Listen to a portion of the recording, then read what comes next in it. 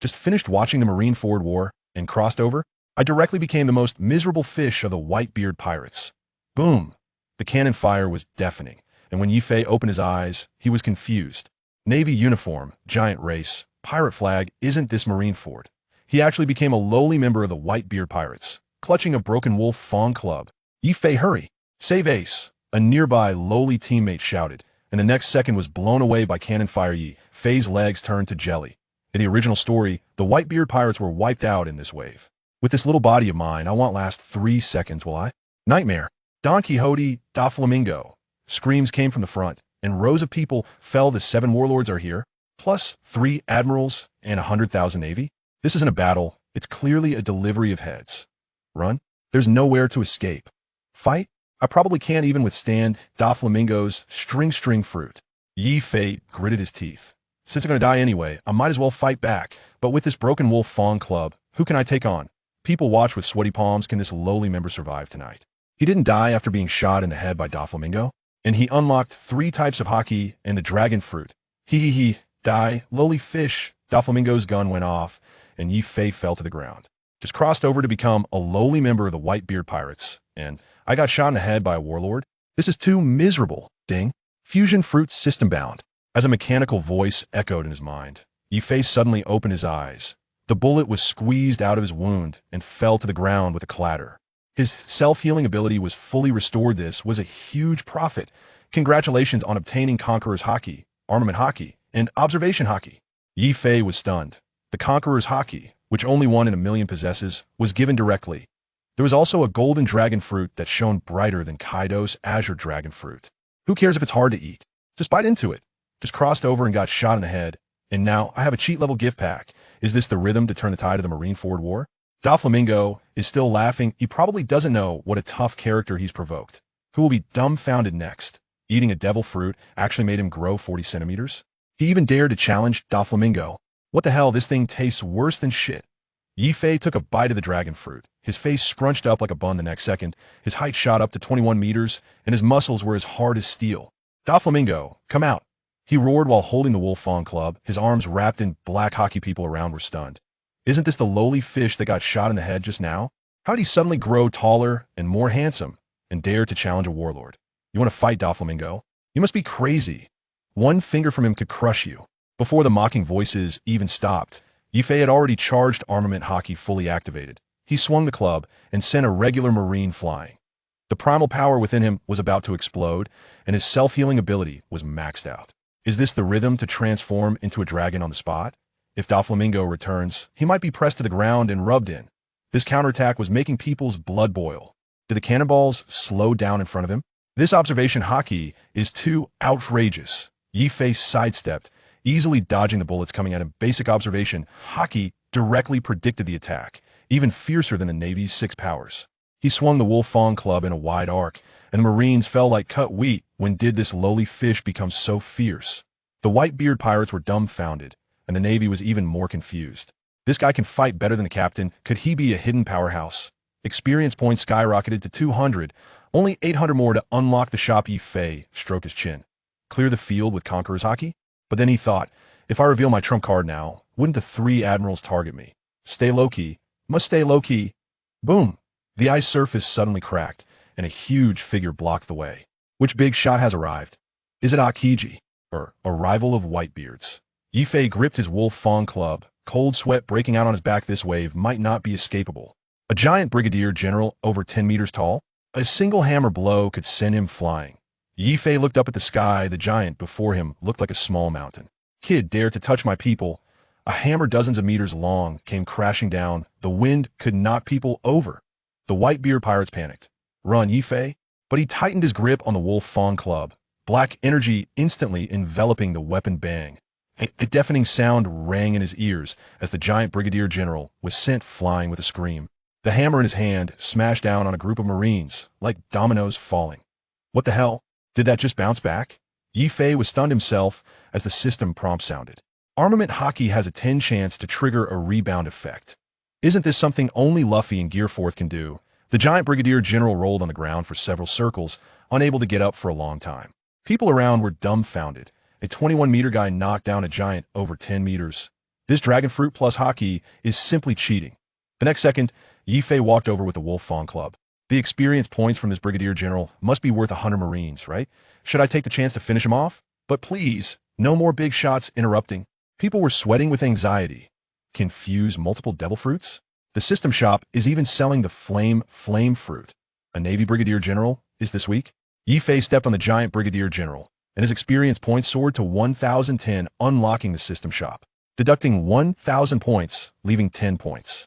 Opening the shop, Yifei's eyes widened. Flame fruit for 10,000 points. Rubber fruit for 10,000 points. The surgery fruit actually cost 20,000 points. Can I eat 2 devil fruits? The system replied yes, and Yifei almost jumped up. Blackbeard only has 2 fruits. Can I fuse infinitely? Is this going to let me collect all the Logia and Paramecia types? People around were still discussing. What are you bragging about? Just a Brigadier General that had no idea that Yifei was drooling over the lightning fruit.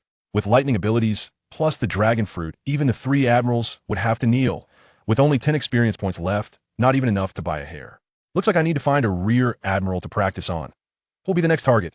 If I can get the flame fruit this time, wouldn't Ace not have to die? Exciting. A Navy rear admiral used an iron block for defense. 1 hit and he went down. Lowly fish die. The Navy rear admiral tensed up, using the iron block. Bang.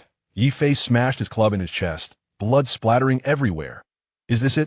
You dare call me a lowly fish? The system prompt exploded. Defeated the rear admiral. Reward 3,000 experience points. Yifei's eyes sparkled. That's 3 times more than the Brigadier General. If I take down a vice admiral, wouldn't that be over 10,000 points directly? People around were dumbfounded. Isn't he just a lowly fish like us? The acne is gone. He grew taller, and his strength skyrocketed to godly levels. The Major General just took down 50 of us. Yifei glanced at the system shop. Burning fruit, 10,000 points. Lightning fruit, 15,000 points. If I could find a rear admiral to practice on, I could trade for them. Looking around, where's the shadow of a rear admiral? If this works out, I can directly activate the dual fruit mode. Just thinking about it makes me excited.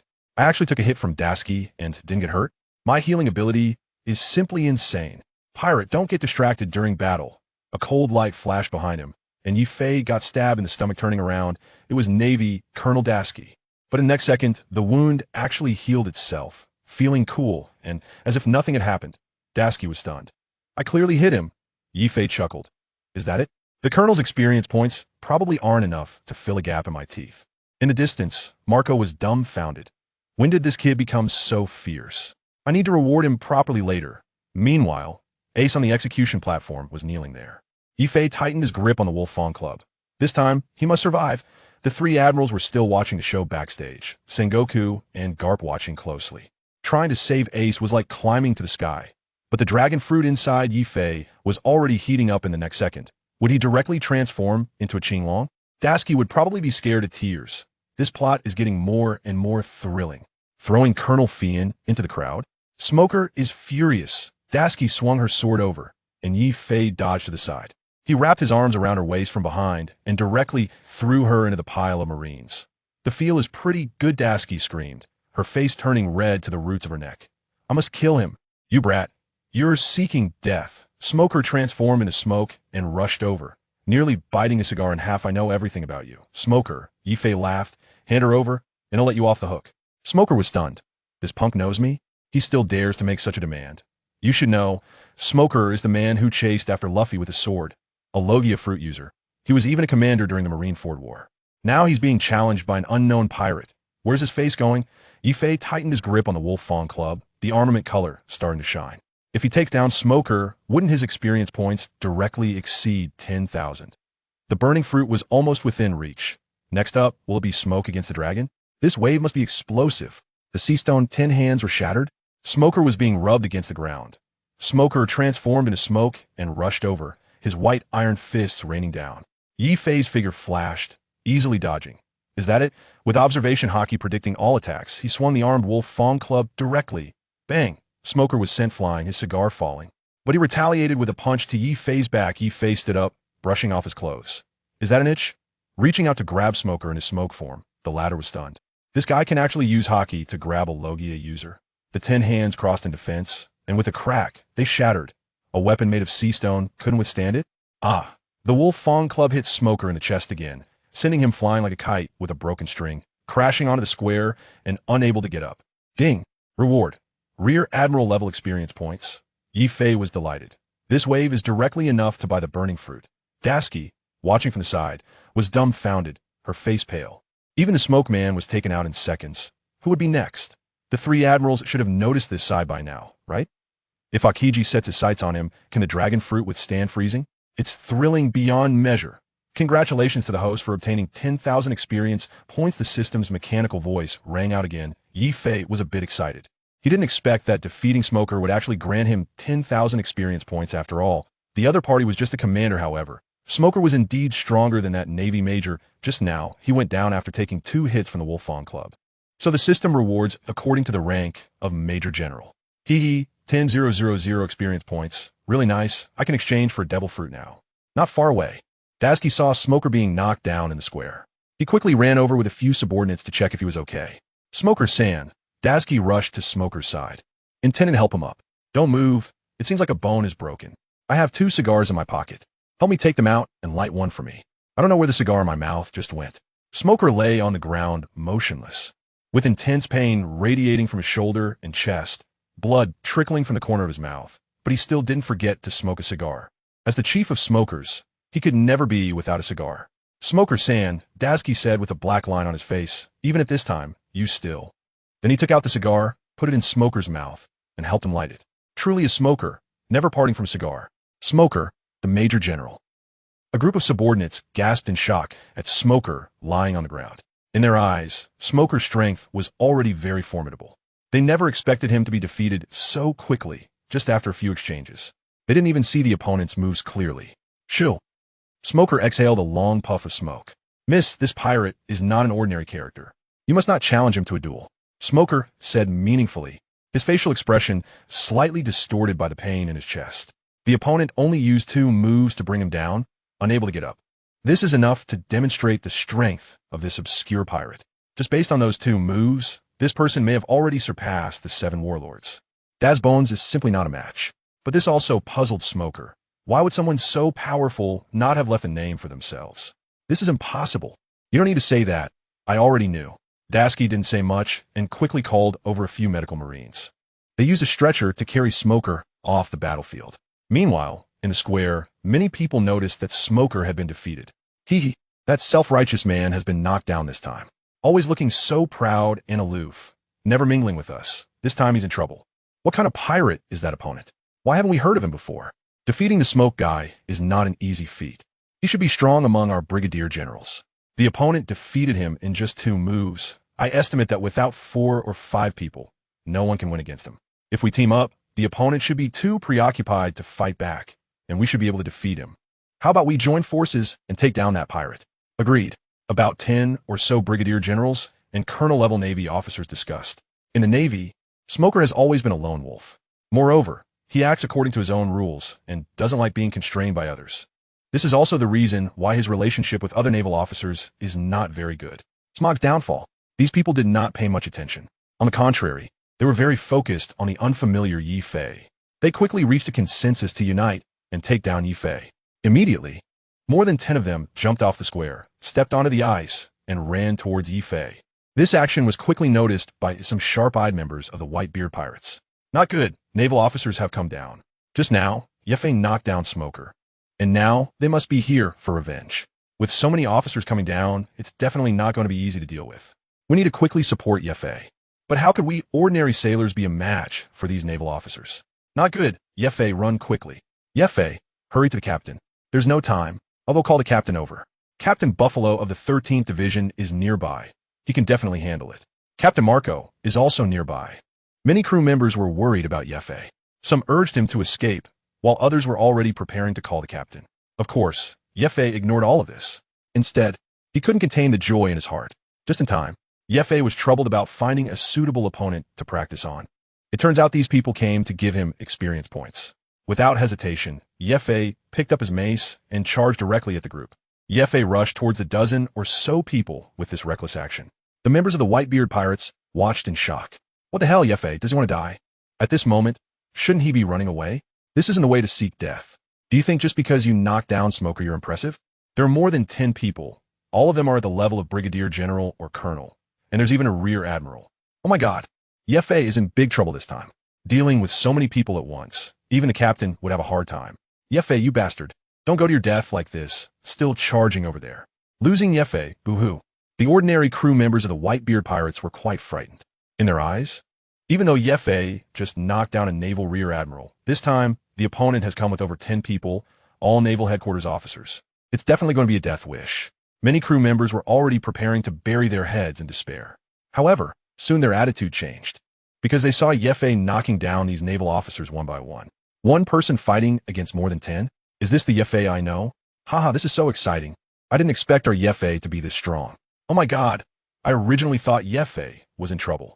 Now it seems that those naval officers are the ones in trouble, haha. Yefei is not being fair, hiding on the ship for 2 years. I thought he was just like us, sigh. I was careless. Yefei, good job. When we go back, we'll drink to our heart's content. The morale of the Whitebeard pirates soared once again. Today, Yefei truly surprised them.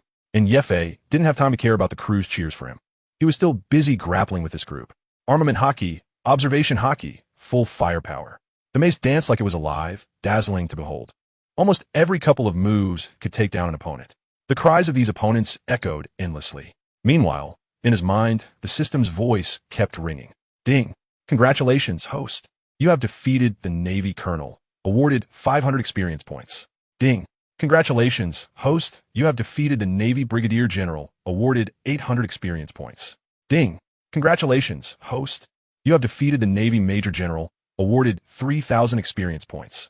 By the time he defeated this group of Navy officers, Yefei found that his total experience points had skyrocketed to 23,000. With so much experience, if it were a Marine, Yefei would need to defeat at least over 20,000, more than 1/5 of the number. What's even more satisfying is that he can exchange it for a lot of good things. As his experience points soared, Yefei didn't feel any fatigue. Instead, he felt even more at ease. Compared to just now, whether it was his speed or his domineering presence, he was clearly on a different level. Not only were his movements more agile, but his precognitive abilities were also getting stronger. Could this be the result of training in battle? Unexpected. Ding. Host combat ability increased. Host domineering ability increased. Congratulations to the host for obtaining intermediate armament hockey. Congratulations to the host for obtaining intermediate observation hockey. Congratulations to the host for obtaining intermediate conquerors hockey. Yefei was left dumbfounded. Automatic upgrade? My hockey can upgrade automatically? That's amazing. I didn't expect that in such a short time, all 3 of my hockey types would have risen a whole tier. This is simply unbelievable. I thought it would be very complicated. So far, I haven't used the power of the fruit. With 3 types of hockey upgraded to intermediate level, plus the power of the dragon fruit, I wonder if I can have a fight with an admiral? Right now, the one I most want to take down is a Kainu. As long as he is defeated, Ace can survive. Yefei thought to himself, after consecutively taking down more than 10 Navy officers. Aside from the Whitebeard crew looking quite shocked, many vice admirals at Navy headquarters also began to pay attention to Yefei. After all, an unknown pirate suddenly took down so many Navy officers. This is itself an unexpected event. Under normal circumstances, such a thing would absolutely not happen. Anyone with a bit of a reputation would certainly be aware of it. Several naval officers at the rank of Rear Admiral began to discuss. Rear Admiral Weasel. This pirate must be the one who defeated Smoker. I haven't heard of him. Rear Admiral Ghost Spider. I saw it. Rear Admiral Doberman. This person must be eliminated. All pirates must be eradicated. Not only the naval rear admirals, but even the captain of the Whitebeard pirates, Edward Newgate himself, began to pay attention to Yefei. At this moment, he was standing at the bow of the ship, looking at Yefei from a distance. Kuahaha! I have such a powerful son under my command, and I didn't even know it. Kuahaha! Whitebeard let out a hearty laugh. In his laughter, there was not only surprise, but also a hint of embarrassment. Such a powerful son, yet he didn't even know it himself. How embarrassing, only realizing it now. Dad, I'm back. A faint blue light shadow fell down, landing beside Whitebeard. This person is Marco. As the captain of the 1st Division, Marco not only has to fight against the Navy, but also has the task of protecting Whitebeard at all times. After all, Whitebeard is their strongest force. In Marco's words, he is our king. Not only is he the strongest force, but he is also the spiritual pillar of the Whitebeard pirates. His safety affects the entire battlefield situation. Marco does not dare to be careless about this matter. Marco, that's your subordinate, right? With such a powerful crew member, why didn't you inform me? Whitebeard looked down at Yefei and asked solemnly. Marco expressed his helplessness. He knew that Whitebeard was referring to Yi Fei. He had also noticed him during the battle earlier. Marco was quite surprised by this. In all the previous naval battles, Yi Fei had never revealed himself.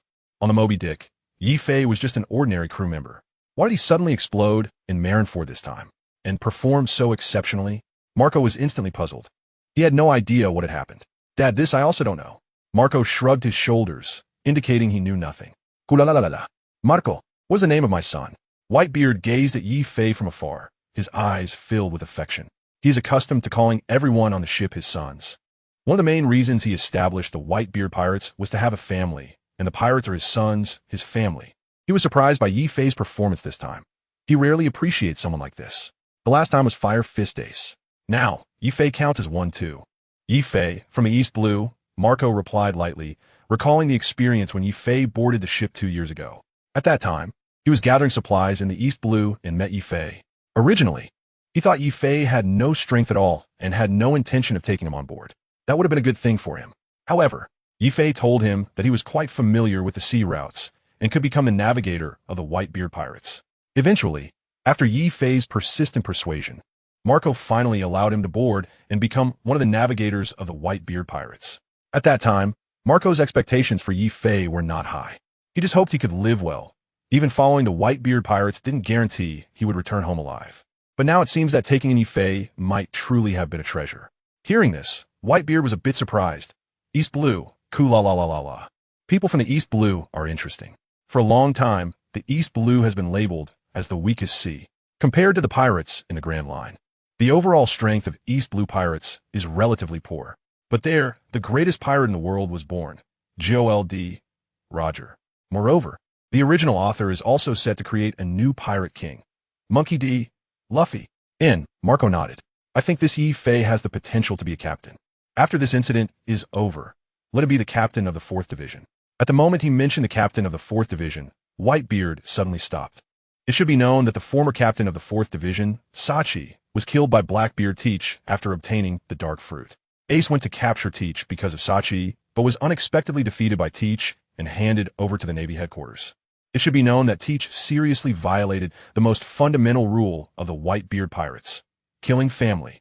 Teach has committed a heinous crime in the Whitebeard pirates. Moreover, Teach handed Ace over to the Navy headquarters. This is undoubtedly pushing Ace to his death. Every time Whitebeard thinks of this, he grinds his teeth in anger. Killing family, sending Ace to execution by the enemy. Either way, it's a heinous crime, unforgivable. Dad, we will definitely rescue Ace. Don't worry too much. As for Sachi, we will not let that man go either. However, is it really appropriate to let this Yi Fei be the captain of the 4th Division? Marco, standing by, also noticed Whitebeard's thoughts. Sachi dying at the hands of his own people is indeed a shame for the Whitebeard pirates. It's understandable that Whitebeard, who considers his crew as family, feels this way after such a loss.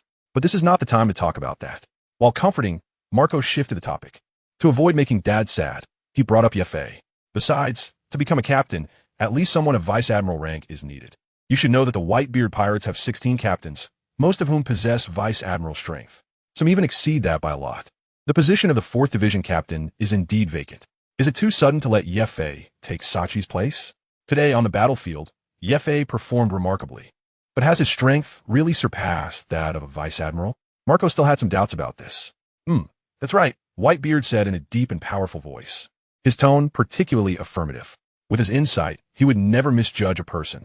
Originally, Whitebeard was unaware of Yi Fei's strength since ENT revealed it. But after witnessing Yi Fei's actions this time, as one of the 4 emperors, he sharply sensed that Yi Fei was indeed different. He is fully capable of being a captain, and might even be a formidable one. Dad, it's all up to you. As the second in command of the Whitebeard pirates, Marco has always believed in Whitebeard's words. Whatever Dad decides to do, he will support it unwaveringly. The two were discussing when their gazes turned back to Yi Fei simultaneously. Meanwhile, Yi Fei, in the midst of battle, suddenly stopped after defeating his opponent. He felt something approaching from the sky. Looking up, he smiled slightly. Sure enough, it's coming. At that moment, a massive naval warship fell from the sky. Everyone was taken aback. Boom! A huge sound echoed. A massive naval ship landed right in the sea, where a giant iceberg had just been excavated by 3rd Division Captain Diamond Jaws. Following that, a teenager wearing a straw hat jumped off the ship. The main character of the original story, Luffy, finally made his appearance. Ace! The young man suddenly shouted with a heart-wrenching cry, his voice deafening, echoing across the entire battlefield. Luffy's shout drew everyone's attention on the battlefield. Ace's brother, the captain of the Straw Hat Pirates, the notorious pirate with a bounty of 300 million berries? Mook de Luffy? Where did he come from? Why was he on a Navy's ship, falling from the sky? Whitebeard's crew was a bit confused by Luffy's sudden descent. Soon, many also recognized the others jumping off the ship. Former warlord of the sea member, Buggy the Clown? He was a crew member of Pirate King Roger. Why was he wearing prison clothes? I know about this. Not long ago, Buggy broke into a secret and was imprisoned in the Navy's underwater prison Impel Down. How did he escape? Impel Down is known as the world's most secure prison. No one can escape from Warden Magellan. And he S with Luffy? The people he S with are all fugitives from Impel Down. What are they planning to do? Crocodile? Jinbei? Pirates, warlords of the sea, revolutionary army. What kind of combination is this? Everyone was completely baffled. Meanwhile, Luffy's appearance sent the Navy into an uproar. The great pirate, Monkey D. Luffy. Wasn't he Jinbei in Impel Down? Didn't he disobey orders not long ago? How did he escape and come here? The notorious criminal who caused chaos at Enies Lobby? Why is he in Marineford? Quickly report. At the same time, high-ranking officials in the Navy headquarters began to notice Luffy. Admiral Akiji. This kid is quite unexpected.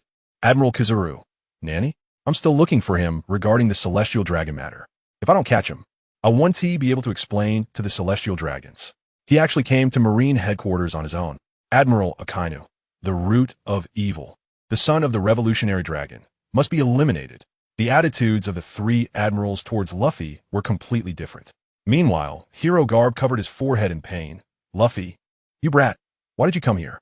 Although deep down, Garb did not want Luffy to appear. He knew very well that once Luffy learned Ace was captured, he would definitely come to rescue him. From what he knows about his grandson, he would never allow Fire Fist Ace to be executed. This is exactly what he did not want to see, yet it has happened. On one side is Ace, whom he watched grow up, and on the other is his own grandson.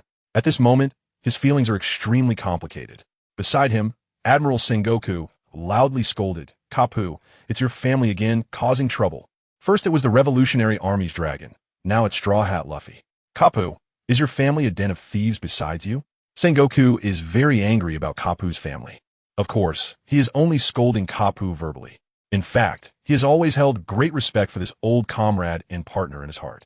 Even if his son and grandson have committed heinous crimes, in the eyes of the Navy and the world government, he is still a hero of the Navy. That unparalleled military merit can overshadow other weaknesses. This is exactly why, despite his son and grandson committing such great crimes, he still steadily holds the title of naval hero. Luffy's appearance attracted a lot of attention, and while the Navy's focus was distracted, Yi Fei chose to develop Weisoa. After secretly dealing with about 10 low-level Navy officers, Yi Fei's personal experience points have already soared to 30,000. With so much experience points, he can exchange for quite a few things from the system. The first thought that came to Yi Fei's mind was to try the fusion of various fruits. After all, that could grant him multiple abilities. This is very beneficial for the upcoming battle. However, there are still differences that haven't been tested. After all, the first time is the most precious. Yi Fei seemed a bit impatient. Although Ace had not been executed yet, the battlefield was about to reach a fever pitch. At this moment, what Yi Fei needed to do was to improve his strength as much as possible. He then opened the system shop again. He flipped to the fruit section. Burning fruit, rubber fruit, lightning fruit, surgery fruit, transformation fruit. Among the many fruits, Yi Fei suddenly faced a dilemma of choice. All these devil fruits were worth 10,000 experience points each. Which one should he choose? They were all rare fruits. The burning fruit had a striking flame effect. The rubber fruit had powerful striking abilities, and the surgery fruit had a cool activation ability. Who the hell wants to make a choice? I want them all. But after redeeming these 3 fruits, he wouldn't be able to redeem anything else. With only 30,000 experience points, it was simply not enough to obtain top-tier devil fruits. Yi Fei also wanted to get a decent weapon. The broken stick in his hand was indeed a bit lacking and didn't match his possession of the divine dragon fruit. It felt a bit beneath him. Therefore, the first step was to try eating the other fruits. Let's try the burning fruit first, Yi Fei murmured to himself. After thinking it over, Yi Fei still wanted to try the burning fruit. The ability of this fruit should be the same version as Ace's flame fruit. The flame fruit possesses fire abilities. On the battlefield, whether in one-on-one combat or large-scale battles, it has extremely strong combat power. Thinking of this, Yi Fei immediately exchanged for the flame fruit. Host successfully purchased the flame fruit, deducting 10,000 experience points. With the system's prompt, a devil fruit resembling flames appeared in Yi Fei's hand. Flame fruit. Yi Fei weighed the fruit in his hand. It was heavy. As a fan of the sea, he naturally understood the capabilities of the flame fruit. The power of fire is not only strong, but also very flashy. Yi Fei was curious about what would happen if it fused with the dragon fruit. Without further thought, he took a bite and swallowed it. Like the dragon fruit, this flame fruit was indeed hard to swallow. He then threw the remaining large half back on the ground. Just like the dragon fruit before, the flame fruit immediately rotted away.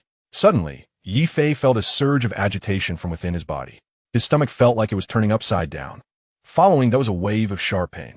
Next, his body experienced an extreme feeling of expansion.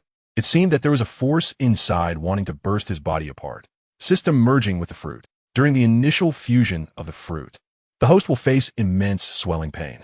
Please endure for now. With the system's notification, Yi Fei couldn't help but curse under his breath. He didn't expect something like this. Why didn't you say it in advance? You should at least give me a psychological preparation. In the original work, no one had ever eaten 2 types of fruits consecutively. Moreover, once someone eats 2 types of fruits, they will immediately die. This time, Yi Fei ate 2 fruits in a row. According to the original story, Yi Fei would have already died by now. After all, he is cheating. It doesn't have to follow the original story. At this moment, Yi Fei was already in pain, lying on the ground, with sweat on his forehead falling like rain onto the ice surface. The pain that penetrated to the marrow and the feeling of his body about to burst was something Yi Fei had never experienced before. I won't self-destruct, right? I don't want to end up like Deidara. I can't handle art. Yi Fei gritted his teeth and clenched his fists to alleviate his suffering. He secretly doubted whether he would self-destruct. The thought of being torn apart was indeed unpleasant. In the world of pirates, eating 2 types of devil fruits would cause one's body to explode. Behind him, several members of the whitebeard pirates rushed over when they saw Yi Fei struggling on the ground in pain. Yi Fei, what's wrong? Did you get hurt during the battle? Doctor, doctor, doctor. The members of the whitebeard pirates were unaware that Yi Fei had suddenly consumed a second devil fruit. They thought he was injured from the recent fight. It's fine. You don't need to worry about me. There are Marines coming over. You should go deal with them. I'll be fine soon. And you don't need to find a doctor, Yi Fei said, enduring the pain in his abdomen. Are you really okay? Then we'll go over. Several crew members looked at Yi Fei with puzzled expressions. At that moment, his face looked extremely bad. The Marines on the opposite side had already charged over. These few people had no choice but to turn back and deal with it. At this moment, Yi Fei was drenched in sweat all over. After a long time, ding, the host successfully fused with the flame fruit. The host has gained the ability of the flame fruit. A familiar voice came again, and Yi Fei's tense spirit immediately relaxed. Accompanied by the system's voice, the pain and bloating in his abdomen instantly disappeared. What replaced it was a sense of comfort from head to toe. The 2 powers completely fused. The exhilarating feeling made it seem as if the entire world no longer mattered. Yi Fei had never experienced such a feeling. It was truly wonderful. Flame fruit? Coming back to his senses, Yi Fei wiped the sweat from his forehead and looked at his right hand. He then smiled slightly, snapped his fingers, and a bright orange flame immediately appeared on his fingertip. The flame was out. Is it on fire? The flame fruit? An ability like Ace's? Yi Fei was somewhat entranced by the orange flame dancing on his finger. If it were usual, Yi Fei might have been scared. But today was different. The flames dancing in his hand didn't feel burning to him. Instead, it felt warm and comfortable. I guess I have the ability of the flame fruit now. Yi Fei felt a bit proud. The pain he just endured was not in vain. Ding! At that moment, the fusion system rang again. Host has purchased the fruit for the first time and successfully fused the fruit ability for the first time. Rewarding host with fire abilities, Sunflame. Rewarding host with fire abilities, Fire Gun. Rewarding host with fire abilities, Flame Ascend. Rewarding host with fire abilities, Divine Fire, Shiranui. Rewarding host with fire abilities, Firefly, Fire Dharma. Rewarding host with fire abilities, Mirror Fire Flame. Rewarding host with fire abilities, Fire Fist. Rewarding host with fire abilities, Crossfire. Rewarding host with fire abilities, Flame Ring. Fire Pillar. Rewarding host with fire abilities, Great Flame Ring, Flame Emperor. All skills are automatically fusing. All skills have fused successfully. A series of sounds continuously echoed in Yi Fei's mind. Then, each skill flashed rapidly in his mind. Each move and how to execute them seemed to pour into Yi Fei's mind like seawater. Learned. At that moment, Yifei already knew. This is indeed the ability of Fire Fist Ace. The Flame fruit is exactly the same as the burning fruit in the pirate world. Whether it's the fruit's abilities or the techniques, they are identical. The system's rewards are truly impressive, packing so many skills and sending them all at once. Among all these abilities, the one that Yifei likes the most is probably the Great Flame Ring Flame Emperor. In the original work, this technique is said to be Ace's strongest move. He didn't expect to obtain it so easily. At this moment, Yifei is already secretly delighted. This ability is very cool and powerful. In an instant, it rewarded him with so many skills. Yifei clenched his fist tightly, a flame covering his entire fist. Fire Fist. Countless energies were continuously pouring into his fist. With a swing of his fist, he could unleash blazing flames. However, Yifei held back and retracted the flames. Now that he possessed two abilities, he wasn't in a hurry to show off. It was time to change to a suitable weapon. He opened the system mall and browsed the second category, weapons. There were many weapons, such as swords and sabers. However, Yifei hadn't learned any skills related to swords or sabers yet. So, even if he bought one now, he probably wouldn't be able to unleash its full power. While browsing, he also noticed other types of weapons. After searching for a while, Yifei quickly found a suitable weapon. It was a Black Wolf Fawn Club. Although it looked very similar to the Wolf Fawn Club he already had, it was obvious that this weapon was much more advanced. Moreover, he had already gotten used to the Wolf Fawn Club in this world. In the short term, he estimated that he wouldn't be able to adapt to other weapons. So, he decided to use it for now. He clicked on the weapon's description. Shinstone Wolf Fawn Club, a perfect combination of heavenly mysterious iron and sea stone, possessing immense destructive power. In addition to physical attacks, it has a brief chance to incapacitate ability users. Name: Dragon Tooth Thunderous 8 Trigrams. S-Class: Yifei was stunned. It's important to note that this is also a skill of the 4 Emperor Kaido. Kaido knocked out Luffy in his 4th gear form with just this move. Moreover, Kaido's move directly countered another 4 Emperor, Charlotte Lean's ultimate move, Kazuki. One can imagine just how powerful this move is. This is definitely the same version as Kaido's. Moreover, this Wolf Fawn Club contains sea stone components. It's important to know that sea stone is the crystallization of the sea and is a natural enemy of devil fruit users. Excited? Yifei didn't think too much and directly chose to exchange. Fortunately, the Shinstone Wolf Fawn Club only required 10,000 experience points. After the exchange was complete, the host obtained the Shinstone Wolf Fawn Club, Dragon Tooth. Suddenly, a Wolf Fawn Club appeared in his left hand. It's quite heavy. Yifei weighed it in his hand. Compared to his original broken club, it felt completely different.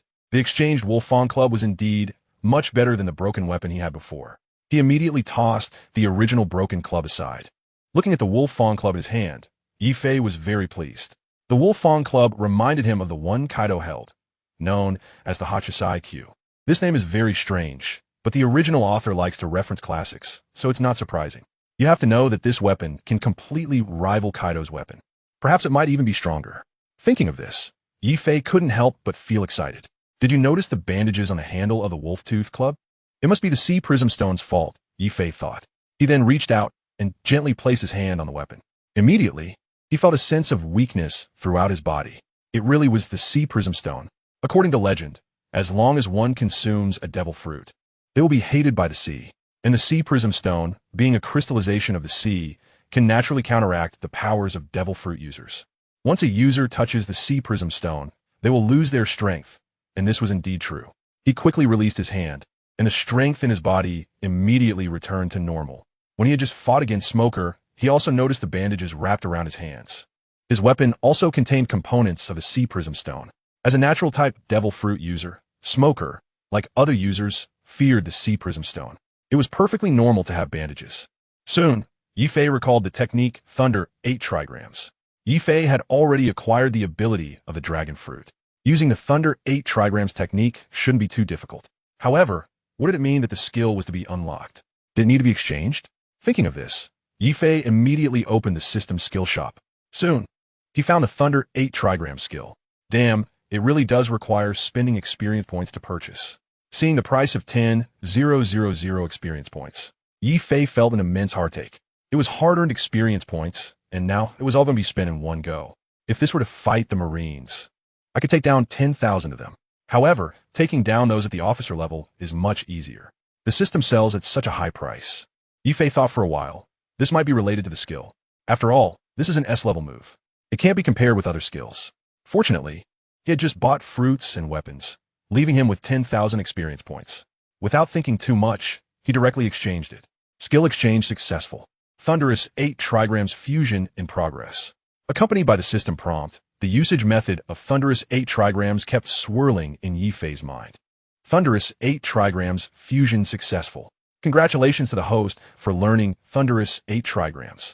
At that moment, Yifei was stunned.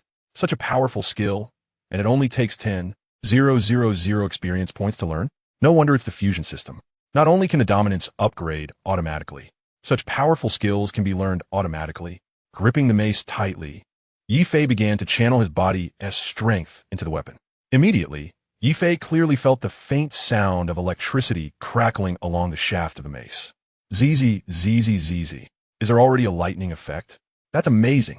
I wonder if mastering this technique can take down Akainu. If it really can defeat him, it means that Yifei has already acquired the strength to rival the 4 emperors. Yifei was extremely excited inside. However, he didn't show it on his face. He knew very well that dealing with a marine admiral required great confidence. It's not possible yet, not before he gains stronger power.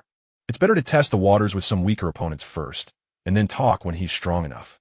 Soon, Yifei turned his attention to the marine commanders, preparing to find a mid-ranking officer to see if he could defeat the opponent in one move. After searching for a while, Yifei couldn't find a suitable candidate. Just then, he suddenly remembered something even more important. In the original pirate story, shortly after the war on the top began, Whitebeard was ambushed by his son, Captain Squard of one of the Whitebeard pirates. A large sword pierced through Whitebeard's body. This dealt a significant blow to the already elderly Whitebeard, both mentally and physically. This directly led to him being easily hit by others later. And when he was killed, it must be said that there was some interest involved. Of course, Squard was misled by Akainu, which is why he foolishly attacked Whitebeard. After realizing the truth, he deeply regretted it. For such a person, Yifei just wants to say, what a damn fool. He just believes whatever others say. If he is not a fool, then what is he? Yifei looked at the time. Currently, Squard hasn't ambushed Whitebeard yet. Yifei definitely needs to stop this incident from happening. Whitebeard is not only the leader of the pirate crew, but also the spiritual leader of all the crew members. If he is killed, then the entire Whitebeard pirates will collapse immediately. For Yifei, he also really likes this character. In the original work, Whitebeard is different from other pirates. He doesn't like to kill innocents indiscriminately. Within the islands he protects, there has always been peace. The situation in Fishman Island can illustrate this. Before Whitebeard, Fishman Island was very chaotic. Since Whitebeard took over, it has been relatively peaceful, with no pirates daring to target them. Thus, compared to other pirates, Whitebeard and his pirate crew can be considered models in the pirate world. Furthermore, the main reason Whitebeard became a pirate was simply to be with his family, indicating that he is a person with great character. On this point, Yifei admires him quite a bit. He absolutely doesn't want to see Whitebeard killed on the battlefield. Therefore, Squard must not succeed in his ambush. Additionally, Luffy is now on the battlefield. In the original work, Luffy is the one who rescues Ace first. Because of the protagonist status, the attention of the entire battlefield is focused on him, and Ace is currently fine. Yifei is not worried. Thus, he stopped his forward pace and turned to look at Whitebeard at the bow of the ship. He began to pay attention to every move of Whitebeard. Whitebeard stood tall and motionless at the bow, staring straight at the Navy and Ace, while also observing the situation in all corners of the battlefield. At this moment, he did not look at Yifei. He was completely unaware of the imminent danger approaching from behind. Not far behind Whitebeard, a man about 2 meters tall, carrying a long knife longer than himself, and with an ugly face, was slowly climbing the steps. Squard was getting closer to the bow step by step, while Whitebeard was facing the Navy. In the original work, at this moment, Squard had already started to ambush Whitebeard, and Whitebeard was completely unaware of this. Before the ambush, the two had a brief conversation.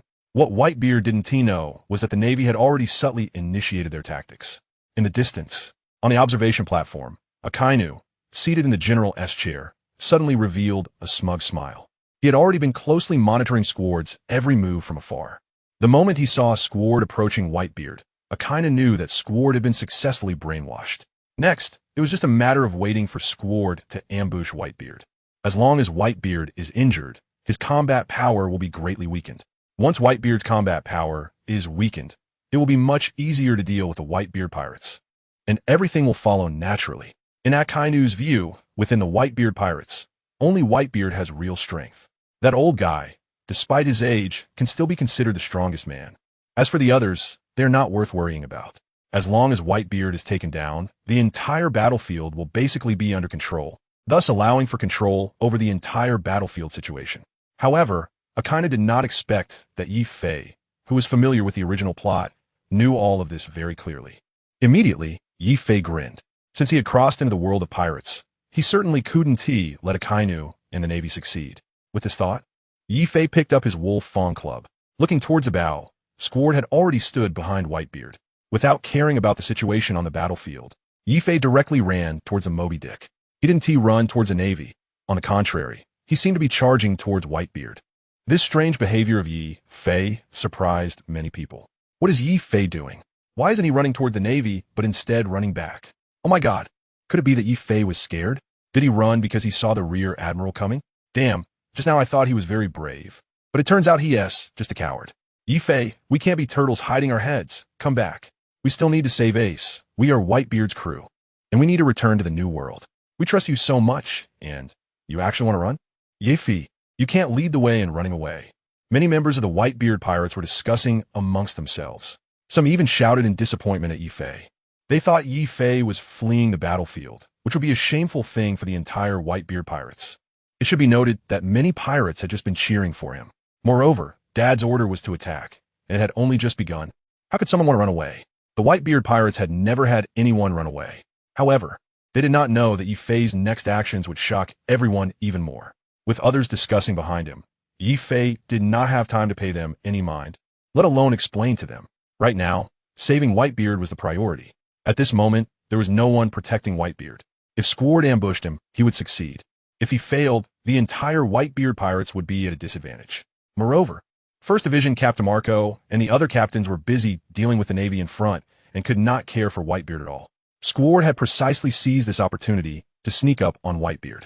Soon, as Yi Fei was running, he began to approach the bottom of the ship. Upon seeing this, many crew members understood that Yi Fei was heading towards Whitebeard. Is he going to board the ship? What does Yi Fei want to do? He didn't listen to the orders, but suddenly wants to go up to the ship? He wouldn't want to ambush Dad, would he? The members of the Whitebeard pirates were confused. They had no idea what was going on. Hearing someone shout from behind, Marco, who was in battle, quickly turned back. He was also puzzled by Yi Fei's actions. Of course, it wasn't just him who was confused. Whitebeard also did not expect this. While he was wondering, Yi Fei had already leaped onto the bow of the ship with his wolf fawn club in hand. Standing in front of him, Yi Fei then made an unexpected move. He drew his wolf fawn club and charged directly at Whitebeard. At that moment, everyone fell into complete panic. What's going on? Is Yi Fei trying to kill old Dad? Almost everyone had this thought. Otherwise, what was he doing? Of course, Whitebeard was also shocked. He never expected that this son would come to kill him. He had just planned to make him the captain, but unexpectedly, Whitebeard had not reacted yet. With a loud clang, weapons clashed. Yi Fei's wolf fawn club directly blocked Squard's longsword. Everyone was stunned. When they saw clearly, they understood. It turned out that Yi Fei didn't intend to kill Whitebeard. Instead, he was stopping Squard. What's going on? Why was Squard standing behind old Dad? Wasn't he supposed to be on the battlefield dealing with the Navy? That's right. That guy was responsible for the base side. Who sent him to the ship? Some crew members looked confused. Soon, some quick-reacting crew members realized. Did everyone notice? Yi Fei's weapon blocked Squard's attack. He didn't intend to kill old Dad. Rather, he was preventing Captain Squard from ambushing old Dad. That's right. Yi Fei was protecting old Dad. Strange. Why was Squard trying to ambush old Dad? Squard, what are you doing? Why was Squard standing behind old Dad? Damn it. Shouldn't you be at the bay? After hearing this from the crew members who understood the situation, everyone quickly understood. At the same time, Whitebeard was also in shock. Originally, he thought Yi Fei had come to assassinate him. But unexpectedly, Yi Fei had rushed over from the battlefield to protect him. What shocked him even more was that the one who wanted to kill him turned out to be his son, Squard, one of the captains he valued the most. Squard. Whitebeard called out Squard's name in a deep and stern voice. He couldn't accept that this son wanted to kill him. Before getting on the ship, Squard had also challenged him, but he was defeated. He thought Squard would be convinced. Could he still be unwilling? Whitebeard couldn't understand and asked again, "What are you doing?" Whitebeard was extremely angry about being betrayed by this son. Normally, it would be one thing, but at such a critical moment facing a great enemy. How could he commit such an outrageous act, attacking his own people, Is this something a person would do? All along, Whitebeard had treated all his crew members as sons. Now, being assassinated by his son, what kind of feeling is that? I'm afraid only Whitebeard himself knows. Squard didn't react at all. Originally, he had planned to sneak over while Marco went to the battlefield to launch a surprise attack. He had calculated everything, waiting for the right moment to approach Whitebeard and then strike from behind.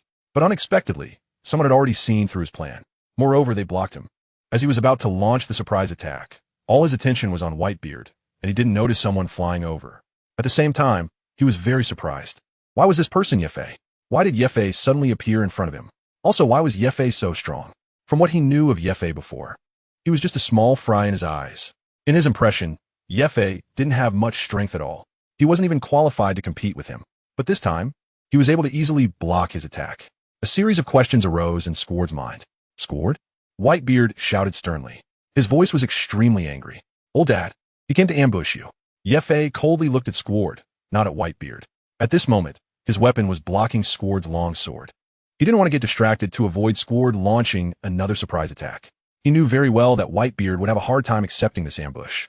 When a person cannot accept an unexpected situation, their guard will be greatly reduced. Yefei didn't want Squard to find this opportunity. Squard, is this real? Whitebeard's gaze was filled with disappointment. At this moment, he wanted to ambush himself. Facing Whitebeard's question, Squard remained silent, but his heart was puzzled. Why? Whitebeard shouted, his voice like thunder. Squard's heart trembled. The matter was already exposed, and there was no need to continue hiding it. So he nodded and admitted, That's right, Whitebeard. I'm here to kill you. Whitebeard was instantly stunned. Squard's words were like a bolt from the blue. When he came to his senses, his eyes revealed infinite disappointment, loss, and regret. Squard, why did you do this? Whitebeard tried to calm his emotions. Just as he finished speaking, Squard suddenly laughed out loud. Why? You should ask yourself. Don't think I don't know about your agreement with Sengoku. After speaking, hatred surged in Squard's heart again. He gripped the giant sword tighter.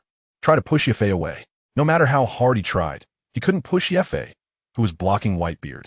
Yefei stood before him like an immovable giant stone. Instantly, he was deeply shocked. Yefei's strength was not ordinary. He couldn't move Yefei an inch. Captain Squard, I advise you to give up. You should be more honest. Yefei's face was expressionless, and his words carried a hint of disdain. Yefei was completely speechless at this idiot, who easily changed his will based on a few words from others. This kind of person is really unreliable. However, Yefei is not worried. After consuming the dragon fruit, he is stronger than Squard. With him around, Squard won't be able to succeed in a sneak attack. If it weren't for the fact that he wanted Whitebeard to understand the whole situation, Yefei would have already dealt a heavy blow to Squard. But for now, he doesn't want to violate the iron rule of not killing family members. Everything will wait until Dad gives the word. Once he does, Yefei can take him out directly. However, Yefei knows Whitebeard's thoughts very well. He would definitely not issue that order. So, Yefei did not make a move. Yefei, be sensible and get lost quickly. Don't delay my important matters, or I'll take you out too, Squard said angrily as he looked at Yefei. From a situation of this confrontation, he realized that he should not be Yefei's opponent. But to make Yefei leave, Squard had to pretend to be tough, trying to scare Yefei away. But Yefei still refused to let go. Squard, what are you talking about? Whitebeard said sternly. He had no idea what his foolish son meant. The sudden accusation left him speechless. Haha, stop pretending. You brought us here just to send us to our deaths, right? Squard sneered, continuing to desperately try to push Yefei away. But Yefei's resistance prevented him from moving an inch. With the plan failing, Squard appeared particularly agitated. Dad, Squard has been instigated by Admiral Akainu. Akainu tricked him into thinking that he could make a deal with Fleet Admiral Sengoku. He believed that by sacrificing the lives of the entire pirate crew, he could save Ace's life. And he actually fell for it, Yefei replied, while looking at Squard with contempt. Squard's expression was blank, but he was extremely surprised inside. After all, this matter had only had 2 people present just moments ago. This guy, where did he get this information? However, he doesn't know that Yefei is a time traveler. And this plot has already been clearly explained in the original pirate work. The Marine Admiral Sengoku the Buddha is using a strategy here. The purpose is to deal with Whitebeard Edward Newgate. At this moment, Whitebeard finally understands why Squard would ambush him. It turns out that Squard thought Whitebeard was willing to sacrifice his entire pirate crew in exchange for Ace, because Ace is the son of Pirate King Roger, making him more important than ordinary pirates like them. Squard, is that right? Whitebeard Edward Newgate asked sternly. Squard coldly replied. My foolish son, Whitebeard sighed deeply. All the frustration in his chest was expressed with that long sigh. He didn't realize that his affection for Ace was the same as everyone else's. In treating every crew member, Whitebeard treats them equally, seeing them all as his sons. Stop pretending here. I thought you were a great hero on the sea. Admired your wisdom, which is why I followed you. But I realized I was wrong about you. Now you disregard our lives and betray us. Ace is Roger's son, which is why you made him the captain of the 2nd Division. And you even planned to make him the Pirate King. Isn't that right? Squard's tone was extremely cold. At this moment, he did not believe Whitebeard's words at all. Moreover, Squard harbored extreme hatred for Roger. Before joining the Whitebeard pirates, Squard had his own pirate crew. However, that crew was annihilated by Roger, and all his companions were wiped out, leaving only him. This is what led to Squard hating Roger so much. He detests him. Now that he knows Ace is Roger's son, it's only natural for Squard to feel disgust towards Ace. He has a lot of resentment in his heart. This time, in Marineford, he inadvertently learned from Akainu that Whitebeard was willing to sacrifice his 43 pirate crews to save Whitebeard and his division members, which made him incredibly angry. The anger towards Roger and Whitebeard's unfair treatment of his family led him to fall for Akainu's manipulation. My foolish son. Whitebeard looked disappointed, not expecting that this son would view him this way. Just because of a few words from the other party, he would draw his sword against him. At that moment, Marco, who had resolved the battle over there, flew back to the bow of the ship, pointing angrily at Squard. Squard, what are you doing? Why don't you quickly put down your sword? He had just seen Squard attacking Whitebeard and was stopped by Yefe. This matter made him feel very strange. As soon as he arrived, he immediately ordered Squard to put down his weapon. Squard said in a deep voice, Marco, Dad has betrayed us. Ace is Roger's son. He made a deal with Sengoku to exchange our lives for Ace's. That's why Dad brought us to this hellish marineford. After finishing, Squard looked back at the battlefield. At this moment, the naval artillery at the bay had already aimed at their 43 pirate crews. However, the Whitebeard pirates did not receive any attacks. This situation made Squard hysterical. At this moment, he believed that Akainu was right. Meanwhile, many members of the Whitebeard pirates around him also heard it. Suddenly, the entire Whitebeard pirates were completely infected by Squard. What? Did I hear that wrong? Old man, is this true? Old man, are our lives really that worthless? That's right, these Marines are really only targeting us. Their cannons are clearly not aimed at Old Man's ship. It's obvious that Old Man made a deal with the Marines. Old Man, do you really only care about Ace? The pirates who were attacked were utterly disappointed. You have to understand. They were bearing all the attacks while Whitebeard's Moby Dick was unharmed. It's obvious. Whitebeard likely reached an agreement with Marine Admiral Sengoku. However, what they didn't expect was that all of this was indeed Admiral Sengoku's strategy. Ace is actually Roger's son? How is that possible? Roger was executed 22 years ago, and Ace is only 20 years old, born just 2 years later? How could he have been pregnant for 20 months? It's a rumor, an absolute rumor. I don't believe it.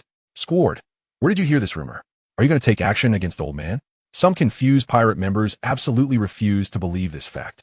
The Marineford War had just begun. Whitebeard had not yet arrived at Marineford, and Admiral Sengoku had already announced this to the whole world. But many members of the Whitebeard pirates had just found out. Whitebeard had always regarded them as family. But this time, Whitebeard actually brought them to this hell-like Marineford for Ace. They certainly couldn't accept it. Some crew members had already broken down and started crying. Marineford, for ordinary pirates, was truly a nightmare within a nightmare. You have to know, this is the Marine headquarters where the strongest Marine forces are located, along with the Shichibukai and the pacifists. However, some crew members expressed doubts. Ace's age and Roger's death simply do not match up. Ace is Roger's son. His mother deliberately delayed giving birth to him by almost a year to avoid the Marine surveillance. You all saw it.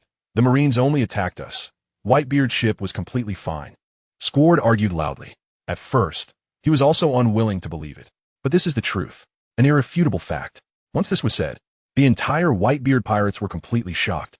Is there really such a thing? Ace is Roger's son? Old man, is this true? The members of the Whitebeard pirates immediately became agitated, starting to question Whitebeard, the captain. That's right, Ace is Roger's son, Whitebeard finally confirmed. He originally did not want everyone to know about this matter, but now that it was public, he naturally had no way to deny it. At this moment, he didn't want to hide anything from everyone. One remark caused the Whitebeard pirates to erupt in chaos. Old man, so what Squard said is true, right? Old man, why did you do this to me, making us come from the New World to die here? Woo-woo. It turned out that we were just pawns in a deal. At this point, most of the crew had already started to break down. After all, this was the Marine headquarters where all the elite forces were gathered. Coming here, risking their lives, they all understood very clearly. This time, I came with Whitebeard to save people, but I was treated like a bargaining chip. The feeling of being deceived is unimaginable. The crew members were incredibly disappointed. Suddenly, their fighting spirit diminished significantly, and some even put down their weapons, preparing to surrender. Marco witnessed all of this. The fact that Ace was Whitebeard's son was something Whitebeard had privately told him. He hoped Marco could keep it a secret, simply wishing that Ace would not be specifically targeted by the Navy. But how did Squard find out about this? Marco was very curious.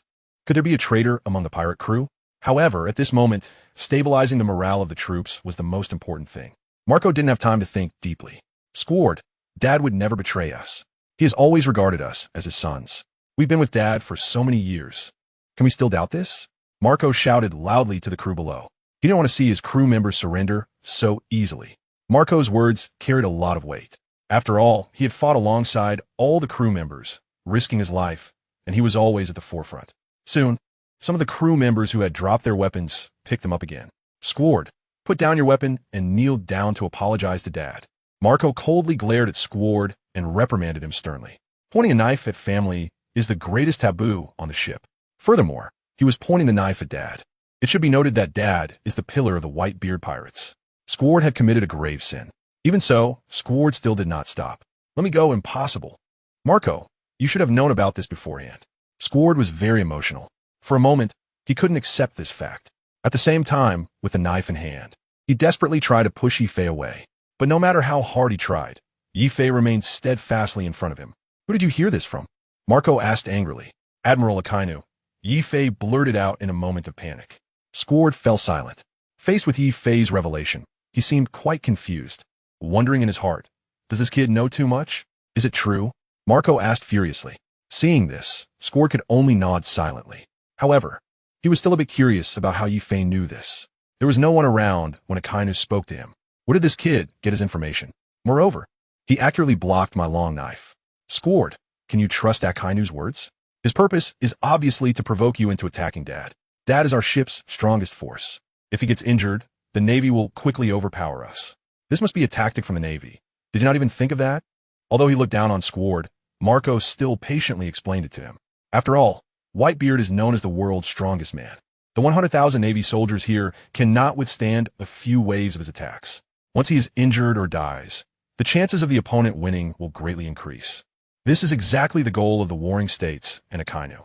They use tactics to target the 43 pirate crews under the Whitebeard pirates, without attacking his own ship, and then let Akainu use Squard for a sneak attack.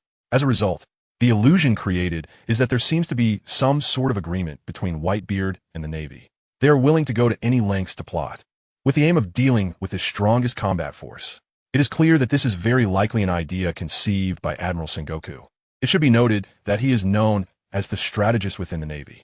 Such a simple principle, yet Squard actually didn't think of it. Marco was already cursing him in his heart. Such a person does not deserve to be a captain. After Marco said this, Squard finally started to think a little. However, he was still somewhat angry.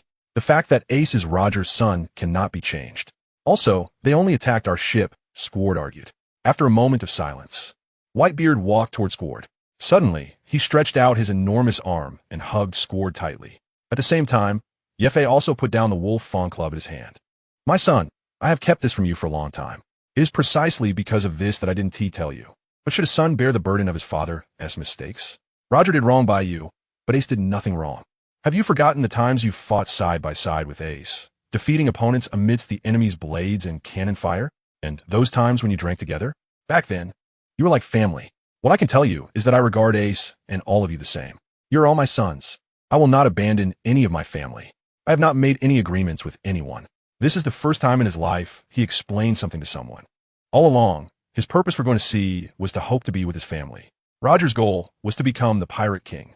Whitebeard's purpose for going to sea was simply to be with his family. When young Whitebeard was asked about his dreams, he would simply say that he wanted a family. This extremely simple dream always evokes hearty laughter. Therefore, he left his original pirate crew, took in those children in their teens, and formed a new pirate crew. He harbored a deep hatred for Blackbeard for betraying his family. So, when Ace was the first to go out seeking revenge on Blackbeard, Whitebeard felt very moved. How could he betray the entire pirate crew? Whitebeard had no intention of mentioning Ace being Roger's son to Squard because he knew of Squard's hatred for Roger. He was worried that Squard might suspect Ace because of it, so he kept it to himself. But now that the matter was out in the open, Whitebeard felt a sense of relief, no longer needing to keep everything bottled up. At this moment, the several captains of the Whitebeard pirates who had been fighting below also returned to the ship's bow. Upon learning the details of what had happened, they began to criticize Squard. Damn the Marines. How could they use such underhanded tricks? You let such a low-level deception fool you? Foolish. We all know that Dad would never betray us. If he really did betray us, Akainu should have targeted us instead. But now, his goal is clearly to deal with Dad, which means Dad did not betray us at all. Otherwise, Akainu wouldn't treat him this way. He just wanted you to ambush Dad. That's why he deliberately told you all this.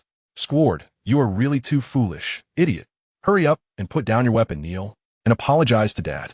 Faced with the accusations from the captains, Squard finally realized the serious mistake he had made. At the same time, he slowly recalled his various experiences with Ace. In that moment, he gradually remembered that Ace had always treated him like family, never harboring any malice towards him, considering him his best friend, and Whitebeard was the parent figure. With this thought, Squard gradually lowered the long knife in his hand. Squard finally remembered. Clang. The long knife fell, and Squard immediately knelt on the ground. He then began to cry bitterly. Dad, I was wrong. I actually believed the enemy's words and almost harmed you. I've committed a grave sin. I am willing to accept punishment. Dad, kill me.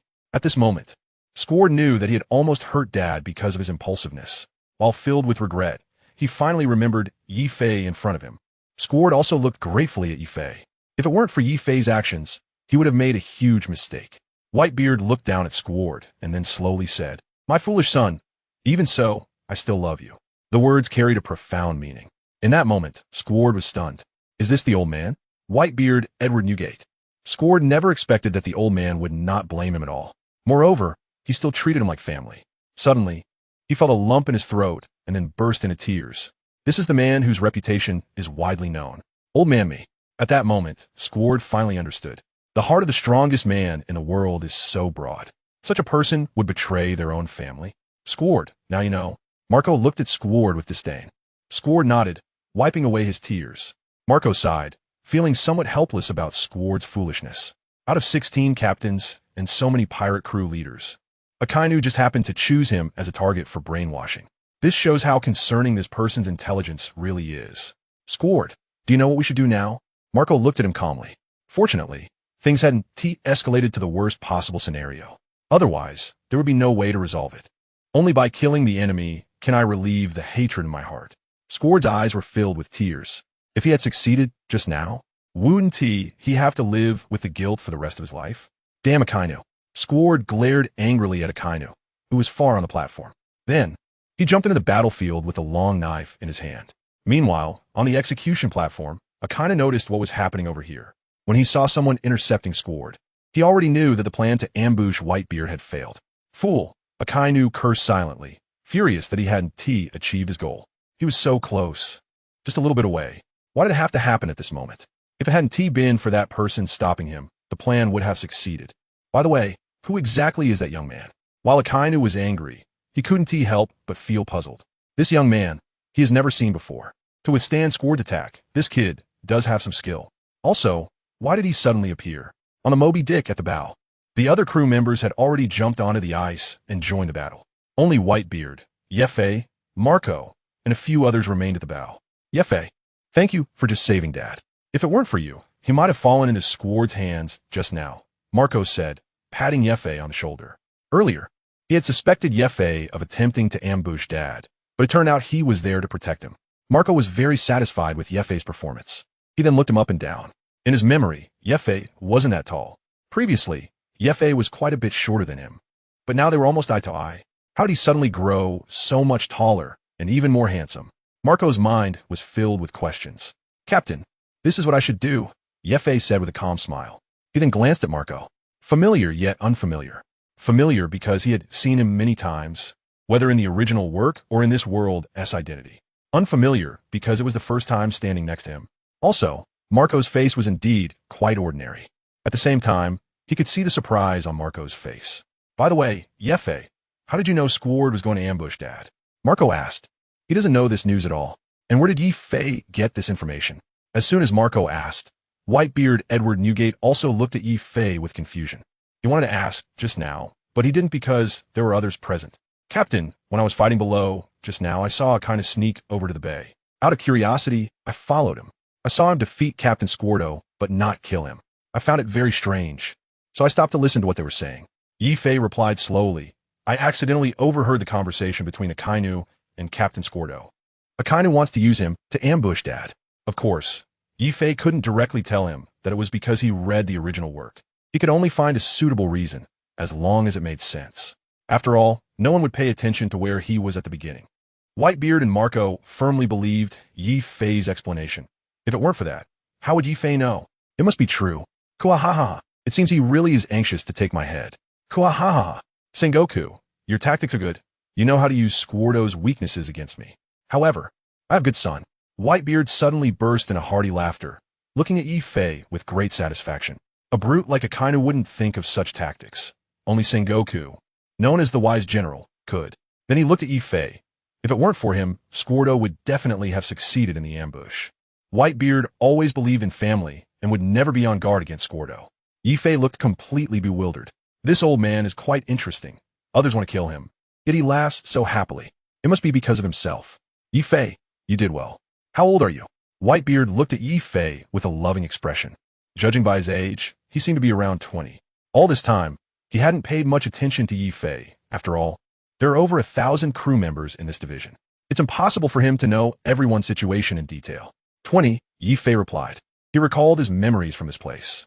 He was from Row Town in the East Blue, and 2 years ago, at the age of 18, he desperately begged Marco to let him board the ship. He was the same age as Ace. At this age, life is just beginning its best years. Whitebeard's eyes sparkled. He couldn't help but reminisce about his young and reckless days, the people he had met, so far away yet so near. Then he lifted his head and looked at the execution platform not far away, where Fire Fist Ace was kneeling. Roger-san, I must save him. Meanwhile, Marco suddenly reached out and placed his hand on Yi Fei's shoulder, leaning his face closer to Yi Fei. He raised his dead fish-like eyes and looked at Yi Fei strangely. Lowering his voice, he whispered, Yi Fei, there are some things you must tell me. Faced with this sudden action, Yi Fei felt a bit nervous, worried that some secret of his might be discovered. Captain, what do you want to ask?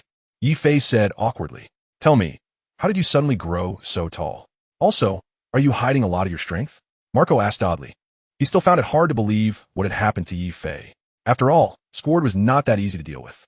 Being able to easily block him clearly indicated that Yi Fei was extraordinary. Moreover, based on Yi Fei's performance on the battlefield just now, Marco definitely had reason to suspect. Captain, Yi Fei said you figured it out, but I really haven't hidden my strength. As for the specific reason, I don't know. Yi Fei smiled awkwardly and then shrugged his shoulders. He certainly couldn't say that he had crossed over from another world, but explaining such things was indeed difficult. So, he had to pretend to be confused. He could only say, let us just pretend. If it doesn't work, he would handle it then. After all, they must have already seen something, neither admitting nor denying it. Yi Fei, be honest with me. Why are you hiding your strength from us? Marco was still not giving up, believing that Yi Fei had hidden his strength to board the ship. For Yi Fei, there was no need to do so. Even if he was powerful, as long as he thought about the Whitebeard pirates, no one would say anything. Yi Fei was stunned for a moment, his mind racing, hoping to come up with a reasonable explanation quickly. Captain Marco, I really can't figure out the situation myself. Naturally, Yi Fei couldn't mention borrowing someone else's body. They probably wouldn't believe it anyway. Marco said, surprised and speechless. Yi Fei's answer left him somewhat at a loss for words. Initially, he just thought Yi Fei was quite handsome, but he didn't expect Yi Fei to be so cunning, wanting to conceal things. You little brat, hiding things so deeply. Before Marco could respond further, Yi Fei suddenly smiled deeply. Captain, there may be many things you haven't thought of. I might surprise you. His strength had already been revealed and could not be taken back. Yi Fei was very clear that this time, many people had likely noticed him, and hiding his strength had become less important. Moreover, sneaking around didn't suit Yi Fei's character. The most important thing now was to save Ace. To save Ace, he must confront those big shots.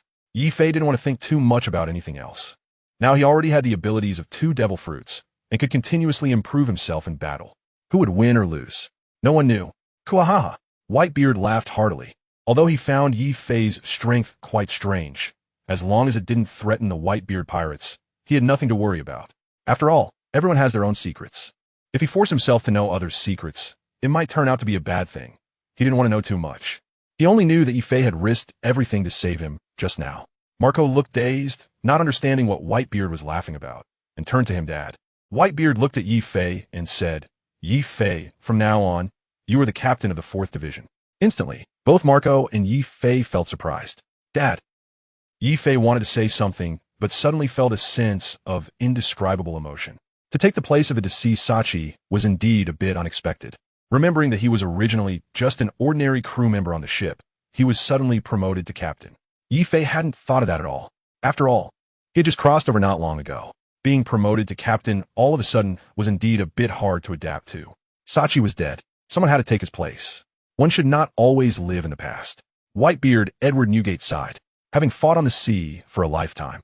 He had seen many companions perish in the sea, with both regret and tears. No matter when or what the result, sometimes you have to accept it. Sachi's death could not be changed. Whitebeard had to make himself acknowledge this fact. Since Yifei had this strength, letting him take the position was a good choice. After all, just now Yifei had already made a significant contribution. Otherwise, he might have been successfully ambushed by Squard. It seems that making Yifei the captain is only natural. Yifei, Marco patted Yifei on the shoulder. Congratulations. Marco was still very happy. Since boarding the ship, he had been very supportive of any decision made by Whitebeard. Originally, he thought that Pops would announce this result after the battle ended. After all, the position of captain of the Whitebeard Pirates is very important. He didn't expect it to happen so quickly. It seems that Pops really values this kid.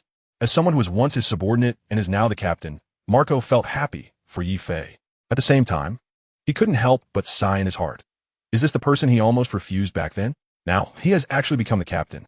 That is a senior position in the Whitebeard Pirates. Pops, Yifei said somewhat helplessly, just nodding at Whitebeard. As a member of the Whitebeard Pirates, he naturally would not refuse the position of captain now that he had it. This also indicates Whitebeard's recognition of himself. Kula la la la la, Whitebeard laughed. Today, he has gained a high-level combat power. In this way, the chances of winning would increase. With this thought, Whitebeard excitedly walked to the bow of the ship. He suddenly shouted loudly to the entire battlefield. Sons, from now on, Yifei will be your 4th team captain. Let's work together to rescue Ace. Whitebeard's voice was like thunder, resounding in every corner of the battlefield. Amidst the fighting, many pirates turned their heads. At the same time, all the sailors in the bay and the square were confused. They couldn't understand what Whitebeard meant at all, but the cheers that followed completely bewildered them. Woohoo! In an instant, cheers erupted from the pirates. Hearing this news, the pirates raised their weapons and began to cheer. Of course, some were quite confused. However, most people still noticed Yifei's impressive strength. Additionally, they had just rescued their old man. Moreover, this position was personally announced by their old man. As for the position of captain, Yifei was not going to back down. Receiving the crew's response, Whitebeard smiled slightly, his white teeth forming a crescent shape, clearly pleased. Navy, I'm Whitebeard. If you want to take my head, come and get it now, Whitebeard said, looking towards the execution platform. On the opposite side, several high-ranking combatants stared blankly in this direction, unsure of what was happening. Bang! Whitebeard plunged his weapon, the supreme great knife 12 works Tsongyun cut, into the bow of the ship. Now it was necessary to give him a show. Whitebeard extended his right hand and clenched his fist tightly. Suddenly, Yifei felt an overwhelming sense of pressure in the air. He secretly sighed. The big move is coming. Being familiar with the original work, he naturally knew that Whitebeard was about to unleash the power of the Tremor fruit, as expected of a Yonko level. Just the pressure alone was enough to make one tremble in fear. Yifei couldn't help but marvel. Bang! Whitebeard's fist came crashing down. The air instantly solidified and then shattered with a loud noise. Below the ship, the ice surface began to crack rapidly towards the Navy headquarters. The shockwave of the Tremor fruit surged towards the Navy headquarters. Accompanying this were numerous Navy soldiers being thrown into the air. Chaos ensued, with the cries of Navy soldiers echoing everywhere. Only a few high-ranking officers were unaffected by the shockwave. Meanwhile, as the fruit's power was unleashed, the original cracks in the Navy headquarters became even more numerous.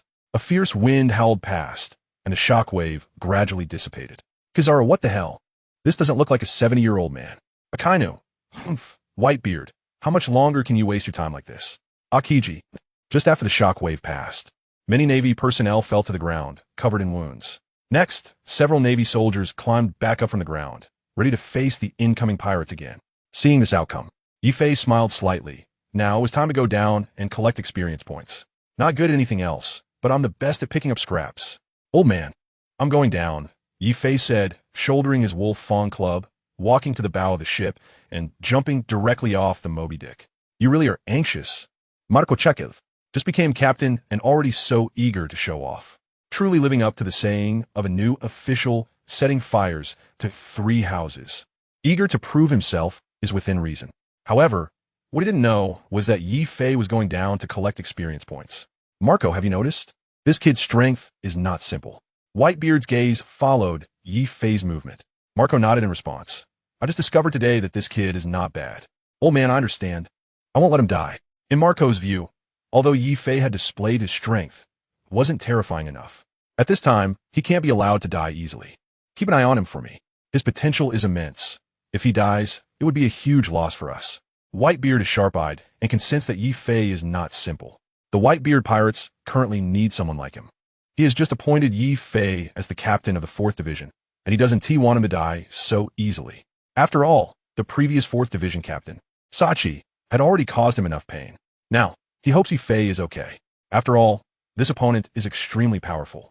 Yes, Dad, on the battlefield within the bay, Yifei has just dealt with some Marines, including some low-ranking naval officers. He has gained a lot of experience. Stopping in his tracks, Yifei notices that Luffy has already engaged with the Revolutionary Army officer Ivankov at the forefront. Of course, Yifei has never forgotten the main mission this time, to rescue Ace. Thinking of this, Yifei rushes towards Luffy, helping him deal with the opponents blocking their way. Hey hee hee hee. A tall figure suddenly appears in front of Yifei. Yifei looks up. It's one of the 7 warlords of the sea, Gecko Moria. Do you want to block my way? Yifei stops, resting his spiked mace on his shoulder, and asks coldly. Hey hee hee hee, kid. I've been watching you for a while. Your skills are quite good. Gecko Moria stretches out his hands, sporting a strange smile. He had already noticed Yifei from the moment he defeated a group of low-ranking Marines. What? Do you want to take my shadow? Yifei smiled lightly. He is quite familiar with Gecko Moria, the user of the shadow fruit. The scissors in his hand can cut people's shadows. After consuming the shadow, his strength increases. He can also use the shadow to transform into various forms, such as weapons. Moreover, he can place the shadow inside a corpse to create zombies, which he can control to fight against enemies. Hey hee hee, you're right. In front of me, one of the 7 warlords, you should just surrender. Gecko Moria laughs loudly. Meanwhile, behind him, a group of zombie soldiers slowly surge forward. Oh, 7 warlords? Yifei feigns surprise, then mocks. You won't be one for long. In the original story, after the Marineford War, Gecko Moria was immediately stripped of his title as one of the 7 warlords because he was too weak and did not meet the standards. The world government would not allow his existence. You little bastard, dare to speak so wildly in front of me, one of the 7 warlords? I will take your shadow. Gecko Moria shouts angrily, his emotions running high, revealing his sharp teeth. Naturally, he does not know that he will be removed by the world government soon. But at this moment, Yifei does not want to tell him so much.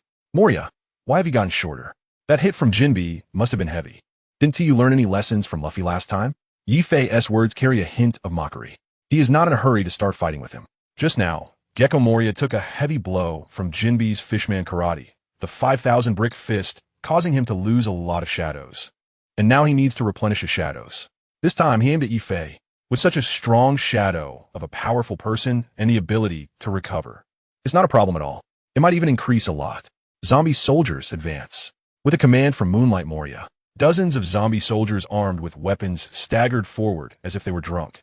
Yifei couldn't help but want to laugh. The soldiers' footsteps resembled the zombies in Plants vs. Zombies. Of course, Yifei didn't want to waste time talking to this group of zombies. Brandishing his weapon, he struck one of them directly. Bang! That zombie soldier was sent flying over 10 meters. Originally, Yifei thought that the zombie would be taken out right away. However, after being knocked down, the zombie quickly got back up and charged at Yifei again.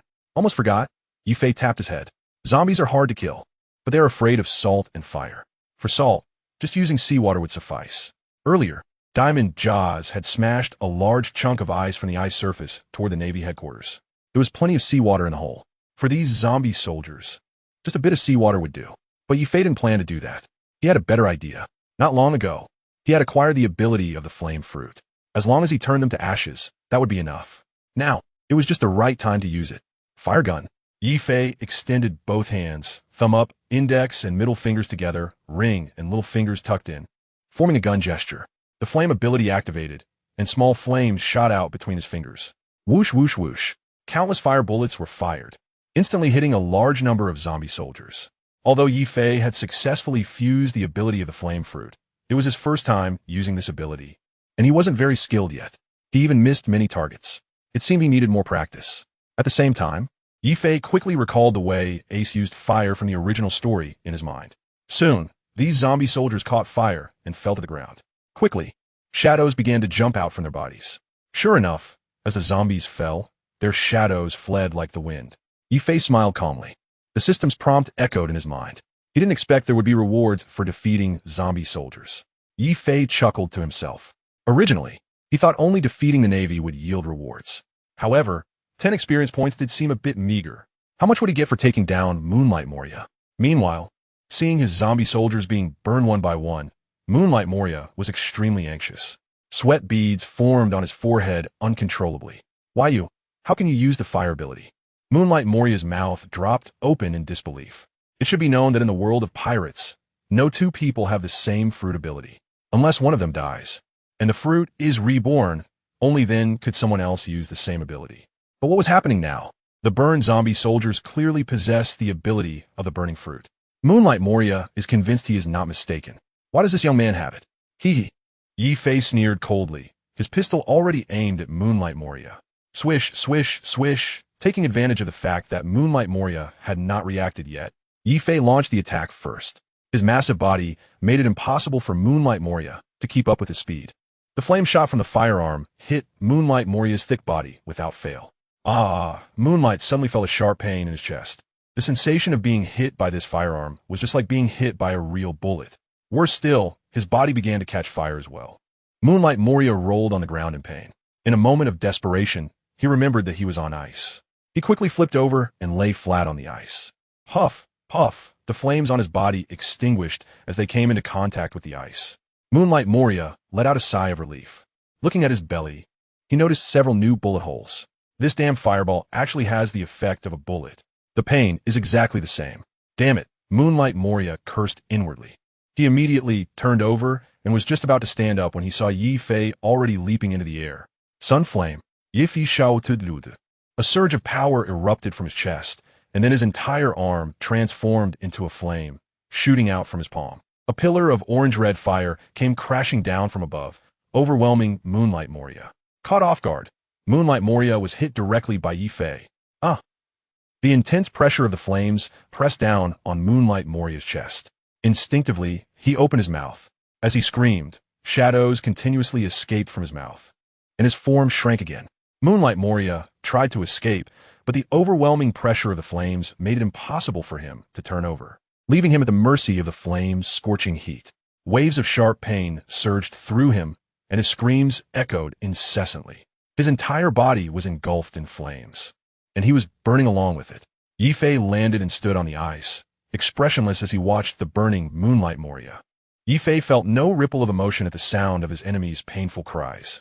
At this moment, he had no intention of giving him any chance to catch his breath. As a user of the shadow fruit, if this guy were to cut away his shadow, it would be troublesome. Furthermore, on the battlefield, every enemy eliminated increases the chances of rescuing Ace. Who the hell are you? Moonlight Moria rolled on the ground, trying to extinguish the flames on his body. But this time it seemed far from easy.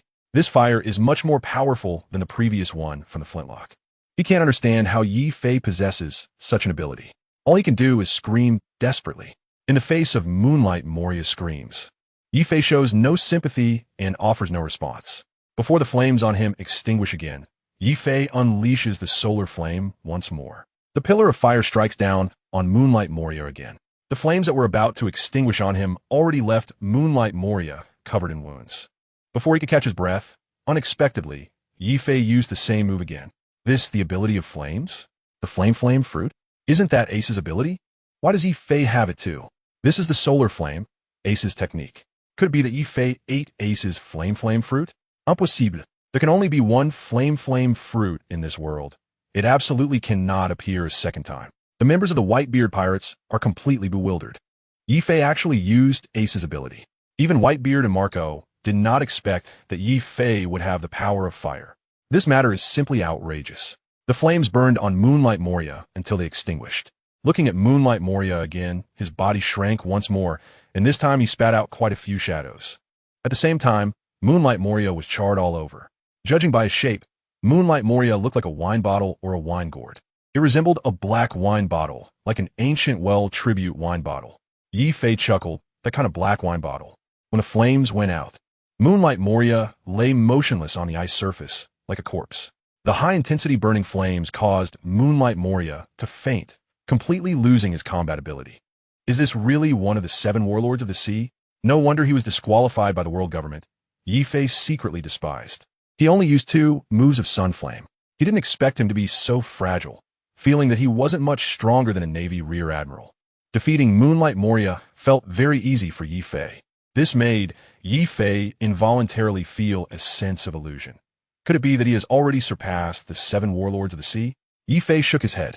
It must be that he had just been attacked by Jinbei, and plus, Gecko Moria himself wasn't very strong. Among the 7 warlords, his overall strength was considered quite poor. Yifei pondered to himself. Ding! The system's voice sounded in Yifei's ears again. Congratulations to the host for defeating the 7 warlords of the sea, Gecko Moria. The host gains 30,000 experience points. Checking the system panel, the 30,000 experience points had already been credited. Yifei was somewhat surprised. He didn't expect the experience points for defeating Gecko Moria to be so high. The rewards for defeating a warlord were indeed extraordinary, especially for a warlord. He looked inside the system to see if there were any good skills. Yifei muttered to himself. As the saying goes, having many skills is not a burden. Learning more skills is very important for enhancing strength, especially in such critical times. Just as Yifei was looking at the system panel alone, many people had already set their sights on him.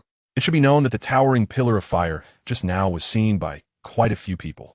While they were shocked, they also realized that Yifei didn't seem to be an easy opponent. Defeating a warlord of the sea is not something an ordinary person can achieve. Who exactly is this person? Hurry up and investigate. Even Admiral Sengoku noticed Yifei. He found Yifei's strength somewhat strange. In the Whitebeard pirates, those who were famous and had a reputation were all on the bounty list, but this face he had never seen before. Where did he come from? Could he be an external aide hired by the Whitebeard pirates? Soon, Sengoku received a report. Report, Admiral. We just checked. This pirate is a subordinate of Marco from the 1st Division of the Whitebeard pirates. A naval soldier rushed over in a panic. What? Marco's subordinate? An ordinary crew member? He had just defeated a warlord of the sea. Sengoku found it hard to believe. How could a small fry from the Whitebeard pirates be so powerful? Although Gecko Moria's strength was weak, he was still a warlord of the sea recognized by the world government, and a typical vice admiral might not necessarily be his match. Was there an error in the investigation? Report. It's absolutely true. After pondering for a moment, Sengoku then looked at Garp. This person has fire-type abilities. Who do you think would be best to send down?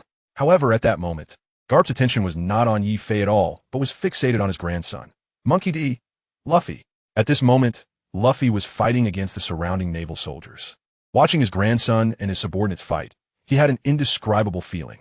Seeing this situation, Sengoku's expression instantly darkened, and he shouted, Garp, don't forget your identity.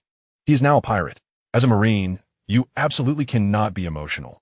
We must uphold the dignity of justice. Garp finally came back to his senses. Sengoku, what were you just saying? With his attention highly focused, he had no idea what Sengoku was talking about. Sengoku angrily explained it to him again. A fire-type ability user? Garp finally reacted. He then began to observe Yifei's movements. Indeed, this was very similar to Ace's Flame fruit ability. Sengoku replied, staring intently at Yifei. Based on the actions he just used, the ability he displayed was exactly like Fire Fist Ace. Sengoku did not see it wrong. Yifei used the same flame ability as Ace. Is this possible? Garp also looked quite surprised. In the pirate world, everyone can only eat one devil fruit. He knew better than anyone. How could there be someone with the same ability as Ace? How is this possible? Sengoku nodded. That's right. Sengoku, maybe we're both getting old. This world now belongs to the young, Garp replied expressionlessly. He then glanced helplessly at Ace on the execution platform and let out a heavy sigh. Ace originally had a tremendous potential for development. Before he turned 20, the world government intended to grant him the title of Warlord of the Sea, but he refused. So, In this world, nothing is impossible. As a hero, Karp has had a wealth of experience. He has seen too many strange things and strange people. Many things no longer surprise him. Who do you think would be better to deal with him? Sengoku asked coldly, his tone showing some impatience. Watching below, Yifei had just knocked down a marine rear admiral. Sengoku's eyelid twitched with anger. A fire-type ability user. Karp pondered, resting his chin in thought. Although there are many marine majors, there really aren't any water-type ability users. A water-type user would be better. Jinbei should be able to handle it. As a fisherman, he is proficient in using water. Just as Karp finished speaking, Sengoku could no longer tolerate it. Karp, what are you talking about? Jinbei is no longer a warlord of the sea. He is currently assisting your grandson, Sengoku said angrily as he looked at him. As a sea warrior from Fishman Island, Jinbei can freely navigate the ocean and naturally uses water abilities. He should have no problem restraining Yifei's fire abilities. However, Jinbei opposes fighting Whitebeard and refuses to comply with this force summons from Navy. He was sent to the underwater prison impelled down. It can be said that he has completely severed ties with the Navy, thoroughly betraying them. Are you really going to have him deal with Yifei? Karp, what are you thinking? Do you really want to command Jinbei? Are you out of your mind? No wonder Sengoku is angry. If not, then it's only the 3 admirals left. Karp coldly replied. At this moment, he was staring intently at Yifei. During the battle, his movements were agile, effortlessly dealing with his opponents. Being exceptionally strong, he could naturally tell that Yifei was not using his full strength. Yet he was able to defeat his opponent in a very short time. Clearly, this person might exceed expectations. Akainu's magma fruit is much stronger than the fire type. Akiji's ice fruit can also counter fire types. Kizaru's light fruit possesses extremely fast speed and destructive power, making it easy to handle flames. Do we really need to send the Navy's strongest forces to deal with a mere nameless pirate? Sengoku was very angry. An admiral dealing with a small fry whose name he had never even heard of? Isn't this laughable? At the general level, I estimate that no one would be his opponent. Karp replied calmly. Just from Yifei's movements, Karp could tell. The strength of this young man is definitely not weaker than that of Fire Fist Ace. Karp's words left Sengoku speechless. However, after a careful observation, Sengoku quickly confirmed Karp's statement. The unknown pirate before him possessed extraordinary strength and hadn't fully revealed it yet. But to have the 3 admirals take action against just one pirate is indeed somewhat excessive. Moreover, it could easily lead people to believe that the Navy's talent is dwindling. Where's the face of justice? Notify Bartholomew Kuma and have him quickly deal with that fire-type ability user. With Sengoku's command, Bartholomew Kuma nicknamed the tyrant, who is a user of the pawpaw fruit. Although he is tall, he is extremely fast. On Sabeti Archipelago, he single-handedly sent Luffy and his crew flying to various parts of the world in a very short time, and he still maintained his cold demeanor. This also has to demonstrate his great strength. In addition, Bartholomew Kuma has recently undergone modifications by the world government, and aside from his own abilities, he can also use Admiral Kizaru's laser beams. Using him to deal with Yifei, one has to say that Sengoku's insight is quite sharp. Your Excellency, the Tyrant. The Marshal commands you to attack Yifei, a fire-type ability user, the Navy's messenger said, trembling as he approached Kuma. It should be noted that at this moment, Kuma has completely turned into a machine, having lost all human memories. Who knows if he might suddenly launch an attack? Just as the messenger finished speaking, Kuma slowly turned his head. Automatic scanning. The Navy headquarters messenger was scanned from head to toe by the scanner in Kuma's eyes, confirming that he was not a threat. Kuma retracted the scan. Received the order, Kuma responded mechanically.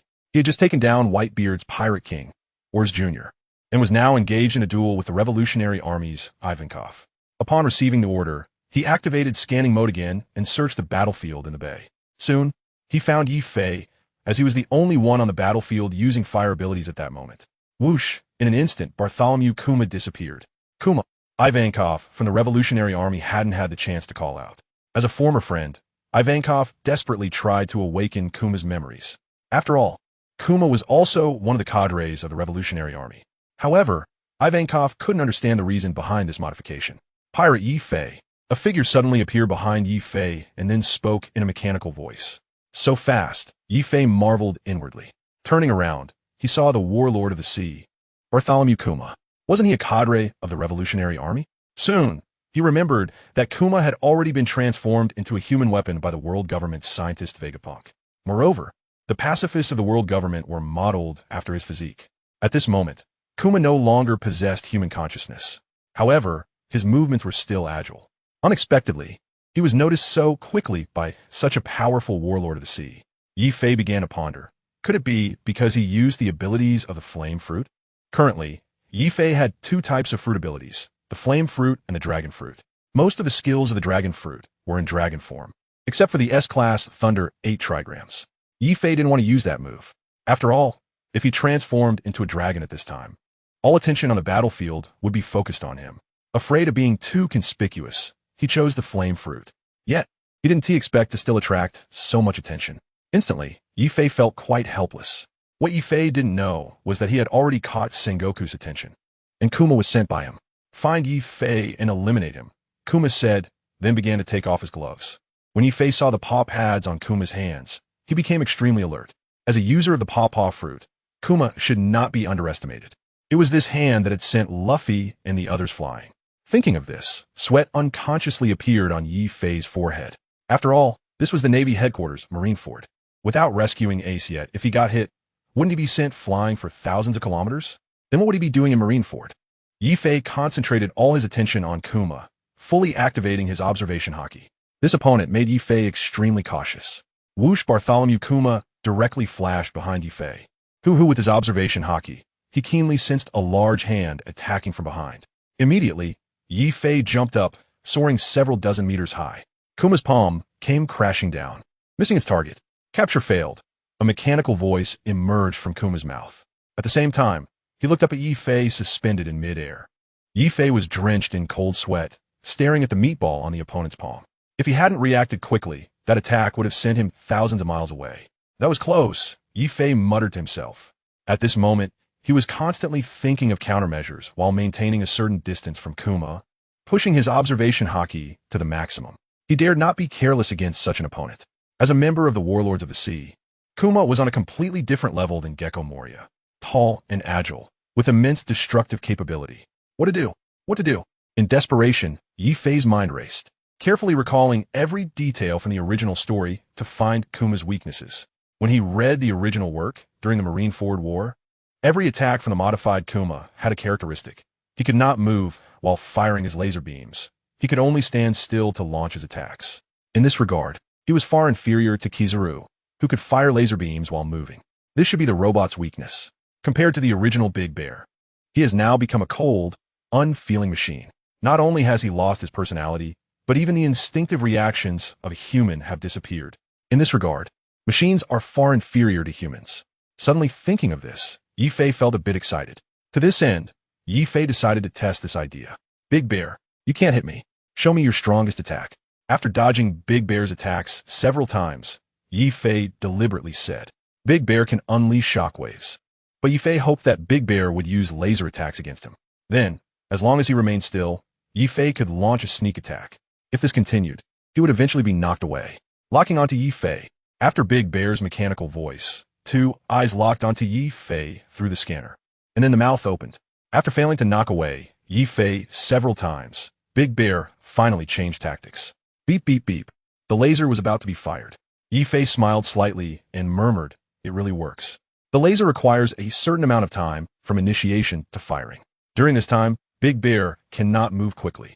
This was the moment Yi Fei had to seize. If he couldn't defeat him, he might be directly countered.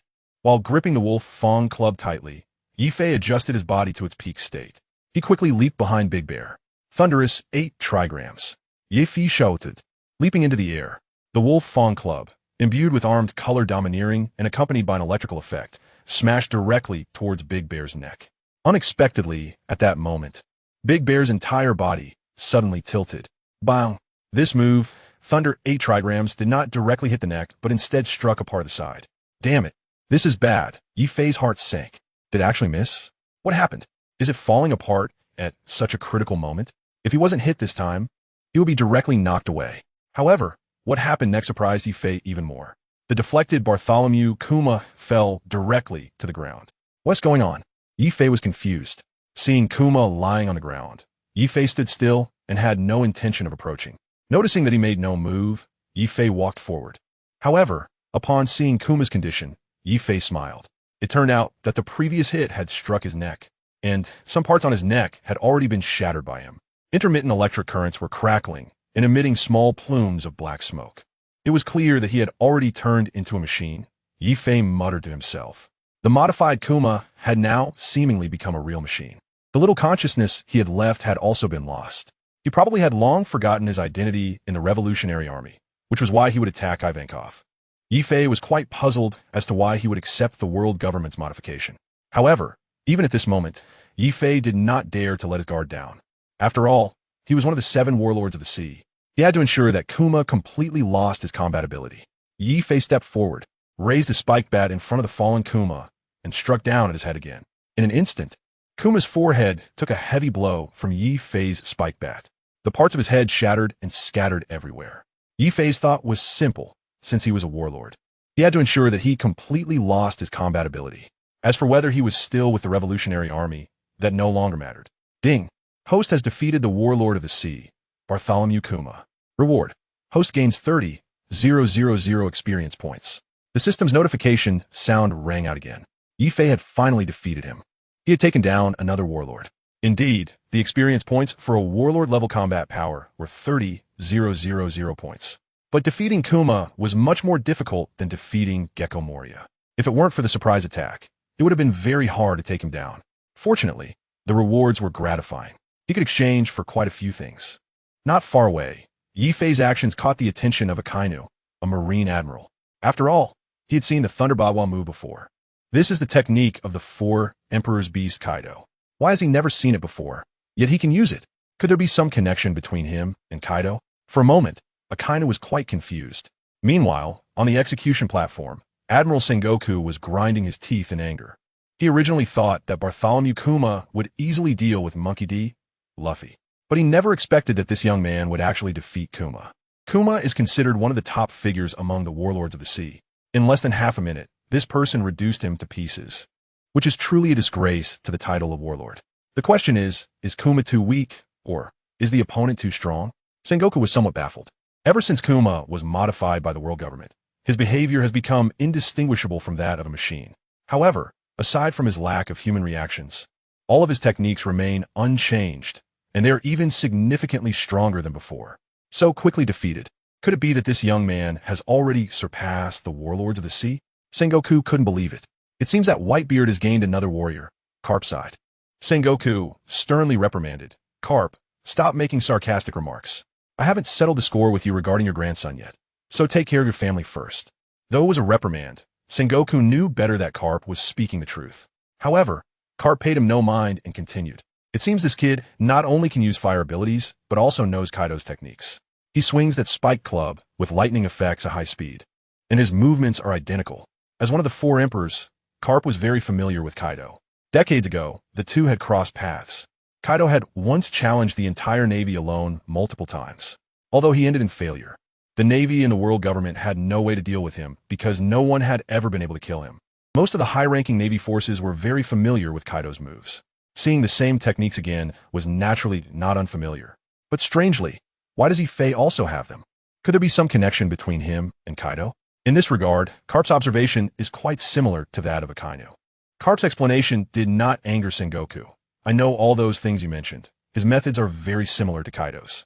Moreover, Sengoku could also see that Yi Fei was not a soft-hearted person. This can be seen from his ruthless attack on the Big Bear. This person strikes hard. When he makes a move, it aims to be lethal. He won't rest until his opponent is defeated. This kind of person will inevitably become a disaster and must be eliminated. Polysolino, deal with this kid. Sengoku finally couldn't hold back any longer and picked up the golden transponder snail, speaking to Kizaru. If we let Yi Fei continue like this, then what face does the Navy have? What face does justice have? At this moment, he had clearly decided to deploy Admiral Kizaru to completely deal with Yi Fei. Sengoku, what about Pirate Luffy? Kizaru shrugged and lazily responded to the golden transponder snail. At this moment, Luffy had already advanced with Jinbei to a point not far from the execution platform. As an admiral, isn't the primary task to prevent Ace from being taken away? That is just an ordinary pirate. The opponent in front of us must be eliminated. Go down and deal with him immediately, Sengoku ordered. In his view, the level of danger posed by Yi Fei was far greater than that of Luffy. Moreover, this person might have extremely cruel methods. For someone like this, the Navy absolutely cannot let him go. Yes, Sengoku, Kizaru hung up the transponder snail. Then, His figure transformed into a shining golden light and flew towards Ife. The admiral is coming down. Quick, run! A group of pirates, seeing Kizaru flying into the bay, were so scared that they lost their composure, dropping their weapons and preparing to escape. It's known that the Navy Admiral is said to be the strongest combat force. And Admiral Kizaru not only has extremely strong attack power, but his speed also stands at the pinnacle of the Navy. In front of him, not running away, is looking for death. Marco, hurry over. At the bay, the Moby Dick, Whitebeard also noticed Kizaru's movement. He realized that Kizaru was heading towards Ife. His target must be Ife. This is calling for Marco. As one of the four emperors, he knows the strength of Admiral Kizaru. Although Ife has defeated the 7 warlords, dealing with an admiral would definitely be difficult. At this moment, Kizaru has already appeared before Ife. Little brat, not bad. Huh? You managed to defeat the 7 warlords, Kizaru said with a lazy expression. Then he slowly raised his right hand and extended his index finger, casually pointing at Ife. A golden cross of light illuminated the entire marineford. The blinding light made everyone instinctively shield their eyes. Is this really the Navy Admiral? Ife knew that this was the legendary laser. Not only could it penetrate a person's body, but wherever the laser struck, it would also trigger a huge explosion. When reading the original work, Ife didn't feel it was that powerful. But on the battlefield, Ife's keen instincts sensed the strong momentum of Admiral Kizaru and the power of his Pika Pika no Mi. This may be related to the foresight of observation hockey. Dodging the Admiral's laser beam is indeed quite difficult. Since I can't avoid it, I'll just face it head on. After all, I have the strongest recovery ability. Ife had already made up his mind. At the same time, the Wolf Fawn Club in his hand had switched to the armament hockey form. He was just waiting for Kizaru's laser to come. At that moment, a faint blue flame floated by. In the flames, Marco, the captain of the Whitebeard Pirates 1st Division, flew in with a kick. As Marco's foot landed, Kizaru was sent flying, crashing against the Navy's surrounding wall. Boom! A huge crashing sound echoed.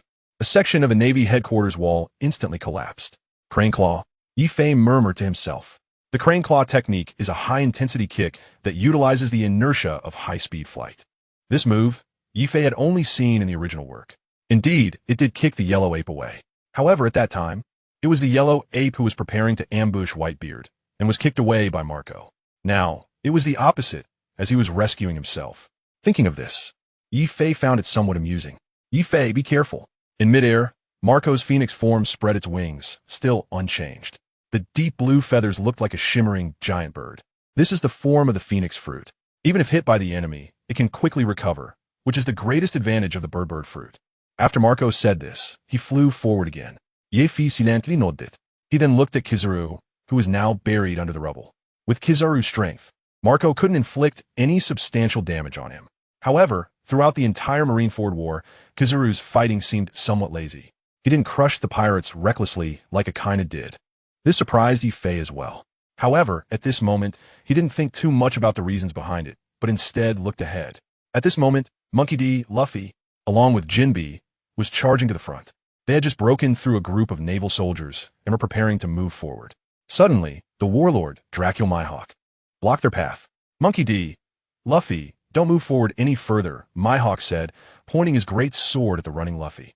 The supreme great sword, Hero, was already aimed at Luffy.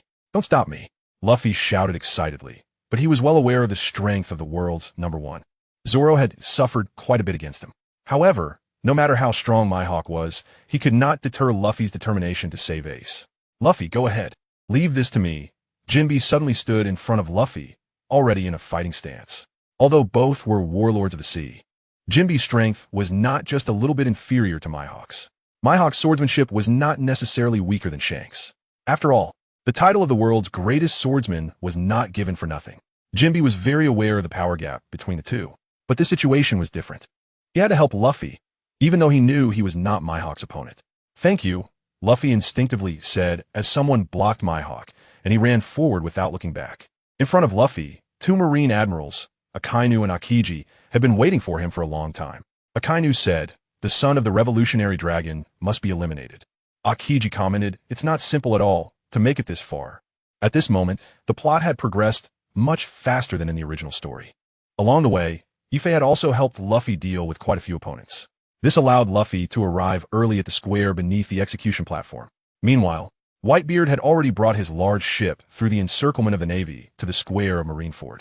The Navy soldiers were sent flying by the power of the tremor fruit. We must uphold absolute justice. You stay here and keep an eye on Dragon's son. The Navy was retreating in succession, and Akainu, as an admiral, couldn't stand by. If they let this group of pirates run amok, what was the point of having them? In his view, the real trouble now was Whitebeard. Therefore, he had been watching Whitebeard's every move. To him, Whitebeard was now his most important opponent. Defeating Whitebeard meant they all couldn't escape. Not to mention Fire Fist, Ace, and Dragon's son. They must die here. The power of the magma fruit was activated. Torrents of magma flowed from his arm, dripping onto the stone slabs of the square, with black smoke rising. Around him, everyone felt the unbearable heat. Luffy, although I have received care from your grandfather, you shouldn't have come this time. Akiji sighed deeply, his words carrying a hint of coldness. The power of the ice fruit was also activated alongside Akainu. All along, Garp had taken good care of Akiji. Last time, when no one was around, letting him go was nothing to discuss. But this time, Luffy actually came to the Navy headquarters. As an admiral, he naturally couldn't let Luffy run wild. Get out of my way, Luffy shouted excitedly. Ace was just within reach. At this moment, he absolutely could not give up. At this moment, Luffy didn't care whether his opponent was an admiral or anything else. He only knew that if he didn't save Ace now, he would be killed. Second gear. Luffy activated his second gear, his face flushed with red. At the same time, his skin turned bright red and steam began to rise, hissing loudly. Ice Age. Akiji activated his ability. Everything around, the stones and walls, was instantly covered in thick blocks of ice. Meanwhile, Akiji himself had turned into an ice sculpture. Luffy had already jumped into the air. Gomu Gomu Novatling. In the air, countless fists flew towards Akiji. Crack! The ice figure created by Akiji was completely shattered by Luffy. But defeating Akiji was not an easy task, especially considering it was during the Marineford War. It was simply impossible. On the square, Yi-Fei watched everything clearly. At that moment, the ice on the ground quickly merged. Soon, Akiji's figure was restored. At the same time, he produced a weapon in his hand. An ice blade formed from the ice block, an ice knife. In the original story, Luffy was stabbed by Akiji's ice knife. But now that Yi-Fei was here, he naturally couldn't let Akiji succeed. Just as Akiji was about to stab Luffy, Yi-Fei suddenly appeared in front of him. With a crisp sound of clang, the spike club in Yi-Fei's hand had blocked Akiji's ice knife. Akiji was stunned. He didn't expect that this move would be easily blocked by someone. Instantly, he couldn't help but let out a gasp. After all, he hadn't seen many opponents capable of withstanding his ice knife. Yet, Yi-Fei managed to block it. Luffy, hurry and save Ace. Yi-Fei shouted in midair. Now, only Luffy could save Fire Fist Ace. It was important to note that Ace was currently locked up with Sea Stone. Only Luffy had the key, which was just given to him by Boa Hancock. Yi-Fei was very clear about this. Now, he just needed to find a way to block Akiji and Kizaru. Luffy would then have a way to unlock the keys to the Sea Prism Stone. At this moment, Kizaru had already been kicked over by Marco. Taking advantage of Kizaru and Akiji being distracted, Luffy needed to hurry and leave. Luffy was stunned for a moment. Just now, he had completely failed to notice Akiji's ice blade coming at him. But unexpectedly, he was blocked by someone of similar age. The person in front of him, who looked only slightly older, was someone he didn't recognize at all. Yet he had blocked Akiji's attack for him. Coming back to his senses, Luffy didn't think too much about it. There wasn't much time left for him. On the execution platform, the executioners had already placed the blade against Ace's neck, and it could drop at any moment, severing Ace's head.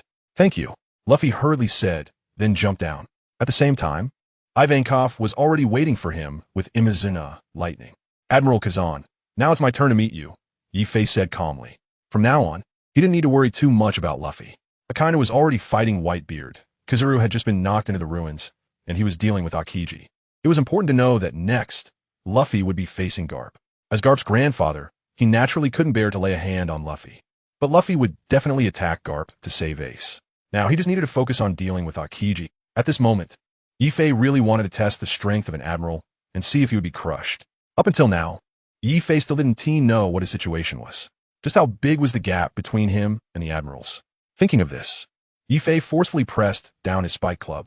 Akiji's ice blade instantly shattered. The two landed on the square. Neither of them made an immediate move, but entered a standoff phase. However, Yi-Fei's earlier action had frightened quite a few members of the Whitebeard pirates. It was important to know that Akiji was one of the 3 top combat powers of the Navy. It was said that at sea, encountering an admiral meant only 2 paths, either being killed or being captured. Yi Fei was going to fight an admiral? Akiji? Damn. Yi Fei, you're in danger. Yi Fei, what are you doing? Hurry and run. In front of an admiral, there was nowhere to run. Anywhere you went would be death. Captain Marco, please go help Captain Yi Fei. He is still too young and is no match for him. Akiji's fruit ability is just too abnormal. The members of the Whitebeard pirates were all worried. In their view, although Yi Fei was quite strong, fighting against a Navy admiral was clearly just a matter of being crushed. Many were already calling for Marco. They had just seen Marco drive back Admiral Kazuru. As long as Marco came over, he should be able to repel Akiji. However, Marco was currently occupied. He had already been entangled by several Navy vice admirals and couldn't break free. As for Whitebeard, it was even more so at this moment. He was in a fierce battle with Akainu and couldn't spare a hand. Just when everyone thought Yi Fei was about to escape, Yi Fei instead calmly locked eyes with Akiji, showing no sign of fear at all. This truly surprised Akiji. After a moment of silence, he said, "La, kid, I saw you just use fire abilities. What fruit did you eat?" Akiji was not surprised at all that his weapon was broken by Yi Fei. He had already witnessed Yi Fei's strength. The fire ability was only possessed by Ace. You saw it, so why ask? Yi Fei smiled slightly, not directly answering. He spoke with a smile, but his eyes never left Akiji. Yi Fei did not dare to underestimate the Admiral Akiji. After all, he was a vice admiral, the strongest combat power. At the same time, Akiji quickly understood. Yi Fei's words had already told him that he must have eaten the same Mara no Mi as Ace. But why would there be the same fruit, or a similar fruit? As an admiral, Akiji was witnessing something unprecedented. What is your relationship with Ace? And what is your relationship with Luffy? Akiji asked in confusion. Could it be that the person in front of him grew up with Ace? Did both of them eat the same Mara no Mi at the same time? But how is that possible? Moreover, the fact that he was desperately protecting Luffy in front of him definitely indicated a complicated relationship. Ace is a partner on our ship. Luffy is Ace's brother. So naturally, he is also my partner, Yi Fei said with a light laugh. In the original work, Akiji always seemed indifferent to everything. But Yi Fei knew that as a Navy admiral, Akiji had his own dreams and had once persisted in his own justice. However, after witnessing Akainu's extreme actions during the O'Hara incident, he became very confused about the Navy's justice. His entire demeanor changed as a result, which is why he always presented a lazy attitude. Compared to Akainu, Yi Fei somewhat admired Akiji. La, kid, you're willing to risk your life to save others? Akiji said with a rare smile. The Yi Fei in front of him seemed very interesting to him. Yi Fei was taken aback. In the original work, he had never seen Akiji smile. But now, this unusual behavior surprised Yi Fei immensely. Aren't you the same, letting Luffy off easy? Yi Fei said deliberately. Throughout the entire Marineford War, Admiral Akiji mostly seemed to be slacking off. He wasn't really fighting seriously at all. If he had taken seriously, it would have been much more difficult for Luffy to rescue Ace. After all, he was the one who fought Akainu for 10 days and nights. It is worth noting that after Whitebeard's death in the original work, none of his subordinates could stop Akainu, including Marco. This also illustrates that Akiji's abilities are not much inferior to Akainu's. If there was too much of a gap, the outcome would have been decided long ago, and Punk Hazard wouldn't have required such a long and fierce battle. Hearing the words, "let off easy," Akiji's expression slightly darkened. To be honest, he indeed hadn't planned to take this war too seriously. Moreover, he had indeed let Luffy off easy. The reasons were twofold. First, just to repay Garp's favor. He had spent 30 years in the Navy, rising from an unknown seaman to an admiral, and Garp had helped him a lot. Second, unlike Akainu, he didn't want to completely eradicate Luffy. What puzzled Akiji was why Yi Fei would notice this. That remark indeed felt like someone had pride in his thoughts. Indeed, in this battle, he had not put in much effort, but Akiji was naturally unwilling to admit Yi Fei's words. Kid, what are you talking about? Being seen through psychologically was indeed uncomfortable, especially when it was by someone he was unfamiliar with. Isn't it? Yi Fei retorted. Of course. These words were deliberately said for Akiji to hear. However, his attitude was worth contemplating. Of course not. Akiji still refused to admit it. It was impossible to admit to letting Luffy off easy in the Navy headquarters. If discovered, wouldn't it be a point of ridicule? I am an admiral. How could I let pirates off easy? All right then, Yi Fei said. I want to see the abilities of Admiral Akiji. Yi Fei didn't want to dwell on this topic any longer. Instead, he brandished the Wolf Fawn Club in his hand. At this moment, he was already prepared for battle. At the same time, he could hold Akiji back, creating favorable conditions for Luffy to rescue Ace. From the original work, Yi Fei already knew Akiji's abilities. The ice fruit can create ice cubes in places without water, even freezing the sea. Besides fire, there is nothing in this world that he cannot freeze. Moreover, Yefe guessed that Akiji's fruit abilities might have already awakened. Alala. Akiji exhaled a breath of white cold air. The ability activated, and the ice on the ground quickly spread towards Yefe. Fire fist. Yefe jumped up, and the flames erupting from his fist smashed down towards the ground. The fusion of ice and fire. The originally frozen ground was instantly turned into streams of steam by the burning flames. White mist enveloped the area. Gradually, a white fog barrier rose around the two of them. The people around could hardly see inside. As the white mist gradually dissipated, ice time, a gust of cold air quickly rushed towards Yefe. In an instant, it reached Yefe's feet. Without making any move, Yefe's feet were already frozen. Within a brief few seconds, Yefe was completely frozen into a block of ice. Under the sunlight, the frozen Yefe's body sparkled, standing there motionless. This has scared quite a few members of the Whitebeard pirates. In just an instant, he was frozen. Indeed, Yefe is still too far behind the admiral. He had the chance to escape earlier, but he chose not to, and now he's in trouble. If he doesn't die this time, he'll at least suffer some serious injuries. Captain Marco, can you save Yefe? He just took over the position of the deceased Sachi. We can't let him die like this. Those frozen by Admiral Akiji must be thawed slowly with warm water. But where the hell is there time to find warm water now? Yefe being frozen has panicked quite a few members of the Whitebeard pirates. Everyone is worried about him. After all, Yefe has just become the captain of the 4th Division. He is considered a senior officer of the Whitebeard pirates. It hasn't even been half an hour. Is he going to die? That's just unacceptable. Some members have already started calling for Marco. Yefe. Meanwhile, Marco, while fighting, is extremely worried. But he can't break free. He can only watch helplessly as Yefe gets frozen. He can't approach either. Moreover, even if he goes over now, it will be of no use. Once he touches Yefe's body, it's very likely that he will shatter like glass. Just after gaining such a powerful subordinate, he is about to be killed immediately. Marco feels a bit powerless. The Whitebeard pirates are very worried about Yefe. At the same time, Admiral Akiji's expression is unusually serious. Seeing Yefe sealed in ice, Akiji doesn't show any signs of relaxation. He directly tells them that this young man doesn't seem to be so easily defeated. Ice Blade. Akiji activates his powers, and an ice blade appears in his hand once again. Now, as long as he shatters the frozen Yefe, then he will have defeated him. Meanwhile, Yefe, trapped in the ice block, is very clear-headed. However, his body is extremely cold, and he can't move. Ding! The host is frozen by the ice fruit's ability. Inside the ice block, Yefe hears the voice of the system in his mind. I understand. Yefe unjonsjosti shives.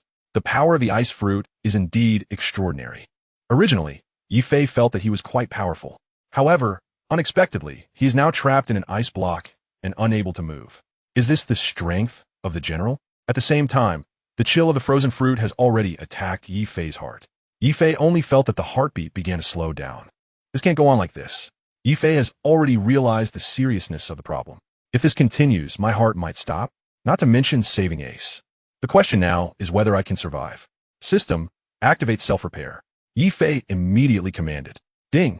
The host is affected by the ice fruit ability and cannot currently initiate repair. Damn! The ice fruit's ability actually affected the automatic repair. Yefe cursed inwardly. Since I can't repair automatically, the only way now is to break free from the ice. He then activated his fire abilities. As the burning fruit ability was activated, his body, which had been frozen to the extreme, gradually regained warmth. Crack, rumble. The ice on Yefe shattered like glass. Looking at Yefe, he was still intact. Moreover, flames had already ignited all over his body. This is exactly the same as Ace's form. This scene left many members of the Whitebeard pirates in awe. It is known that once frozen, it is basically a dead end. Yet Yefe easily resolved it. His strength is indeed terrifying. That was extreme cold. Yefe, well done. This is our 4th Division captain. While the members of the Whitebeard pirates felt relieved, they couldn't help but admire Yefe's abilities. Oh, my little brat, that move of yours is not bad. Akiji pointed his ice blade at Yefe, already prepared for battle. No wonder he is an admiral, Yefe thought. If it weren't for the fire abilities he had just used within his body, he would probably still be frozen now. Fortunately, he had taken the burning fruit in advance. If it had been another fruit, even contact with the ice would have made it difficult for his body to adapt. As the freezing was lifted, the familiar voice of the system rang out again. The host's bodily organs have completed the influence of the ice fruit ability. The system has activated repair capabilities and is currently helping the host to repair. 1-5. Repair complete. The host's body has returned to optimal condition. Yi Fei touched his chest. The chill had completely disappeared, and instead, he felt warm. Is this the ability of the burning fruit? He smiled slightly. Indeed, this self-healing ability is extraordinary. It repaired the frostbite. For an ordinary person, they might have to lie in a hospital for months. Fortunately, the degree of frostbite wasn't very severe, so the repair was quick. This reminds Yi Fei of the original work. The punk hazard arc Akiji had a confrontation with Don Quixote Doflamingo, one of the 7 warlords of the sea. Doflamingo had also managed to counter Akiji's move. Although the original text does not explain how Doflamingo did it, it can be inferred from the Dressrosa arc. This may be related to his line fruit, which automatically repairs the organs in his body. When Doflamingo fought Luffy, he was also able to quickly recover his abilities, which is indeed related to his fruit. Allah, the ice blade in Akiji's hand transformed into a trident. He knew that he couldn't be careless when facing Yi Fei. Huh? It seems there was never any carelessness to begin with. Double spike spear. Yi Fei blurted out. In the original work, during the Marineford War, Akiji used this move against Whitebeard, but it was shattered by the power of the Tremor fruit. This also indicates that frozen weapons are not invincible and can be shattered. It seems that you know me quite well. Akiji is somewhat surprised. This technique is something he rarely uses. Generally, he only brings it out when he is serious. Therefore, very few people have seen this move. Unexpectedly, it was actually glimpsed by this little brat. Hey kid, how do you know about it? I have a lot more knowledge. Yi Fei grinned. He had read the original work of the pirates more than once. He was clear about the moves of the vast majority of people, not to mention the techniques used by Admiral Akiji. Kid, you're not wrong. This is indeed the double-pointed spear. Since you're so familiar with it, let us see if you can handle it. Akiji's lips curled slightly. The double-pointed spear shot towards Yi Fei at high speed. Bang! 2 sounds echoed. The 2 double-pointed spears were immediately broken and fell to the ground with a clatter. Akiji stood there in shock. It was the first time the double-pointed spear had been broken. It should be noted that the double-pointed spear was infused with powerful cold energy. Compared to the ice blade, the hardness of the double-pointed spear was several times greater. Yet, unexpectedly, the opponent broke it with just one move. One can imagine the opponent's strength. However, when he saw the weapon in Yi Fei's hand, he was taken aback. It turned out that the Wolf Fang Club had transformed into a flame. At that moment, Akiji understood. Yi Fei had attached fire abilities to his weapon. The extreme high temperature, combined with high-speed swings, was what broke the double-pointed spear. This little brat indeed has some skills.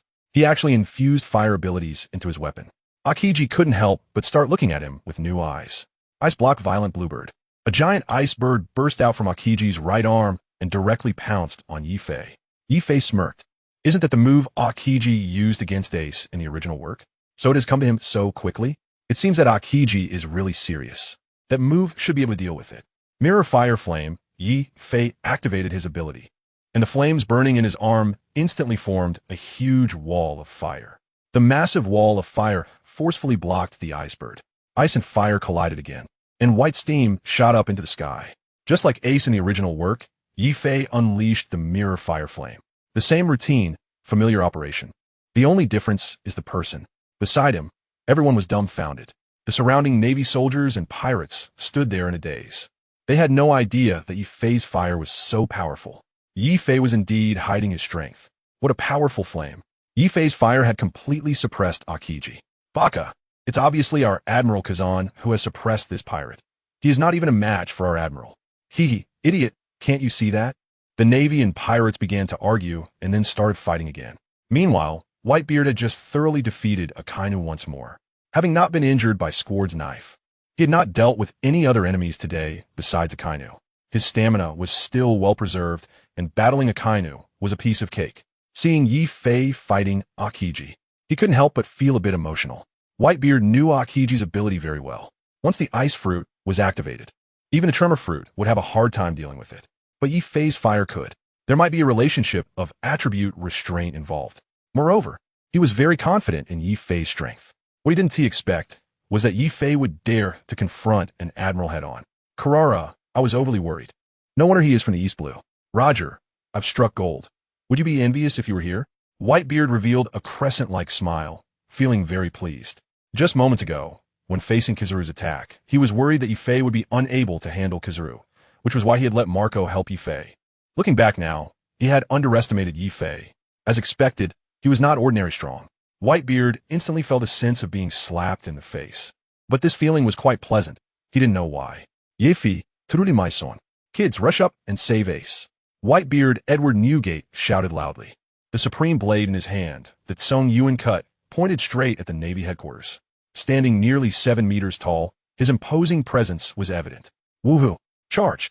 With the captain's rallying cry, the morale of the Whitebeard pirates soared as they raised their weapons in response. Meanwhile, on the execution platform, Ace was kneeling on it. At this moment, he felt extremely complex emotions. Everyone was risking everything to save him.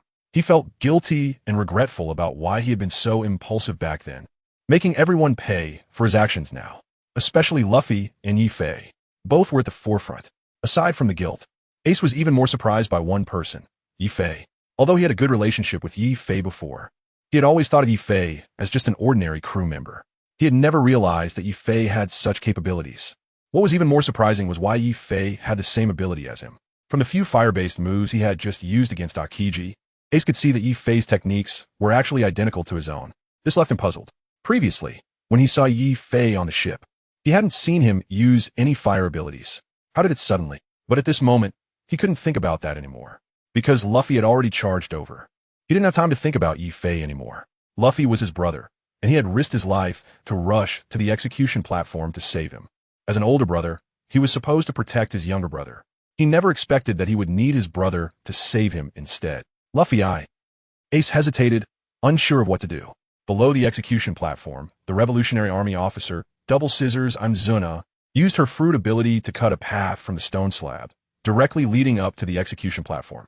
Luffy dashed towards the platform without a second thought, following the path that had been cut out. Kazan, what are you doing?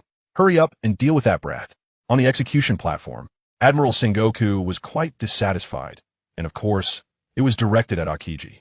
Usually, if you let things slide, I would turn a blind eye, and it would be fine. But at such a critical moment, you are still dawdling. Why be so merciful to the enemy? Is this something the Navy should be doing?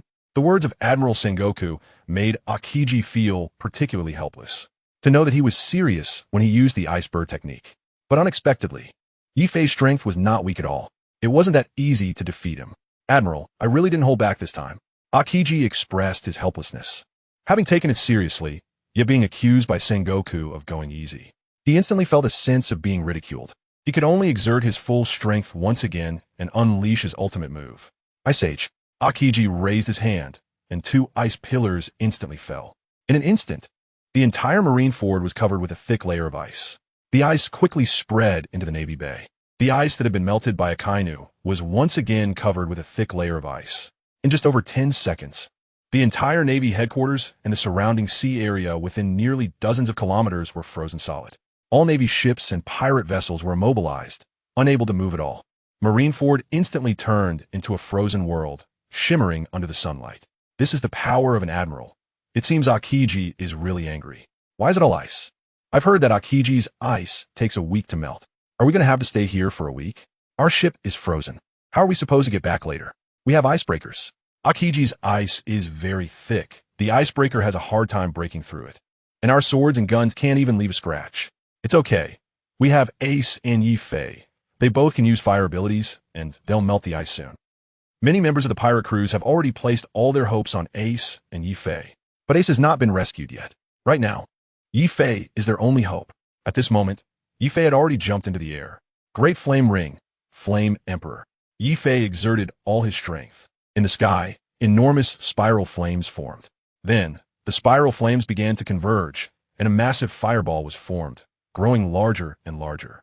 From below, looking up, it appeared like a sun approaching the square. The entire marineford was illuminated by this sun.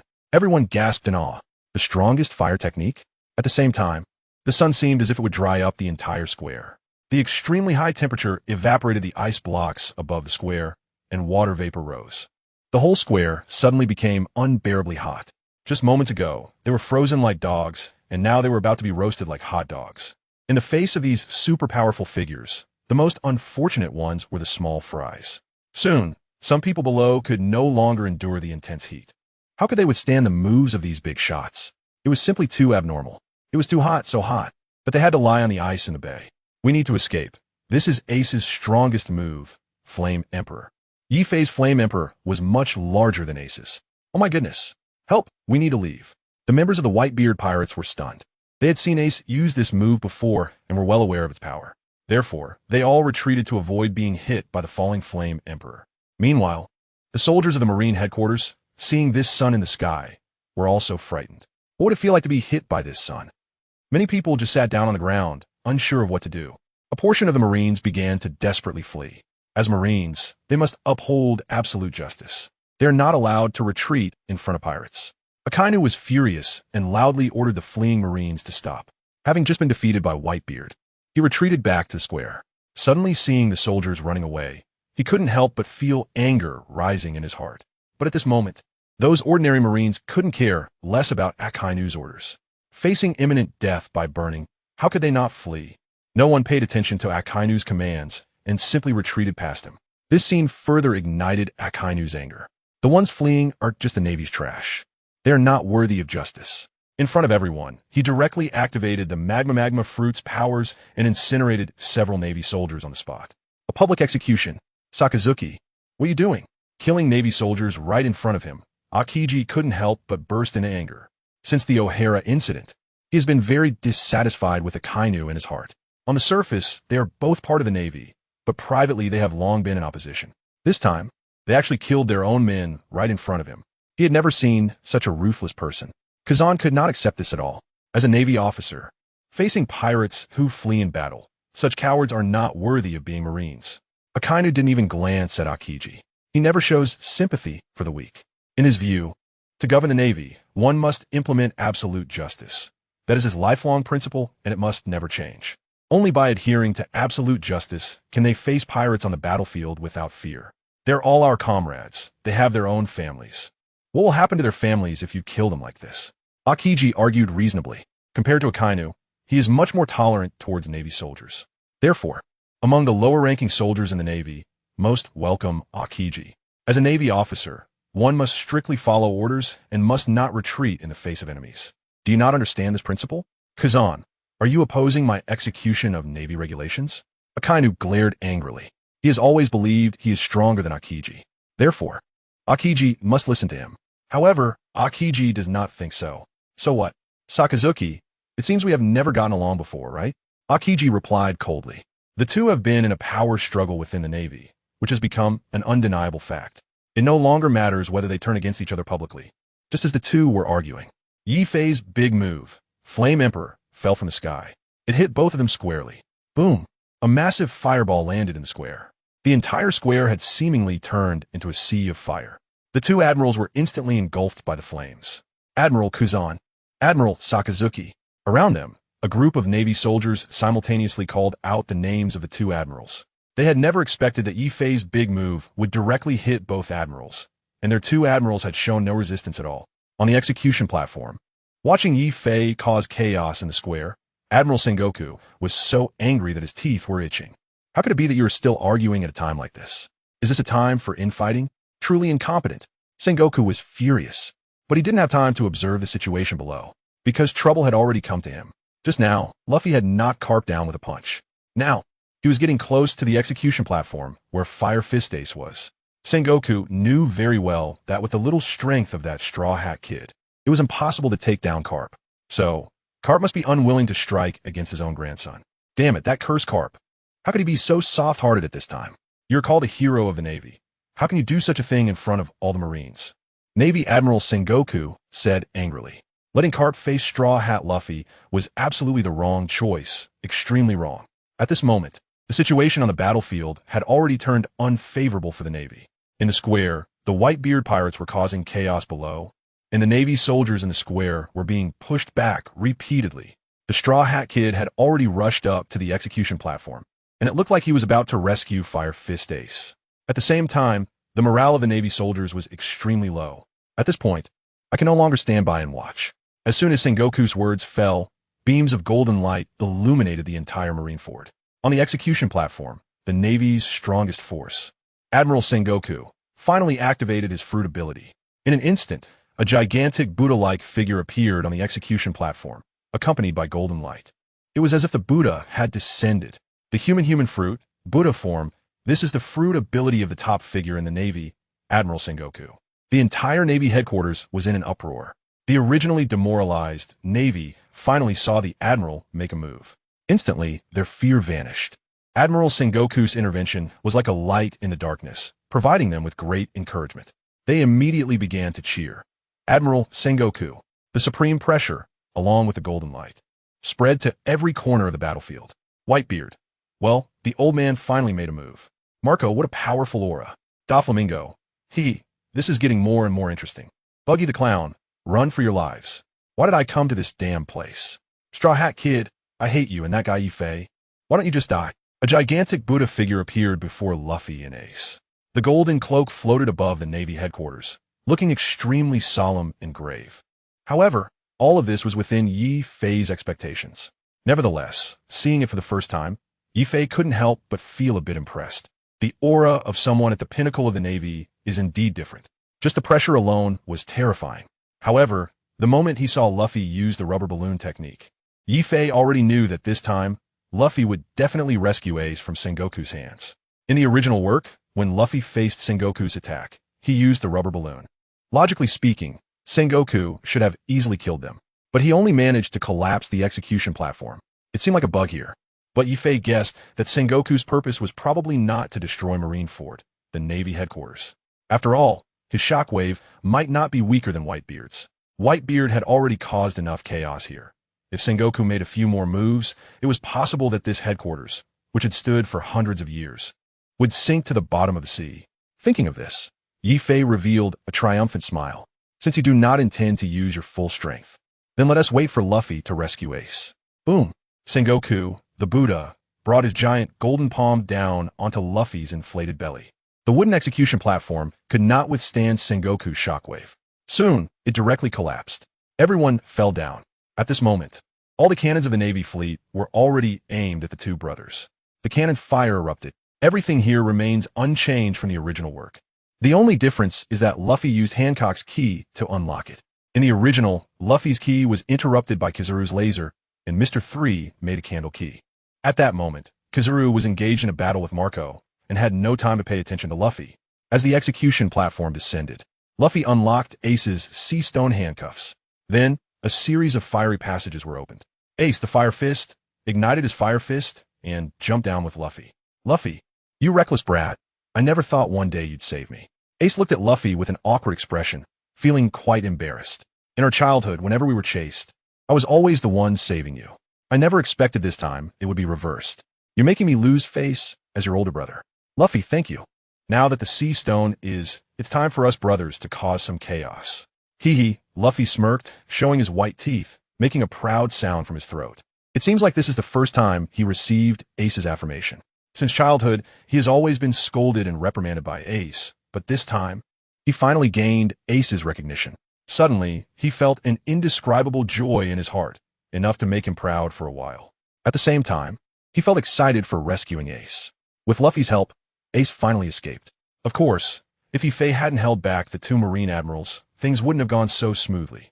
Moreover, the development of events was even faster than Yifei had anticipated. Could it be because of my appearance? Yifei pondered to himself. However, the situation was not over. The next part was the most critical. Although Ace escaped from the execution platform, he had not yet escaped from Marineford. There are still 100,000 Navy soldiers, 3 admirals, 7 warlords of the sea, and too many powerful opponents. Yifei knows very well that even at this moment, he cannot guarantee whether Fire Fist Ace can survive. As long as there are ruthless pursuers like Akainu, wanting to stay alive is a very difficult thing. At this moment, Yifei is already calculating how to change the situation. The Whitebeard pirates actually have such powerful individuals. I really underestimated them and didn't notice it at all. Just as Yifei was pondering over his strategy, a voice came from behind him. The crew of the Whitebeard pirates was completely shocked. This person is Admiral Akainu. At this moment, he is dripping with magma. After just taking the strongest move of the fire type from Leafy, the Emperor of Flames, he can still stand unharmed. Is he even human? The Admiral's power is indeed too strong. Leafy's fire is completely ineffective against him. Leafy, we should run. That's right, we have already saved Ace. now we can leave. Many of Whitebeard's crew members have started urging Leafy to retreat. At this moment, Leafy also wants to escape. After all, he is facing an admiral of the Navy. As a pirate, he knows that his strength may make it very difficult to fight a Kainu. However, Leafy knows even better that the Navy won't let them go so easily. There is only one solution. They can only fight them to the end. Generally, dealing with the Navy is easier. But facing an admiral-level opponent, Leafy realizes that defeating them is not an easy task. Just now, that move, the Emperor of Flames, Leafy originally knew would not cause them any harm. And the facts have proven this. In the original story, from the battle between Ace and a Kainu, it can be seen that a Kainu can easily crush him. The reason why the Whitebeard pirates are so strong is entirely because of Whitebeard Edward Newgate. This 70-year-old man, after experiencing more than half a century of sailing life, still stands at the pinnacle of piracy. This is enough to illustrate his position in the Whitebeard pirates. Currently, the Whitebeard pirates are completely supported by him alone. Although Marco is powerful, his devil fruit abilities have significant limitations, and he cannot support the entire pirate crew by himself. The current Fire Fist Ace is the same. Although he has unlimited potential for development, he cannot bear the weight of the Whitebeard pirates at this moment. Therefore, in the original work, shortly after Whitebeard's death, the Whitebeard pirates were completely defeated. This is exactly the reason. Seeing a Kainu staring coldly at him, Yi-Fei did not retreat. At this moment, if he were to step back, it would already mean a loss in momentum. Moreover, they were at Marineford, making it difficult to escape. "Kit, what's your name?" A kind of fixed his gaze on Yi-Fei. Since the moment this young man blocked Squard's blade, he had been paying attention to him. Furthermore, just now on the platform, he also noticed Yi-Fei using his fire abilities. Not only did he defeat the bear, but he was also able to fight against Akiji. "Whitebeard pirates, Yi-Fei," Yi-Fei replied, shouldering his wolf fawn club. As a pirate who knows the original story, Yi-Fei was very clear about Akainu's abilities. The destructive power of the magma fruit far exceeds that of the ice fruit. Even with his burning fruit combined with Ace's flame fruit, it would still be insufficient to restrain him. Otherwise, the recent big move, the Flame Emperor, would have cost him his life. Now that he was unharmed, it indicated that flames had no effect on him. Just as it was admitted in the original work, Akainu himself acknowledged, flames are completely insignificant in front of his magma. Pirate? You call yourself a pirate. Do you think it's honorable? They're just a bunch of ants chasing after profit. They plunder everywhere for their own interests, yet they think they are upholding their dreams. It's simply ridiculous. Akainu scoffed coldly. As a Marine Admiral, he despised pirates immensely. He constantly thought about completely defeating them. Hearing this, Yi-Fei coldly smiled. What honor is there in your absolute justice? A person who can kill his own subordinates as enemies to achieve his goals. What honor can he speak of? The justice of the Marines is not something you young ones can understand. Your name is Yi-Fei, right? If you're willing to quit the Whitebeard pirates now and join the Marines to eliminate Whitebeard with me, I will spare you and even make you my right-hand man. Hearing this, Yi-Fei's expression changed dramatically. You want me to be a Marine and eliminate Whitebeard? Is this person's brain kicked by a donkey? It's utterly ridiculous. After laughing, Yi-Fei immediately began to curse. Red Dog, will you take me, Yi-Fei, for? Red Dog, although I, Yi-Fei, have no great abilities, I absolutely have no intention of being a traitor. You, a disgrace to the Navy, are not even qualified to make me submit. Yi-Fei's curses left the group of Navy officers dumbfounded. They knew that Akainu was a respected admiral in their Navy. No one had ever dared to speak such outrageous words to him. Even during the Warring States period, no one would dare to directly insult Akainu like this. Moreover, the one called Yi-Fei kept calling him Red Dog. You nameless pirate, clearly you want to court death. In the face of Yi-Fei's cursing, Akainu's expression grew darker. For the first time, someone openly insulted him as Red Dog, and in front of all the Navy officers.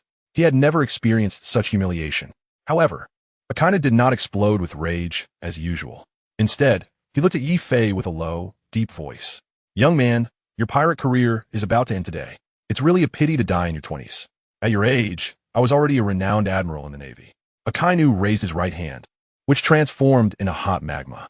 He had made up his mind to completely erase this young man named Yi-Fei from this world. Then you could try, Yi-Fei responded, smashing the wolf fawn club on the ground, causing a crack to appear in the square. There was no need to use the power of the flame fruit against Akainu's magma fruit. The death of Ace in the original story had already informed Yi-Fei. The magma fruit comes from deep within the earth and belongs to the natural type. The temperature of fire can never surpass it. Moreover, even Whitebeard, who possessed the tremor fruit, found it difficult to kill Akainu. This is the terrifying aspect of the magma fruit. Even if it hits, it's useless and just wastes stamina. Fire-type attacks are ineffective against it. So, the only option is to use animal-type abilities, Kaido's technique. Thunderbagua. This is the only S-level move currently mastered by Yi Fei. With his domineering presence against the natural type, Yi Fei can naturally hit Akainu. Just now, he used it once in the battle against Bartholomew Kuma, one of the 7 warlords of the sea, but it did not achieve the expected effect. Although he was unsure of its effectiveness, Yi Fei decided to take a chance. Just as the two were about to start their battle, a voice like a bell resonated from a nearby square. Sons, we have achieved our goal, and now it's time for us to escape. The new world is our domain. Whitebeard's voice echoed throughout the battlefield. Upon hearing this, everyone was taken aback. But soon, all the pirates reacted. They raised their weapons in response to Whitebeard's decision. Woohoo! Finally leaving this damned Marineford. Old man, let us go back to the new world together. That is our territory. Navy, make way for us. The pirates cheered loudly, turning around and running towards the bay. The Navy was left dumbfounded. Escape? Whitebeard is actually going to escape. Is he that kind of person? He is a man who aims to dominate the pirate world. And he actually uttered the word escape? The man known as the strongest in the world. Is he really like this? It is said that Whitebeard has never spoken the words escape. All his wounds were inflicted from facing his enemies head-on, with not a single wound on his back. He has always confronted his enemies directly and has never run away. This time, however, I acted like a coward. This is something that all navies did not anticipate. Of course, Whitebeard has his own considerations. After all, this is Marineford, and the strength of the Navy is truly formidable. Even if he could disregard his own safety, he had to consider all the crew members. Ace has already been rescued. Now, as long as they return to the New World base, the Navy will be powerless against them. Although it seems like they are fleeing, in reality, they do not want the entire pirate crew to suffer significant losses. Meanwhile, the transponder snail in Marineford broadcast the scene of the Whitebeard pirates escaping during the War of the Best to the entire world. Navy, what are you doing? How could you let these vicious pirates escape? With 100,000 Navy troops, you just let them run away? This is outrageous. The Whitebeard pirates must not escape. The crowd is shouting, insisting that the Whitebeard pirates cannot be allowed to flee. Fleet Admiral Sengoku is also gritting his teeth in anger. For hundreds of years, Marineford has always been the headquarters of the Navy, yet it is now in disarray because of the Whitebeard pirates. Moreover, they have rescued Ace. This is the naval headquarters. Do you think you could just come and go as you please? If this gets out, wouldn't it be a laughingstock? 100,000 Navy, 3 great generals, the 7 warlords of the sea. These are the strongest forces in the world right now. Let them escape? What about the face of Marine headquarters in Marineford? What about the face of the Navy? What about the face of the world government? What about the face of justice? It's not that easy. Marines, we absolutely cannot let the pirates escape. Immediately pursue. Sengoku immediately issued the pursuit order. At the same time, Akainu, who was preparing to engage in battle with Yefei, also received Sengoku's command. The son of the great pirate Roger, the son of the Revolutionary Army's dragon, must be executed. After Akainu said this, he activated the magma fruit ability. For Akainu, Luffy and Ace are the roots of pirate evil. Evil blood flows in their bodies. Only by killing them all can he thoroughly deter pirates all over the world. He then abandoned Yefei and flew directly towards Fire Fist Ace and Luffy. In his view, Yefei could be spared, but those 2 brothers must be executed. Meanwhile, Admiral Akiji and Admiral Kazuru had already flown towards Whitebeard. The scene before Yefei made him very nervous. For Yefei, it was both unfamiliar and familiar. In the original work, it was because of Akainu's pursuit that Ace sacrificed himself to save Luffy. This is also what Yefei is most worried about. I absolutely cannot let this happen again. Yefei secretly made up his mind. Then, he lifted the wolf-toothed club and followed behind the Red Dog. For the first time, Yefei was determined to pursue the immensely powerful Navy Admiral. If this were in the past, it would have been impossible. But this time, Yefei was determined to do it. No one could change his will. Meanwhile, members of the Whitebeard pirates had already begun to flee the square, heading towards the bay. There, several icebreakers were waiting for everyone. The ice had been carved into navigable waterways. Now, they just needed everyone to board the ship. Whitebeard and Marco were holding off Admiral Akiji and Admiral Kizuru to buy time. At the same time, Fire Fist Ace and Straw Hat Luffy were fighting against the Navy soldiers. The entire battlefield was once again engulfed in fierce combat. Ace behind you, Luffy shouted. These people are not our opponents. Ace was unconcerned. At the same time, he had already activated his fire abilities, with flames roaring around his body. He had just seen everyone lamenting his helplessness in their efforts to save him.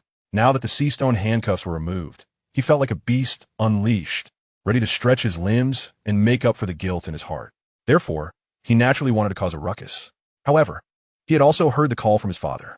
Regarding his father's command, Ace could only comply, and he quickly began to deal with the surrounding minor enemies to prepare for escape. With this seamless cooperation between the two brothers, Ace and Luffy swiftly dealt with some of the Navy's minor enemies. Ace, let us move faster and get back to the ship, Luffy shouted ahead. Today, his mission was to rescue Ace. In his eyes, this goal has already been achieved. Now is the best time to escape. Luffy, when did you become so cowardly? Aren't you supposed to be the man who wants to be the Pirate King? Being this timid won't do. Ace scratched his head and replied with a disdainful expression. I'm the one with the power of the Mara know me, as strong as a warlord. Luffy, you underestimate your brother too much. This kid used to always say he wanted to be the Pirate King in front of me.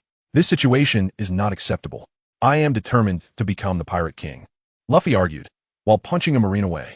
Although Luffy wants to be the Pirate King, this is really not the time to show off, and he doesn't have the strength for it right now. On this point, Luffy is very clear. He is not arrogant to that extent.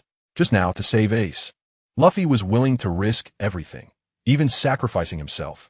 But now that the goal has been achieved and Ace has been rescued, staying in Marineford and wasting time with these people has no meaning anymore. He still has to set sail. So Luffy changed his mind. Right now, escaping to save their lives is the most important thing. Forget it. I won't argue with you. Ace shrugged and was about to escape with Luffy. At this moment, he was completely unaware that danger was approaching from behind. Admiral Akainu had already brought his men to pursue them. Several streams of magma passed by, instantly turning some members of the whitebeard pirates running behind into ashes. They didn't even have a chance to scream. You just rescued Ace, and you're already retreating. The whitebeard pirates really are a bunch of cowards, Akainu mocked from behind, targeting the fleeing Ace and Luffy. You two don't worry about so much. Just run quickly, Jinbe said while running to the two brothers. This is obviously the simplest provocation. At this moment, he was worried that the two would fall for Akainu's trick. Seeing that Ace didn't turn back, Akainu continued to speak loudly. The captain is just like that, and the crew beneath him isn't much better. In the end, Whitebeard is just a loser of the previous era. Akainu deliberately raised his voice. As soon as these words were spoken, Ace, who was originally fleeing, stopped in his tracks. Loser, Ace replied coldly, his calm expression unable to hide the anger in his heart. Before joining the Whitebeard pirates, Ace had challenged Whitebeard multiple times to prove his strength. Wanted to take his head, but after encountering Whitebeard, he felt the man's strength and generosity. Even though he always wanted to kill him, Whitebeard had long regarded him as family.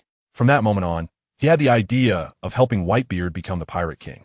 Now, someone was whispering in his ear that Whitebeard was a loser. How could he swallow this insult? Ace resolutely refused to accept it. Therefore, he stopped. Oh no, Yefe, who was following Akainu, felt a pang of anxiety upon seeing this scene.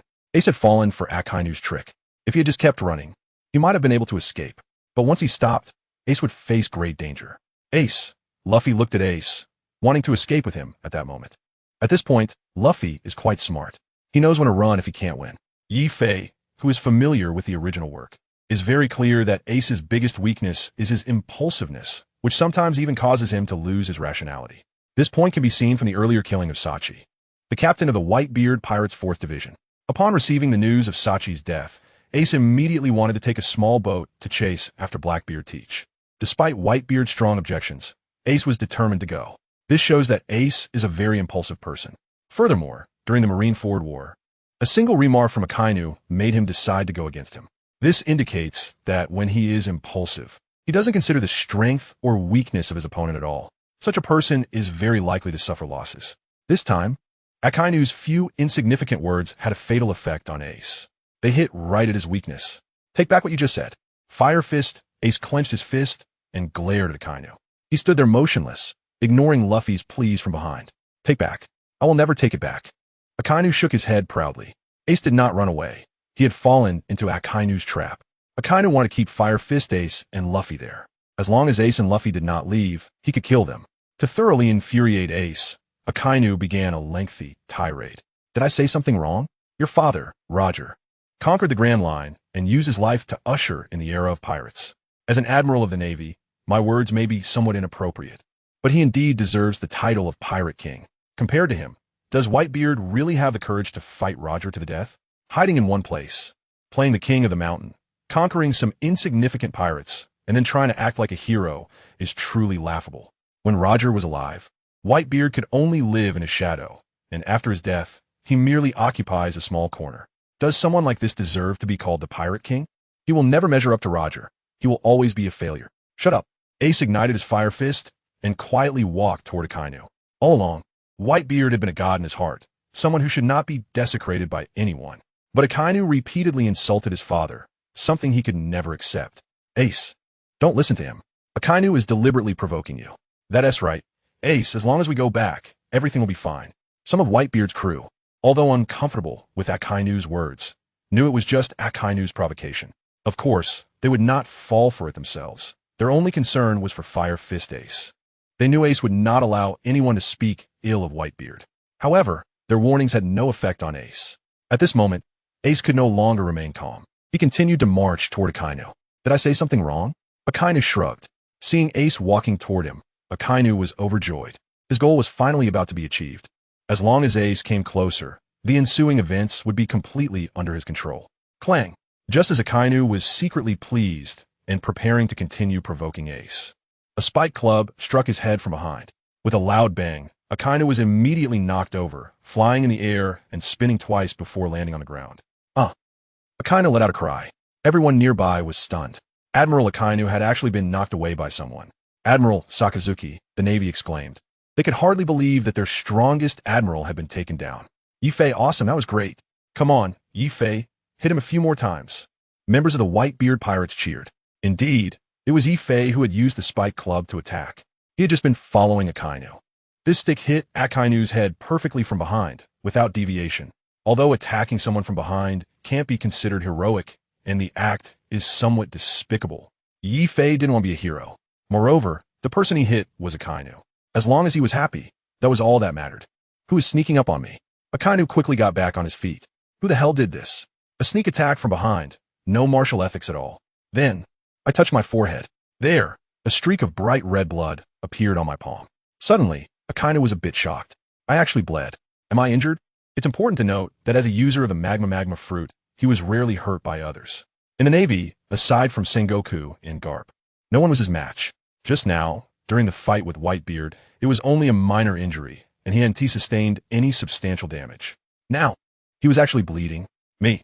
Yifei curled his lips into a cold smile. That move just now was indeed the Thunder 8 trigrams. It was just right to take advantage of Akainu's attention being focused on Ace. He finally seized the opportunity and gave him a blow. However, although Yifei exerted a lot of effort, he couldn't take him down directly, which is really a pity. But a general is not so easy to deal with. Yifei was naturally very clear about this. Akainu's expression showed extreme shock. Just now, he thought it was Whitebeard launching a surprise attack from behind. However, he never expected it to be a young guy around 20 years old. Soon, Akainu remembered.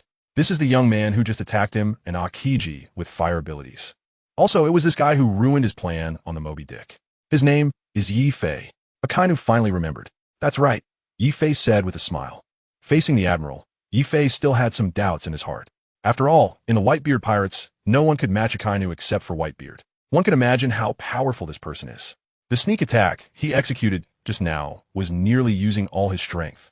Akainu was knocked down, but not defeated. Kid, are you looking for death? Akainu asked seriously. However, he couldn't help but be shocked by this young man who was able to injure him. He must have been caught off guard and was attacked. That's why he got hurt. After all, he wasn't paying attention. However, being injured by a kid made Akainu feel quite embarrassed. To regain his dignity, he must erase him. Yifei, what are you doing? Hurry up and run. As soon as Akainu finished speaking, Ace shouted desperately from behind. Just now at the execution platform, Ace also saw Yifei's abilities. But dealing with Akainu is not that easy. Moreover, this time, Yifei suddenly charged forward, making Ace feel very guilty. He had already fought with many people to cooperate with Luffy to save himself. Now facing Akainu again, Ace was very agitated. Previously on the ship, Ace and Yifei often drank together. Although there was a significant gap in strength, the two still acted like friends. Now, Ace didn't want to see Yifei take risks for him. Instantly, his provocation towards Akainu began to return to some rationality. At this moment, He began to worry about Ace. Ace, if you're not running, why should I? Yifei smiled slightly and retorted. In fact, he wanted to leave. But if he did, Ace would definitely die. Because Ace would never leave, whether as a pirate or a fan of the sea. Yifei did not want to see that outcome. So he stayed.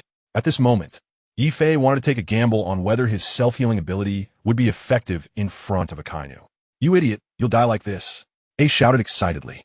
Ace knew a bit about Akainu's abilities. He just wanted to desperately uphold Whitebeard's dignity. That's why he dared to challenge Akainu. But Yifei, what are you doing? Ace, you underestimate me too much. I won't die.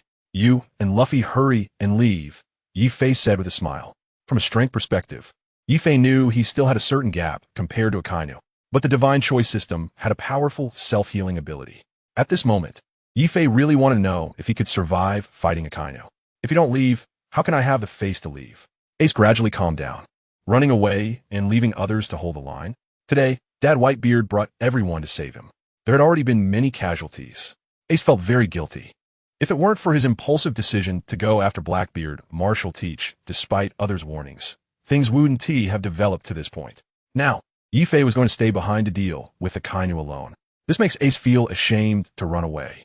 Although he is not an overly sentimental person, as a man, he absolutely cannot leave. Yifei feels a bit helpless. From what he knows about Ace, he wouldn't just walk away.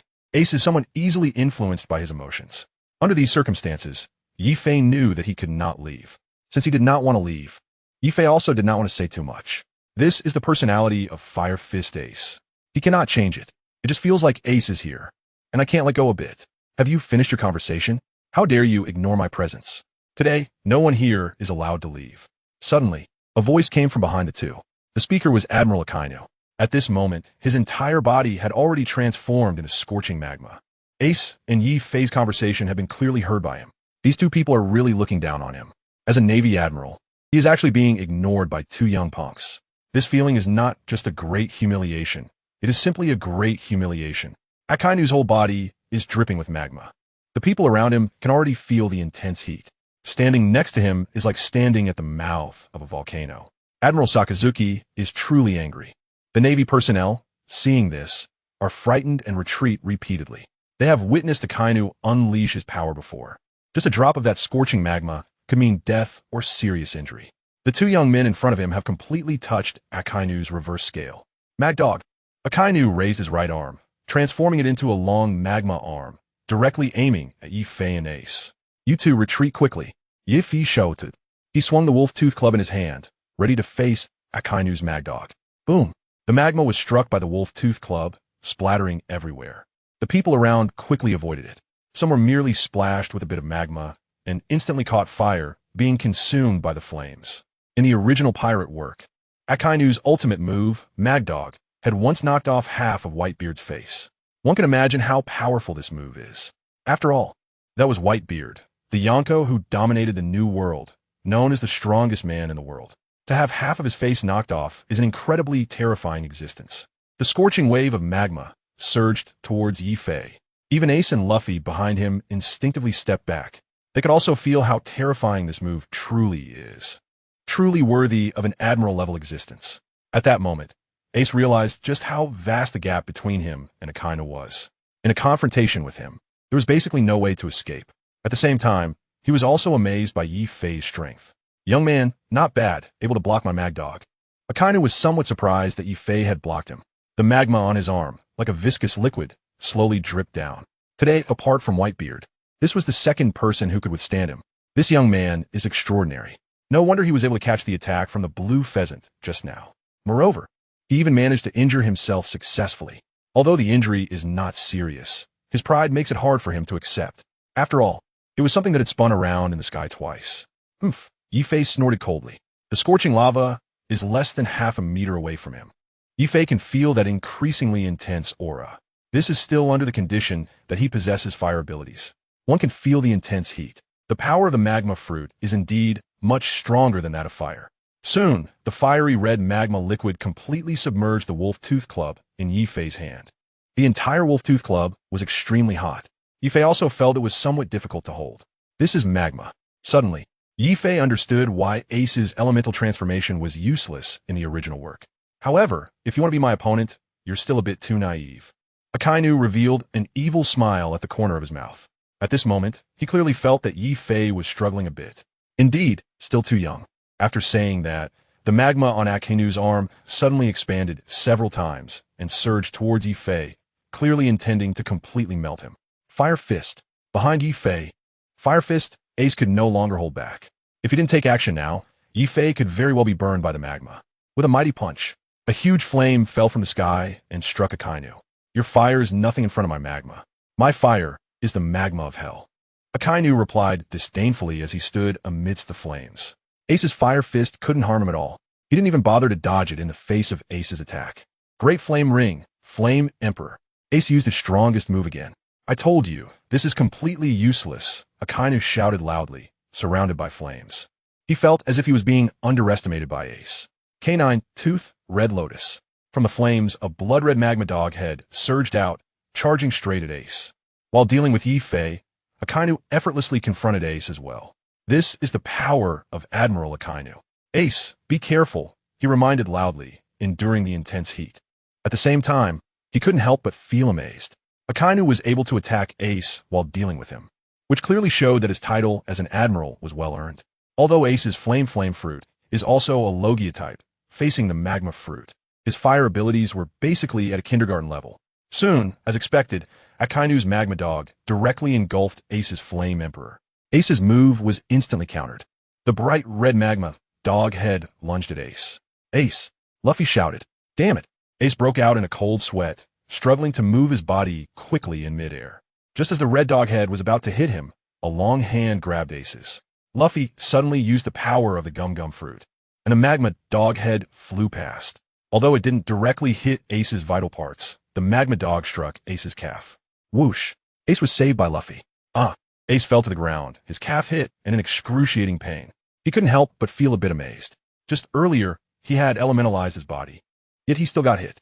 Luckily, Luffy had pulled him back. Otherwise, he would have been directly struck by the magma dog and would likely never set sail again. Seeing Ace on the ground, Luffy hurried to help him up.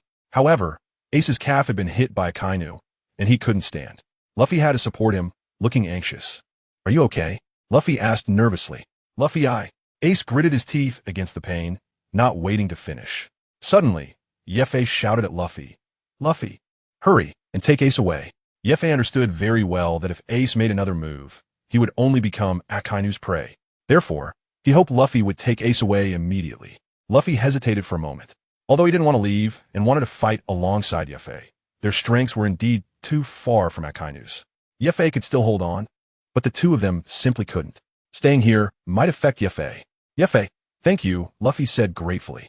If Yefe hadn't intervened with Ace's temper, he might have died here today. At this moment, he just wanted to take his troublemaking brother Ace away. Stop talking, let's go. Yefe shouted. Don't delay me. Seeing this, Luffy had no choice but to pull Ace forward. Luffy, don't pull me. Yefe is still fighting. I can't just leave. Ace tried to struggle desperately, but the injury on his foot was already severe. His calf was severely burned, and he couldn't stand at all. Even in such a situation, Ace didn't want to leave. Ace, Luffy shouted angrily.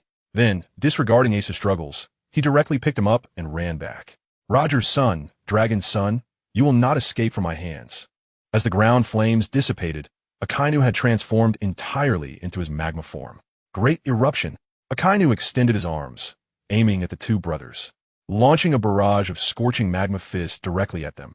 Just as they were about to be hit, a faint blue wing blocked behind the brothers. We finally rescued Ace. We can't let him be killed so easily. Protecting Ace was also Marco's mission. The 1st Division Captain, Marco, seized the opportunity to activate the Phoenix ability, blocking Akainu's attack. The Phoenix Fruit has a powerful recovery ability. Even in this situation, it could only temporarily withstand Akainu and couldn't push him back at all. These nuisances just keep popping up, Akainu said impatiently. In his eyes, Marco was just a nuisance, with no strength to confront him. Meanwhile, his right hand was still battling Yefe, and dealing with two groups was indeed a bit troublesome. The young man in front of him was truly annoying.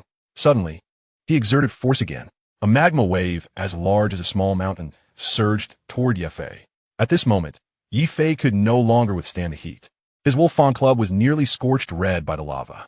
If he didn't retreat soon, his hand would likely be injured. Then, Yefe raised his Wolfang club and jumped into the air. Looking at the club in his hand, the head was already glowing red. He could only feel the handle burning hot in his palm. Subsequently, Yi Fei threw the Wolf Fang club into the air to let it cool down. When he caught the club again, the temperature had already decreased. To escape from the old man's hand, Yi Fei, you have some skills. Akainu watched Yi Fei, who was jumping into the air, slowly descending. The corner of his mouth curved slightly. But next, what will you do? Hellhound. Standing on the ground, Akainu aimed his lava-covered arm at the descending Yi Fei. At this moment, Yi Fei had no way to dodge in the air. Now was the best time to attack. As soon as Akainu's words fell, his lava arm transformed into a long stream of magma, roaring towards Yi Fei. The crowd was astonished. With no foothold in the air and being targeted, it was like being a live target. Yi Fei, First Division, Captain Marco, watched in fear. At this moment, it was impossible for him to fly over to block Akainu's Hellhound. The speed of the Hellhound was not any slower than his. Suddenly, he remembered Whitebeard's words. He must ensure Yi Fei survives. But now, he couldn't catch up to save Yi Fei. The Hellhound had already flown past. Yi Fei should have no way to escape. Suddenly, Marco felt a wave of sorrow. Captain Yi Fei, all the crew members of the Whitebeard pirates shouted from the ground. Meanwhile, Akainu's Hellhound had already approached Yi Fei, just when everyone thought Yi Fei was about to be hit. Whoosh! Suddenly, Yi Fei disappeared in midair. The crowd went pale. How could this be? Yi Fei actually vanished? Yi Fei! The members of the Whitebeard pirates shouted from below. Even Marco, Luffy, and Ace beside him felt extremely shocked. A living person had actually disappeared. No one expected this. Nanny? Akainu was secretly startled. He had indeed thought that this move would directly hit Yi Fei, but he clearly felt that his fist did not hit the opponent. He must have escaped. But how did he get away? Did he use Moonwalk? Or Shave? Even with Moonwalk, it shouldn't be that fast. Besides, Moonwalk is one of the Marine 6 styles. He is just a pirate and shouldn't know such techniques. Akainu was quite confused. Just then, the sky suddenly darkened. A huge dark cloud covered the area above the Marine headquarters. Instantly, the entire island was enveloped in darkness. Garp! It seems an extraordinary person is about to appear. Admiral Sengoku looked seriously at the dark clouds in the sky. Within the clouds, there seemed to be a powerful and mysterious force. Ah, I see it. Hero Garp raised his head. Standing on the platform, he could already feel that overwhelming aura. Immediately, a bolt of lightning streaked through the clouds, and a tremendous thunder echoed throughout the Marine headquarters. Then, roaring sounds emerged from within the clouds. Everyone looked up at the sky, and a familiar figure appeared in the sky. It was Yi Fei. Everyone was instantly stunned. Admiral Sengoku, it's him again. Hero Garp, it seems we are all people abandoned by the times. This world already belongs to the young. Whitebeard, Kurara, my vision will never be wrong. Marco, this kid. Moonlight Moria, Kaido, Boa Hancock. Is this person Luffy's brother? Admiral Akainu, I'm very surprised. This person's danger level is much greater than that of Roger's son or Dragon's son. Just as everyone was in shock, Yi Fei, suspended in midair, smiled slightly and looked down at the entire square. That last attack had almost hit him. Fortunately, he used the power of the dragon fruit to fly into the air. Looking at the dark clouds above, Yi Fei felt a bit puzzled. Could activating the dragon fruit have this effect? Just as Yi Fei was wondering, the system's voice echoed in his mind again. Ding! The host successfully dodged Admiral Akainu's move, Hellhound. The host's combat ability has increased. Reward: the host's hockey ability has increased. Congratulations to the host for obtaining Advanced Armament Hockey. Congratulations to the host for obtaining Advanced Observation Hockey. Congratulations to the host for obtaining Advanced Conqueror's Hockey. Yi Fei was immediately stunned. It had only been a short time since binding the fusion system. The 3 types of hockey had already been upgraded to Advanced. Moreover, it was an automatic upgrade, upgraded to Advanced in battle. That's incredible. No wonder it's the fusion system. Yi Fei couldn't help but admire it. Seeing all the gazes below focused on him, Yi Fei smiled slightly. At this moment, he was overflowing with confidence. With all 3 types of hockey reaching advanced status, it was time to test his abilities. Akainu watched closely. Yi Fei thought to himself. Originally, the 3 types of hockey were only intermediate. It was still quite difficult to confront Akainu. But now that they had been upgraded to advanced, Yi Fei could clearly feel that he was somewhat different from his previous self. He couldn't quite say how, but he felt better and better. Suddenly, Yi Fei had a feeling of controlling everything. With the 3 types of hockey upgraded to advanced in battle, could he fight against it? Saying that, Yi Fei activated the power of the dragon fruit again. As the fruit's power was just activated, Yi Fei felt as if his body was being elongated. His limbs were also undergoing changes. Am I going to turn into a dragon? Am I really going to turn into a dragon? Yi Fei felt an indescribable excitement. Just as Yi Fei was secretly pleased, the crowd in the Marine headquarters square was already dumbfounded. They witnessed Yi Fei slowly transforming into a dragon. Damn it, he really is a troublesome guy. Sengoku gritted his teeth. At this moment, he realized that the situation had drastically changed. This unknown opponent that suddenly appeared is getting stronger and more troublesome with each fight. Is that Kaido? Run away. It really is Kaido. Gecko Moria is sitting on the ground, scared out of his wits.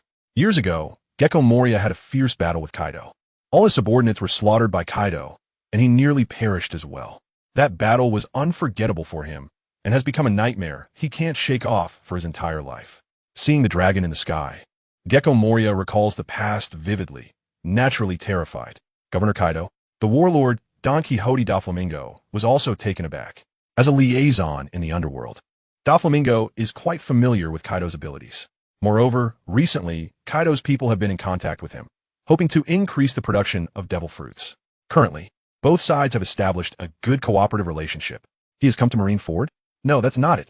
Doflamingo quickly shook his head and soon realized. This cannot be Governor Kaido. Kaido's dragon form is a bluish dragon. However, the dragon in the sky is golden. Very different. Who on earth is this? Who on earth is this?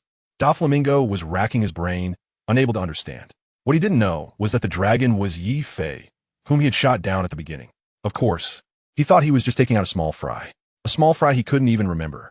However, Doflamingo could never have imagined that that one shot would make him regret for the rest of his life. Meanwhile, Whitebeard was stunned, and once he realized what was happening, he began to laugh triumphantly. He had long seen that Yi Fei was hiding his strength, but he never expected him to hide so much. Old man, what's going on? The immortal bird Marco jumped to Whitebeard's side, looking up at the sky in shock. He couldn't believe that Yi Fei was the dragon in the sky. Yi Fei, my son, you truly haven't let me down. Kulalalala. The times have already cast us old men aside. This group of remnants from the old era can no longer be accepted by the world. This era belongs to the young people now, Whitebeard said with a smile. The meaning of this statement indicates that he is already old. However, he says it with a smile, and deep down, he feels very happy. The Whitebeard pirates finally have a successor. This is the most gratifying thing for Whitebeard. Old man, Yi Fei is really not the same as before. Did he eat the same fruit as Kaido? Marco looked at the golden dragon in the sky. This is really similar to Kaido's ability. However, Kaido belongs to the Azure Dragon form. And what's up with the fire-type ability? Could it be that Yi Fei can mimic all fruit abilities? Or is there some other reason? That's right. Do you still think he can't be the 4th Division captain? Whitebeard glanced at Marco, who was standing by his feet, and asked proudly. Compared to Marco's wild guesses, Whitebeard valued Yi Fei as a person even more. Old man, don't make fun of me, Marco said, appearing extremely awkward. Originally, he had some doubts about Old Man appointing Yi Fei as the captain of the 4th Division. But now it seems that Yi Fei's abilities are not just suitable for the captain position. At the very least, he could be the vice captain.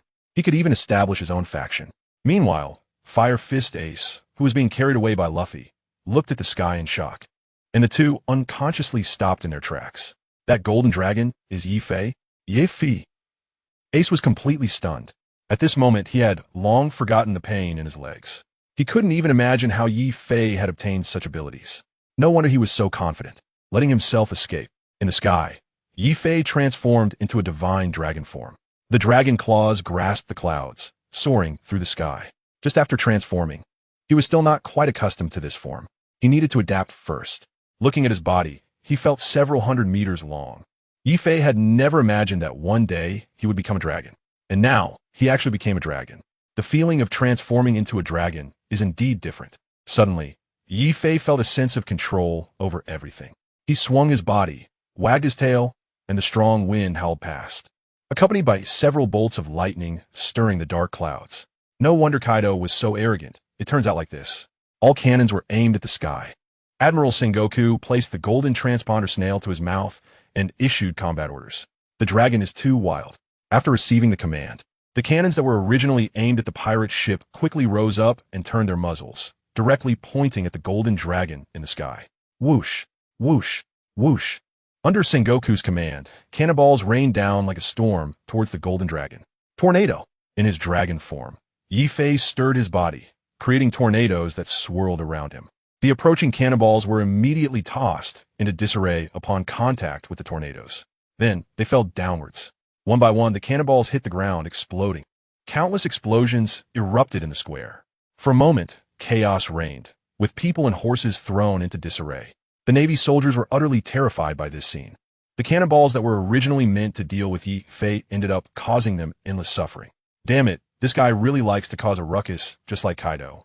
Sengoku gritted his teeth. Kaido had previously caused havoc in the Navy's territory like this. Unexpectedly, another Kaido had appeared this time. Akainu, who had just been standing still, was also dumbfounded. He never expected that Yi Fei could turn into a dragon. When he finally reacted, his first thought was, "This is bad." Meteor volcano. Akainu shouted, raising his arms toward the sky. Massive magma projectiles shot into the air. In the sky, Yi Fei had already sensed the numerous waves of heat rushing towards him. Activating his observation haki, he twisted his body to dodge Akainu's meteor volcanoes one by one. Dragon breath. At the same time, in his dragon form, Yi Fei opened his mouth wide. A golden beam shot towards Akainu on the ground. Boom! With a loud bang, a deep pit several meters wide was blasted into the square of the Marine headquarters. This move was aimed at Akainu, so it hit Admiral Akainu accurately once again. As the smoke cleared, a group of Navy soldiers surrounded the deep pit and shouted into it. After a while, "Well, it's the first time I've been directly hit like this." Akainu, who had been knocked down, slowly crawled up from the pit.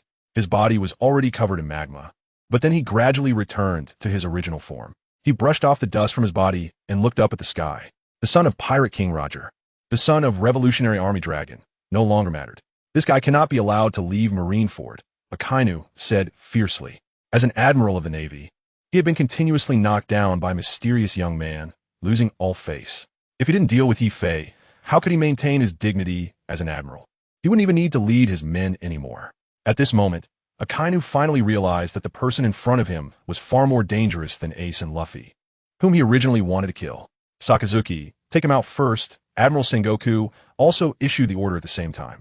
Although he and Akainu didn't get along well, their thoughts on this matter were highly aligned at the moment.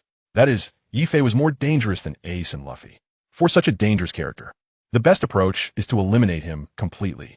There should be no future troubles, otherwise it would lead to endless disasters. Do I need to say it? Akainu said disdainfully as he climbed out of the deep pit and stood on the square again. In the sky, Yi Fei also saw Akainu climbing out again. The red dog was indeed not simple. Hovering in the sky, Yi Fei muttered to himself. The ground had collapsed, yet this old guy was still alive. Yi Fei had originally planned to gain experience from the admiral, but it seemed that wouldn't work. Although the dragon breath move was decent, it still couldn't kill Akainu. This guy has a really tough life. Suddenly, Yi Fei remembered from the original work how Akainu, who had endured multiple hits from the Tremor Fruit ability, was still able to pursue Luffy unharmed. It's easy to imagine that this Navy admiral is really not that easy to deal with. Just as Yi Fei aimed at Akainu, preparing to unleash dragon breath once again, countless massive magma projectiles were slowly descending from the sky. This is exactly the ability of Akainu's meteor volcano that he just activated. It can penetrate deep into the clouds, drawing out more magma meteor showers. Observing with observation haki, Yi Fei moved his body, constantly dodging the magma attacks. Akainu let out a cold laugh. Pirates are just pirates. All they know is to run away. Meteor volcano. Akainu activated the meteor volcano again. Streams of magma fists continuously struck into the sky. Then, like raindrops, the magma fists broke through the atmosphere and came crashing down. Damn! Yefi Jursit Inyardi. With so many magma fists and such high density, it was clear that they didn't want to survive. With Yi Fei's body being hundreds of meters long, dodging was quite difficult. Fortunately, his observation haki was of a high level, allowing him to barely manage to evade the magma attacks. Yi Fei could dodge, but the Navy headquarters in the bay was suffering. Akainu was recklessly using the meteor volcano. Below, it was already a sea of fire. Countless pirates and Navy soldiers were struck and burned by the magma. Sengoku ordered Sakazuki to stop. Beside him, Garp couldn't bear to watch. He had no words against fighting pirates, but the Navy soldiers below were innocent. It should be known that there were 100,000 Navy soldiers here, which was double the number of pirates. So many people, all of them have families. Sacrificing on the battlefield. How heartbroken their families must be. As a vice admiral, Garp naturally feels pained. Garp, we are the Navy.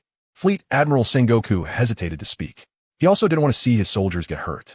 But if the criminal in the sky wasn't dealt with, it would be hard for him to feel at ease. In the era of great pirates, countless pirates rose to power across the seas, making it difficult for the Navy headquarters to cope. Now, another figure like this has emerged. For these powerful pirates, if they are not eliminated, it won't deter other pirates. Only by eliminating these big figures can they effectively intimidate other pirates.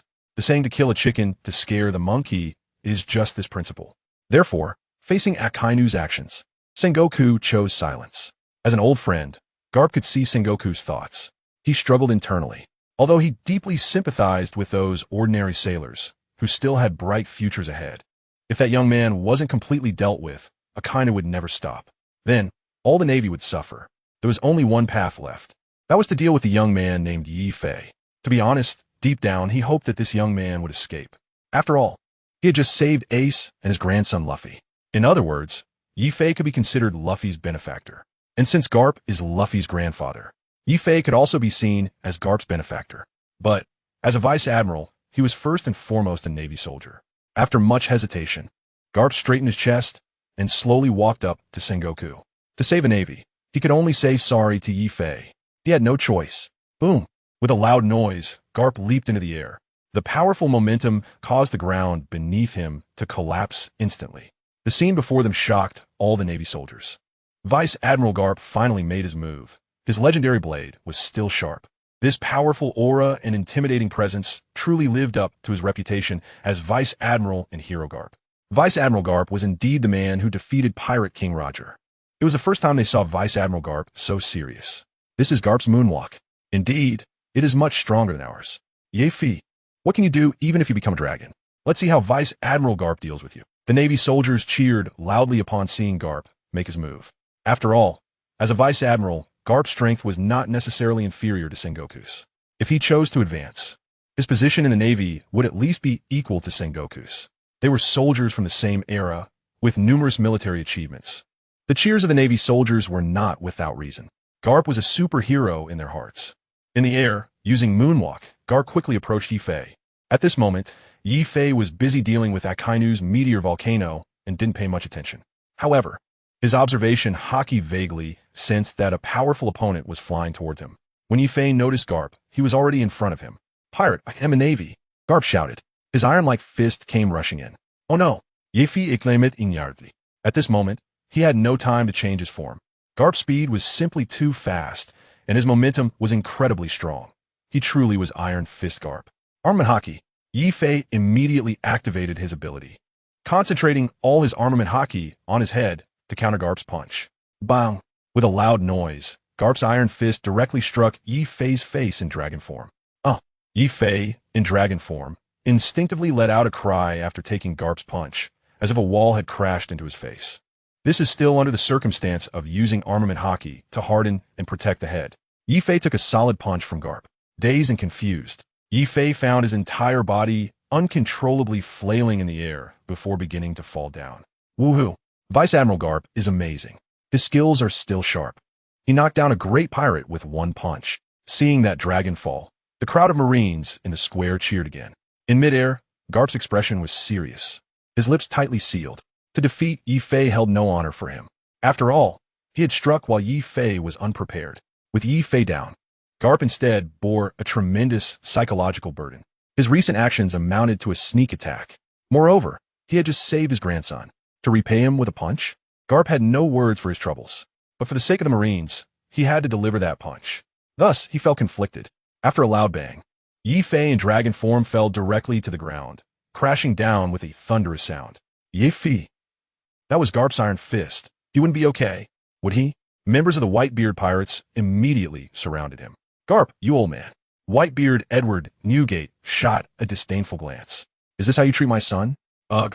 Lying on the ground, Yi Fei transformed back into human form and felt his vision blur, instinctively touching his nose. It seemed to be bleeding. Moreover, his entire face ached, feeling as if it had caved in. No wonder he's called Iron Fist Garp. The title of Marine Hero is indeed well-deserved, Yi Fei muttered to himself. If it were an ordinary person, this blow would probably be fatal. Fortunately, he had just used armament Haki to harden his head. Otherwise, he would likely be unconscious by now. Yi Fei wanted to get up immediately, but Garp's punch was simply too heavy. The old man is so old. yet his strength seems undiminished. Could it really be true, as the original work says, that in the world of pirates, the older you are, the stronger you become? Thinking of this, Yi Fei tried to move his body desperately, but Yi Fei soon realized that he couldn't stand up for the time being. At this moment, a group of members from the Whitebeard pirates had already surrounded him. Captain Yi Fei, are you all right? Everyone was quite concerned about Yi Fei. After all, just now, Yi Fei not only displayed his strength, but also saved Ace in public. This is already a huge achievement. At this moment, Yi Fei is still in a daze. His body is unable to move. After a moment, Yi Fei's consciousness gradually becomes a bit clearer. I'm fine. I just need to rest a little. Yi Fei akardisimise. Carp's fist is certainly not light. Although Yi Fei currently cannot stand up, the divine system has granted him a very strong recovery ability. As long as he rests for a short period, he can quickly recover. Activating the recovery ability, Yi Fei, who is gradually starting to regain consciousness, gives an order to the system. Ding! The host has been heavily struck by Navy Vice Admiral Carp's Iron Fist. The system activates automatic recovery ability. Recovery progress 1%, 2%. Hearing the system's prompt, Yi Fei suddenly feels that something is not right. This time, the system's recovery seems to be much slower than before.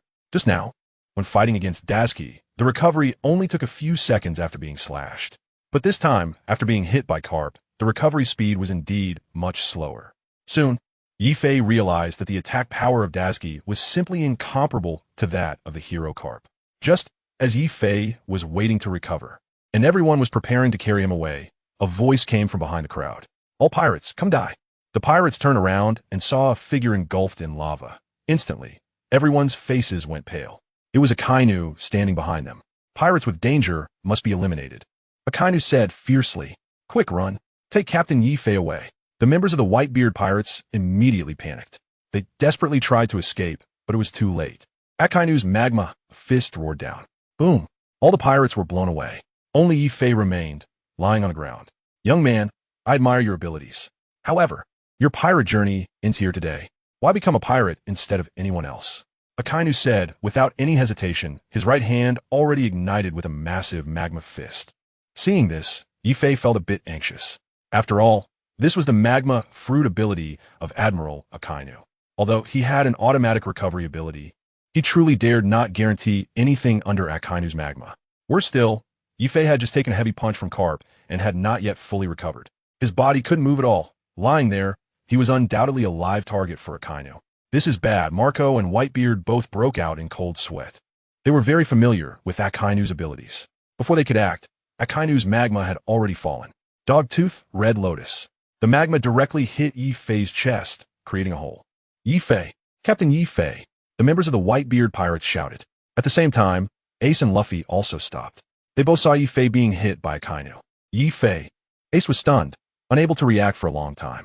When he finally came to, he shouted excitedly, Luffy, put me down. I want to kill him. Ace's trembling voice screamed hysterically. Today, many of his companions from the Whitebeard pirates had sacrificed because of him. And now, Yi Fei had been hit by Akainu while saving him. He felt immensely guilty. Now, he could no longer run away. Ace, Luffy called out. He then put Ace down. Ace, who had just been set down, fell to the ground. Akainu's magma fist had already severely injured his legs. At this moment, he could not stand up at all. But even so, he endured the pain in his legs and stood up with all his might, limping towards Yi Fei and Akainu. Ace, your injury. Luffy said worriedly. Don't mind me, I want to kill him. Ace cried out in pain, continuing to limp forward. All right, I'll stay here with you. Luffy replied directly when he saw Ace unwilling to leave. He was already prepared for battle. Today, Yi Fei saved him and Ace. It was time to repay that kindness. Just as the two were advancing, the captain of the 13th Division of the Whitebeard Pirates, the Water Buffalo Atmos, blocked their way. Ace, don't go any further. Dad and Marco will handle this. You are no match for Akainu. Don't let the Whitebeard Pirates suffer any more losses. Despite Atmos's strong objections, Ace ignored him in a fit of rage. Seeing this, Atmos had no choice but to reach out and carry the two of them. Atmos, what are you doing? Put me down. Ace shouted excitedly, but Atmos paid him no mind. He knew that letting the two down now would mean sending them to their deaths. Meanwhile, Yi Fei was lying on the ground. Just now, Admiral Akainu's dogbite Red Lotus had struck his chest. Injured, Yi Fei had no way to escape. He also did not use his fire abilities for defense, because he knew that his fire would have no effect against Akainu's magma. A hole had been created in his chest from Akainu's attack, just like in the original story with Ace. The magma was burning his body. Ding! The host is taking damage from the magma fruit ability and has lost combat capability. The host's body is currently being eroded by the magma fruit ability and cannot activate self-healing abilities. Yifei did not hear the system's prompt clearly. At this moment, his consciousness was beginning to blur. He could only vaguely hear the system's voice echoing in his mind, with no attention to anything else. Even if you have fire abilities or Kaido's abilities, so what? I have the magma of hell. All abilities are just child's play in front of me. You, a dangerous pirate, must be eliminated, Akainu sneered. At this point, he had already knocked Yifei down, but he still did not dare to let his guard down. He then raised his magma iron fist again, aiming at Yifei. Akainu's actions were witnessed by all members of the Whitebeard pirates. With Yifei in this state, he still wanted to finish him off. This was simply inhumane. Red Dog, I'll fight you. Everyone in the Whitebeard pirates felt indignant. Marco asked in disbelief. Dad, what is he doing? Whitebeard replied with deep anger, that guy.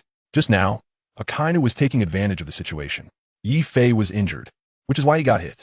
Now that he can't get up, Akainu still wants to deal the final blow. I've never seen such a shameless person. Not only did the members of the Whitebeard pirates look down on him, but even among the 7 warlords, there were those who found Akainu's actions despicable. Mihawk, is this the justice of the Navy? Taking advantage of others? If that's the case, what's the point of staying here? Forget it, I'll leave. My mission for today is complete. I don't need to stay. Crocodile, as expected, a small man. Hancock, how dare he do this to Luffy's brother? As for the opinions of others, Akainu never cared. In his eyes, Yifei was a huge threat to him and the entire Navy. He must be killed swiftly. Boom! The massive magma fist struck Yifei's chest again. The members of the Whitebeard pirates were completely enraged. Originally planning to escape, they all turned around and charged at Akainu. Come on, I'll take you all on. Akainu was very pleased. It should be noted that today's mission was to eliminate the Whitebeard pirates. Their return was perfectly in line with his intentions. The Navy would eradicate them all. With a single command from Akainu, the entire Navy erupted in cheers, rushing once again towards the Whitebeard pirates. At that moment, a huge voice came from not far away. Brats, the New World is our territory. You all better retreat quickly. The speaker was none other than Edward Newgate, also known as Whitebeard. At this moment, he didn't want to see his crew anymore, nor did he want to witness more deaths and injuries. For him, it was a very painful thing. Old man, Akainu has gone too far with Captain Yifei. That's right, old man, we can't just walk away from this. We must avenge Captain Yifei. We have to retrieve Yifei's body. Many pirates shouted loudly. Yifei had just become the captain of the 4th Division, and it was indeed a pity that he was killed so soon. No matter what, they had to get his body back. In their eyes, Yifei was very likely already dead. Even if Yifei couldn't be saved, they absolutely couldn't allow Akainu to further insult his corpse. This is a great insult to the Whitebeard pirates. For the dignity of the Whitebeard pirates, even if it means exhausting everything, we must get him back. Step back, Whitebeard shouted loudly. His voice echoed throughout Marineford. The Whitebeard pirates stopped in their tracks, and at the same time, the Navy soldiers were intimidated by Whitebeard's immense aura and dared not advance. Old man, I'm going first. Marco transformed into his phoenix form and leaped into the air, flying towards Akainu. Phoenix pistol. The phoenix form of Marco released a shockwave that directly hit Akainu. At that moment, Akainu had already transformed into magma form. Marco's impact merely caused the magma on him to splatter around, unable to inflict any substantial damage. He was only symbolically pushed back a few steps. Your attack is useless against me. They say you are Phoenix. Let's see if you can take my moves. Planting his feet firmly, Akainu said with a smug smile. The magma in his hands was already aimed at Marco. Marco kept retreating. Akainu's magma fist was thrown. Just as it was about to hit Marco, a massive figure jumped in from behind. You little brat playing with fire, your opponent is me. This person was none other than Whitebeard. At the same time, the Yami Yami no Mi ability in his hand was activated, directly blocking Akainu's magma fist. Boom! The magma fist collided with the tremor of the fruit. The powerful haki from both sides clashed. Within a radius of several hundred meters, some weaker-willed Navy soldiers and pirates fell to the ground. Whitebeard's Conqueror's haki was formidable. This was a clash between an admiral and a Yonko, truly terrifying. Retreat. Both groups quickly withdrew from the aura of the two men. Taking advantage of the gap in their battle, Marco quickly jumped to the side of Yefei. Yefei, I'm sorry I didn't take care of you. Marco's dead fish eyes were filled with guilt as he looked at Yefei, lying motionless on the ground. As a man, He was very sad but did not shed tears. Previously, he had promised Whitebeard to keep Yefei alive, but now he couldn't fulfill that promise. The regret in his heart had no one to share it with. Yefei's chest had already been pierced by 2 magma holes from a kainu. At this moment, the magma had not dissipated and was still eroding Yefei's body. Marco suppressed the pain in his heart and immediately lifted Yefei from the ground. With his light blue wings spread out, he leaped into the air and flew towards the center of the pirate crew. Atmos, quickly get Ace and Luffy on the ship. You all hurry and retreat. In the air, Marco shouted to Water Buffalo Atmos as he flew back. Atmos, carrying the struggling 2, did not move very fast. Beside him, Ace and Luffy, seeing Marco carrying Yefei, finally gave up their struggles. At that moment, they knew it was all too late. Marco, Yefei. Fire Fist, Ace looked at Yefei in Marco's arms and couldn't help but ask. Now is not the time to talk. I will take Yefei back for treatment. You all hurry back. That guy Akainu, Dad will help us deal with him. Marco said again. Take him back for treatment? That was just a comforting remark for Ace. Given the 2 large holes in Yefei's chest, he knew Yefei was unlikely to survive. At this moment, Marco could not feel any movement from Yefei, not even a heartbeat.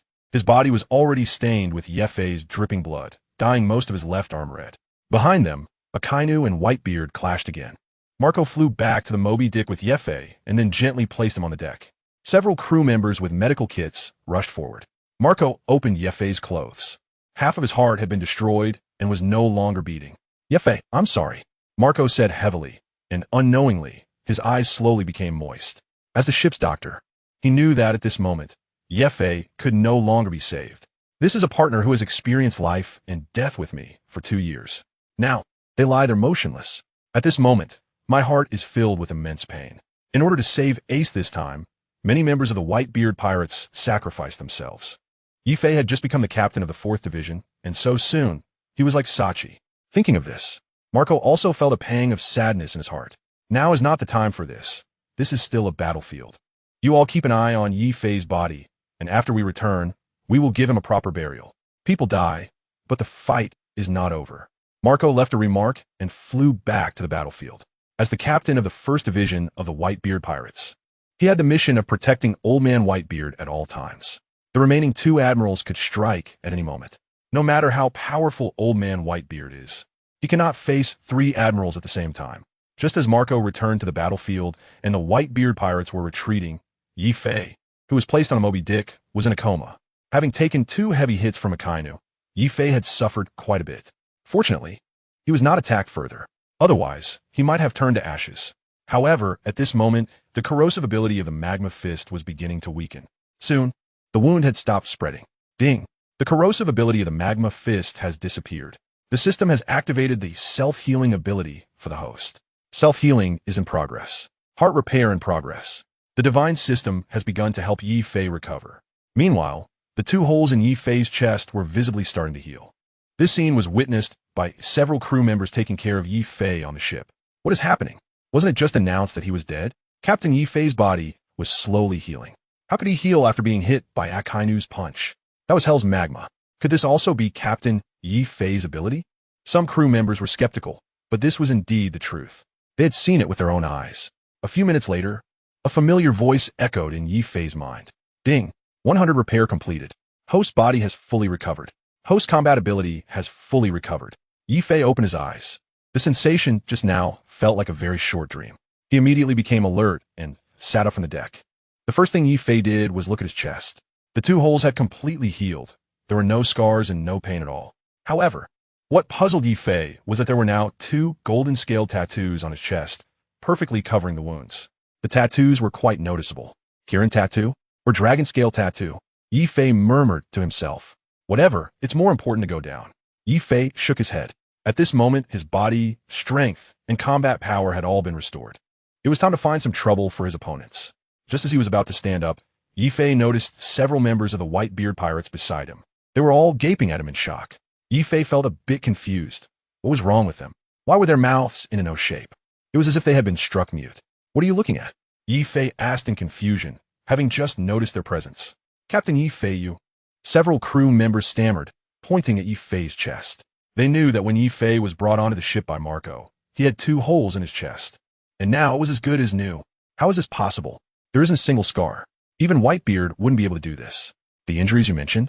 Yi Fei chuckled, suddenly realizing something. They had never seen his self-healing ability. Now that they witnessed it, it was only natural for them to be shocked. Upon hearing this, several crew members nodded vigorously, saying, "Captain Yi Fei, your strength is simply terrifying." "All right," Yi Fei said expressionlessly, casually dropping 2 words. It wasn't the time to talk more with them. He then stood up, picked up the wolf-toothed club beside him, and walked to the bow of the ship. After surveying the battlefield for a moment, he jumped down directly. The remaining crew members looked bewildered behind him. Ahead, the battle between Whitebeard and Akainu was intensifying. The Tremor fruit and the Magma fruit were unleashed one after another.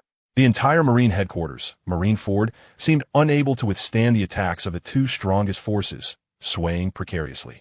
Just like last time, Akainu gained no advantage in front of the unharmed Whitebeard. Damn it, he's so old, yet he still possesses such strength. Marine Admiral Sengoku stood in front of the destroyed execution platform. Initially, he thought this old man, after the consumption of so many Marine forces, would have significantly reduced combat power. He didn't expect Whitebeard to maintain such a state. Borsellino, Admiral Sengoku looked at Kizaru. Kizaru lazily nodded, understanding the implication. He extended his finger, and a laser beam shot out. Just as the laser was about to hit Whitebeard, it was blocked by Marco, who was nearby. They really are a troublesome bunch. Marco, Kizaru, who originally intended to launch a sneak attack, shrugged and couldn't help but say, "It's impossible to sneak attack our king." Marco said expressionlessly. His dead fish eyes were devoid of spirit. He had yet to recover from the recent grief. However, the next scene made Marco's dead fish eyes light up, and he was instantly shocked. "Yi Fei." Marco's mouth opened wide for the first time. The usually expressionless person finally opened his eyes. He saw Yi Fei flying towards Whitebeard and Akainu. How is that possible? Did I see it wrong? Marco took a long time to react. After all, he had just brought Yi Fei back to the ship himself. Marco shook his head desperately. This couldn't be true. Was he imagining things? Moreover, he had already noticed that Yi Fei had no chance of survival. His heart had been blown away, which basically announced his death. How could he appear so soon, as if nothing had happened? However, Yi Fei did not notice Marco's shocked expression and flew directly to the most intense part of the battlefield. There, Old Man was fighting Akainu. It was a battle with Akainu. If Yi Fei didn't have self-healing abilities, he would have already been taken out by Akainu's attack just now. Therefore, one must not be careless when facing such an enemy. Of course, Yi Fei also worried that something might happen to Old Man. In the distance, the place where the two were fighting was filled with powerful haki. Just that overwhelming sense of pressure was enough to intimidate one's mind. Let alone fighting. Even getting close required strong psychological fortitude. It was time for me to make my appearance again. This time, Yi Fei was here for revenge. Meanwhile, Akainu, who was in the midst of battle, noticed someone rapidly approaching him. His observation haki sensed a powerful individual. However, this person's speed was too fast. In the heat of battle, Akainu could not discern who it was. Similarly, Whitebeard also sensed it. That incredibly strong aura was rapidly closing in. It was something he had never encountered before. His perception told him that this person possessed a strong killing intent. Could it be that another big shot from the Navy has arrived? Whitebeard murmured to himself. Whoosh! Suddenly, Yi Fei jumped out from behind Whitebeard. Akainu, who was defending, opened his mouth, stunned. Yi Fei? This was unexpected. Before Akainu could react, he instinctively exclaimed in surprise. The spike club in Yi Fei's hand had already transformed into its haki form and struck towards Akainu's forehead. Bam! Yi Fei's spike club hit Akainu's forehead solidly. Akainu let out a scream again. Seizing the opportunity, Whitebeard activated the Tremor fruit's power and struck Akainu in the chest once more. Boom! Akainu was sent flying. Admiral Sakazuki, the Navy's soldiers shouted again. Admiral Akainu was knocked out again. They were all shocked. They had lost count of how many times this had happened. Every time Akainu was sent flying, they would shout again. Old Man, looking at Akainu lying on the ground, Yi Fei put away the spike club and stood there with a sincere expression. Whitebeard was clearly stunned for a moment, obviously not reacting. That overwhelming aura, just now, was from Yi Fei. He initially thought it was some figure from the Navy. He was worried he might be ambushed. He didn't expect it to be his own son, Yi Fei. How? Wasn't he injured? So it's good so soon? Dad, you should go back to the ship and rest. I'll handle things here. Yi Fei looked at Edward Newgate, the Whitebeard. Dad Whitebeard, you fought against the 3 admirals today. You must be a bit tired now. Therefore, Yi Fei decided to let him go back to rest. In the original story, Whitebeard had no intention of leaving since he boarded Marineford. At the end of the Marineford War, in order to allow all the pirate crew members to retreat, he used the power of the Tremor fruit to separate his crew from the Navy.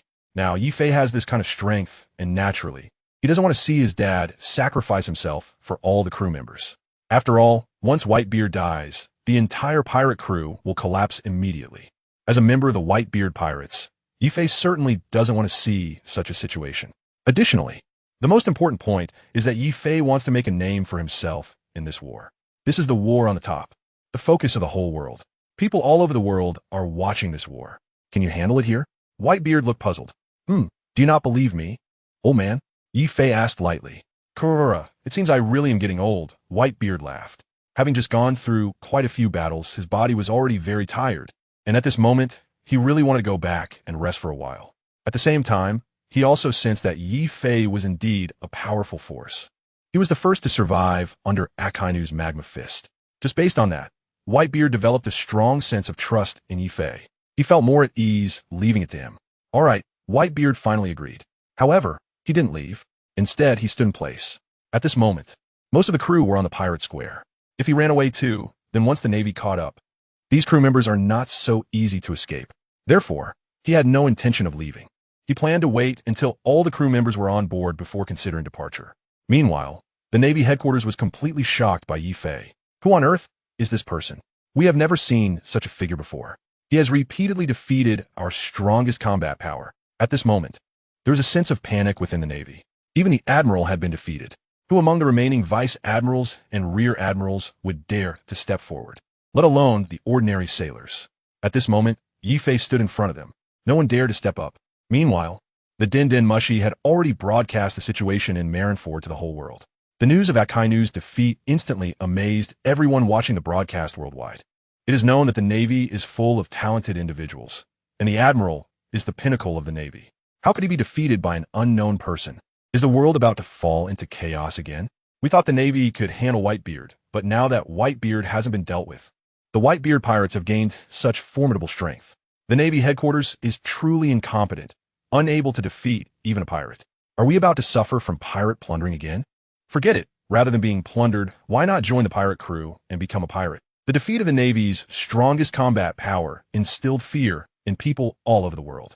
Meanwhile, in the Holy Land, Marineford, in a spacious room, 5 old men silently surrounded the Din Din Mushi.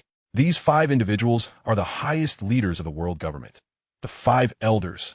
They are also paying close attention to the developments on the battlefield. The continuous defeats of Akainu have made their expressions particularly grim. The Navy has always been their most powerful weapon for controlling the world. Meanwhile, at Navy headquarters, Admiral Sengoku is left speechless in shock.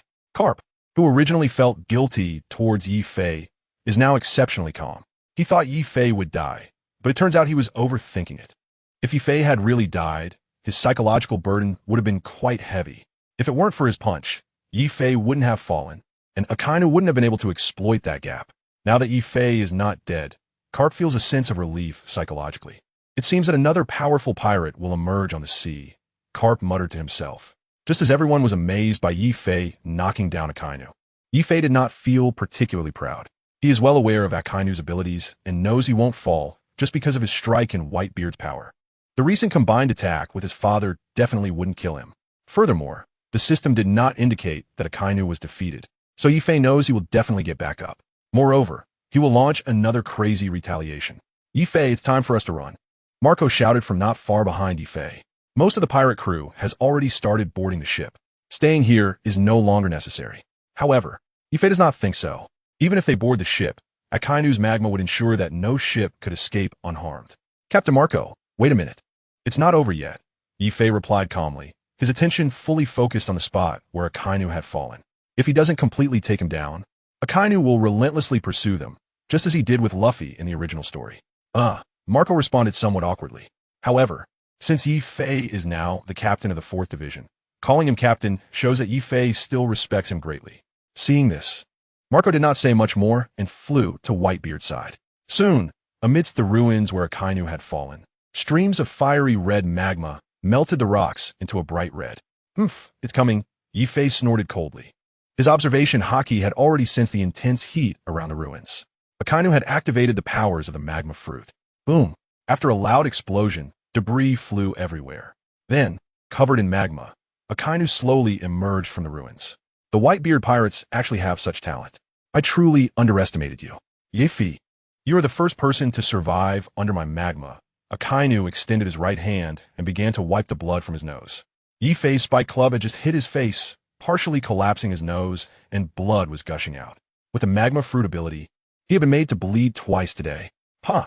A Kainu spat on the ground. Along with the red magma, a significant amount of blood accompanied it. Then, he began to adjust his nose. Whitebeard, did you leave such powerful combat strength on the ship just to deal with me? I didn't expect you, an ordinary pirate, to have such formidable subordinates. Truly remarkable. Akainu looked at Whitebeard behind Yifei. Even though he was knocked down by Whitebeard, Akainu did not feel weaker than him. However, being knocked down by a young man was something he had not anticipated. You little candle-burning brat, your abilities are nothing special, Akainu sneered. Kurara, Whitebeard showed a crescent-shaped proud smile once more. He was not angry at Akainu's provocation. Instead, he was quite pleased. This clearly shows that Akainu has recognized Yifei's abilities. Moreover, although it was his tremor fruit that sent Akainu flying just now, he knows that without Yifei's help, it would have been difficult for him to achieve such an effect. So, he benefited a bit from Yifei. In response to Whitebeard's mockery, Akainu snorted coldly. You are too naive to think he can escape from Marineford. He is a good prospect, but you shouldn't have brought him here. This is the Navy headquarters, not your new world. This world is not as easy as you imagine. Hearing this, Yifei sneered. If that's the case, then you should try and see if you have the ability to keep us here. I'm curious to see. After recovering from the earlier events, Yifei was now full of energy and confidence, ready to unleash his full strength without worrying about hurting his own people. As soon as Yifei finished speaking, Akainu turned his head and suddenly shouted, Fleet Admiral Sengoku, we absolutely cannot let these pirates escape today. Hearing this, Sengoku silently nodded and then shouted, raise the encirclement wall and aim all cannons at the pirate ships. Following Sengoku's orders, the encirclement wall rose again. At the same time, all Navy artillery aimed at the ships in the bay. Boys, let the Navy know who the true kings of the sea are. Whitebeard raised his arm and called out, whoa, let's go to war with the Navy. In the bay, several ships had already opened fire. Meanwhile, at the entrance of the bay, multiple warships from the Whitebeard pirates had entered the bay, joining forces with the ships inside. The two sides then began to bombard each other. In an instant, the sounds of cannons roared and smoke billowed. The seawater was occasionally stirred up by the explosions, creating waves dozens of meters high. Both sides had their victories and losses. In the square, Akainu coldly asked, Yifei, do you dare to compete with me? Unable to gain the upper hand over Whitebeard, he could only think of venting his anger on Yifei. He needed to find an opportunity to eliminate him, and, if that failed, he would at least use Sea Prism Stone to lock him up and send him to impel down to experience that place. No problem. I've been waiting for you, Yifei replied, nodding. Although he had just been hit by Akainu's fist, it was due to Carp's intervention. If it weren't for Carp's punch knocking him off balance, he wouldn't have been vulnerable to Akainu's attack. Are you trying to bully my son? Whitebeard asked disdainfully. I won't allow it. Is this something a person would do? Then, he cut the dense clouds in his hand and forcefully stabbed them into the ground. Clenching his fists, he was already prepared to activate his fruit ability. However, before he could launch an attack, Yifei stood in front of him. Dad, you should go back to the ship and rest. Yifei turned to look at Whitebeard and said confidently, although Dad's strength is formidable, his movements are still somewhat lacking compared to Akainu. Moreover, soon, Blackbeard Teach will be coming over. Yifei didn't want to see a confrontation between Dad and Teach. He himself, along with that group of subordinates, wouldn't be easy to deal with. Yifei was already prepared for the battle with Akainu. With Whitebeard Dad by his side, Yifei felt somewhat restricted. Additionally, if the two of them teamed up to defeat Akainu, wouldn't that mean it would be a joint accomplishment? Yifei still wanted to gain fame by defeating Akainu. Kurara, Whitebeard suddenly laughed heartily. The tightly clenched fist immediately relaxed.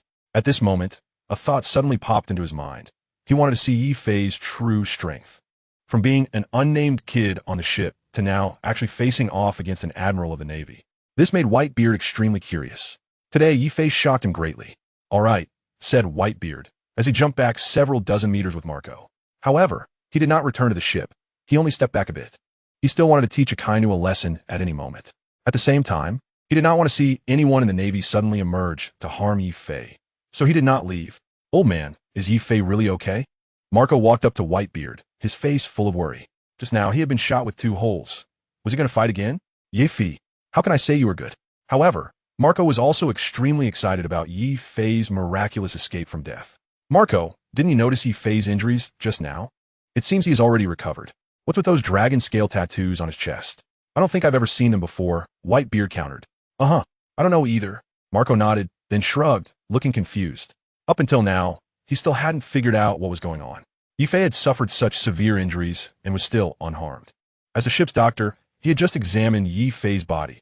How could someone whose heart was shot out still be alive? It was unbelievable. Just as he was pondering, Whitebeard suddenly interrupted him. Marco, we must trust him. Today, he is our greatest hero in the Whitebeard pirates. Yes, old man, Marco nodded, not continuing further. At this moment, the battlefield of the Marineford War had clearly turned into a duel between 2 people. The Navy soldiers were all behind Akainu, while the members of the Whitebeard pirates were already sitting on the ship. The cannon fire from both sides had also come to a halt. Suddenly, the entire Marineford became extremely quiet. Everyone was waiting for this showdown. This greatly affects the upcoming trend of the battlefield. The entire battlefield is not only quiet but also extremely oppressive. Everyone feels the concealed aura emanating from the 2 individuals. Everyone is holding their breath. At the same time, the imaging phone bug broadcasts the duel between the 2 across the world. Ye Fei's battle against Akainu has already made headlines. Meanwhile, in some underground markets of the pirate world, the duel has been put on the line. Directly facing off against the Marine Admiral has already piqued everyone's interest. In a tavern on an island in the East Sea, people are raising their rum glasses while staring at the broadcast of the battle via a din mushy. At this moment, they are watching the battlefield of Marineford. The air is filled with the aroma of alcohol, and many pirates who have drunk themselves into a stupor are sound asleep. I bet on Admiral Akainu to win. He is the strongest force of the Navy. That's right, Akainu will definitely win. No one has ever defeated Admiral Akainu. Not even Whitebeard could kill him. The power of the magma fruit can melt steel instantly. Is that young man's body harder than steel? That's right, he could single-handedly take out an entire pirate crew. I bet 100,000 berries on Akainu winning. I can't see it that way. That young man from the Whitebeard pirates just withstood 2 of Akainu's attacks and survived. He might have hidden strength. I bet 50,000 berries. He's just a rookie. I bet 200,000 berries on Akainu winning. That's too small a bet. It's not interesting. I bet 1,000,000 berries. Akainu will definitely win. The 2 groups expressed different opinions. The situation at Marineford was broadcasted through various channels. The tavern was exceptionally lively. Everyone was discussing the matter and placing their bets. The majority of people were still quite optimistic about Akainu. On the contrary, they did not know Ye Fei, even though they saw him transform into a dragon. They had also never seen Ye Fei's name on the bounty notice. Can such a person defeat an admiral? They don't understand Ye Fei's strength, so naturally, they don't quite believe it. The situation in the tavern quickly tilted one way. The bet ratio between Akainu and Ye Fei soon reached 20-1. In other words, if one bet 10,000 berries on Ye Fei, if he wins, he would receive 200,000 berries. Conversely, if one bets on Akainu to win, the capital of 200,000 berries would only yield 10,000. From this, it can be seen that most people present still believed more in Akainu. The strength of a Marine Admiral is not fictional. It is earned through real battles. Otherwise, how could there be only 3 admirals among hundreds of thousands of Marines? I'll bet 5 million berries on Ye Fei to win. A voice suddenly emerged from the crowd. It was the voice of a young woman. The crowd turned to see a girl in her 20s, dressed in purple, slowly stepping forward. With short purple hair, a graceful figure, a delicate face, and deep blue eyes, she attracted a lot of attention. However, the young woman didn't seem to care much about that. She walked straight to the bar. "Boss, give me a drink." The young woman placed her weapon down at her feet and slowly sat down. A group of pirates immediately surrounded her. "Which little brat are you betting on to win?" "Haha, you're killing me, haha. You're quite wealthy, betting 5 million berries right off the bat. Do you really have that much money? You'll probably lose it all later, ha. That's right. You haven't seen Admiral Akainu's strength, have you? You're still too young. Miss, you're quite pretty. You might as well get married early. This isn't a place for you, haha, in the tavern." The young woman's big bet quickly drew laughter from everyone. She took the rum that the boss handed her. Her big eyes shone brightly as she looked at the image-transmitting snail. She didn't respond to the ridicule from those around her. 5 million berries is not a small sum. Are you really going to bet it? A sturdy man with a scar on his face approached the young woman. He was the initiator of the tavern's betting game. The young woman didn't answer, but directly picked up the weapon at her feet. It was a black long knife, from which she took off a money pouch. Here, 5 million berries. Bet it all on Yi Fei to win. The young woman's response was calm and decisive. The scar-faced man stepped forward, took the money pouch, waited, and then opened it to count. Soon, he confirmed that there were indeed 5 million berries inside. You can't go back on this. The scar-faced man replied, fearing that the woman might change her mind. Betting 5 million berries on that young man, named Yi Fei to win. Are you out of your mind? Do you have too much money to spend? How do you plan to squander it? The young woman nodded indifferently. At that moment, someone suddenly shouted, "The pirate hunter, D.K. Lily?" Hearing this, everyone began to pay attention to the young woman. Recently, a powerful pirate hunter had appeared in the East Sea, and she was a young and beautiful woman. She ambushed pirates everywhere and turned them over to the Navy for bounties. Damn, it really is her. Wow, run. Faced with this recently famous pirate hunter, the pirates dropped their glasses and prepared to flee. The scar-faced man was also taken aback. In a place bustling with pirates, a hunter specifically targeting pirates had appeared. Don't worry, I'm not very interested in catching you today. I just came here to drink. D.K. Lily replied disdainfully. Before coming, she had confirmed that the place was full of low-level pirates, not worth her effort. That morning, she had captured a pirate with a bounty of 5 million berries and had already successfully collected the bounty from the Navy. She had only planned to find a random place to drink, but unexpectedly saw the live broadcast of the battlefield in Marineford. This piqued her interest, and she decided to join in. D.K. Lily's words made the pirates who were about to flee stop in their tracks. Since she wasn't here to deal with them, they felt relieved.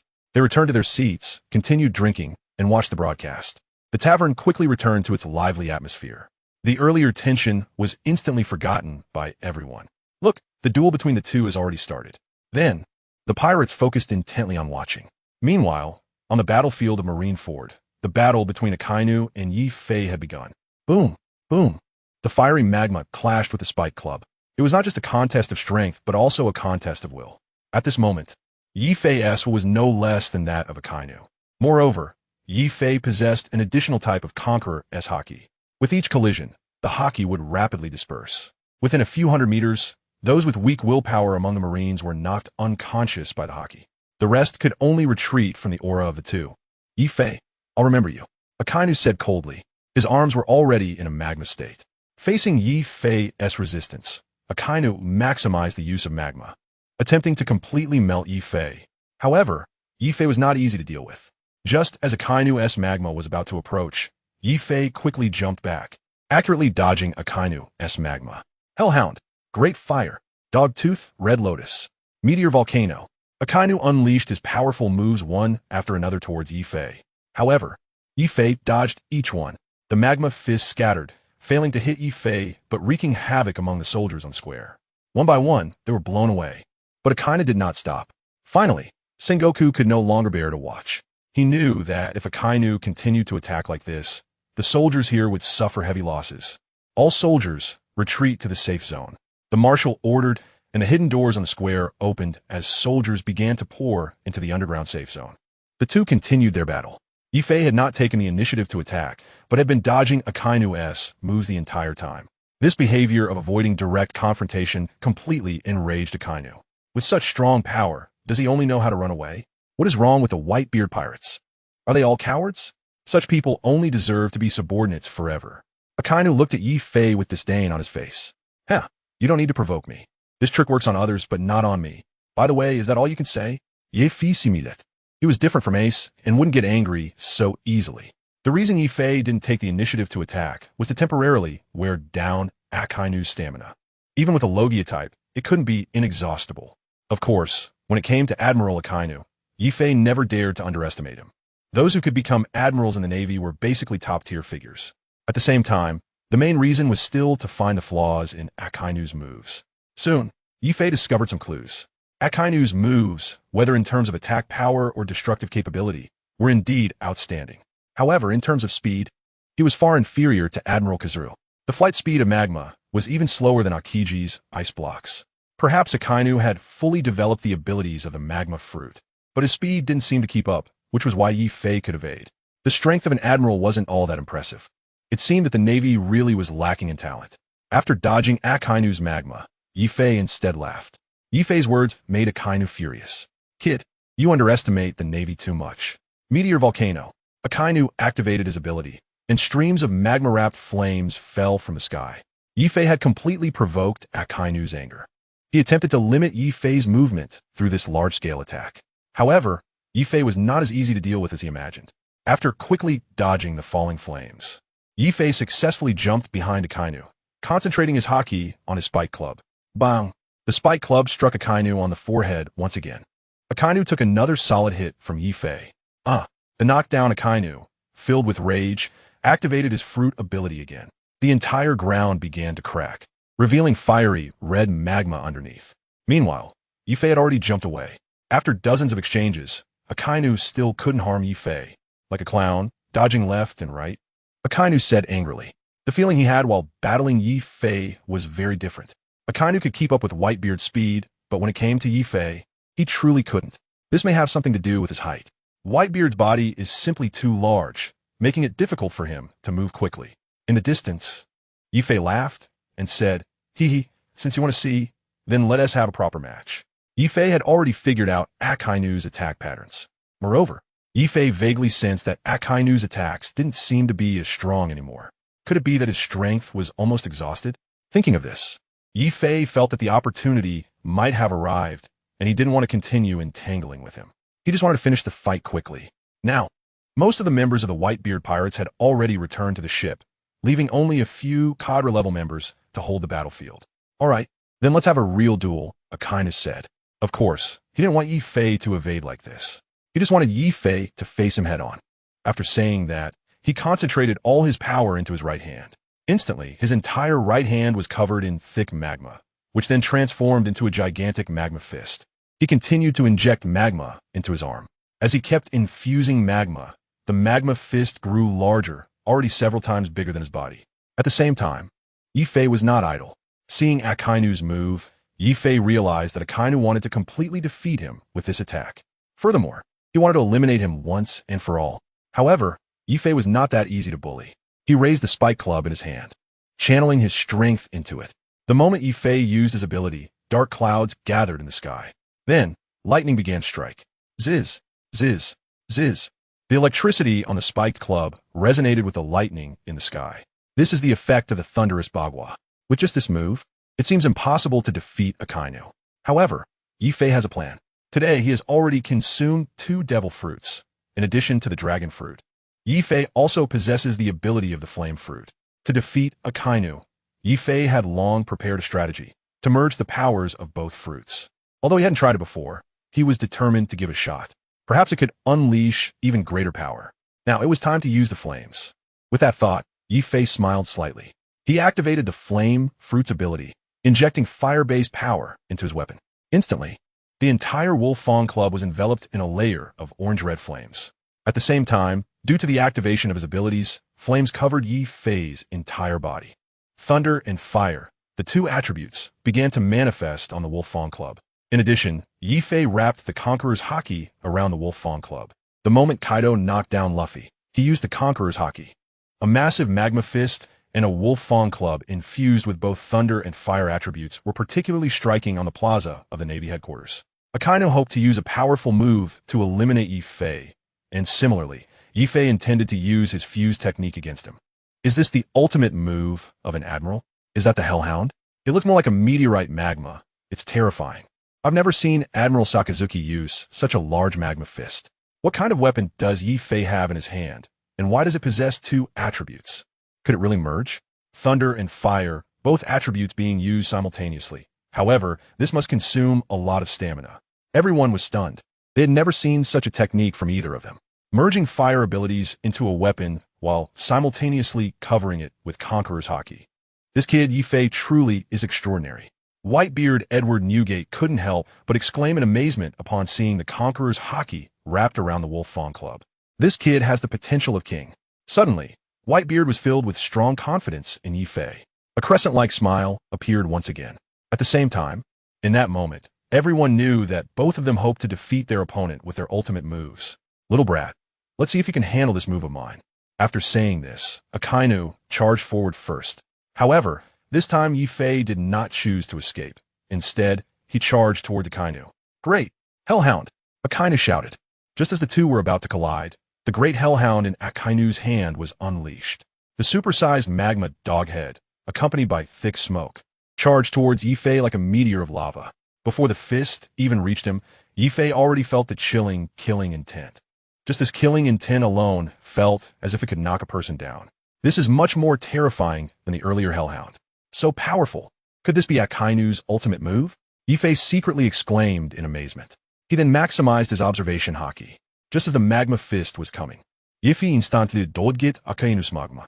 Waves of scorching magma swept past Yifei's face. So hot, so burning. The extreme temperature even shocked Yifei, who possessed fire abilities. If this were to hit, it might not even have the ability to self-heal. Fortunately, I successfully dodged it. At the same time, Yifei suddenly evaded Admiral Akainu's attack, which left the Navy Admiral Akainu in shock. This move, whether in terms of strength or speed, was flawless. I never expected him to dodge it. Akainu's eyes widened in disbelief as he watched the spike club in Yifei's hand come towards him. Thunderous and powerful, Yifei exerted all his strength and shouted. The spike club, imbued with fire and lightning attributes, struck directly at Akainu's chest. Oh no, Akainu thought, startled. At that moment, having just unleashed the great hellhound, he had no time to respond. Yifei's speed was simply too fast. A flash of lightning crossed, and the spike club landed on Akainu's chest in an instant. Bang! The sound of the massive collision echoed throughout the battlefield. The clash of power reverberated across the area. The dragon tooth effect exploded. Within a radius of several kilometers, those Navy soldiers with insufficient willpower were all knocked unconscious. The ground instantly cracked open a huge fissure, which spread all the way to the Navy headquarters. Akainu couldn't withstand the tremendous impact. Whoosh! He was propelled into the air, carried by his magma and smoke, quickly disappearing without a trace. The person was gone. Ding! The host triggered the rebound effect. The current trigger probability remains at 10%. Yifei was somewhat surprised. The 10% probability of triggering the rebound effect had appeared again. As Akainu was just sent flying, all the Navy soldiers simultaneously looked up at the sky. They only saw a plume of smoke and magma flying off into the distance. No one could comprehend what had just happened. Admiral Sakazuki? Where is he? It seemed like the person had vanished. Instantly, everyone gaped in shock. Their highest combat power in the Navy, Admiral Akainu, had been defeated and disappeared. Who was this person? Just as the entire Navy was in confusion, the whitebeard pirates were met with unprecedented cheers. Woohoo! Yifei defeated the Navy Admiral. Yifei is awesome. Whitebeard, Kurara. Marco, is this kid getting too reckless? Mihawk, is there really such a person? Doflamingo, hey, is this for real? Kizaru, Nanny, this is incredible. Akainu, who is he? How can he have such immense power? The 4 emperors, the 7 warlords, and the Navy admirals were all shocked. Looking again at Yifei, he still maintained that attacking posture. After a long while, he hadn't team moved. Just as everyone was cheering, Yifei suddenly collapsed. Marco, go check on him. Whitebeard was startled, his expression changing instantly. He didn't understand what was happening to Yifei. Could it be that he was also hit by Akainu? Impossible, it shouldn't be. He clearly saw Yifei avoid Akainu's big move. Yes, Dad. Marco quickly jumped to Yifei's side. Seeing Yifei lying on the ground in a big shape, gasping heavily, Marco breathed a sigh of relief when he saw that Yifei was okay. Then, Marco shouted loudly to Whitebeard, Dad, Yifei is fine, he is just exhausted. Marco looked at Yifei on the ground and the spike club in his hand, which was completely different from the one Yifei had before. The one he held now looked like a premium item. Where did this guy come from? Marco placed his hand over his eyes, trying to see where Akainu had been knocked off to. The result was, he had no idea where he went. No one knew. After hearing Marco's call, Whitebeard felt relieved. Yifei, are you okay? Marco squatted down and raised an eyebrow at Yifei. Captain Marco, I'm fine. Huff huff. Yifei spoke while catching his breath. Just now, that move had pushed his haki to the limit, and he was almost out of strength. Now, Yifei realized that using 2 types of devil fruit abilities at the same time would greatly consume his energy. That move had almost exhausted all his strength. Yifei finally understood that the technique combining the Mara no Mi and the Shenlong fruit was indeed very taxing on his stamina. However, this move had achieved the effect Yifei anticipated. He was so tired he had to lie down and rest properly. He needed to regain his strength before he could stand up. That's good. Hearing Yifei's response, Marco felt a sense of relief. As long as he was okay. He then stood beside Yifei, preventing others from getting close. At this moment, Yi Fei was no longer the Yi Fei he had initially known. The fact that he could knock a marine admiral away at least indicated that he was nearly matching the strength of the four emperors, and he might even become stronger. Meanwhile, in a tavern in the East Blue, Daikel Lily smiled slightly when she saw Akainu being knocked away. I knew he would win. Daikel Lily felt a flutter in her heart. After so many years, he finally came. After watching a duel, D. Carlo Lily had already won 100 million Bailey. What about my 100 million Bailey? Putting away his memories, D. Carlo Lily turned to the person in charge of the bets. The 100 million Bailey won, plus his own capital of 50 million Bailey, totals 105 million Bailey. Upon hearing this, the people in the tavern simultaneously looked at the scarred man. That young man, it seems he hasn't won, right? The scarred man stepped forward to explain. As the initiator of this betting match, this time, he himself had wagered money on Akainu. However, he did not expect that the young man would make Akainu disappear with just one move. He instinctively refused to accept the reality of failure. Didn't you see him get sent flying? That's losing, DeCarl Lily retorted. But he did not fall. I can return your money now. It should be considered a draw. The scarred man replied, while also somewhat avoiding DeCarl Lily's gaze. As soon as he finished speaking, a few pirates behind him echoed. That's right, he disappeared. So it shouldn't count as a win for him. Their money was all bet on Akainu winning, so naturally, they would side with the scarred man. DeCarl Lily let out a cold laugh and looked at the scarred man. Where did he fly to? Can you bring him back? Return me 5 million berries? Then you can ask the knife in my hand if it agrees. The black blade had somehow made its way into her hand and was already unsheathed. The glint of the blade sent chills down people's spines. The scarred man broke out in a cold sweat. He hadn't even noticed any movement from DeCarl Lily. The knife had suddenly appeared in her hand. It was unbelievable. As a pirate, the scarred man had heard of this woman. DeCarl Lily had been quite active lately and was said to be extremely powerful. This kind of role, I'm afraid, is not something I can handle. After a moment of silence, he had to admit the fact that Akainu was defeated. Since it was lost, the money should be given to her. The scar man walked over and placed the bag of money in front of her. This is 20 million berries. 20 million berries? Isn't it 100 million berries? Are you trying to cheat me? D. Carly's face showed slight anger. It seemed she was ready to take action at any moment. Seeing this, everyone immediately stepped back in fear. Don't misunderstand, the scarred man said nervously, sweat sliding down his forehead involuntarily. In response to D. Carly's questioning, he began to explain. The original odds were about 20 times, but you alone bet 5 million berries. The odds have changed to 4 times, so it's 20 million berries. The scar man explained immediately. D. Carly's bet was just too large. Moreover, all the money is here. If I give her 100 million berries, I would have to come up with 80 million myself, and I don't have that much. Besides, there were a few others in the tavern who also bet on Yi Fei winning, so they also win 4 times. Why didn't you tell me earlier? D. Carly asked. Everyone was watching the duel just now, and I forgot. All the money is here. I didn't take a single cent, the scarred man said helplessly. Originally, he didn't know who this woman was, but ever since someone mentioned her name, he felt a bit flustered. He didn't dare to get angry at D. Carly at all. He didn't even dare to lie. D. Carly stared at him for a few seconds. Seeing that the scarred man was extremely nervous and didn't seem to be lying, she said, forget it. D. Carly put down her knife, finished the last bit of wine in her glass, and then picked up the big bag of money and left. Until her figure completely disappeared, everyone gathered together again. Damn it. Where did this woman come from? She scared me to death. She almost drew her knife just now. That woman won all our money in one go. It's too outrageous. Keep your voice down. Be careful she comes back. I heard that D. Carly wiped out 5 pirate crews in one day in the North Sea last month. At the same time, she handed the captains of those crews over to the Navy in exchange for a lot of bounty. In one day, wiped out 5 pirate crews. Are you kidding me? Who is joking with you? A couple of days ago, I heard she also caught a lot of pirates in the West Sea. I didn't expect her to return to the East Sea so quickly. With such speed, her strength must be extraordinary. Luckily, she didn't attack us just now, or it would have been troublesome. A few pirates were relieved. They then resumed their discussion. Why have I never heard of D. Carly before? It seems she only emerged recently. She only came to prominence in the last 2 or 3 months. I can't really figure out the situation.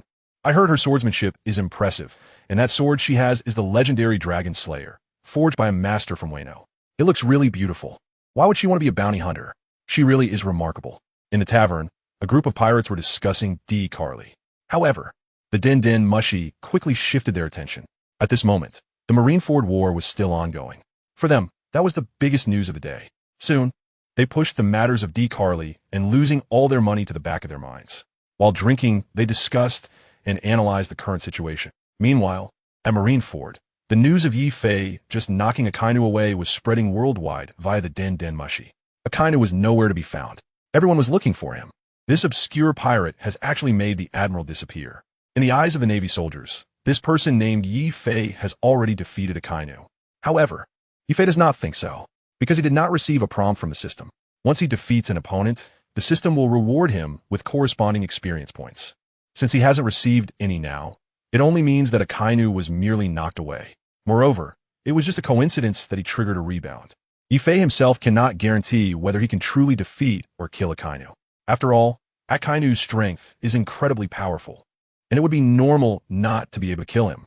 At this moment, the morale of the Navy is extremely low. Kapu, things have come to this point. We can no longer sit idly by, Sengoku said angrily. Even if Akainu has been knocked away, he is still here. Yi Fei has already humiliated the Navy's dignity. Now we must suppress him. With Akainu missing, Sengoku, as the fleet admiral of the Navy, has realized that the time for him to take action is approaching. For so many years, he had rarely taken action. But today, he was ready to strike for the second time. Beside him, Carp simply stared calmly at Yi Fei below, without making any move. Carp's behavior infuriated Sengoku. Carp, as a vice admiral of the Navy, you must not forget your identity. Our Navy's morale is low right now, and we must uphold the dignity of justice. After Sengoku spoke, Carp raised his head and said, Sengoku, stop talking. I know. He then looked back at Yi Fei. At that moment, Yi Fei had already stood up from the ground. Kid, I'm sorry. Carp rolled up his sleeves, ready to battle Yi Fei again. Just then, a massive figure appeared behind the huge building of the Navy headquarters. Sawan Wolf? Everyone was shocked as they looked at the enormous figure behind the Navy headquarters. Many soldiers instinctively stepped back in fear at the sight of that giant figure. This terrifying height makes people feel intimidated just by looking at it. Even Marshal Sengoku was particularly shocked upon seeing it. Saint Juan Wolf, wasn't he in Impelled Down's level 6? Why is he here? Sengoku stopped his movements and angrily asked. It should be noted that Saint Juan Wolf is a notorious pirate, nicknamed Giant Battleship, with a height of nearly 180 meters, making him exceptionally tall even among giants. Due to his heinous crimes, he was imprisoned in the lowest level of Impelled Down. However, this criminal has somehow escaped from Impelled Down. It is known that Impelled Down is the most tightly guarded underwater prison in the world. Sengoku was very angry, wondering why there had been no report from Impelled Down. The Navy was also puzzled, but they soon found out. Ha, you fools! Just as everyone was confused, a rough laughter suddenly rang out. Everyone turned around to see a group of people standing in the square of Marineford. The Blackbeard pirates? Instantly, everyone was left speechless, especially the Navy soldiers. They had no prior knowledge of their appearance and had not received any notification. This group had brazenly appeared at the Navy headquarters. Titch, Whitebeard frowned, his eyes flashing with fierce light. Indeed, this group was the Blackbeard pirates, led by Captain Marshal D. Teach, along with Shiryu of the Rain, Vasco Shot, Pizarro the Corrupt, Lafitte the Demon, Katarina Devon, Saint Juan Wolf, and the rest. All 10 members of the Blackbeard pirates were present. Most of these people have just escaped from Impelled Down. As soon as they ran out of Impelled Down, they arrived at the Navy headquarters. Seeing this, Yi Fei smiled slightly. Those who were supposed to come had indeed come. Shiryu, you bastard. What happened to Magellan and Impelled Down? How did you get here? Sengoku asked through gritted teeth. Of course, if it was just Blackbeard Teach who came, it wouldn't be surprising. After all, his current status is that of one of the 7 warlords of the sea. In order to deal with the Whitebeard pirates this time, the warlord Blackbeard is also within the scope of gathering. However, he has come with a group of people, most of whom are prisoners locked in Impelled Down. Those who can be imprisoned in Impelled Down are all vicious criminals and desperate fugitives. Therefore, Sengoku couldn't help but ask. At this moment, he clearly felt that something was wrong. He, Shiryu of the Rain, chuckled, holding a cigar in his mouth, exhaling smoke rings casually. Aren't we here, just to answer your question, Admiral Sengoku? As soon as Shiryu finished speaking, Blackbeard let out a boisterous laugh. Ha! The members of the Blackbeard pirates also started laughing. Then, Shiryu spoke again. If you want to know the details, you can check for yourselves later. In any case, I will be joining forces with these guys, so please take care of me in the future. Shiryu, holding the cigar, said disdainfully. Previously, he had been the chief guard of the underwater prison. However, due to his brutal nature, he was sentenced to life imprisonment by Warden Magellan and locked in the 6th level of Impelled Down. This time, He joined the Blackbeard pirates at the invitation of Blackbeard Teach. In order to escape from impelled down, he rescued the Blackbeard pirates who were poisoned by Magellan and teamed up with Blackbeard Teach to injure Magellan. At this moment, he has already become the captain of the 2nd Division of the Blackbeard pirates and the captain of the 2nd ship, the 3rd most important person in the entire Blackbeard pirates. Just as Shiryu of the Rain finished speaking, a Navy officer rushed up to Sengoku. "Marshal, I haven't had the opportunity to report to you. Just now, the gates of justice were opened, and an unregistered warship broke in." Marshal Sengoku turned around and looked at the Blackbeard pirates. It must be them. But the power room should only have marine soldiers, and no abnormal reports were received. Why were these people able to come here? If the gates of justice had not been opened, it would have been impossible to come from the prison to here. Sengoku's doubts were soon answered. "Oh ho! Before we, the Blackbeard pirates, set sail from Impel Down, I hypnotized the marines in the power room. As long as they found the Navy at the gates of justice, they would be let through. It seems I even helped others." Demon Guard Lafitte adjusted his hat and laughed. Demon Guard Lafitte can use his ability to hypnotize others. Upon hearing this, Sengoku understood why the Straw Hat Kid Luffy was able to arrive here. All the confusion he had was clarified at this moment. It was Teach and his crew who opened the gates of justice. This allowed Monkey D, Luffy, and his crew to reach the Navy headquarters from Impel Down. That's right. It was like this. Blackbeard finally revealed his purpose. The reason he wanted to enter Impel Down was entirely to recruit the most notorious criminals inside. However, to enter the underwater prison Impel Down, one must pass through the gates of justice. But for a pirate, it is impossible to be allowed to cross the gates of justice. Only by becoming a Shichibukai can one pass through the gates of justice with a convenient identity and reach Impel Down. So, why did he hand over Port Gasti? Ace to the Navy? The purpose was not for the title of Shichibukai. He was simply looking for someone who could become his partner.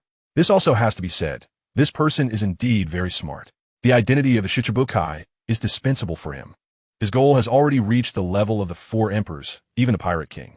As for the Shichibukai, Blackbeard doesn't care at all. Upon learning the reason for Blackbeard's assault on Impel Down, Admiral Sengoku was left speechless with anger.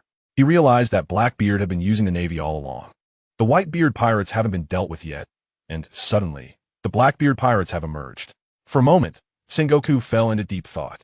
But in the distance, a voice suddenly came over. Nothing else mattered anymore. In the distance, Whitebeard lowered his voice. As he spoke, he stepped forward, stretching out his massive arm. A white sphere enveloped his fist. Beside him, Marco immediately understood that Dad was about to unleash his devil fruit ability. Bang! Whitebeard's iron fist came down, and a shockwave of white space immediately rushed towards the Blackbeard pirates. Along the way, Navy soldiers caught in the shockwave were sent flying. Boom! With a loud noise. The shockwave struck the entire Blackbeard pirates. Instantly, Blackbeard and his crew were knocked down from above. Behind Whitebeard, a cheer erupted. "Dad, your strength is truly remarkable. Well done. Dad, you've helped us deal with Blackbeard." The crew of the Whitebeard pirates excitedly shouted from behind. However, Yifei remained calm. In the original work, Whitebeard indeed did this. But this move, apart from the distance, had little effect on the Blackbeard pirates.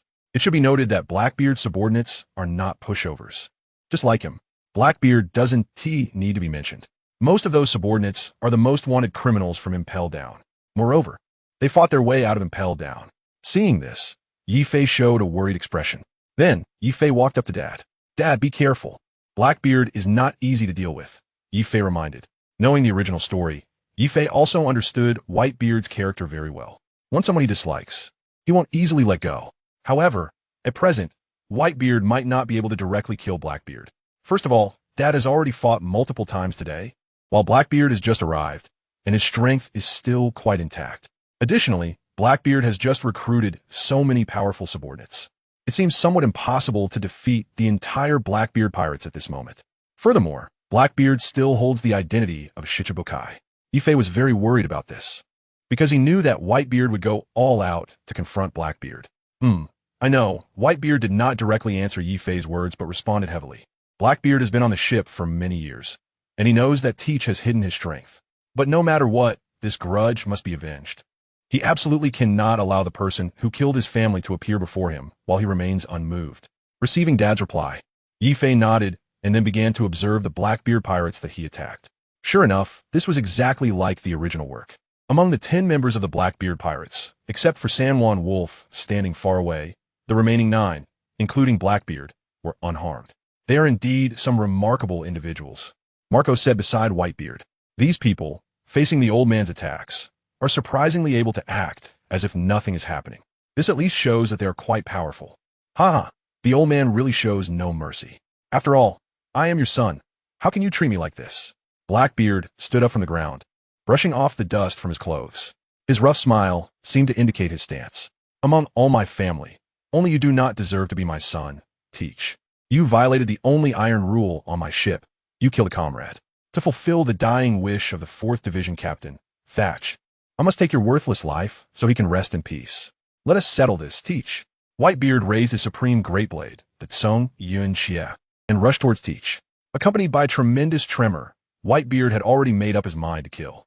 This is his first time taking the initiative to rush over and kill someone. At the same time, Blackbeard Teach saw this and activated his Devil Fruit ability. The Darkness Fruit. Dark Hole. The Darkness Fruit ability is activated. He slammed his hands down, causing darkness to envelop the entire ground. The bodies and weapons of some Navy soldiers on the ground gradually sank into the darkness. Nearby, some Navy soldiers turned pale with fear at this scene. Whitebeard had already jumped up and unleashed his Tremor Fruit ability against Blackbeard. Dark Water. In the face of the 4 Emperors' attack, Blackbeard Teach did not evade. Instead, he activated his Devil Fruit ability and charged at Whitebeard. The Tremor Fruit and the Darkness Fruit collided. Soon, the Tremor ability in Whitebeard's hands was completely absorbed by the darkness in Blackbeard's hands. Haha, old man, how's my ability? This is the strongest Devil Fruit ability. The Darkness Fruit ability. After absorbing the Tremor Fruit ability, Teach laughed proudly. Gaining the Darkness Fruit was thanks to killing Sachi. Otherwise, Teach would never have obtained the Darkness Fruit's power. Killing Sachi was definitely the right choice for him. Whitebeard was secretly shocked, his expression extremely serious.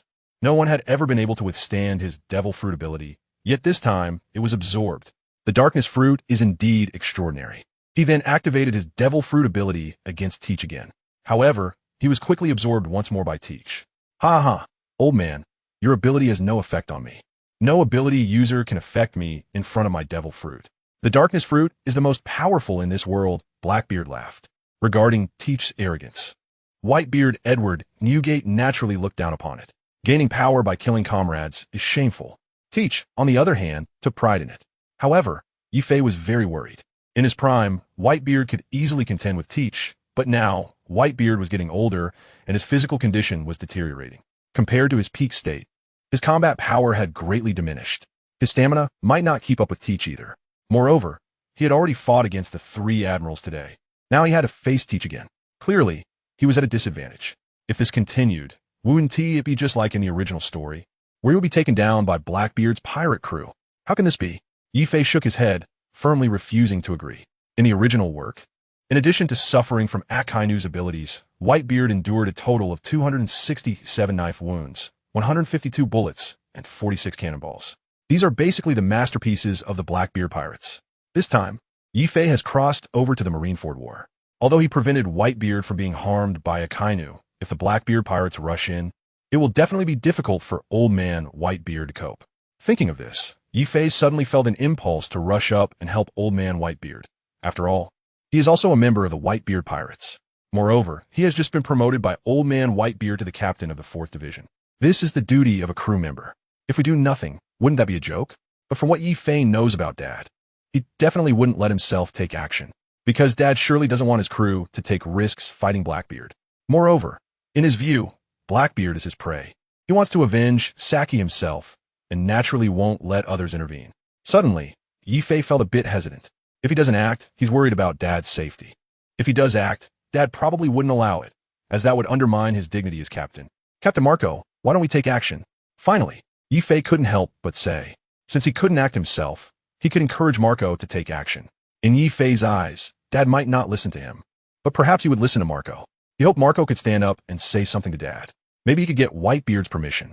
Yifei, when Dad fights others, he doesn't like anyone to intervene, especially this time against Teach. Don't forget, Dad said last time that once he encounters Teach, it must be left to him. We can't go against Dad's words, Marco replied calmly. As the captain, he was very clear about Dad's strength. Although Teach currently had the upper hand, he believed Dad would quickly turn the situation around. Dad would have no problem dealing with Blackbeard.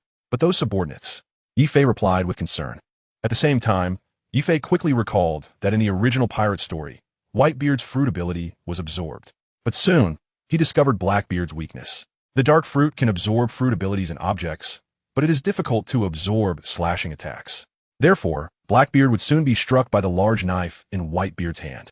For now, they just need to hold back.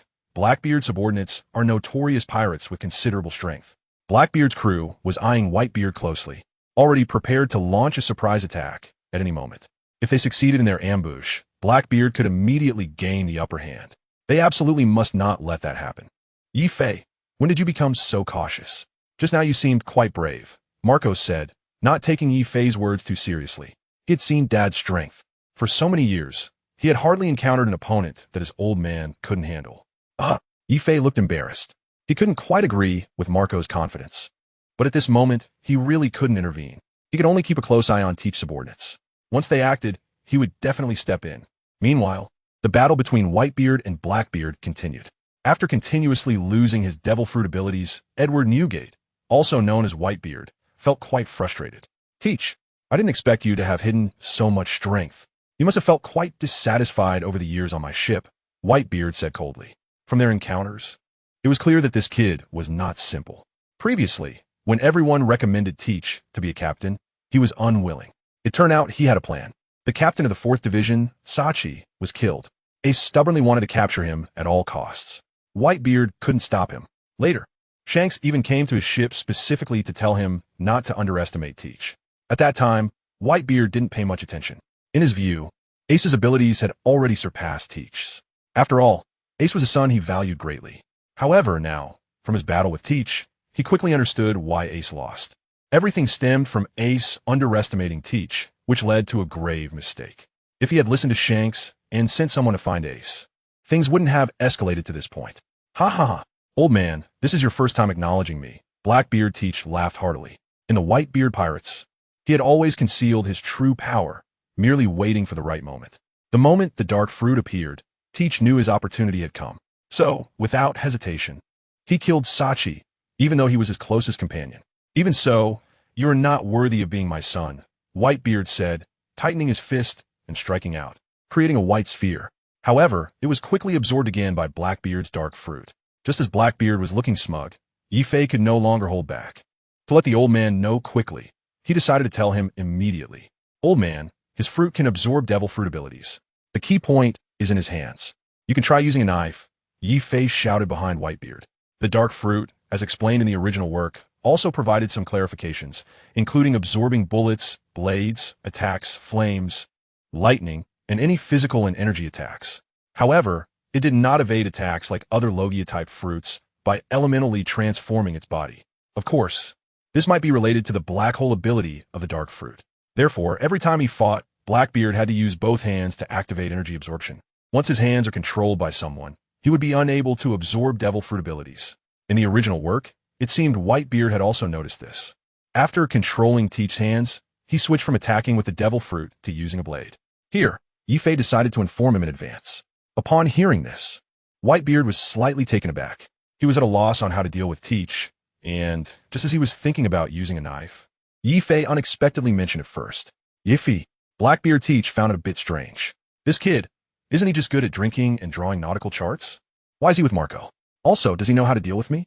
Teach is still in doubt. Of course, he doesn't know about the recent battle between Yi Fei and Akainu, as he was on his way here. He isn't very familiar with the battle situation here. However, he felt the huge tremor from Marineford and the Conqueror's hockey from a distance at sea. If he knew that it was the result of the battle between Yi Fei and Akainu, he wouldn't look at Yi Fei that way. Just as Teach was still trying to figure it out, Whitebeard Edward Newgate's sword, Song Yun Xie, had already fallen. Teach instinctively raised his hand, wanting to block it with the power of the dark fruit. However, Whitebeard's blade did not strike his hands, but instead cut directly toward his chest. With a thud, Song Yun Xie struck Teach's chest. Blackbeard shouted, and a gash was immediately opened on his chest. Blood flowed freely from the wound. A sharp pain surged through him. It hurts, damn it. Blackbeard rolled on the ground in pain. The dark fruit has a significant weakness. It requires the user to endure double the pain. Yi Fei, who knows the original work very well, is fully aware of this. The moment he saw Blackbeard get hit, he felt relieved. As Teach fell, Whitebeard couldn't help but sigh. This kid knows quite a lot, but it really works. Kid, you really have a way of dealing with Teach. Taking advantage of the moment Teach was rolling on the ground, Whitebeard stepped forward, quickly raised his Tsung Yunjian, and made another cut on Teach's chest. Just as Teach screamed in pain, Whitebeard did not let him go. Instead, he pressed down on Teach's right hand with the hilt of his sword and stepped directly on his left hand. Once he had controlled Teach's hands, Whitebeard extended his powerful hand and directly grasped Teach's head, pressing it heavily to the ground.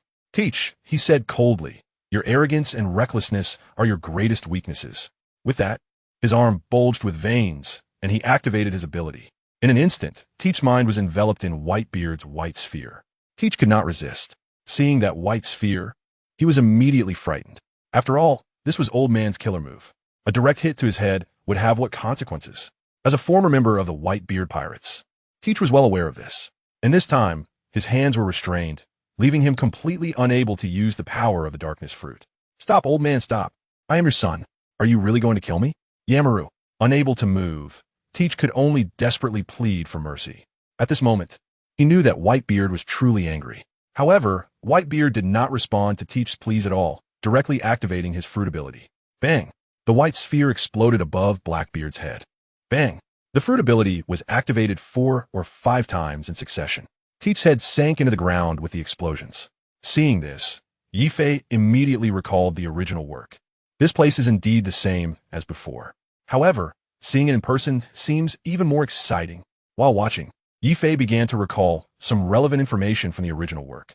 In the original story, Whitebeard can no longer move and is subsequently attacked by the entire Blackbeard pirates. That part is indeed quite brutal. In the original pirate story, it's rare to see the original characters die. Of course, the original author simply didn't want it to be so violent. But the deaths of Whitebeard and Ace are indeed too tragic. Yifei knows that there's a reason for this. The original work strongly emphasizes the end of the great pirates, with the purpose of allowing the new generation, like Luffy, to rise. But now, Whitebeard's strength is still quite good, and he hasn't been attacked by Teach. This is because Yifei has quietly altered the original storyline, including allowing Whitebeard to avoid the ambush and Akainu's attack. Today, he hasn't suffered too much damage. He can still handle Teach for now. Up until now, he must guard against Teach subordinates. Yifei has made up his mind. He absolutely cannot let Whitebeard die. Once he dies, the entire Whitebeard pirates will definitely fall into disarray.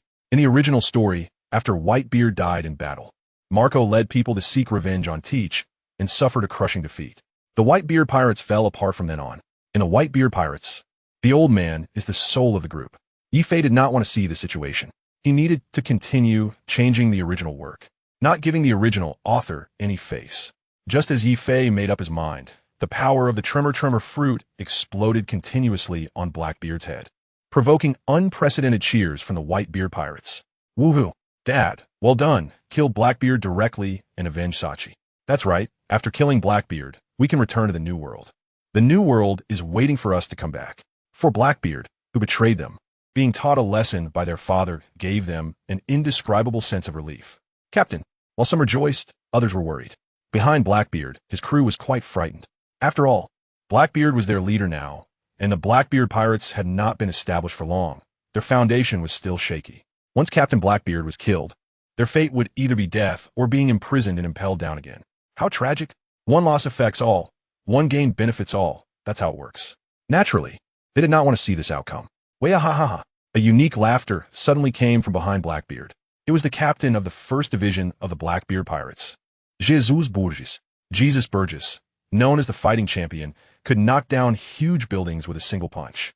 Moreover, he had extremely high jumping ability, making him a powerful character. Previously, he was the target that Luffy and Zoro wanted to challenge. Seeing as Captain Blackbeard being humiliated by Whitebeard, he naturally had to step in to help. Whitebeard, take my punch. Jesus Burgess jumped down from the air, his massive iron fist aimed at Whitebeard, who was using his fruit ability against Blackbeard. However, at that moment, Whitebeard's observation haki had sensed Burgess was coming, but the opponent's speed was too fast. Whitebeard himself was not speed-oriented, and moreover, he was fighting Blackbeard, unable to free his hands. For a moment, he could only widen his eyes and watch the incoming fist. Burgess was incredibly strong. One punch from him would likely be unbearable even for Whitebeard. Bang! Just as Burgess's fist was about to hit Whitebeard, a spike club suddenly blocked in front of him. Whitebeard was taken aback, and upon closer inspection, it was Yi Fei. Today, this was the second time he had stood in front of him. Instantly, Whitebeard felt a wave of comfort in his heart. To be able to decisively act in this situation, this kid is really something. Whitebeard revealed a crescent-like smile. No wonder he is my son. Blackbeard, you think it's that easy to take my head? Yi Fei's ability, you probably can't imagine it, right? Who is it? Burgess was taken aback. He did not recognize this unfamiliar young man. Whitebeard pirates, Yi Fei. Yi Fei smiled slightly, holding the spike club to block Burgess's fist. Never heard of him, Burgess replied strangely. To him, Yi Fei was simply too unfamiliar, even as a former Whitebeard crew member. Blackbeard had never mentioned him in front of them, yet this person directly blocked his punch. It should be noted that his punch could shatter an entire building. Even Whitebeard would probably not be able to withstand a few of those punches. This person actually caught it directly. However, what Burgess didn't expect was that Yi Fei not only fought with Akainu, but also made him disappear without a trace. You'll find out soon. Yi Fei's tone was extremely cold. In the original story, he was preparing to ambush Sengoku, but was knocked down by Carp with a single punch. Ambushing while Dad is in a duel, such a person must be eliminated. At this moment, Yi Fei was already filled with killing intent. It was time to teach them a lesson. Wahaha, I really want to see it. However, Burgess had no idea what Yi Fei was thinking and instead laughed loudly. Yi Fei had only taken one hit. He didn't think Yi Fei was that strong. Frankly speaking, Burgess was very clear about his own abilities. Moreover, this ability was recognized by Captain Teach. Otherwise, this First Division captain wouldn't have been assigned to him. Whitebeard raised his head and looked at Burgess. He looked down on such a person. Just as Burgess was facing off against Yi Fei, Whitebeard raised his head and cast a disdainful glance at Burgess. After using the Tremor Fruit's abilities multiple times against Teach, Whitebeard was already feeling a bit tired. Then, his movements came to a halt. At that moment, Teach, who was lying on the ground, took this opportunity to pull out a pistol from his waist and aimed it at Whitebeard. Bang! After the gunshot, Whitebeard's arm was hit. A sharp pain surged, and Whitebeard frowned, instinctively loosening his grip. Taking this chance, Blackbeard Teach immediately stood up and started to flee backward. After just a few steps, he fell to the ground and was then helped up by his subordinates. Dad, the First Division captain, Marco, was suddenly anxious. He immediately flew forward. At this moment, Whitebeard had already covered his arm. At the same time, he also felt a wave of weakness wash over him. Seastone bullets, Whitebeard said angrily. As a devil fruit user, once he comes into contact with Seastone, his abilities will instantly disappear and he won't be able to activate them. But the bullet was already lodged in his arm, making it impossible to extract it for the time being. Teach, it seems you were prepared after all. Whitebeard glared angrily at Blackbeard while holding his arm. Dad, I'll help you get it out. Marco, the ship's doctor, spoke up immediately. But at this moment, he remembered that he hadn't brought his scalpel. For a moment, he could only support Whitebeard, not knowing what to do. Cough cough. Thief ha ha ha. To kill you, I had to make some preparations in advance. Dad, you might as well die early. Now that the bullet has hit your arm, unless you cut it off, you won't be able to use your fruit abilities. Ha ha ha ha.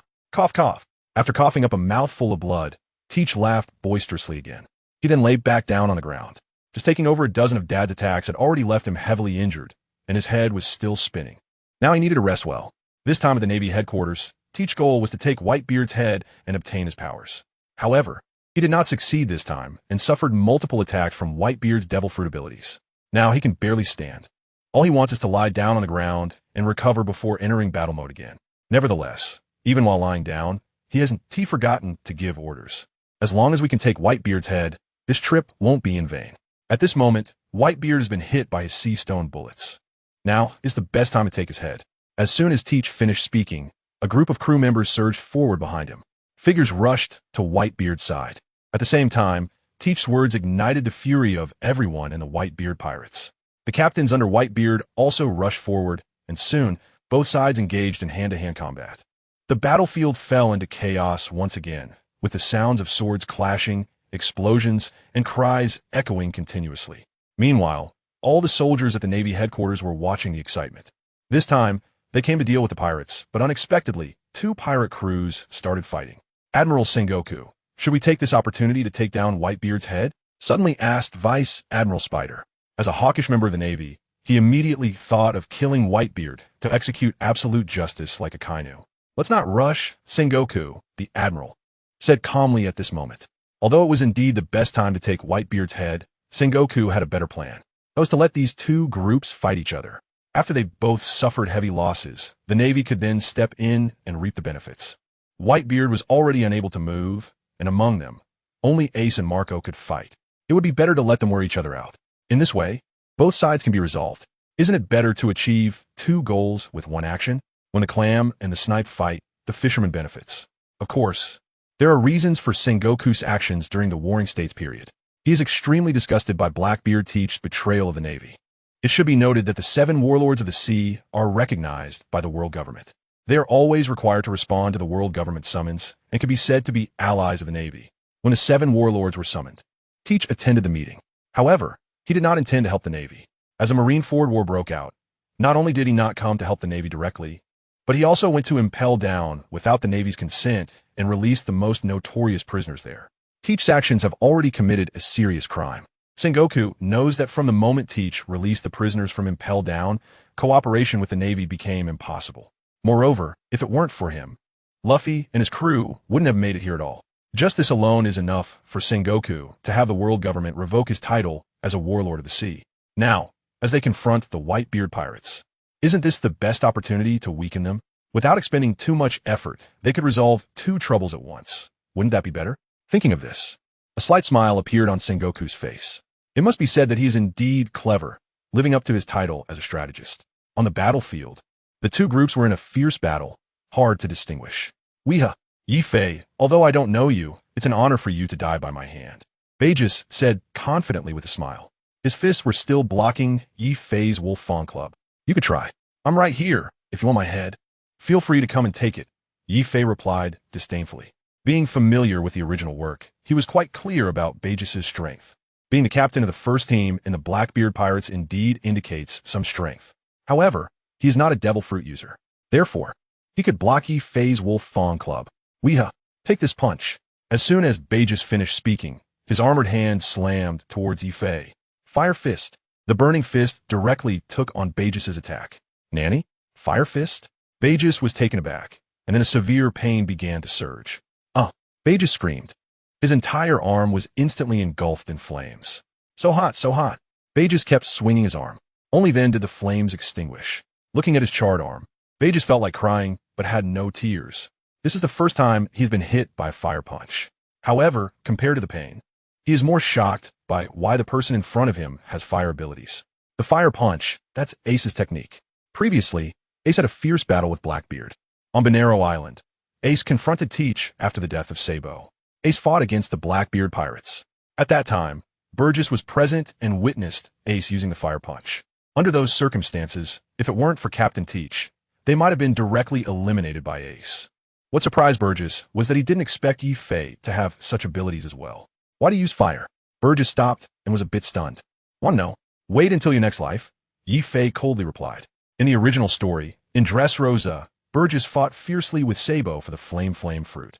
It is clear that he very much hopes to obtain the power of the Flame fruit. Of course, the more he hopes, the more Yi-Fei wants him to know the pain of disappointment. Being able to follow someone like Blackbeard Teach shows that he is already prepared for what he should be. Hearing this, Burgess raised his arms above his head, showcasing his muscles in front of Yi-Fei. The V-shaped physique was meant to show Yi-Fei that he is not that weak. Hee, if you want to kill me, feel free to try. Captain Teach is the greatest man. Burgess revealed a strange smile. At this moment, he clearly realized that Yi-Fei possesses fire abilities. This indicates that he must have eaten a fire-type devil fruit. Now, as long as he kills Yi-Fei, he can gain fire-type abilities. It is known that their captain, Blackbeard, has the power to take fruits. No matter who it is, as long as they are on site, Blackbeard Teach can do it. Beijus has always wanted to obtain a power similar to the flame fruit. Moreover, so far, he has not eaten a devil fruit. As long as he kills Yi-Fei, Teach will definitely have a way to do it. Beijus is very confident about this. From the previous 2 moves, Yi-Fei's strength is also impressive. Since he is facing such a strong opponent, he cannot be careless. He must use his strongest power to defeat him in one hit. With this in mind, Beijus immediately activated his armament haki. With a loud bang, Beijus has already entered his fully armed form. Instantly, his entire body hardened with armament haki, and black haki surrounded him. Hee, I want you to know that this world is cruel, Beijus said proudly. with his entire body hardened with armament hockey. Even if the Navy's cannon hits him, he would remain unscathed. Without using his armed form, he could knock down a building with one punch. In his fully armed form, he could shatter a well-equipped Navy warship. Of course, from their previous duel, he felt that Yi Fei was also quite strong. Therefore, he activated his strongest form, aiming to defeat Yi Fei in one blow and seize the flame fruit he desires the most. I will return your words to you unchanged, Yi Fei replied coldly.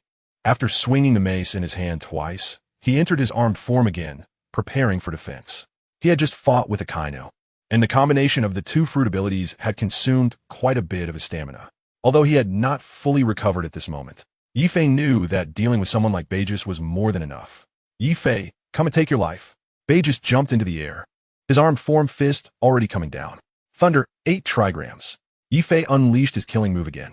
The dragon tooth struck precisely against Beijus's fist. So far, aside from the fire-type ability, Yi Fei only knows this one move. However, this move is already sufficient. Against the Kainu, Yi Fei used 2 types of abilities, but against Beijus, one is enough. Bang! The black fist and the mace collided. Hockey dispersed. Creak! Beijus painfully covered his bent arm. At that moment, he heard the sound of his arm bone breaking.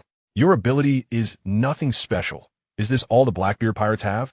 I thought you would be impressive. But it turns out Teach just took in some trash, Yi Fei coldly mocked. The electricity crackling from the mace in his hand had not dissipated. Ever since he knocked Akainu away, he felt that the other opponents seemed quite weak. Beijus painfully covered his arm, in his fully armed hockey form. He actually got his bone broken in one move. How is this possible? Buyers couldn't believe it, but the pain in his hand was so real. Soon, he accepted the reality.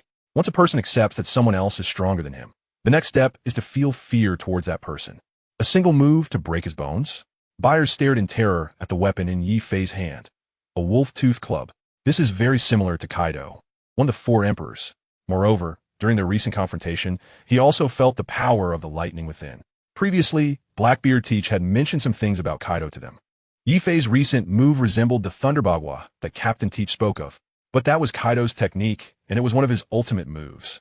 It was being used by Yi Fei before him. Who exactly are you? Beijus asked in shock. Could he have some connection to Kaido? You don't need to know. Yi Fei did not want to provide any explanation. Without waiting for Beijus to react, he jumped forward and used the Thunderbagua again. Beijus broke out in a cold sweat. The pain in his arm had not yet subsided, and the opponent was attacking again, faced with the weapon rushing towards him. Beijus had no way to retreat. He could only instinctively extend his right hand, clad in metal armor, to defend. Bang! The dragon's fong, imbued with advanced armament hockey, struck against the metal arm. A tremendous sound echoed. The metal armor on Beijus's arm was instantly shattered, and he fell down as a result. Simultaneously, his armored arm let out a creaking sound. The bones in his right hand had already shattered internally. Yi Fei's 2 consecutive moves had directly broken both of Beijus's arms, even while he was in his armament hockey form. Beijus was drenched in cold sweat from the pain, and at the same time, an inexplicable fear began to rise within him. Is this still a human? To know that he, Beijus, a typical naval vice admiral, might not even be a match for him. But now, in just 2 moves, merely 2 moves with just 2 hands, he was completely incapacitated. He could never have imagined that after dominating the seas for decades, he would be defeated so easily today. Moreover, he didn't even know this person. It's inexplicable. However, at this moment, he felt more fear than anything else. At this moment, Beijus could no longer focus on the duel. The intense pain in his arms made it impossible for him to stand. Lying on the ground, he could only struggle to crawl back. He wanted to escape from this devil. Yi Fei. Behind him, Yi Fei's footsteps were slowly approaching. For Yi Fei, Beijus at this moment was like meat on the chopping block, ready to be devoured at any time. Beijus, Yi Fei silently called out to him from behind, shouldering the wolf fong club, his steps steady as he slowly followed. Yi Fei didn't seem to be in a hurry. His only goal was for everyone to hear Beijus' miserable cries. Help me, Beijus. Meanwhile, Blackbeard Teach had gradually regained consciousness from the impact of the tremor fruit, and his powers had returned. Seeing Beijus lying on the ground, Teach was extremely surprised. This was the first time he had seen Bayez defeated. He remembered that Bayez was very powerful. Soon, Teach noticed Yi Fei behind Bayez. Yi Fei, has he grown taller? He used to seem quite short, just a drunkard. Previously, they had been drinking together every day, and as a navigator, Yi Fei had told him that he wanted to travel the world and chart all the maps. He defeated Bayez? How could that be? Does he really have that kind of strength? Just as Teach was puzzled, Baya's cries pulled him back to reality. Captain, save me. Bayas cried out desperately from the ground. Lying there, he felt the footsteps of Yi Fei, filled with endless killing intent. At that moment, he was truly scared. He desperately tried to reach out his hand for help from Blackbeard, but both of his hands were completely incapacitated and couldn't move at all. Seeing Teach, Bayas reignited his hope. Bayas, tell me what happened? Teach asked with a puzzled expression. Just moments ago, he had been somewhat dazed from the shock of Whitebeard. With both crews fighting fiercely on the battlefield, Teach hadn't noticed the duel between Bayas and Yi Fei. Moreover, he didn't expect Bayas to be defeated by Yi Fei so quickly. Captain, save Thunderbagua. Bayas' words hadn't even left his mouth before Yi Fei's mace struck heavily on Bayas' forehead. As Yi Fei's mace fell rapidly, the ground collapsed with a loud bang. Bayas' head instantly sank into it. Ding! Host defeated a member of the Blackbeard Pirates, gaining 15,000 experience points. The mechanical voice of the system echoed in Yi Fei's mind. Yi Fei smiled slightly. From experience points, it seemed that Bayas was stronger than an average Navy Vice Admiral. 15,000 experience points said it all. He could exchange for quite a bit. Bayas never expected that he would be taken down by a small fry from the Whitebeard Pirates in Marineford. However, if he had seen the duel between Akainu and Yi Fei, he definitely wouldn't have been arrogant enough to consider Yi Fei as his opponent.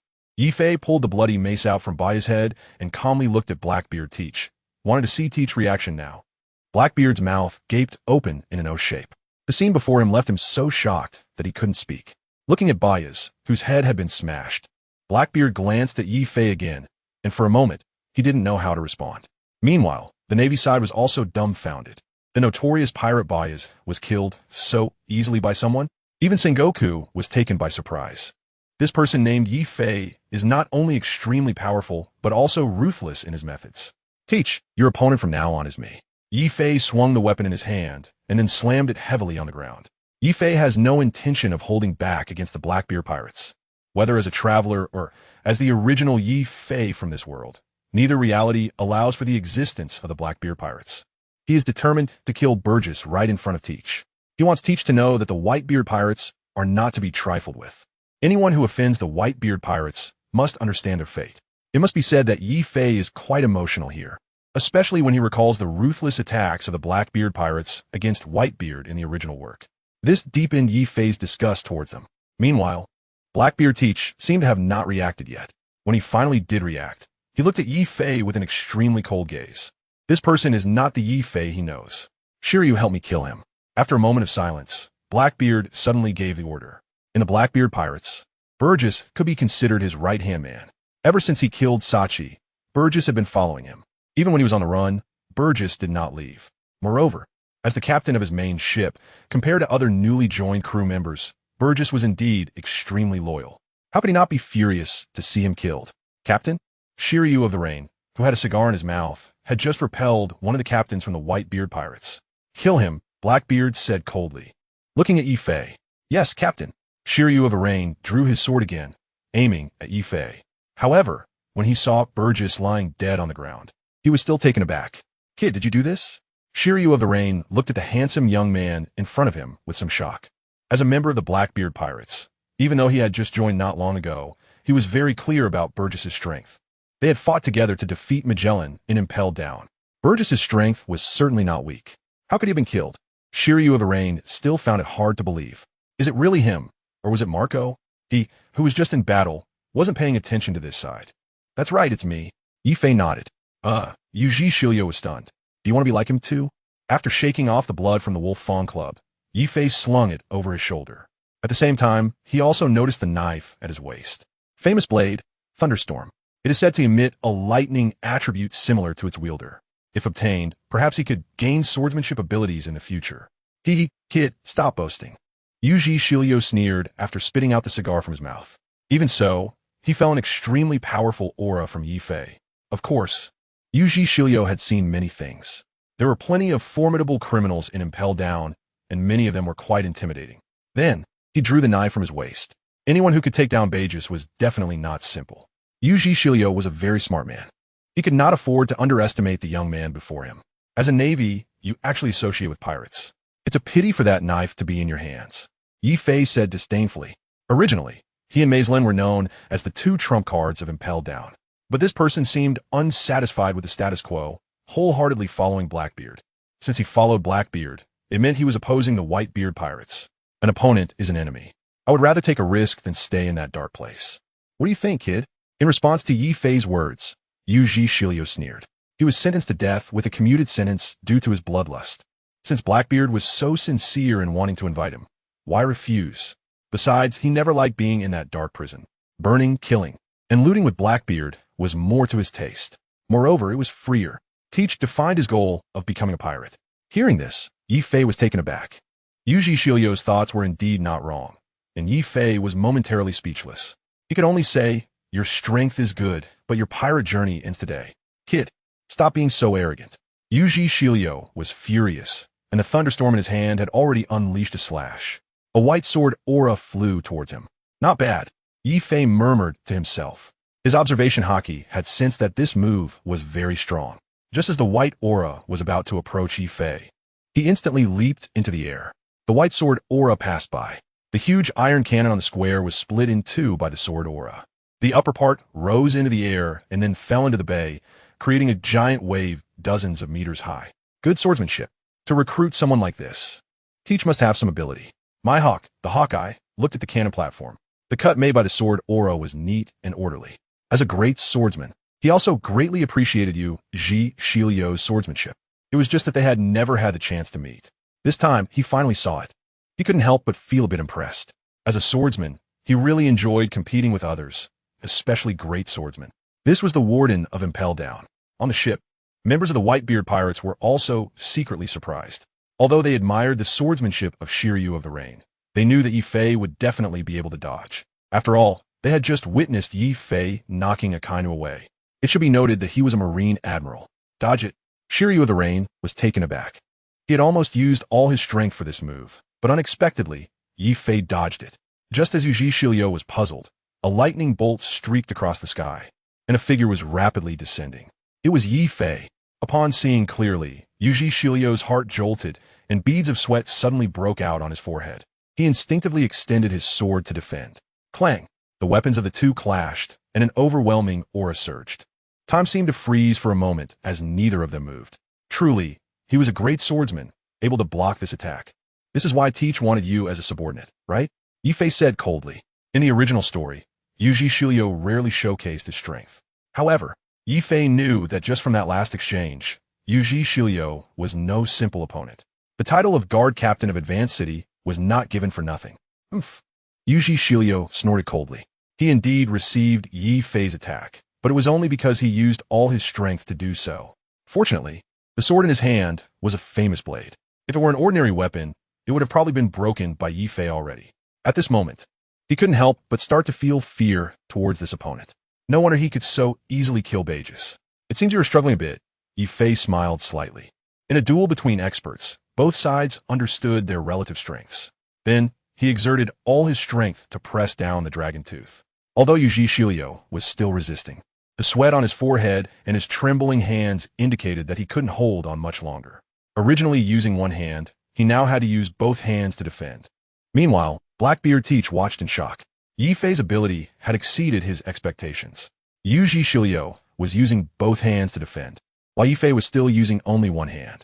In that moment, Teach already knew that Yu Shilio was bound to lose. Initially, he just wanted Yu Shilio to test Yi Fei's strength. Now it seemed that Yi Fei had already surpassed Yu Shilio. Fire Fist! Yi Fei shouted loudly. He drew out his other hand and activated his fire abilities, striking Yu Shilio's chest at close range. Yu Shilio cried out, and his entire body was sent flying with flames. However, Yi Fei did not stop. He directly leaped up and followed. Damn it, Teach muttered to himself, not expecting that this kid not only could use fire, but was even more adept than Ace. While defending, he could also unleash fire abilities. As the fire fist struck out, Yi Fei had already appeared in front of Yu Shilio. Thunderclap, 8 trigrams. While Yu Shilio was still being sent flying, he took a direct hit from Yi Fei's stick to the chest in midair. Uffed. A mouthful of old blood spurted from his mouth. Boom! Yu Shilio heavily crashed to the ground, creating a deep pit. Just as Yu Shilio fell, a familiar voice echoed in Yi Fei's mind. Ding! Host has defeated the great swordsman Yu Shilio. Reward experience points 15,000. Yifei smiled slightly. The reward for defeating Yuji Shilio was the same as for Bejas, meaning their strengths were not far apart. At the same time, everyone stopped in shock. Shilio had been defeated. The members of the Blackbeard pirates were stunned. It should be noted that he was someone Captain Teach valued greatly. In an instant, the members engaged in battle withdrew behind Teach. Teach himself was also stunned. How could this be? Originally, after seeing Bejas defeated, he wanted Yuji Shilio to test Yifei's abilities. Unexpectedly, just after a few exchanges, Yifei had directly crushed him. Is this Yifei? Captain? In the deep pit, Shiryu of the Rain struggled to extend his hand, hoping that their captain, Teach, would come to save him. Just now, Yifei's move had directly broken 6 of his ribs. At this moment, he could no longer stand up. Like Bejas, he could only lie on the ground. Meanwhile, Yifei had already landed beside him. After coldly glancing at him, he turned to look at Blackbeard Teach.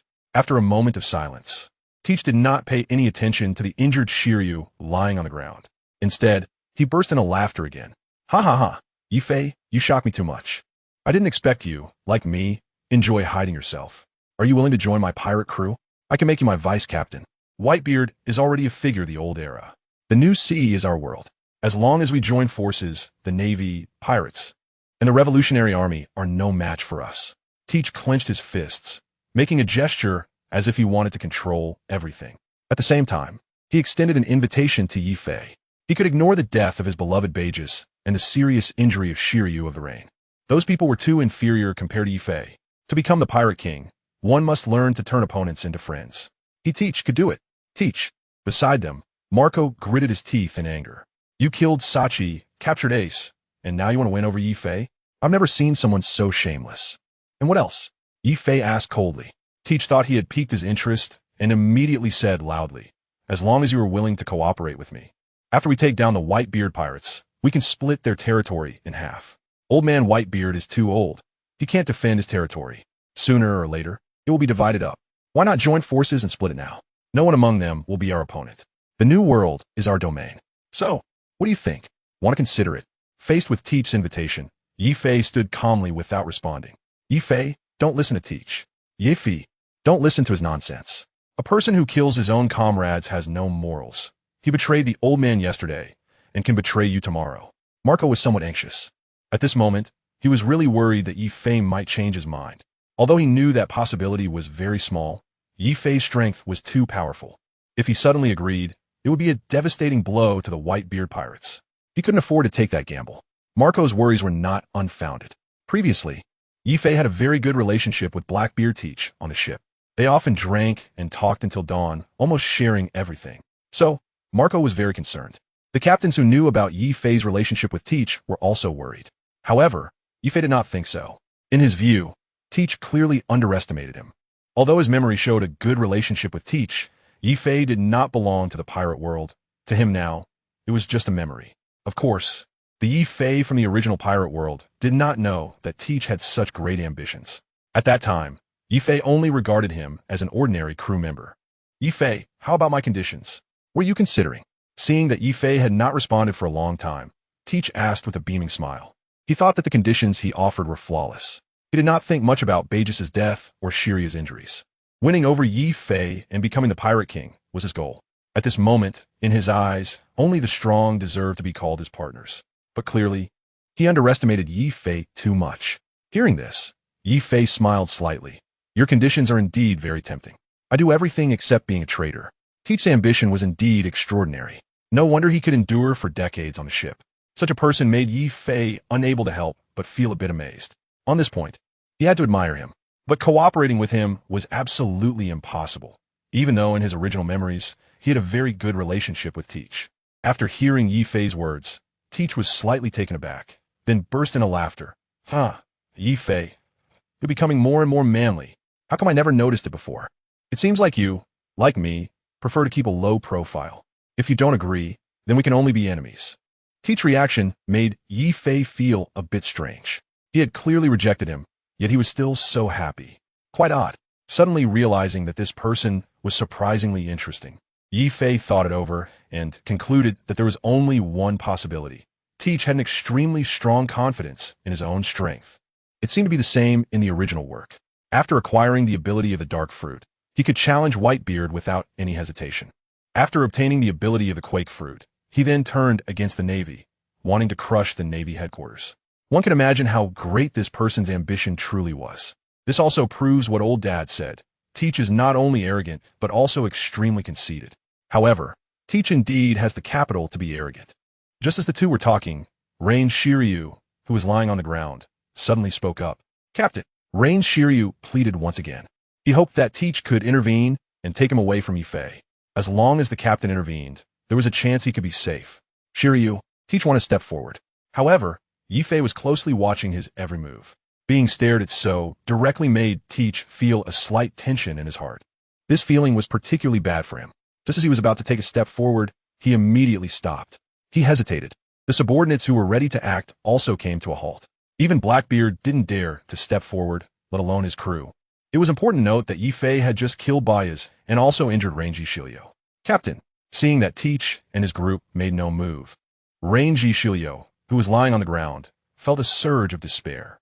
Instinctively turning around, he saw Yifei behind him, seemingly grinning at him in a strange way. What do you want?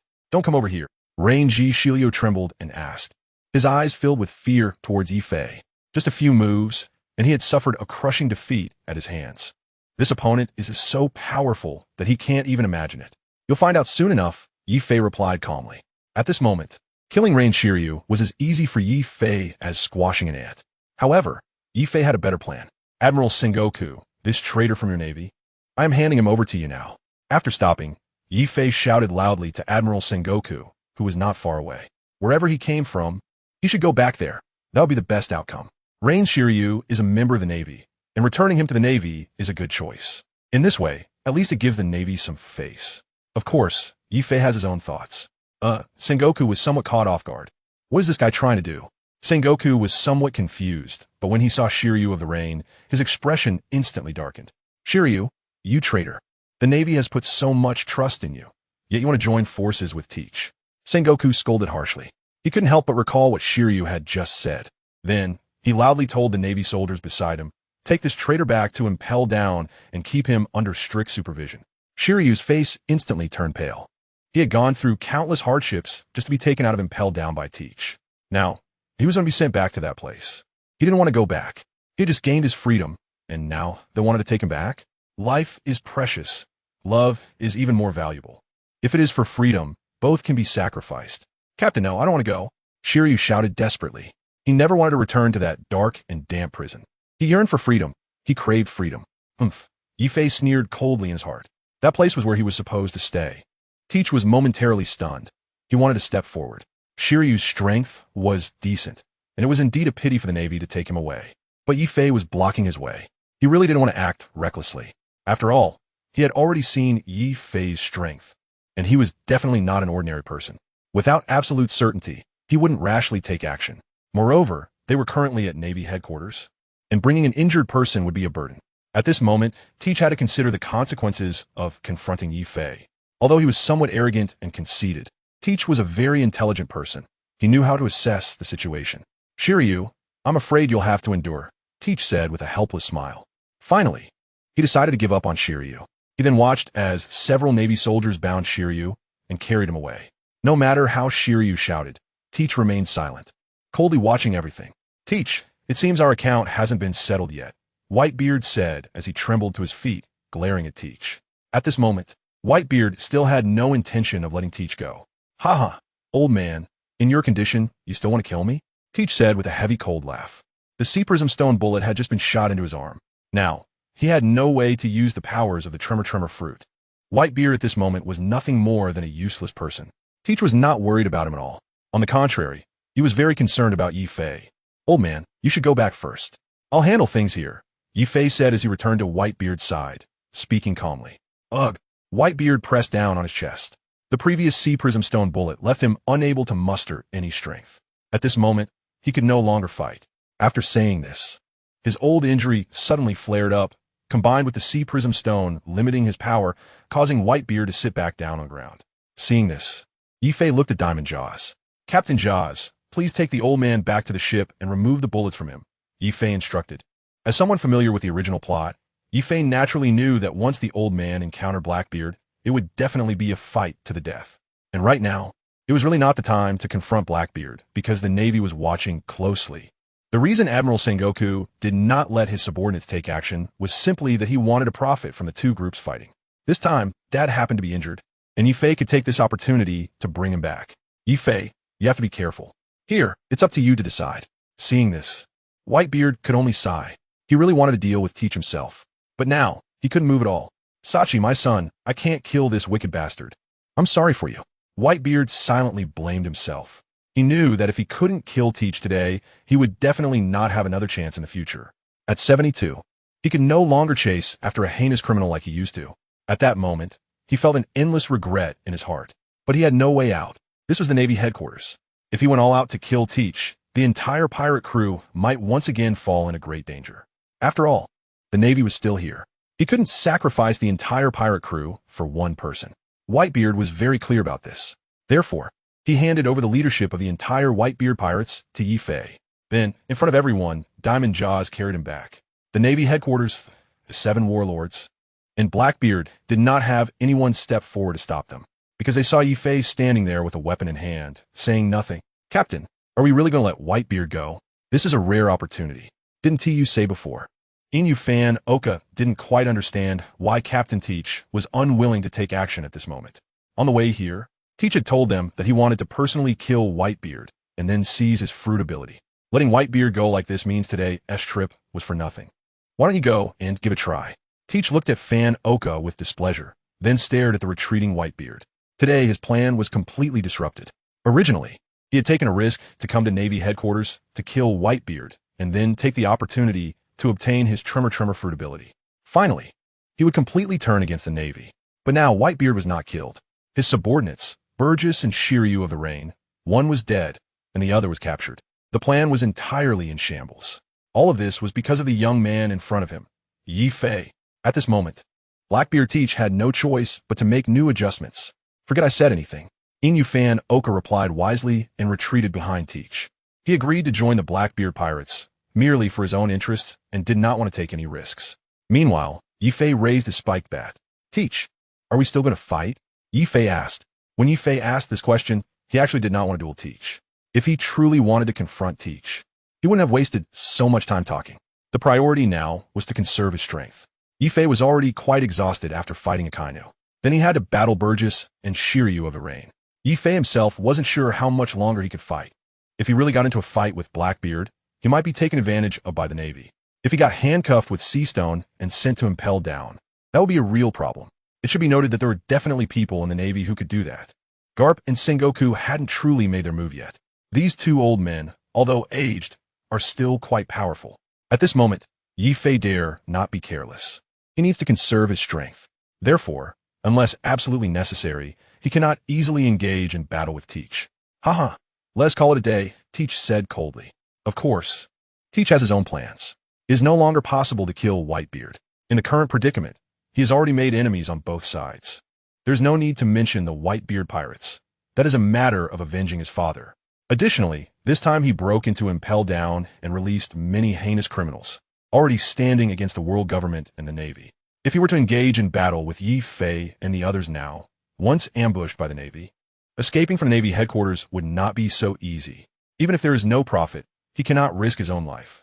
Well then, we will cease fire. Yifei replied directly. Meanwhile, Marco looked puzzled and walked over to Yifei. Yifei, Teach is our enemy. Are we really just going to let him go? Marco whispered. Just a moment ago, to kill Teach, their father had already risked everything. Now, Yifei wants to call for a ceasefire, which goes against their father's wishes. However, Yifei did not respond directly. Instead, he glanced at him and then looked toward the Navy. They're just watching the two sides fight it out. Blackbeard Teach has plenty of time to deal with it, but not now.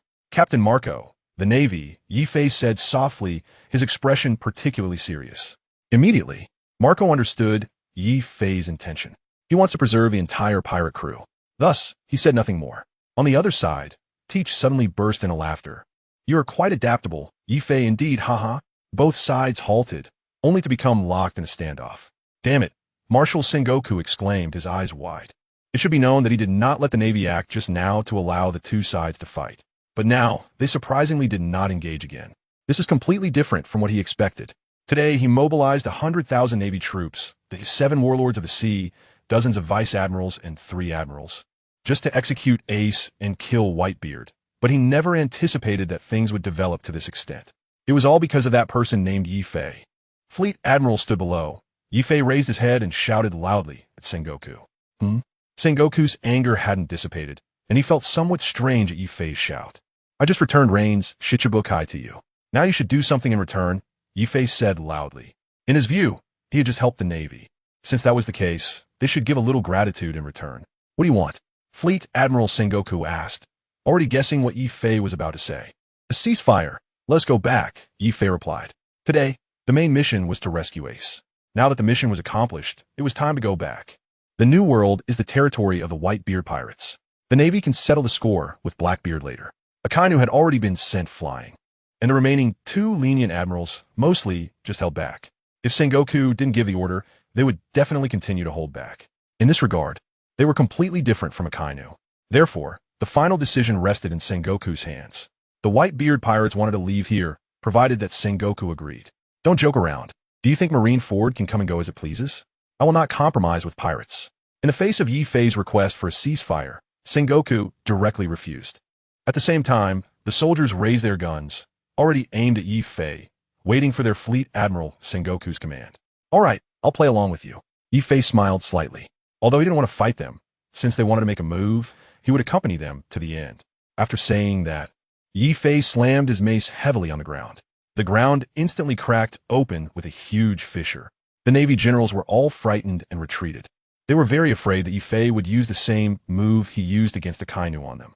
Just as everyone was waiting for Sengoku's order to start the battle, Sengoku hesitated and did not speak. He indeed wanted to kill Ace and Whitebeard. But now, he had to make new considerations. First of all, Yi Fei's sudden appearance had already disrupted the plans he had laid out earlier. After so many battles, Yi Fei's strength exceeded his expectations. He never thought that Yi Fei could even send Akainu flying. Such a person is definitely not an easy opponent. What price would it take to defeat him?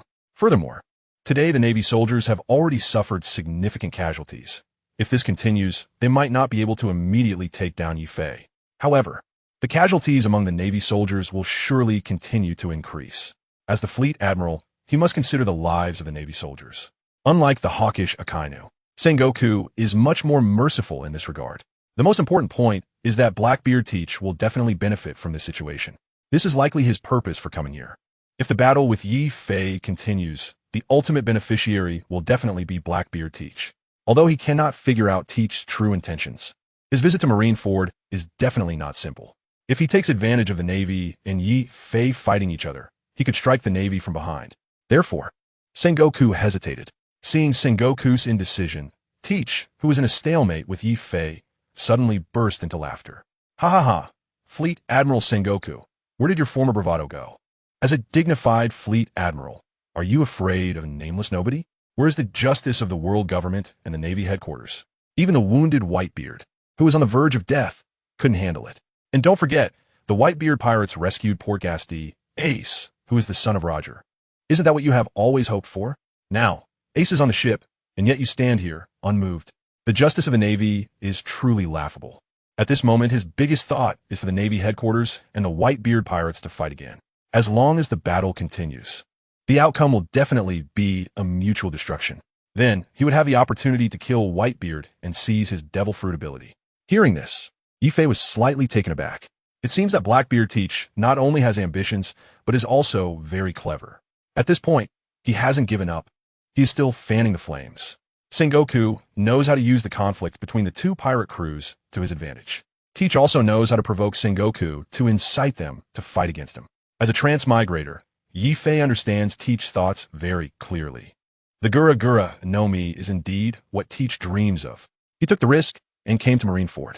He absolutely didn't want to leave empty-handed.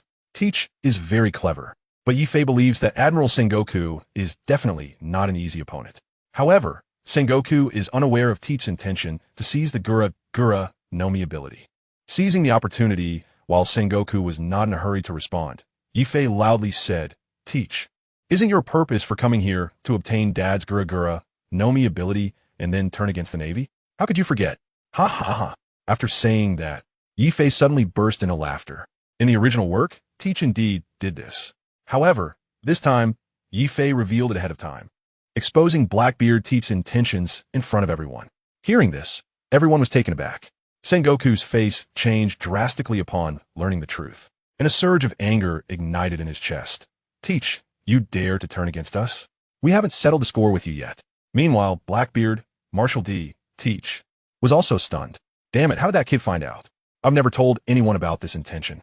Yifei, is what you said true? How did you know? Behind Yifei, Marco asked in shock. Captain Marco, otherwise, why do you think he dared to bring prisoners from Impel down here? Teach is a very ambitious person. He could hide on the ship for decades for the Yami Yami no Mi. Similarly, he could kill Dad for the Gura Gura. No Mi Sachi's death is the best proof, Yifei calmly replied. Of course, Yifei wouldn't mention that it was because he had read the original work. In response to Marco's question, he only needed to persuade him with his own reasoning. Naturally, Marco was quickly convinced by Yifei. Because what Yifei said made sense, Teach could do anything. He wouldn't care about the feelings of the whitebeard pirates. Sachi and Ace are the best examples. So that's how it is, Marco finally understood. Just a moment ago, he was still wondering why Teach came to Marineford. It turned out that his true purpose was to kill Dad and seize the Gura Gura no Mi ability. Regarding the Yami Yami no Mi, Marco had learned some information about it. It is said that it can allow one to obtain the powers of a devil fruit user. Perhaps it could really take away Dad's ability. Damn it, that bastard Teach. Marco glared angrily at Blackbeard. This person is simply irredeemable. He killed his companions, captured Ace, and now he has come to Marineford to prepare to kill Pops. Marco really wants to rush up and take down Teach immediately. But he is not an impulsive person. Moreover, the Teach now is no longer something he can handle.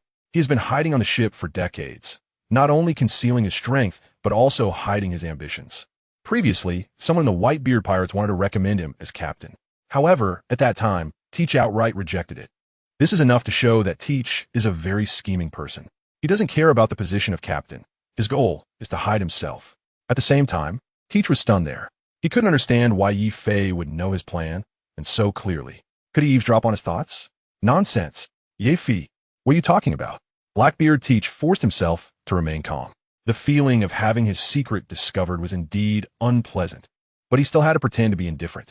Upon hearing this, Yifei simply smiled coldly. Teach, am I not speaking the truth? If not, then why are you here? Give me a perfect explanation. Helping the Navy? Are you really that kind-hearted? You just broke into the Navy's maximum security prison, and now you want to help the Navy deal with us? That would be a huge joke. After Yifei said this, sweat unconsciously appeared on Teach's forehead. How'd this guy know? Yifei asked him to explain why he came to Marineford, but he really couldn't explain it. Since he broke into Impel Down, it definitely wasn't to help the Navy. Otherwise, it would really be a joke. Helping Whitebeard? That would be even more ridiculous. So what is he doing here? Seeing him standing there in a daze, Yifei smiled slightly. Then he looked at Sengoku. Opposite, Sengoku was also lost in thought. He knew that Teach's arrival was not that simple, but he never expected that he would have such an idea. Turning against the Navy, this guy is really extremely arrogant. Does he think the Navy headquarters doesn't exist? However, Sengoku still had some doubts about Yifei's words. Why would he know? But at this moment, Sengoku had no time to guess why Yifei knew so much. However, Yifei's words still made a lot of sense. Teach let a bunch of prisoners go, and logically speaking, they should have escaped far away. But now, Teach didn't escape. Instead, he came to the Navy headquarters, where the strongest forces of the Navy were gathered. This is enough to prove that Teach came here with his own purpose. Otherwise, he wouldn't take such risks. At the same time, this further validates what Yifei said. Therefore, he chooses to trust Yifei. The crime of the warlord Teach breaking into Impel Down should be considerable, right? Seeing Sengoku frowning, Yifei continued to embellish the story. Of course, the purpose is to have the Navy deal with Teach. You Blackbeard can provoke the Navy against us. So I can also provoke the Navy to deal with you. Don't forget, the account of Impel Down hasn't been settled with you yet. Thinking of this, Yifei smiled slightly. As soon as Yifei finished speaking, Admiral Sengoku immediately looked towards the Blackbeard pirates. Shiryu of the Rain, Katarina Devon, San Juan Wolf, Vasco Shot, and Abelo Pizarro. These are all notorious prisoners from Impel Down. Teach used the convenient identity of a warlord to reach Impel Down and release them all. Although Shiryu of the Rain has been captured by the Navy again, the remaining prisoners are still at large. Teach, from now on, your warlord identity is revoked, Sengoku said angrily. Normally, Revoking or depriving a warlord title requires a meeting discussion by the higher-ups of the world government. After all, that is a pirate appointed by the world government. But this time, Sengoku directly bypassed the high-level meeting of the world government.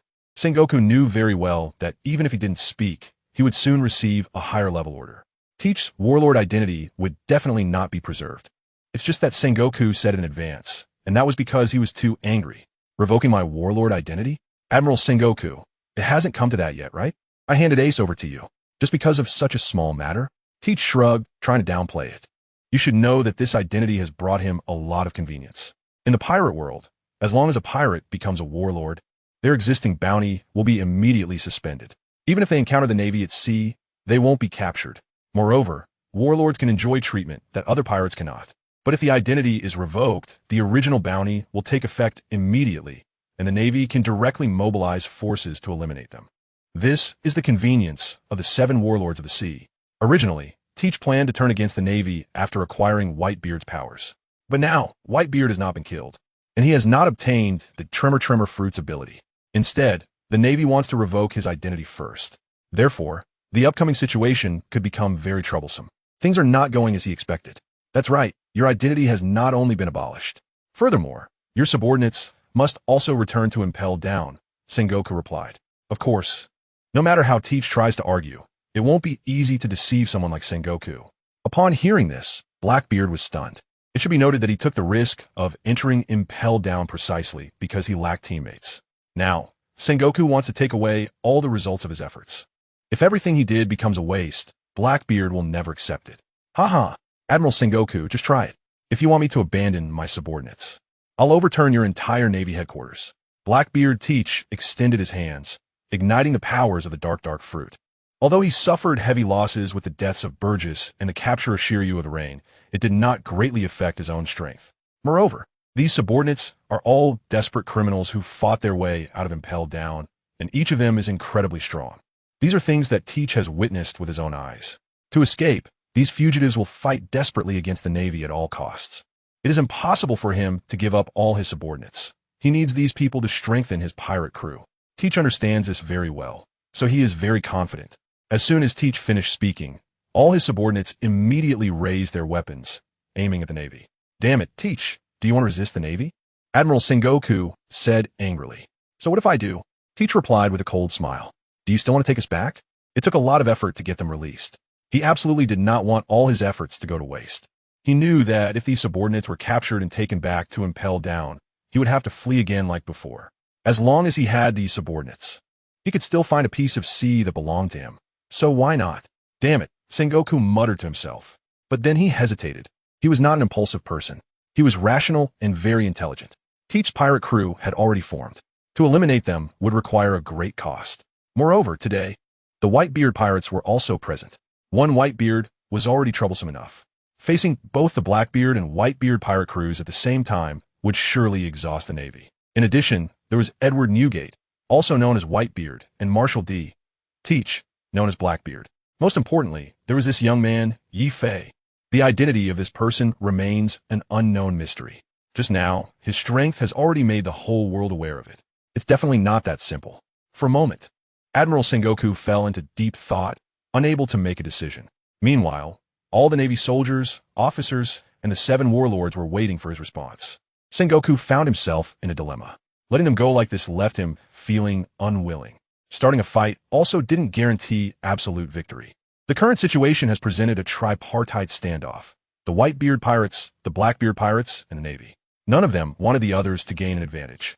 Each had their own thoughts. Sengoku struggled to make a decision for a long time.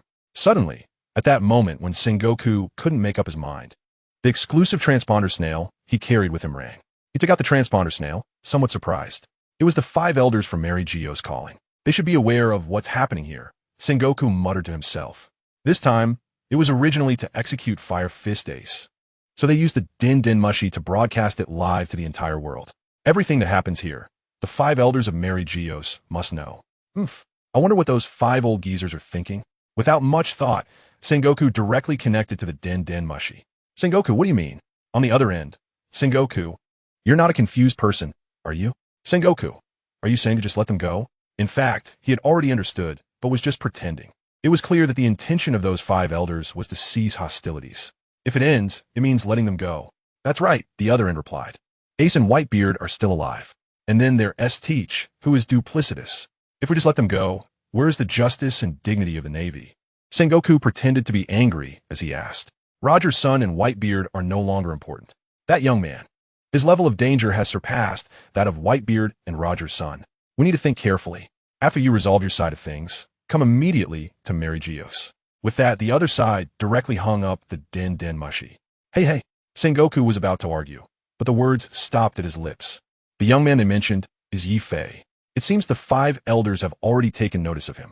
It's important to know that these 5 elders, known as the Gorosei, are the highest authorities of the world government, and they can decide anything. Since the 5 elders have already made a decision, all that's left for him is to execute it.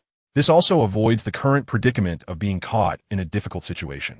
You see, if the warring states were to release them on their own or declare war, it would be quite troublesome once those 5 old men place the blame. Now, they have made a direct decision, and it's no longer their concern. At this moment, the warring states actually feel relieved. So just now, they were merely arguing on purpose. This move is called retreating by advancing. However, it's somewhat difficult for him to directly say the words to let them go. It's rare for the Navy to let pirates go like this. After struggling in his heart for a few seconds, Sengoku finally spoke. Today, the casualties of the Navy are too great. Whitebeard Edward Newgate, Blackbeard Marshal Teach, you can leave. If you dare to cause trouble on the sea again, the Navy will definitely not let you go. Also, Teach, starting today, the world government will officially restore your bounty. After saying this, Sengoku turned to look at the corpses and injured scattered on the ground, feeling quite sad. Among those who have fallen, more than half are Navy soldiers. If this continues, the number of casualties will increase. He had no choice but to obey the wishes of the Gorosei and let them go. As for the Blackbeard pirates, the Gorosei did not provide any explanation. Although Sengoku announced the revocation of his warlord status, this matter needs to be publicly announced by the world government. Additionally, from the transponder snail, Sengoku also sensed the Gorosei's intention. They seem to intend to let Blackbeard Teach go as well. Based on Sengoku's speculation, the Gorosei's intention is to use Teach to restrain the Whitebeard pirates. Therefore, there are currently no plans to eliminate Blackbeard. They have seen the new strength of the Whitebeard pirates. If they directly eradicate Teach and his crew, then the Whitebeard pirates will lose a strong opponent on the sea. The balance will tip. This situation is extremely unfavorable for the Navy. There must be a rival to balance them out. Instead of having the Navy take action to eliminate them, it would be better to let them stay and fight among themselves. The conflict between these 2 pirate crews is probably not so easy to resolve. No wonder the world government has considered everything here, Sengoku muttered to himself. Letting Whitebeard and Blackbeard go has left many people puzzled. Just after he announced the result, someone immediately stood up and said, Marshal, are you really just going to let them go? Letting a tiger return to the mountain will have endless repercussions. Today, Marineford has been devastated like this. It's all their fault. We absolutely cannot let them go. Indeed, for hundreds of years, this has been a Navy headquarters, and no one has ever dared to offend this place. These people must be eliminated, even if it means fighting to the death. We must uphold the Navy's justice and dignity. Among the Navy, some hawkish members absolutely disagreed with letting them go. However, a single statement from Sengoku dismissed them. This is the will of the world government. If you want to go, I will not stop you. Upon hearing this, the hawkish members immediately fell silent. They had just witnessed the abilities of Whitebeard, Yi Fei, and Teach. For them to think they could take them on was clearly asking for death. Marshal Sengoku was deeply grateful. Seeing this, Yi Fei smiled slightly, finally satisfied. His goal had been achieved. Today, Teach was not dealt with, which left Yi Fei feeling somewhat regretful. But the immediate priority was to ensure the entire Whitebeard pirates could return. That was the most important thing. As for Teach, there would be plenty of time in the future. Yi Fei was contemplating how to deal with Teach later when Teach spoke up first. Yi Fei, I remember you, Teach said with a cold smile. Today he had lost 2 important subordinates, which was a huge loss for his pirate crew.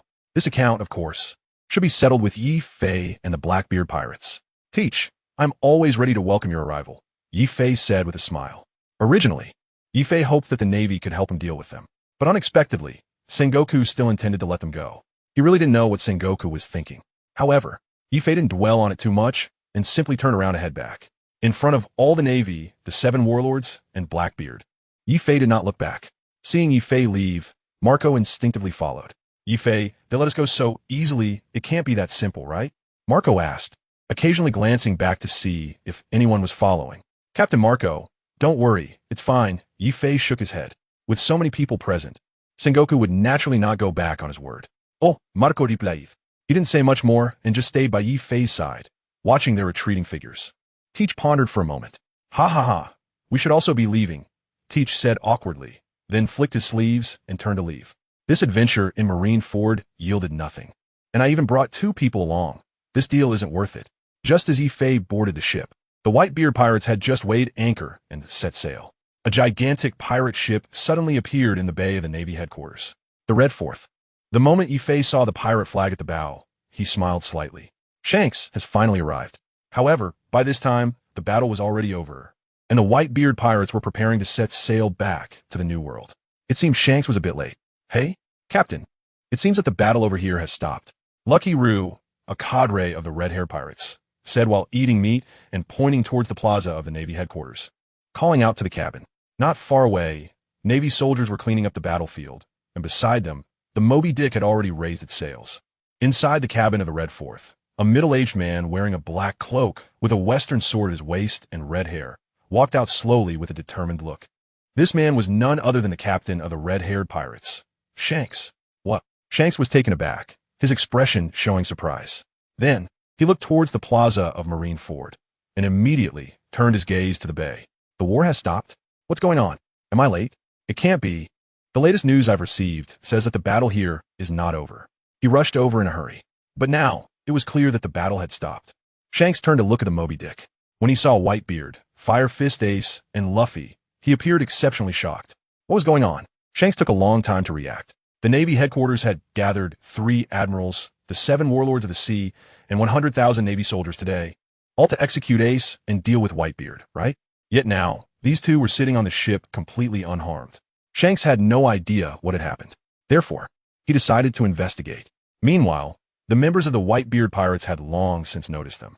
Shanks and the red-haired pirates were very clear about this. Previously, they had even come specifically to the Whitebeard pirates to try to stop Ace from pursuing Blackbeard Teach. This at least shows that Shanks is not their enemy.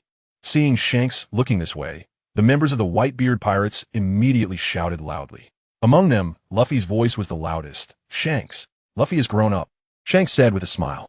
This was his first sentence upon joining the red-haired pirates. The last time he met him was in Windmill Village. After more than 10 years apart, Shanks felt a surge of emotions. How he missed those days. Back then, Luffy was not only competitive but also a little crybaby. He never expected that now, in order to save Ace, he would come to Marineford. He could be considered a real man now. Hee. Luffy unconsciously scratched his head, opened his mouth wide, and showed a simple smile. Being able to rescue Ace from Sengoku was enough to make him proud for a while. However, Luffy's originally cheerful face suddenly froze, because he saw Shanks' empty left arm. Years ago, Shanks had lost it while saving him from a sea king. Thinking of this, Luffy's mouth suddenly pouted. Woo-woo. Luffy couldn't help but choke up. My straw hat, you kept it well. Shanks didn't say much, but he patted Luffy on the shoulder. At the same time, he looked at the straw hat. This was given to Luffy many years ago, and even more years ago, it was given to him by Roger. The straw hat given to Luffy was meant to pass on Roger's will. In front of Shanks, Luffy couldn't hold back anymore and suddenly burst into tears. After all these years, he was still a crybaby. I thought you were a man, but oh dear, I must have misjudged you, Shanks said deliberately. In his eyes, although Luffy had grown up, his personality was still the same, still fond of crying. Meanwhile, Yifei was also somewhat touched. In the original story, since Shanks left the East Blue, he and Luffy had never met again. When they did meet, it was only through the bounty posters. Unexpectedly, because of his appearance, the 2 were reunited. Suddenly, Yifei felt an indescribable emotion in his heart. On the side, Luffy heard Shanks call him a crybaby and immediately started to argue back. Nonsense, I'm not a kid anymore. After saying that, Luffy forced himself to wipe away his tears. He still vividly remembered what happened back then. If it weren't for him, Shanks' arm would still be intact. Then, Luffy brought Shanks in front of Fire Fist Ace and Yifei. Shanks, this is my older brother Ace, and the brother I just recognized, Yifei. Luffy couldn't help but introduce Shanks excitedly. Just now, Yifei and Marco had boarded the ship. Luffy had pulled Yifei over, insisting that he be recognized as his older brother. Reluctantly, Yifei had to agree. Of course, having a younger brother wasn't a bad thing. Ace. Shanks first looked at Fire Fist Ace. At this moment, Marco was treating Ace's leg burns. Ace lowered his head. Today, the whitebeard pirates had suffered heavy losses, and he felt extremely guilty. The source of it all was just because he acted too impulsively. Why didn't he listen to Dad back then?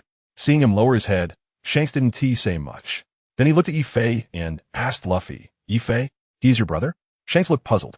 He had never seen that unfamiliar yet handsome face before. Luffy nodded repeatedly. That's right, that's right. If it weren't for him, Ace and I would have been killed by the Navy Admiral by now. Luffy had rescued Ace from the execution platform. But if it weren't for Yi-Fei blocking Akainu, Ace definitely wouldn't have survived. Upon learning this, Shanks was quite surprised. He still didn't know what had happened. However, as a man with top-level Conqueror's haki, he sensed that Yi-Fei seemed to possess some kind of mysterious power. Then, Luffy recounted the events to Shanks. After hearing the news, Shanks finally understood why the Marineford War ended so quickly. It turned out that it was this young man, named Yi-Fei, who changed the course of the war. Captain Shanks. Yi-Fei stepped forward and greeted him first. Yi-Fei still held great respect for red-haired Shanks in the world of pirates. This is one of the few pirates with a sense of justice. His character is, you can hurt me, but you absolutely cannot hurt my friends. Shanks is such a person. Being able to save your comrades on the battlefield of Marineford already shows your courage. Young man, I admire your bravery. Shanks looked at Yi-Fei with affirmation, but still couldn't help but feel a bit puzzled. How could someone so strong be only in their 20s? Captain Shanks, I just don't want to see my comrades being bullied. Our purpose for coming this time is to save Ace. He is our comrade. Yi-Fei nodded. Upon hearing this, Shanks smiled calmly. This kid has a personality quite similar to mine. Being able to knock out a Marine Admiral, his strength must be impressive. I really hope to have a duel with you, Shanks said, sizing him up. Especially after hearing Luffy describe the scene at that time, Shanks had this thought. It's a great honor for me to compete with Captain Shanks. But this isn't a good place for it, Yi-Fei replied, pointing to the Marine headquarters. Competing in a place like this isn't the best choice. However, Yi-Fei really wanted to try the duel proposed by Shanks. After all, Shanks is undoubtedly one of the 4 emperors and has extremely high swordsmanship. In a world of pirates, his sword skills can probably only be compared to Mihawk. He was eager to find out how big the gap is between him and the 4 emperors. All right, if there's a chance, I'll definitely have a duel with you, Shanks nodded. Then he continued, from now on, Yi-Fei, you are my friend. With Shanks being so proactive, Yi-Fei didn't directly refuse and nodded in response. However, Shanks' next words made Yi-Fei feel like he was being tricked. Suddenly, Shanks changed his tone. Oh, since we are friends now, Yi-Fei, would you like to join my pirate crew? As soon as Shanks finished speaking, the ship fell silent. Following that, the Whitebeard Pirates members almost jumped up collectively. Yi-Fei felt helpless. Shanks, is it false to befriend me and true to pull me onto your ship? So this was your goal. Facing Shanks' request, Yi-Fei didn't say anything. But the members of the Whitebeard Pirates couldn't stay calm. Hey Shanks, what you're doing is too ungrateful. What? You want to pull Yi-Fei onto your ship? Let me tell you, that's impossible. What do you mean, Shanks? You just became friends with Yi-Fei and immediately want to pull him onto your ship. That's too inhumane. That's right.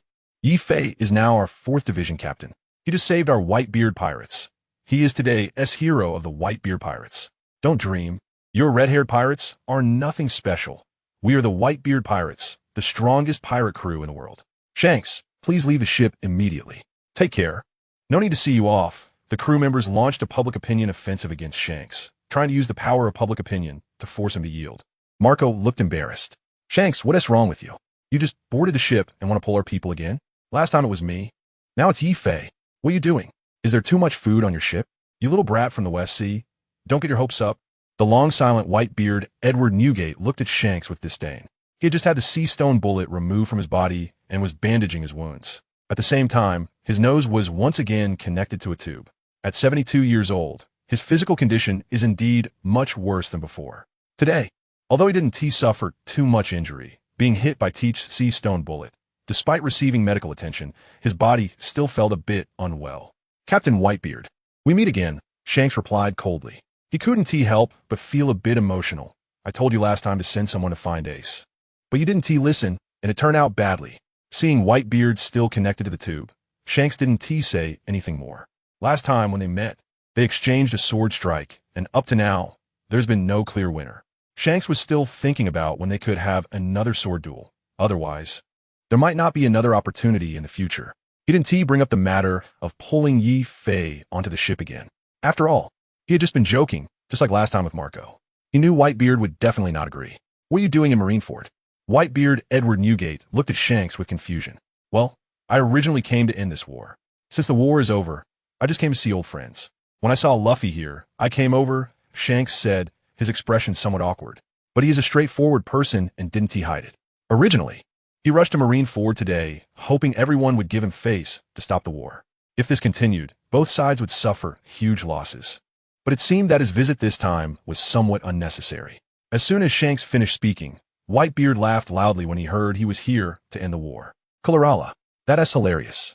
Does my pirate crew still need you? You little brat from the West Sea. Are you overestimating yourself or underestimating us? Whitebeard laughed with great pride. Today, he gained another powerful son. However, Shanks probably also wanted to help him this time. If he admitted it, wouldn't that mean he owed him a favor? Whitebeard, don't want to owe anyone a favor. However, this kid doesn't seem too annoying today. Shanks had a black line on his face. He didn't argue much. Since he was here, he might as well finish his drink before leaving. He hadn't brought any of his hometown wine this time because he was in such a hurry, so he would use what they had on the ship. Shanks didn't hold back. He actually wanted to help the Whitebeard pirates, since they didn't want to hand over Yi Fei and made him travel so far. Not to mention fighting with Kaido, it couldn't just end like this. So, you must treat me to this drink. Whitebeard Edward Newgate was taken aback. He didn't respond directly, but he felt a bit uneasy. Damn it, does he want to stay here? To take my person away? He remembered that he had been polite before. Why this time? Drinking is fine, but you can't take Yi Fei away. Whitebeard replied. He knew Shanks couldn't just take Yi Fei away. But what was Yi Fei's thought on this? Whitebeard didn't know much about this son. What if he really wanted to leave with Shanks? It would be a huge loss for the Whitebeard pirates.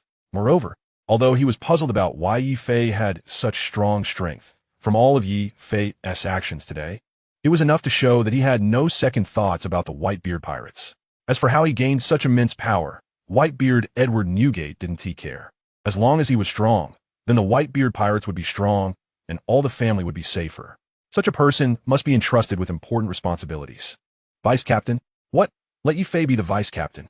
In just one day, going from the most ordinary crew member to Captain, and then to Vice Captain. Isn't this too fast? The Whitebeard pirates have never had a Vice Captain. Is Dad making an exception today? What are you talking about? Yi Fei directly saved Ace today, as well as Ace's brother and dad. His contributions are undeniable, Dad. Yi Fei being the Vice Captain makes perfect sense. Yi Fei as Vice Captain, congratulations. Woohoo, Captain Yi Fei, woohoo. The crew on the Moby Dick immediately exclaimed. They all agreed with Whitebeard's decision.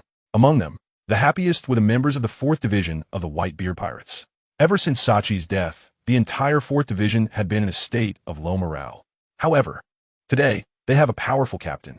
Moreover, this captain is now being appointed as Vice Captain. Their excitement is beyond imagination. Woohoo, Captain Yi Fei. The crew of the 4th Division collectively cheered. No one dared to oppose Yi Fei becoming Vice Captain, because they had indeed witnessed Yi Fei's strength. Furthermore, on today's battlefield, his contributions were the greatest. In terms of merit, it was indeed justified. Everyone understood clearly that after Dad announced this, people began to congratulate Yi Fei. All eyes turned to Yi Fei. Originally, he was about to sit down and drink, but he immediately seemed a bit unaccustomed. After pondering for a moment, he stepped forward. Dad, Vice Captain, I think I can't take that position. Yi Fei blurted out. Upon hearing this, the crew members present immediately changed their expressions. Captain Yi Fei, what are you saying? Dad trusts you so much, and you actually respond like this. Are you still the captain of our Whitebeard Pirates 4th Division? Being able to be the Vice Captain on Dad's ship is a dream for all of us. Captain Yi Fei, what are you thinking? Captain Yi Fei, Dad values you so much. Please don't say that. Yi Fei, you're not planning to leave, right? I want to agree to that. If you leave, you won't be our brother anymore. The money you borrowed from me last time must be returned immediately. The crowd was in a flurry, criticizing Yi Fei for being somewhat ungrateful. Dad trusts you so much, yet you refuse something others would want but can't have. Meanwhile, Marco walked over to Yi Fei's side. Yi Fei, what's going on? Dad has spoken, and you still don't want to? Marco raised an eyebrow and patted Yi Fei's shoulder. His former subordinate had risen so many ranks in one day. Now, his position on the ship was about to surpass his own, although Marco felt somewhat unwilling. Yi Fei's strength was indeed much greater than his. For this, Marco didn't blame anyone. If one is not as skilled, they can't blame others. Captain Marco. Yi Fei still politely addressed Marco. Then, he looked at Whitebeard. Dad, it's not that I don't want to take the position, but it seems a bit unreasonable. Yi Fei replied calmly. Upon hearing this, Whitebeard looked puzzled. Yi Fei, tell me your reasoning. Yi Fei then answered, Dad, you have always treated all the crew as family. So, as the captain, you regard all the crew as your sons. If I become the vice captain, wouldn't that make us equals? Then should I also call them sons? I can't say that. Upon hearing this, Whitebeard paused for a moment, and then threw his head back and laughed. Kurarara, Yi Fei, you're too interesting. Whitebeard's laughter immediately elicited laughter from all the crew members. Captain Yi Fei, you're really funny. It seems like there is some truth to what you said. We call Whitebeard Dad.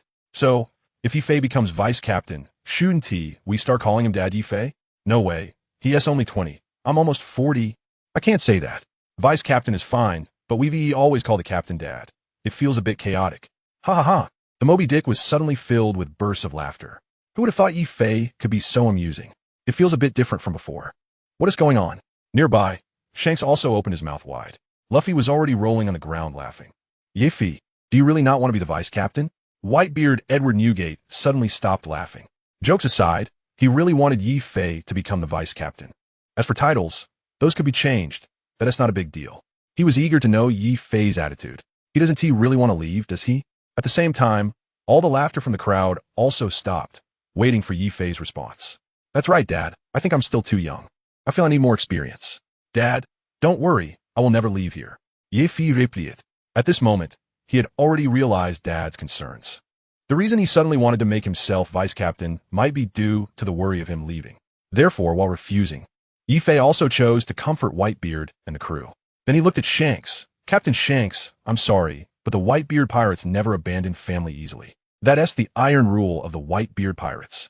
Of course, as a pirate, Yi Fei has ambitions. But right now, it indeed seems a bit premature. He has just become captain.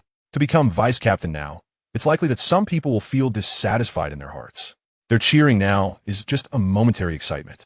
From the perspective of most people, when someone suddenly rises so many ranks, there will definitely be some discomfort. Once he becomes vice captain, he would be the closest person to the captain's position. Additionally, the most important point is that Dad just made the request, and he immediately agreed. It would come off as too greedy. If the intent is too strong, it might lead others to mistakenly believe he was always eager to become captain. So now is not the right time. At the same time, Yi Fei also had some doubts about whether Dad truly wanted him to be vice captain. After all, Shanks had directly recruited him in front of him. Dad was worried he would leave with Shanks and said this in a moment of panic. Yi Fei currently couldn't figure out Whitebeard's true intentions. So he was in a hurry to agree. Ah ha ha. Yi Fei is truly a real man. Shanks laughed again. Who would have thought that a joke of his could make Whitebeard so serious? It seems he really is worried, but Yi Fei is quite an interesting person. However, Whitebeard's concerns are not without reason. Yi Fei's suspicions are somewhat unnecessary. Whitebeard Edward Newgate is already 72 years old. For an ordinary person, he is nearing the twilight of his years. In his own words, I am a remnant of the era. What if one day I were to let go? What would happen to the Whitebeard pirates that I built with my own hands? To this end, Whitebeard had to make some preparations in advance. Originally, among the main crew and the 43 pirate crews, there were two candidates. Marco, the captain of the 1st Division, and Ace, the captain of the 2nd Division. Marco is powerful, but he can only serve as a capable general. As a leader, he is still lacking. Fire Fist Ace, the son of Pirate King Roger, possesses royal qualities and has exceptional talent. However, he acts too impulsively. Otherwise, there wouldn't have been such heavy casualties today. He still needs a lot of experience and is not quite the right candidate at the moment. Previously, among these two, Whitebeard favored Ace more, not for any other reason, but because he is young and still has many opportunities ahead. However, Marco has been with him for decades, loyal and devoted. Whitebeard has always hesitated between these two, but now, Yi Fei has emerged, and Whitebeard has taken a liking to him at first sight. Not only does he possess a royal demeanor and great strength, but he is also very composed, calm, and understated, as evidenced by his hidden strength for over 2 years and his refusal to become vice captain today. Additionally, from the fact that he risked his life to save Fire Fist, Ace, and himself, Whitebeard feels that Yi Fei is a person of great integrity. At this point, there is a fundamental difference with Teach. Both are hiding their true strength, opposing the Navy, and opposing Blackbeard, while everywhere maintaining the Whitebeard pirates. This is exactly what he needed. Whitebeard really needed someone like that. Yi Fei perfectly matched the captain's criteria, but Yi Fei's current refusal made him somewhat frustrated. The kid rejected me with a joke. What does that really mean?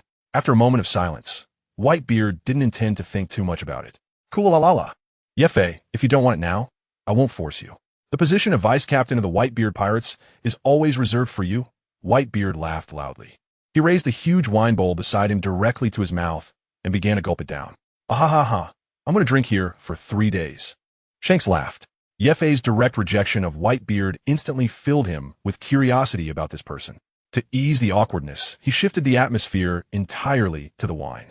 With Shanks' loud laughter, the atmosphere on site began to lighten up. The two main ships started to leave Marineford side by side, while the Navy headquarters could only watch helplessly.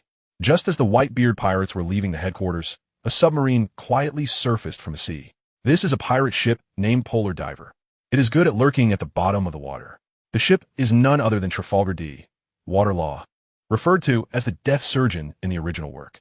It seems my trip was unnecessary. Straw Hat Captain, see you next time. Trafalgar D. Water Law secretly smiled, then ordered the ship to sink. Meanwhile, on Marineford Square, Sengoku watched Whitebeard's ship leave and sighed. At the same time, he also saw Shanks' ship. However, he did not notice the submarine that was surfacing. Red-haired, you were supposed to end this war, right? Sengoku muttered. Then he looked at Carp beside him. Red-haired, the man who led Luffy onto the pirate path. Damn it. Carp's face turned pale, tightly clenching his iron fist.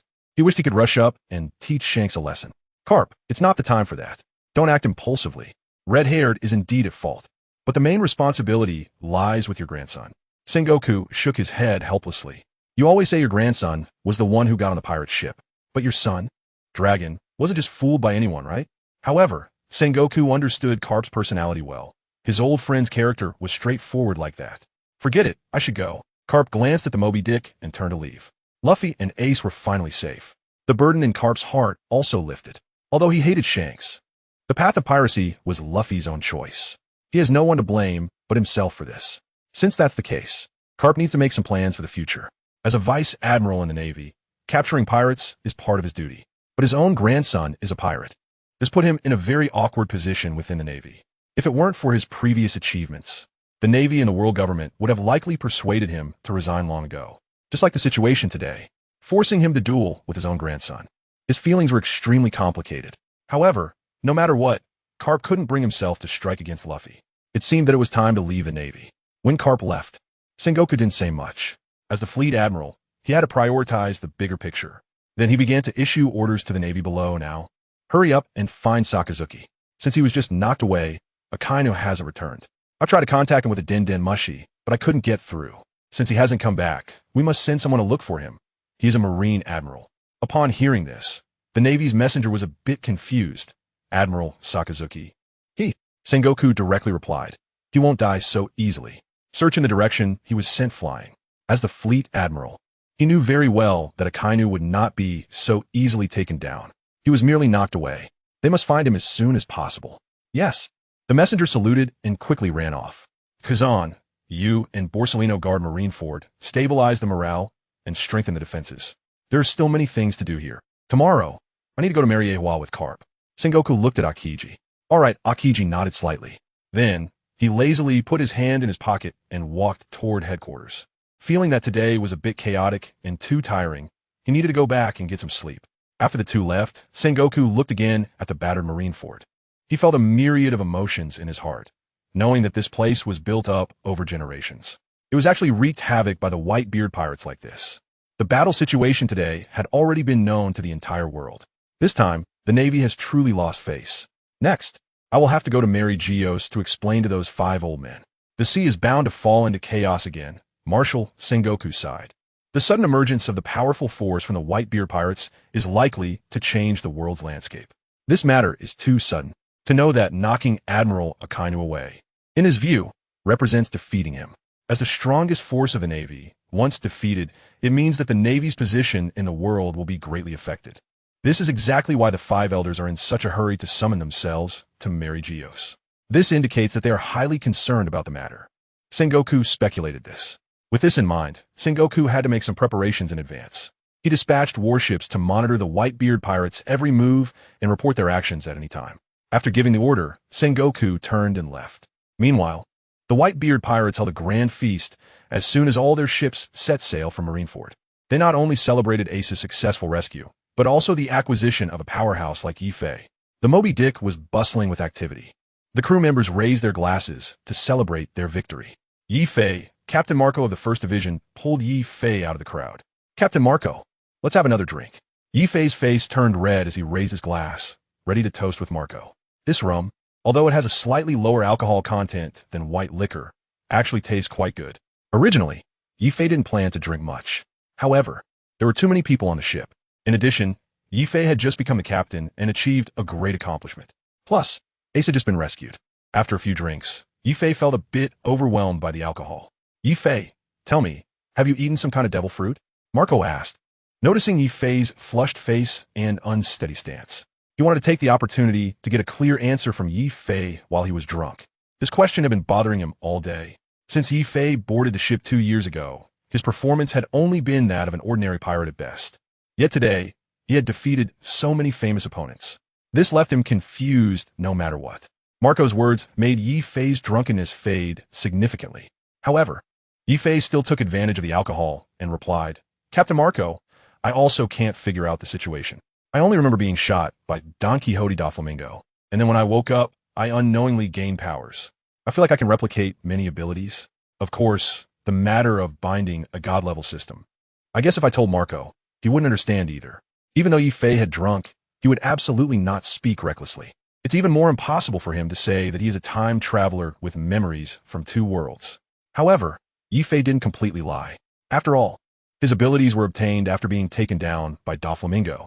Speaking of which, Yifei suddenly remembered Doflamingo. After all, he was the one who shot him. Today, in Marineford, Yifei did not see him. Perhaps the battle situation was too tense at the time, and Yifei did not continue to look for him. However, on the other hand, this time binding the system was thanks to him. If it weren't for that, who knows how long it would take to bind system. It would be even more impossible to change the battlefield situation today. But in any case, Yifei had already noted down that shot. Shot by Don Quixote da Flamingo? Is that even possible? Marco suddenly found it a bit strange. Shot and then gained abilities? How is this possible? Isn't it too melodramatic? However, Marco quickly remembered. After being struck in the chest by Akainu's magma, Yifei was still able to fight again unscathed. So, what he said must be true. As for what the ability of the copy fruit actually is, Marco felt very curious. Yifei kept nodding. Marco's mouth dropped open. Is this how Yifei gained his ability? But judging from Yifei's honest demeanor, he couldn't possibly be lying. After thinking for a long time, Marco still couldn't figure it out. So, he didn't ask further. Even if he continued to ask, he probably wouldn't get much out of it. He also didn't want to be suspected of always being suspicious of others, which wouldn't be good. Never mind, Yifei has become so strong. I should be happy about that, Marco muttered to himself, blaming his own oversensitivity and somewhat petty nature. Then he downed the rum in his hand in one gulp. He pulled Yifei along and continued into the crowd. The celebration lasted from day to night and into the deep night. Meanwhile, all the ships had long since left the Navy headquarters Marineford territory. In the middle of the night, Yifei opened his eyes on the deck. He then walked to the bow of the ship and untied. Turning back, at that moment, almost everyone on the ship was lying there in a drunken stupor. Whitebeard sat on his throne. With a 4 drip in his nose, his snoring was louder than anyone else's. Yifei also heard that from time to time, someone was mumbling in their sleep while holding a wine glass. This is the life of a pirate? Yifei murmured to himself. Quite comfortable. Soon, Yifei walked to the bow of the Moby Dick. Looking up at the starry sky, the countless stars filled Yifei's eyes, making him feel relaxed and happy. This feeling was something Yifei had never experienced before. Could this be freedom? Before crossing over, Yifei was just an ordinary office worker. The endless work left him with no time to explore the outside world.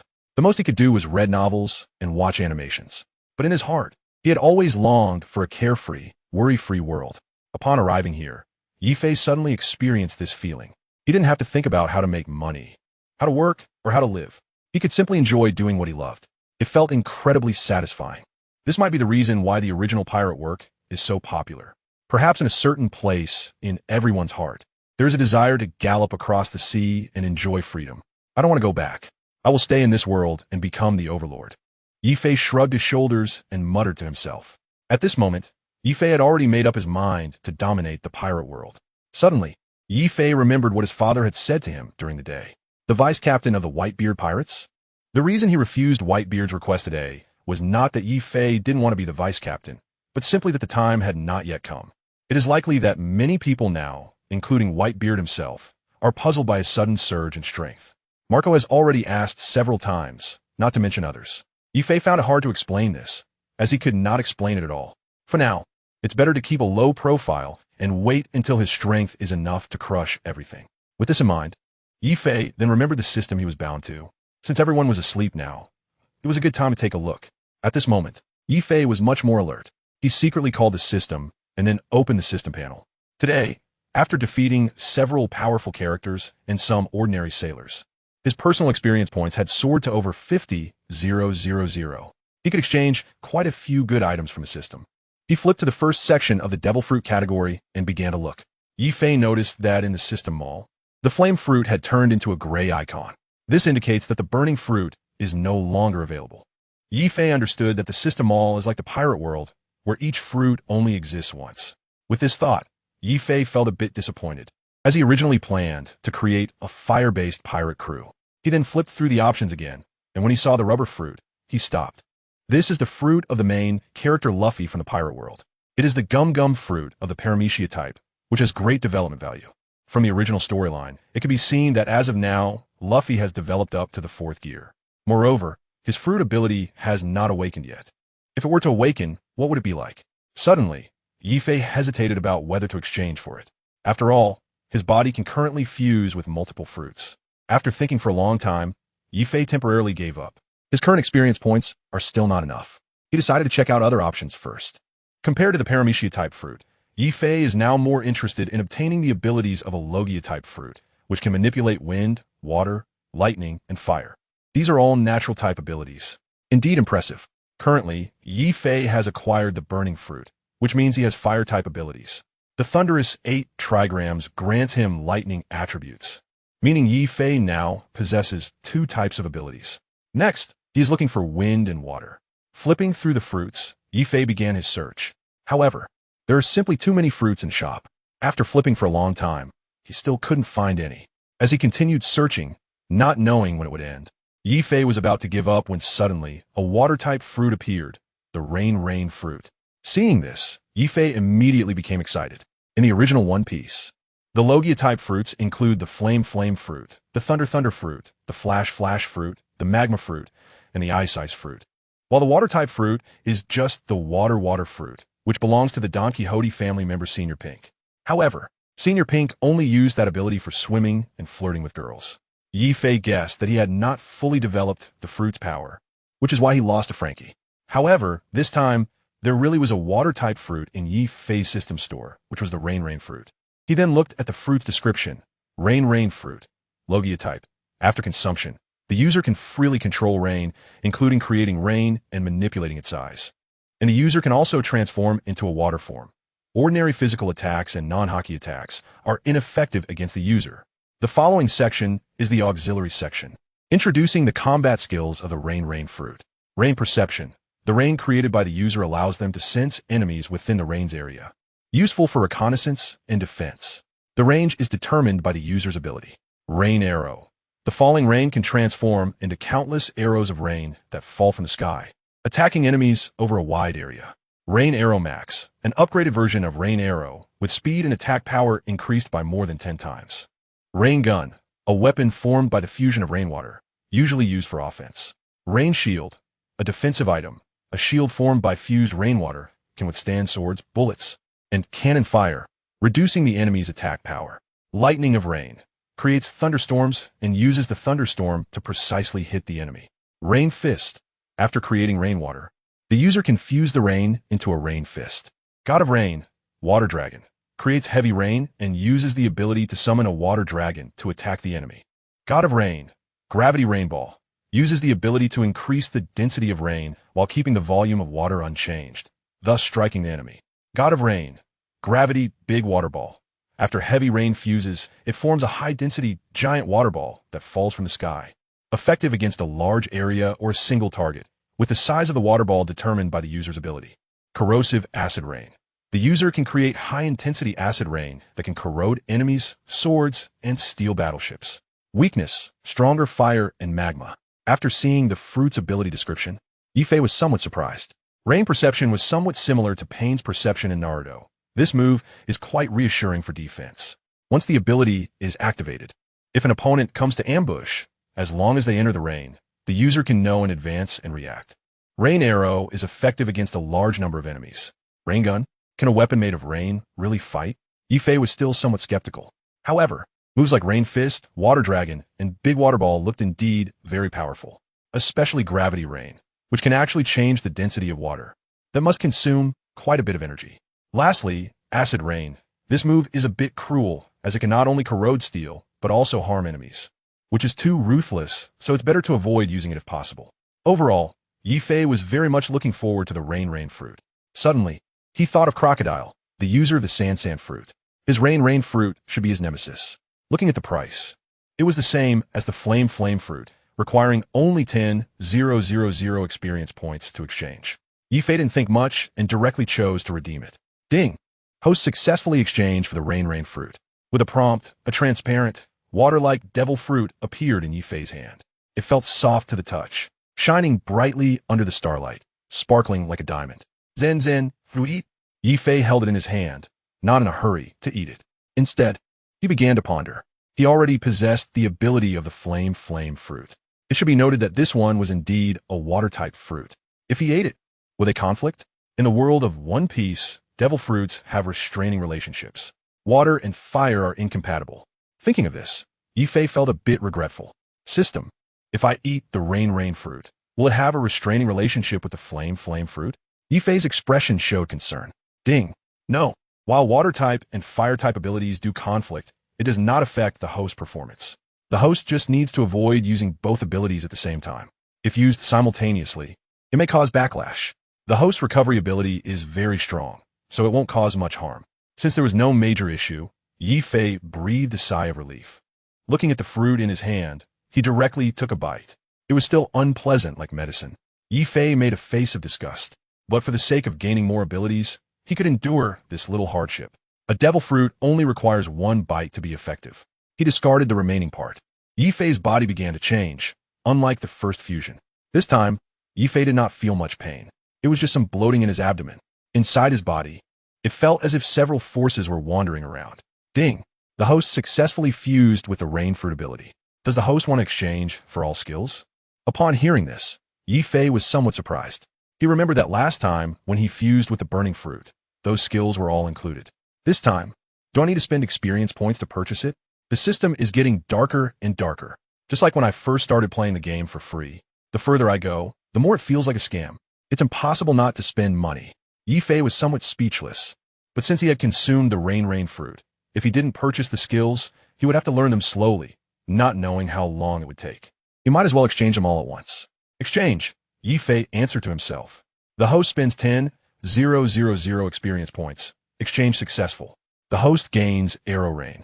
Arrow Rain Max, Rain Gun, Rain Shield, Rain of Lightning, Rain Fist, Rain God, Corrosive Big Water Ball, Acid Rain. The skill techniques begin to merge. Skill technique merging in progress. Suddenly, various activation techniques and methods of the Rain fruit started pouring into Yifei's mind. Skill technique merging successful. Accompanied by the system's prompt of success, Yifei smiled proudly. Not only could he merge the fruit's abilities, but it was also so fast. The reaction was indeed lightning fast. In this way, one doesn't have to spend a lot of time exploring and learning. With so many skills and moves, only 10,000 experience points, it's worth it. This might be as cheap as buying in bulk. At the same time, Yifei remembered his first purchase of the Thunder Bagua move, an S-class skill. After all, that was a big move. It wasn't a loss, especially since it knocked Akainu away. Thinking about it, Yifei felt quite pleased. However, this time after consuming the Rain fruit, Yifei did not receive a prompt for an S-class skill. It is also possible that the fruit ability has not awakened. The fruits rewarded by the system do not have awakened abilities. This means that it may need to be developed on one's own. Yifei pondered to himself. Now, let's try the Rain fruit. Due to the fusion skill technique, Yifei quickly became familiar with how to activate it. He extended his palm and summoned the water power within him. Soon, a water sphere the size of a fist appeared on Yi Fei's palm. The water sphere slowly rose, and Yi Fei used his ability to launch it into the air. In no time, the ascending water sphere disappeared without a trace. At the same time, dark clouds gradually rose in the night sky. The originally beautiful night sky was suddenly shrouded in darkness. Yi Fei looked up at the sky. The dark cloud covered an area of at least several dozen kilometers. Then, a light drizzle began to fall from the sky. Finally, it appeared. This is the rain I created. Yi Fei couldn't help but feel a bit proud. I can now control the weather. Next, it was time to use my perception ability. Yi Fei slowly closed his eyes and began to sense where the raindrops were falling. The headquarters of the Whitebeard pirates, along with 43 branch pirate crews and the red-haired pirate ships, were all within Yi Fei's perception. Yi Fei sensed that, apart from the sailing crew members, the majority of the remaining people were already in deep sleep. In particular, he could sense the breathing and snoring of the crew members on nearby ships. This made Yi Fei feel a bit emotional. Perception Rain, as a reconnaissance defense, is quite effective. Just as Yi Fei was about to retract his ability, suddenly, he sensed a wave of hostility. This is about several dozen nautical miles away. There are 3 huge objects blocking the rain falling from Yi Fei. The moment the rain started to fall, Yi Fei sensed it. The distance was too far for Yi Fei to clearly identify what it was. He immediately enhanced his perception. Soon, Yi Fei realized that these were 3 naval warships, one larger and the other 2 smaller. Initially, Yi Fei thought they might be coming to launch a surprise attack. However, he quickly dismissed that idea. The 3 naval warships were not speeding towards him, but were maintaining the same speed as his location. Moreover, if it were a surprise attack, they wouldn't just send 3 warships. It is important to note that this is the Whitebeard pirates. Besides the main pirate crew, there are also 43 subordinate pirate crews. Not to mention Shank's ship. Just 3 warships? They would likely be wiped out before they even arrived. It was clearly a death wish. Yi Fei did not detect any other warships around them. It was obvious that they were sent by the Navy to monitor. Yi Fei immediately thought of this issue. Today, the Whitebeard pirates had caused a commotion in Marineford, and it was perfectly normal for the Navy to send warships to monitor from a distance. It was probably an idea from Sengoku. They were also afraid of being suddenly attacked by Whitebeard Knight. As for how to deal with these 3 warships, Yi Fei originally planned to let them go since their intention was not to attack. However, he wanted to test the ability of the rain fruit he had just obtained and see the effect of long-distance attacks. Meanwhile, the 3 warships following the Whitebeard pirates were slowly moving forward alongside the fleet. The fine rain that started to fall from the sky was soon noticed by the people on the warships. What's going on? The weather was so nice just now, and suddenly it started to rain? I was planning to enjoy the beautiful night view. I really dislike rainy days. They make the room feel damp. That's right. That cloud appeared out of nowhere. It's quite strange. We don't have any behind us. Isn't it always like this at sea? It was clear just a moment ago, and now suddenly it's raining. 2 naval soldiers on 1 warship were discussing. They thought it was just normal rain. However, the rain gradually increased. It seemed to be localized only around them, making one of them feel that something was off. I think this rain is quite strange. Should we report it to Vice Admiral Squirrel? One of them suggested. However, the other didn't think it was a big deal. Come on, reporting just because of a little rain? That is a bit over the top. I'm exhausted from today's battle at Marineford, and didn't he expect to be sent to follow? Vice Admiral Squirrel is resting right now. Are we going to wake him up for this? Don't forget, our mission is just to monitor Whitebeard. Even if we are discovered, our warships are faster than the pirate ships. Hearing this, the first soldier didn't say much more. After discussing, they didn't pay much attention and just found a place to take cover from the rain. But soon, the rain got heavier. Initially, the raindrops were the size of soybeans, gradually turning into the size of marbles, and then into fists. The sound of it hitting the naval warship was loud. Fortunately, the naval warship was of good quality and the drainage system was very effective. The falling rainwater was quickly drained into the sea. If it were an ordinary wooden ship, it might not withstand it. Something's wrong. How can there be such heavy rain? It hurts so much. Go wake up Vice Admiral Squirrel. The few naval soldiers on guard finally realized that something was off. Meanwhile, Vice Admiral Squirrel, who was resting in his room, was also awakened by the loud noises outside. What is going on? Squirrel shouted angrily towards the door. He had only just fallen asleep for less than an hour. The battle at the naval headquarters today had already exhausted him. Moreover, since the end of the battle, he had been monitoring the Whitebeard pirates' ships without rest at night. He had just lain down and didn't expect to be disturbed again.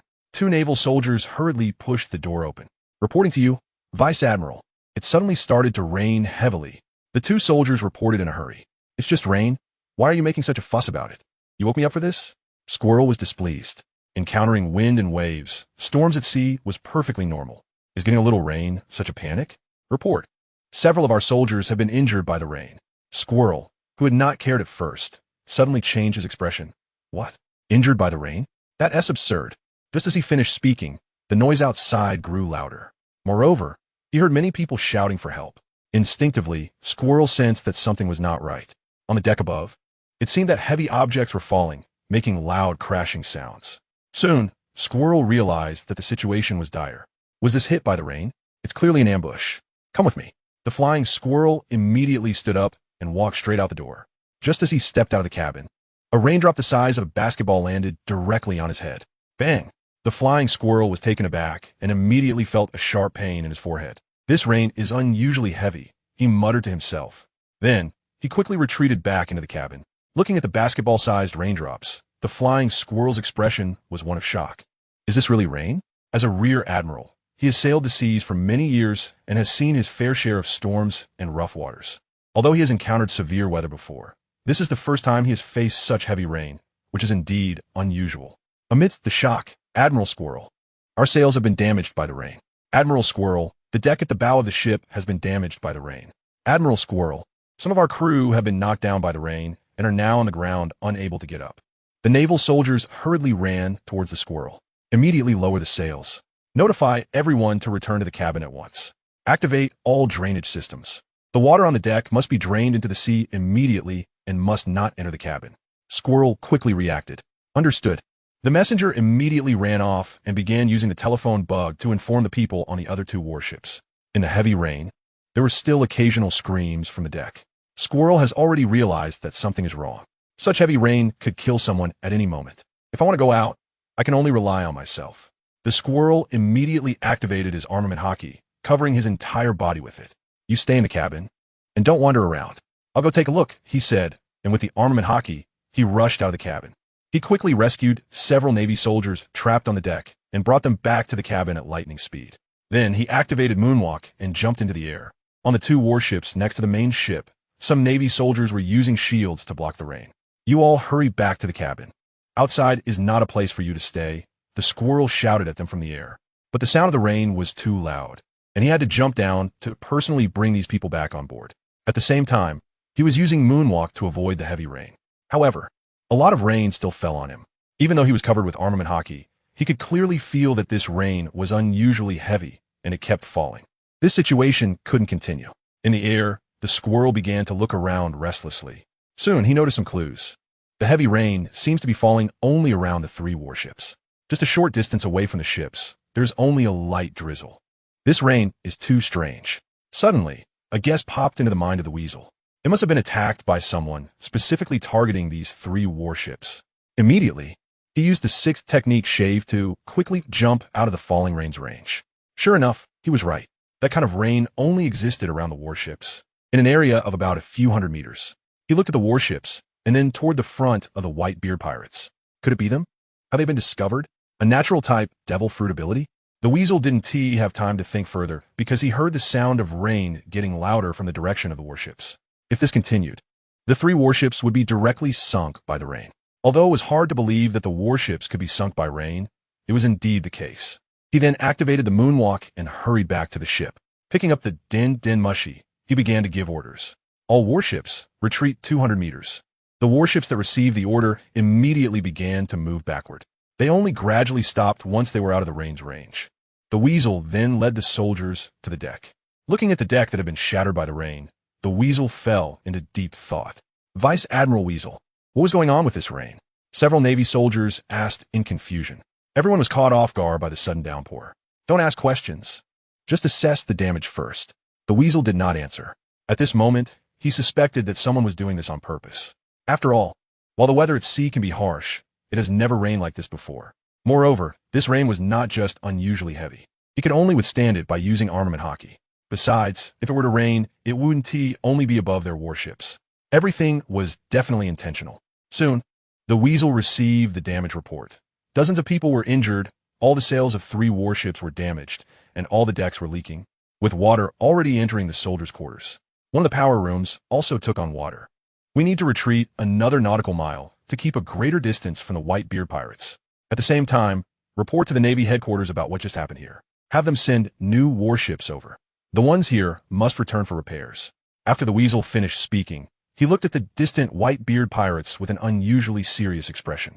The people on that ship were indeed terrifying. They had originally thought that being dozens of nautical miles away would keep them hidden. Who would have known they could launch an attack from such a distance? Now, the only option was to create an even greater distance. Meanwhile, Yifei had also sensed that the weasel and the others were retreating, considering that it was just a surveillance ship and did not have much malice. Yifei did not use his marineford abilities to pursue. Moreover, Yifei did not want to attract more trouble. Just as he had retracted his fruit powers, he heard footsteps behind him. Yifei turned around to see Luffy walking over with sleepy eyes. While yawning, Luffy mumbled to himself, it seems like it just rained. Hearing this, Yifei secretly smiled. It's just a light drizzle here. Behind, there had just been a downpour of basketballs. Of course, Yifei didn't mention it. Next to him, Luffy seemed unaware that Yifei was right beside him. He walked to the bow of the ship and unfastened his pants. Nearby, Yifei appeared somewhat awkward. Perhaps he had drunk too much today. He was feeling a bit urgent. Yifei? Luffy only then noticed that Yifei was standing next to him. He leaned against the railing at the bow of the ship. You're awake? Yifei asked awkwardly. Yeah, feeling a bit urgent, Luffy grinned innocently. Now Yifei was his brother, and in front of him, there was no need to hold back or be reserved. Yifei smiled faintly. He understood Luffy's personality quite well. He was not only straightforward, but also had a strong sense of justice. Yifei both liked and admired him. Yifei, your strength is really impressive, Luffy said, leaning against the bow, looking at Yifei. He had seen all the battles in Marineford, especially when he saw Yifei suddenly turn into a dragon. Luffy's eyes sparkled with excitement. Suji-ai. You're the same, aren't you? You're 3 years younger than me and already defeated the warlords, Gecko Moria and Crocodile, Yifei replied with a smile. Yifei, you know about that too? Luffy scratched his head, looking at Yifei innocently. It seemed he was still quite aware of himself. Those 2 incidents were on the bounty posters. How could I not know? Ace also told me about it. Yifei nodded. I saw all of that in the original pirate story. But you defeated Admiral Akainu. Yifei, why don't you become my master and teach me? Luffy suddenly said. Upon hearing this, Yifei felt awkward. He had just made himself Luffy's older brother today, and now he was being asked to be a master. Isn't this all messed up? Luffy, what are you talking about? I'm your brother. How did it turn into being a master? Yifei looked speechless. Oh, I just remembered. But as your brother, you can still teach me. Why don't you teach me something? I really want to gain more powerful strength, Luffy said. He hoped that one day he could become incredibly strong. Hearing this, Yifei smiled slightly. Yifei did want to teach him. However, Luffy could only eat 1 devil fruit and could not acquire the abilities of any other fruits. Otherwise, Yifei might have given him a few directly. But now, that was impossible. He belonged to the characters in the original work and could not eat a second devil fruit. However, Luffy had extremely high talent. With the rubber fruit, he could slowly develop the abilities of the rubber fruit to the fullest. Sometimes, being able to fully develop the ability of 1 fruit was more important than having multiple fruits. Although Yifei had thought about having Luffy join the Whitebeard pirates like Ace, he knew that with Luffy's personality, he would definitely not agree. He wanted to become the Pirate King. He would never agree to be subordinate to someone else. So, Yifei had long since dismissed that idea. Why do you want to become that strong? Yifei asked. Luffy said excitedly, I'm going to be the man who becomes the Pirate King. Upon hearing this, Yifei smiled slightly and nodded silently, thinking to himself, I've heard this countless times. After the passionate declaration, Luffy looked at Yifei with great interest. Yifei, what do you think? Yifei thought for a moment and then replied, Your goal is to become the Pirate King. So I will reluctantly become the overlord of this world. As soon as he finished speaking, Luffy jumped up. You want to be the world overlord? Then doesn't that mean I'll be under you as the Pirate King? However, Yifei was not in a hurry. Yes, that's right. So what? Then, Luffy looked dejected and muttered to himself, Pirate King? World overlord? Who told you to save Ace? And you're still my brother? Hearing this, Yifei understood. It seems that this kid has silently accepted it. Suddenly, Yifei felt an urge to laugh. Fortunately, he held it back and then patted Luffy's shoulder, saying with a serious face, Luffy, don't worry. I will help you become the Pirate King. Of course, He did not say the latter part, which was, before that, I must first become the overlord of this world. Luffy sighed, but you won't teach me more powerful techniques. Yi-Fei smiled and said, it's okay, someone will teach you. Luffy looked puzzled. Someone? Who? Upon hearing this, Yi-Fei was taken aback. In the original story, after Ace's death, Luffy completely broke down and was brought to the territory of the warlord Boa Hancock by Trafalgar Law. Later, the Dark King Rayleigh found him and taught him how to use haki and how to deeply develop his fruit abilities. However, due to his own appearance, Luffy's storyline had already deviated. Now, he was on the ship of the Whitebeard pirates. Therefore, his original storyline had completely fallen apart. With Luffy's personality, he would definitely not go alone to find the Empress. Now, the only option was to pull his storyline back. Yi-Fei did not want to interfere with Luffy's growth, especially Rayleigh's guidance. After a moment of contemplation, Yi-Fei finally responded. Luffy, you know Boa Hancock, right? Yi-Fei deliberately asked. Yes, Luffy replied. She was the one who took me to infiltrate Impel Down. Yi-Fei, you wouldn't want me to go find her to learn, would you? Hancock is not my match. I won't go. Luffy immediately reacted and turned his head aside. Boa Hancock's abilities were of no use to him. Moreover, this woman made him feel a bit strange. As for what exactly, Luffy, who was completely oblivious to romantic matters, couldn't say. What would he learn by following her? Luffy was quite disdainful of that idea. Hearing this, Yi-Fei felt awkward. In front of such a beautiful woman, you don't even know how to cherish her properly. Tell me, are you still a man? I asked you to find Boa Hancock, not to do other things. It's to ask her to help find the Dark King Rayleigh. Yi-Fei felt somewhat helpless.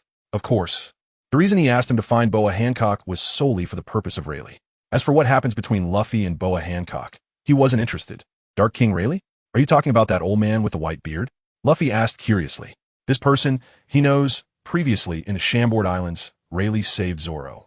At that time, Admiral Kizaru almost wiped them out. Fortunately, Rayleigh acted in time. That's right, you can also go directly to him. You can reach him through Boa Hancock as well, Yi-Fei replied directly. According to the original plot, Boa Hancock has a good relationship with Rayleigh. As long as Luffy is willing, Boa Hancock will definitely agree, because she has long been infatuated with Luffy. Moreover, she's been fantasizing about marrying Luffy. So, as long as Luffy is willing, this matter, the Empress can easily accomplish. If it's that uncle, I think it's possible. He didn't fall behind against Kizaru. Luffy nodded, suddenly interested. He had heard that Rayleigh was previously the vice-captain of Roger's pirate crew, with extremely powerful strength. Finding him should not be a problem. Before Yi-Fei could speak, Luffy had a puzzled look on his face. Yi-Fei, how do you know so much? Upon hearing this, Yi-Fei was taken aback. This kid is really quick to react today. I almost can't keep up. Previously, was Luffy really this smart? I heard about Sabaody Island while I was on the Whitebeard pirates. They said, it seems like it was Ace. Luffy, Ace really cares about you and often mentions your name on the ship. Yi-Fei had to brush it off. It just so happens that Ace often talked about Luffy on the ship before. So, Yi-Fei just used this point to cover it up. Oh, so that's how it is, alright, haha. After Luffy said that, he directly fell asleep. Next to him, Yi-Fei was surprised. How'd he just fall asleep? It's really just like in the original story. He was halfway through talking and just fell asleep. Is this point really the same as Ace? Is he too carefree? However, it seems like he has managed to fool Luffy. Of course, Yi-Fei hopes to pull his storyline back, and it appears that this kid seems to have taken it in. The celebration of the Whitebeard pirates continues for the next 3 days.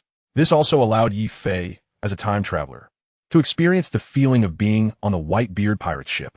Very nice. Meanwhile, Admiral Sengoku has already arrived at the Holy Land, Marineford. This is the headquarters of the world government and the venue for global meetings, inhabited by the world aristocrats, the Celestial Dragons.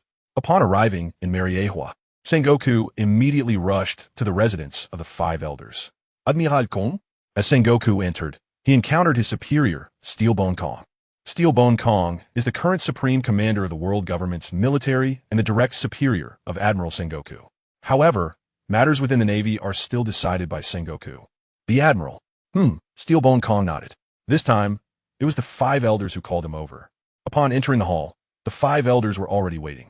You gentlemen are so busy, yet you call me here in such a hurry. What is it about? Sengoku asked intentionally. Please have a seat first, said an old man in a black suit among the 5. Sengoku didn't say much and directly sat in front of the 5 elders. Sengoku, how is Marineford doing? The man in the blue suit asked. Marineford has already suffered heavy damage, and I have arranged for people to expedite the repairs. Kazan and Paulsolino are there. Sengoku replied somewhat gloomily. In this summit war, although it was orchestrated by the world government, he, as the admiral, was the one executing it. However, the whitebeard pirates directly attacked the Navy headquarters. The Navy spent such a great cost this time, and not only did they fail to kill Ace and Whitebeard, but the Navy headquarters also suffered heavy losses and was further undermined by Blackbeard. Even Akainu's current whereabouts are unknown. As the admiral, he cannot escape responsibility. Yet, the Gorosei and fleet admiral in front of him did not inquire much about the matter. They simply remarked, "The incident in Marineford has become a laughingstock for the entire world." Of course, they were most concerned about the upcoming situation, especially regarding the Whitebeard pirates and a person named Yefei. "What do you know about that young man who defeated Sakazuki?" asked the bald, old man holding a sword. They could not forget the scene of Akainu being defeated just days ago. After all, a Marine admiral was knocked away in front of the entire world. This will definitely shake the image of the Navy in front of the world. This concerns the face of the world government and the Navy. This matter is by no means trivial. I still don't understand, or rather, know nothing about it, but I have already sent someone to investigate. So far, there has been no news. Sengoku looks unusually awkward. He has no idea why such a super combat power has emerged from the Whitebeard pirates. It is precisely because of this young man that their plan to destroy the Whitebeard pirates has completely failed. However, there has been no information about his identity up to this point. You don't need to send anyone to investigate this matter. We have already notified CP9 to look into it, the bald old man said. From a moment Yefei sent Akainu flying, they realized the seriousness of the problem. They immediately summoned the newly appointed CP9 to verify Yefei's identity. All right, Sengoku nodded. As the fleet admiral, he naturally knows very well the identity of CP9. They are the direct intelligence agency of the world government, and the Navy has no control over them. Their direct superiors are the 5 old men in front of him. However, the previous incident at Eni's lobby led to the expulsion of all CP9 members. The world government had no choice but to recruit new members. Sengoku doesn't even know about these new CP9 members. Of course, he doesn't want to deal with so many secretive spy matters. Since this matter has been handed over to CP9 to handle, there is no need for him to worry about it. The sudden appearance of this young man has indeed disrupted our plan to eradicate the Whitebeard pirates, just like that young man named Luffy before. However, this person named Yefei is even more dangerous than him. His appearance has very likely disrupted the existing balance of the seas. "This is precisely the reason we came to find you," the man in the blue suit said, and the other 4 old men nodded in agreement. "This is why you asked me to stop back then," Sengoku replied. If the fight had continued at that time, then the Navy and the Whitebeard pirates would definitely have been locked in a life-and-death struggle. In that case, both sides would have certainly suffered heavy losses. Moreover, this time the Navy has almost gathered all its elite forces to deal with the Whitebeard pirates. If they suffer significant losses, it will definitely become a problem in restraining the remaining 3 sea overlords. In this way, the balance is likely to be broken. Therefore, we can only hold back and preserve our strength. This is also the thought of the 5 elders. "Sengoku, how do you think we should deal with this person?" the old man in the red suit asked. Upon hearing this, Sengoku was slightly taken aback. He immediately countered, "That is exactly what I want to ask you 5 gentlemen. What should we do about Yefei?" Sengoku couldn't come up with a good solution either. Even if the elite forces of the Navy were mobilized, it would probably be impossible to eliminate Yefei. As soon as Sengoku finished speaking, the venue fell into silence for a moment. After a long while, someone spoke up. "Can we pull him under the world government and use him for our purposes?" Sengoku looked somewhat puzzled. "What do you mean?" the old man in the black suit suggested. "How about giving him a warlord title?" Upon hearing this, Sengoku's expression became somewhat stiff. 3 days ago, the young man named Yefei had caused a commotion in Marineford and had knocked away a Marine admiral. How long has it been? Now, these 5 old men want to choose him as the king of the 7 warlords of the sea? If this gets out, it would be laughable. Besides, he is a member of the Whitebeard pirates. Previously, the Navy had just captured their port gas Ace. Now, shortly after the battle has just ended, they want to recruit Yefei. Isn't that a bit far-fetched? As the fleet admiral, Sengoku was naturally very unwilling. After all, he had injured too many Navy soldiers and officers. "Gentlemen, this matter may be a bit inappropriate." Although very reluctant, Sengoku did not explode, but instead tried to refuse tactfully. How was it inappropriate? Everyone asked. Then, Sengoku finally expressed his thoughts. "The battle 3 days ago, I believe you gentlemen have seen it as well." He was willing to fight fiercely to save Whitebeard and his own crew, which shows he respects Whitebeard greatly. Moreover, he took 2 magma punches from Akainu to save Ace. A person like this Would he cooperate with us and become a warlord of the sea?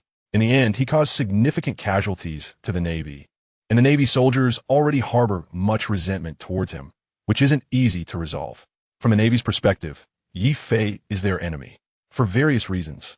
Sengoku believes that the young man named Yi Fei absolutely cannot accept the title of warlord of the sea. Furthermore, if he does so, the Navy would definitely find it hard to accept. Just after harming them, he would immediately transform into a warlord of the sea. No matter what, Sengoku cannot accept this fact. However, he did not mention anything about Zephyr, just keeping it to himself. As soon as he finished speaking, someone quickly raised an objection. How do we know it won't work if we don't try? He must be aware of the advantages of the warlord status. As long as he becomes a warlord of the sea, the world government and the Navy can overlook the mistakes he has made. At the same time, he can openly plunder within the designated sea areas. Doesn't he wish for that? They're just pirates after all. We believe that in the face of benefits, he will consider it. Sengoku scoffed at the views of the Gorosei. This is the simplest method of temptation. In his view, it is overly fanciful. Because the warring states have witnessed Yi Fei's behavior, he is definitely not someone who can be tempted by. Even when Teach wanted to share the world with him, he was unwilling. This indicates that this person's will is particularly firm and not easily changed. These 5 old men really only know how to sit at home and give orders. They have no understanding of the specific situation on the battlefield. Moreover, as a naval admiral, he is also reluctant to cooperate with pirates. Of course, he knows that the 5 old men want to maintain some kind of balance. But can that really be maintained? Sengoku is very skeptical about this. Even if someone named Yi Fei is willing to accept the title of warlord of the sea, would he obediently work for the world government? Impossible, absolutely impossible. Additionally, the previous pain from Zephyr makes it psychologically difficult for Sengoku to accept Yi Fei becoming a warlord of the sea. All along, the title of warlord of the sea has been granted by the world government, but most of them act independently. When facing the Navy, they often attack and oppose the Navy. This is the nature of the warlords of the sea. On one hand, they use this identity to gain advantages. On the other hand, they secretly oppose the Navy, and the Navy has no way to deal with them. This is the downside of the Shichibukai system. Blackbeard Teach is the most direct example. Therefore, it is an awkward existence. Sengoku has always wanted to abolish this system. Of course, his suggestion was directly vetoed by the Gorosei. They still want to use the Shichibukai to restrain the 4 emperors. I bet that person named Yi Fei will definitely not accept this title. Sengoku said. At this moment, he clearly felt that the Gorosei were determined to select that person named Yi Fei as a Shichibukai. He had no way to refuse. Sengoku, now is not the time to discuss this, whether he is willing or not. We must give him this title. Our goal is to maintain the current situation. Originally, the world government's plan was to eliminate the whitebeard pirates to strengthen their control over the sea. But this battle has made them realize that the whitebeard pirates cannot be directly eliminated. Since it cannot be eliminated, the only way is to maintain a relatively stable situation with the whitebeard pirates. Bestowing Yi Fei the title of Shichibukai would indicate the world government's current reconciliatory stance towards the whitebeard pirates. As for whether Yi Fei accepts it, it doesn't matter. Additionally, granting Yi Fei the title of Shichibukai has another benefit. It keeps the other 3 emperors of the sea at a distance from the whitebeard pirates. It should be noted that among the whitebeard pirates, there are Shichibukai. How will they think about that? Will they still unite with the whitebeard pirates? Finally, once Yi Fei becomes a Shichibukai, there might be another benefit. Sengoku, the thoughts of the 5 gentlemen are correct. If we don't do this, once Whitebeard and the other 3 pirate crews join forces, our Navy's position may be shaken. The best outcome would be for him to agree to become a Shichibukai, distancing himself from the Whitebeard pirates and becoming our ally. Even if that doesn't work out, his position in the Whitebeard pirates will certainly not look good. Meanwhile, the long-silent Admiral Kong finally spoke. As the commander of the world government and Navy headquarters, he must consider the bigger picture. He knows that Sengoku is unwilling, possibly due to some personal feelings involved. Because indeed, Yi Fei has caused significant casualties to the Navy. But sometimes, one must consider the overall situation when making decisions. This is exactly what he had thought with the 5 elders before. Well, okay, Steelbone Kong said, and Sengoku finally nodded. He naturally had no way to refute this superior. As the fleet admiral, sometimes he had to think about the entire Navy. He had just been a bit selfish. However, he still felt unwilling about Yi Fei becoming a warlord of the sea. This is just our current way of handling Yi Fei.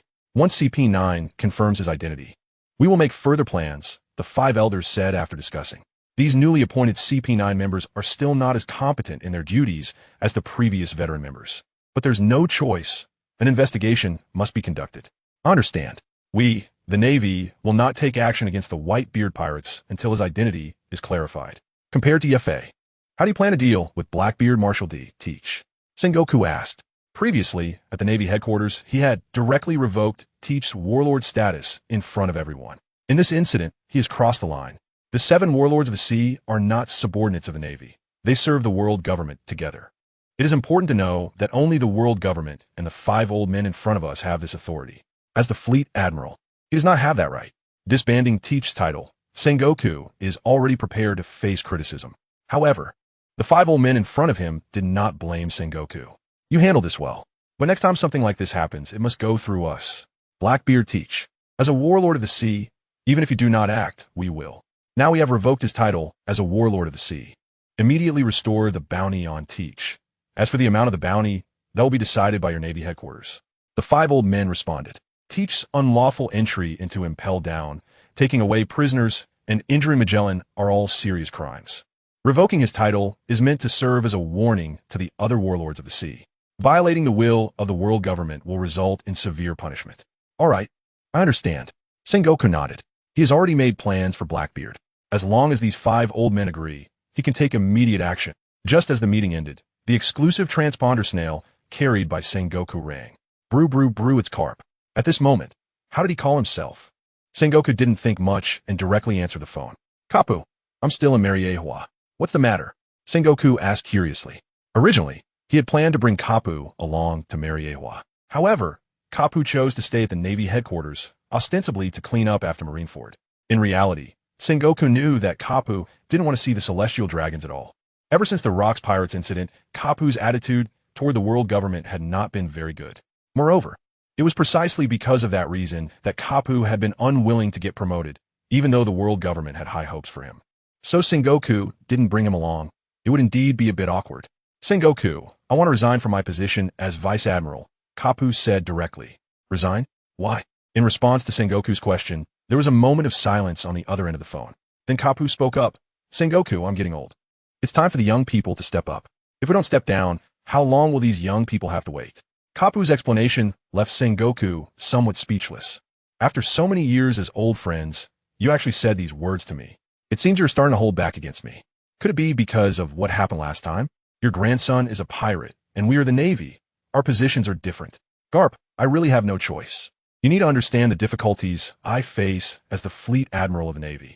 As a longtime friend of Garp, Sengoku naturally knows that this is not the real reason Garp wants to leave. The real reason is probably that he doesn't want to be enemies with Ace and Luffy. In this awkward position, Garp is indeed in a difficult situation. On one hand, as a Navy officer, it is his duty to capture pirates. On the other hand, his own grandson has become a great pirate. Sengoku understands Garp's predicament very well.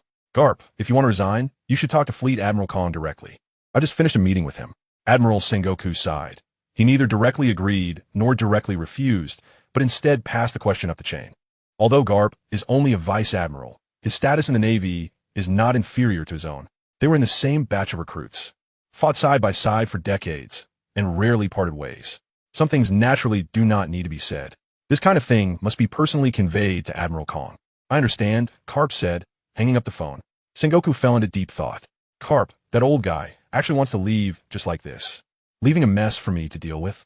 In fact, he also wanted to leave. As the Fleet Admiral, Sengoku also bore significant responsibility for the defeat in the Marineford War.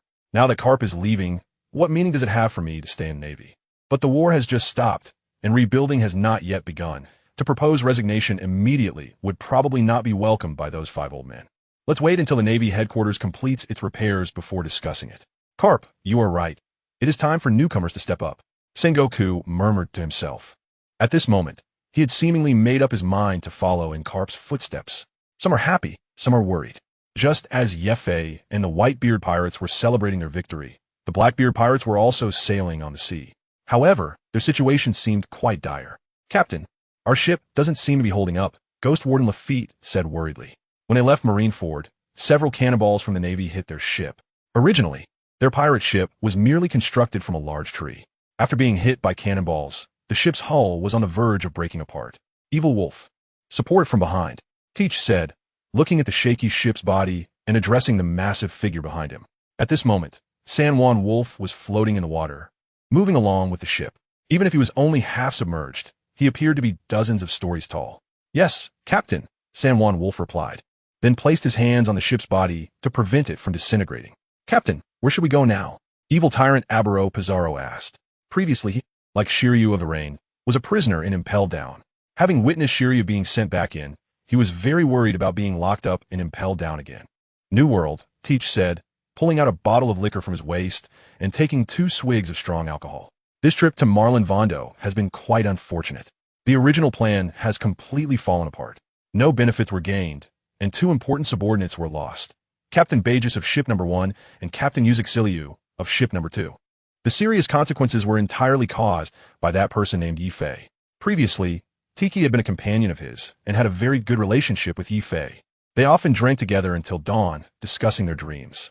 For more than 2 years, they had not discovered Yifei's formidable strength. To their surprise, he was able to easily take down both of his captains. Originally a team of 10, now only 8 remain. This surprised Teach greatly and made him quite frustrated. Captain, the New World is Whitebeard's territory. If we go straight there, will we be wiped out? Abalo Pizarro was extremely worried. It's important to note that the current Blackbeard Teach had killed Sachi of the Whitebeard pirates. In Marineford, Whitebeard was determined to take his life. Going to the New World now would be like walking into the gun's mouth, looking for death, right? Ha ha ha, Pizarro. Sometimes the most dangerous place is the safest place. The New World is just too vast. Apart from a main base of the Whitebeard pirates, those 43 pirate crews under him are not our opponents and pose no threat. Teach let out another boisterous laugh. After the defeat at Marineford, the morale of his crew was extremely unstable. What he needed to do now was to stabilize everyone's mindset. But even Teach said that. The expressions on the faces of these members are quite complex. Some find it hard to believe. After all, some of them have only just escaped from impel down not long ago. The sense of trust among them has not yet been established. Captain, can we really establish a foothold in the New World? Asked Katarina Devon, the moon hunter. She also escaped from the underwater prison of Impel Down. She expressed doubts about Teach's words. It is important to remember that before going to Marineford, Teach had promised them that he would definitely kill Whitebeard and take his devil fruit powers. However, now, Teach has not fulfilled that promise. Katarina Devon is very skeptical of him saying such things again. Is this captain reliable or not? Don't forget, I possess the power of the dark fruit. When the time comes, I can help you obtain whatever fruit abilities you desire. In the New World, aside from that old man, no one is my opponent. If you want to leave, I won't stop you. However, I must tell you that the world government will not let the matter of Impel Down go easily, and I hope you all are prepared for it. Teach said coldly. Implicitly, he meant, it's up to you to decide. If you don't follow me, the Navy might cause trouble for you. After saying that, he activated the power of the dark fruit, dark water. Instantly, his entire body was shrouded in darkness. He was extremely confident in his strength. At the same time, he was demonstrating his power to his subordinates. Seeing this scene, everyone's attitude began to change. Captain, please don't be angry. We're just worried about our future. We have no other intentions, the evil king Abalo Pizarro said with some fear. That's right, that's right. We were just asking, the others echoed. Captain Teach, you saved us, and we will never forget you. They quickly agreed. They had not been part of the Blackbeard pirates for long. But the incident of him killing his comrades was enough to show that Teach was an extremely cruel person, capable of turning on his own at any moment. Following someone like him was dangerous, yet they had no choice. Joining another pirate crew didn't guarantee their acceptance. After all, they had escaped from Impel Down. How many would dare to accept them? Once accepted, wouldn't the Navy headquarters come after them? The only path left was to continue to trust Teach. As soon as Abalo Pizarro finished speaking, the others nodded in agreement. At this moment, they had no way out. Haha, that's good. I can guarantee you that once we reach the New World, we will soon have our own territory. Our strength will definitely balance with the 4 emperors. With my strength, I will at least be the 5th emperor of the New World. When we are strong enough, I will personally take Whitebeard's head and seize his Tremor fruit. After that, we will occupy Whitebeard's territory and coexist with the other 3 sea emperors. Teach laughed proudly, simultaneously planning for the future. His words had stabilized the crowd. However, even so, Teach knew that returning to the New World carried high risks. First, the Whitebeard pirates would surely spare no effort in searching for him. Second, in the New World, there were 3 other sea emperors. These people are also a threat to him. But even so, he has to go, because as a pirate, he really wants to obtain the legendary great treasure, One Piece. It can only be found in the New World. Compared to the dangers of the New World, he is more willing to take the risk. As the captain of the Blackbeard pirates, he is indeed very clever and ambitious. Whitebeard, Yefe, one day we will eliminate you all one by one. Just as Blackbeard sets sail towards the New World, in Dressrosa, in a hospital, a tall man in a Navy admiral's uniform is lying in bed. This man is Admiral Akainu. 2 days ago, he fell in Dressrosa and crashed into a building. He has been in a coma ever since. When everyone saw that the fallen person was Admiral Akainu, they were extremely shocked. This is because the images of the Marineford War have been broadcasted all over the world. From Marineford to Dressrosa? Well, long distance. No one could believe it. But the person in front of them in a coma was indeed Akainu, the Admiral of the Navy headquarters. They immediately reported to the king of Dressrosa, Don Quixote, Doflamingo. However, at that time, Doflamingo was still on his way back. The group could only report to the cadres of his family. A discussion was held within the Don Quixote family on how to deal with Akainu. Some suggested killing him because Dressrosa has many gray industries. For example, the production of artificial devil fruit smile, arms trading, and human trafficking. If Akainu finds out, there will be no good outcome. Others oppose this. After all, he is an admiral of the Navy. If they kill him while he is unconscious, it would definitely attract the Navy, and they would not have a good outcome either. Additionally, some proposed to send Akainu away directly, but that quickly faced opposition from others. They were worried that if the Navy inquired about the matter, they would not be able to explain. Akainu is already in a coma, and you're not trying to save him, but are so eager to send him away. What does that mean? Is there a secret? It should be noted that Doflamingo's current identity is that of a warlord of the sea, and he belongs to the world government, part of the same camp as the Navy headquarters. Failing to provide aid could lead to the world government blaming them, and Doflamingo's warlord status could be revoked, which will be counterproductive. At this moment, Akainu is like a hot potato in front of them. First, send him to the hospital and monitor him. Quickly contact Doflamingo and wait for him to return. One of the highest-ranking cadres of the Don Quixote family, Treble, said there was no consensus on how to treat Akainu, so they decided to wait for Doflamingo to return. After all, he is the king of Dressrosa. Treble's suggestion quickly gained everyone's approval. When Doflamingo learned of the situation, he immediately used his devil fruit powers to fly back to Dressrosa. Where is he? Doflamingo's first question upon returning to Dressrosa was about Akainu's condition. Upon learning that Akainu had been brought to his territory, Doflamingo felt it was unbelievable. Marineford, the fastest ship, would take several days to reach Dressrosa. How did that young man manage to do it? Is he a devil? This time, Yefe has really gotten him in a big trouble. He is still unconscious, but the doctor said he should wake up in the next couple of days. However, there are some fragments of sea prism stone in his body, which should have come from colliding with a building that has sea prism stone in it, and it will take some time to remove them. Upon hearing this, Don Quixote Doflamingo immediately said, send someone to monitor his condition closely. Notify everyone to shut down all Smile production lines for the next few days. Also, all other transactions must be temporarily halted. Although Doflamingo's identity is that of a former world noble celestial dragon and a warlord of the sea, he is still quite wary of Akainu. One must know that when this marine admiral takes action, he will not spare even his own people. Of course, he wouldn't dare to kill Akainu either, because now the people of Dressrosa basically know that Akainu is here. If he were to kill Akainu and the news got out, regardless of whether he is a celestial dragon or a warlord of the sea, the world government and the marine headquarters could instantly erase him from this world. This is definitely not a time to be careless. Doflamingo realizes that the situation is very serious. Moreover, his title as the king of Dressrosa is not so legitimate. Once the truth is discovered, everything he has will be destroyed. Stop Smile production? Then how do we explain this to Governor Kaido? The family executives are very worried. One must know that the Smile factory is where Zoan-type devil fruits are produced. Furthermore, Doflamingo's biggest trading partner is the Yonko Kaido of the beasts. Once the supply is halted, Kaido will definitely hold him accountable. Although Doflamingo's influence is vast, compared to the Yonko of the New World, he is practically an insignificant existence. As a broker in the dark, he absolutely cannot afford to offend Kaido. Just mentioning Kaido made Doflamingo's expression darken immediately. His entire face tightened, and he looked extremely gloomy. This is indeed very tricky for him. On one hand, there is the Navy and the world government, and on the other, there are the four emperors. He can't afford to offend either side. The Navy, the four emperors. Ha ha. This is really interesting. After a long silence, Doflamingo suddenly broke into a sinister laugh. The family executives looked confused. What is wrong with him? Hey, don't tell me I'm going to lose Dressrosa like this. That damn brat actually managed to push him this far. I'm really surprised. Why didn't you just kill him? That way, I'd have one less problem. Doflamingo said, half-jokingly. At this moment, he was already starting to blame Yi Fei in his heart. If it weren't for Yi Fei beating Akainu to this point, he would have to face this issue. Just as Doflamingo was feeling frustrated, the family executives quickly proposed their suggestions again. Doff, we do have a way. We just need to let the Navy take them away. Virgo is now a vice admiral. Just let him come. Upon hearing this, Doflamingo frowned. Let the Navy come to Dressrosa? Isn't this asking for trouble? As one of the 7 warlords, he absolutely cannot allow the Navy's ships to come here. After all, there are too many secrets here. Moreover, Virgo is a spy he placed within the Navy.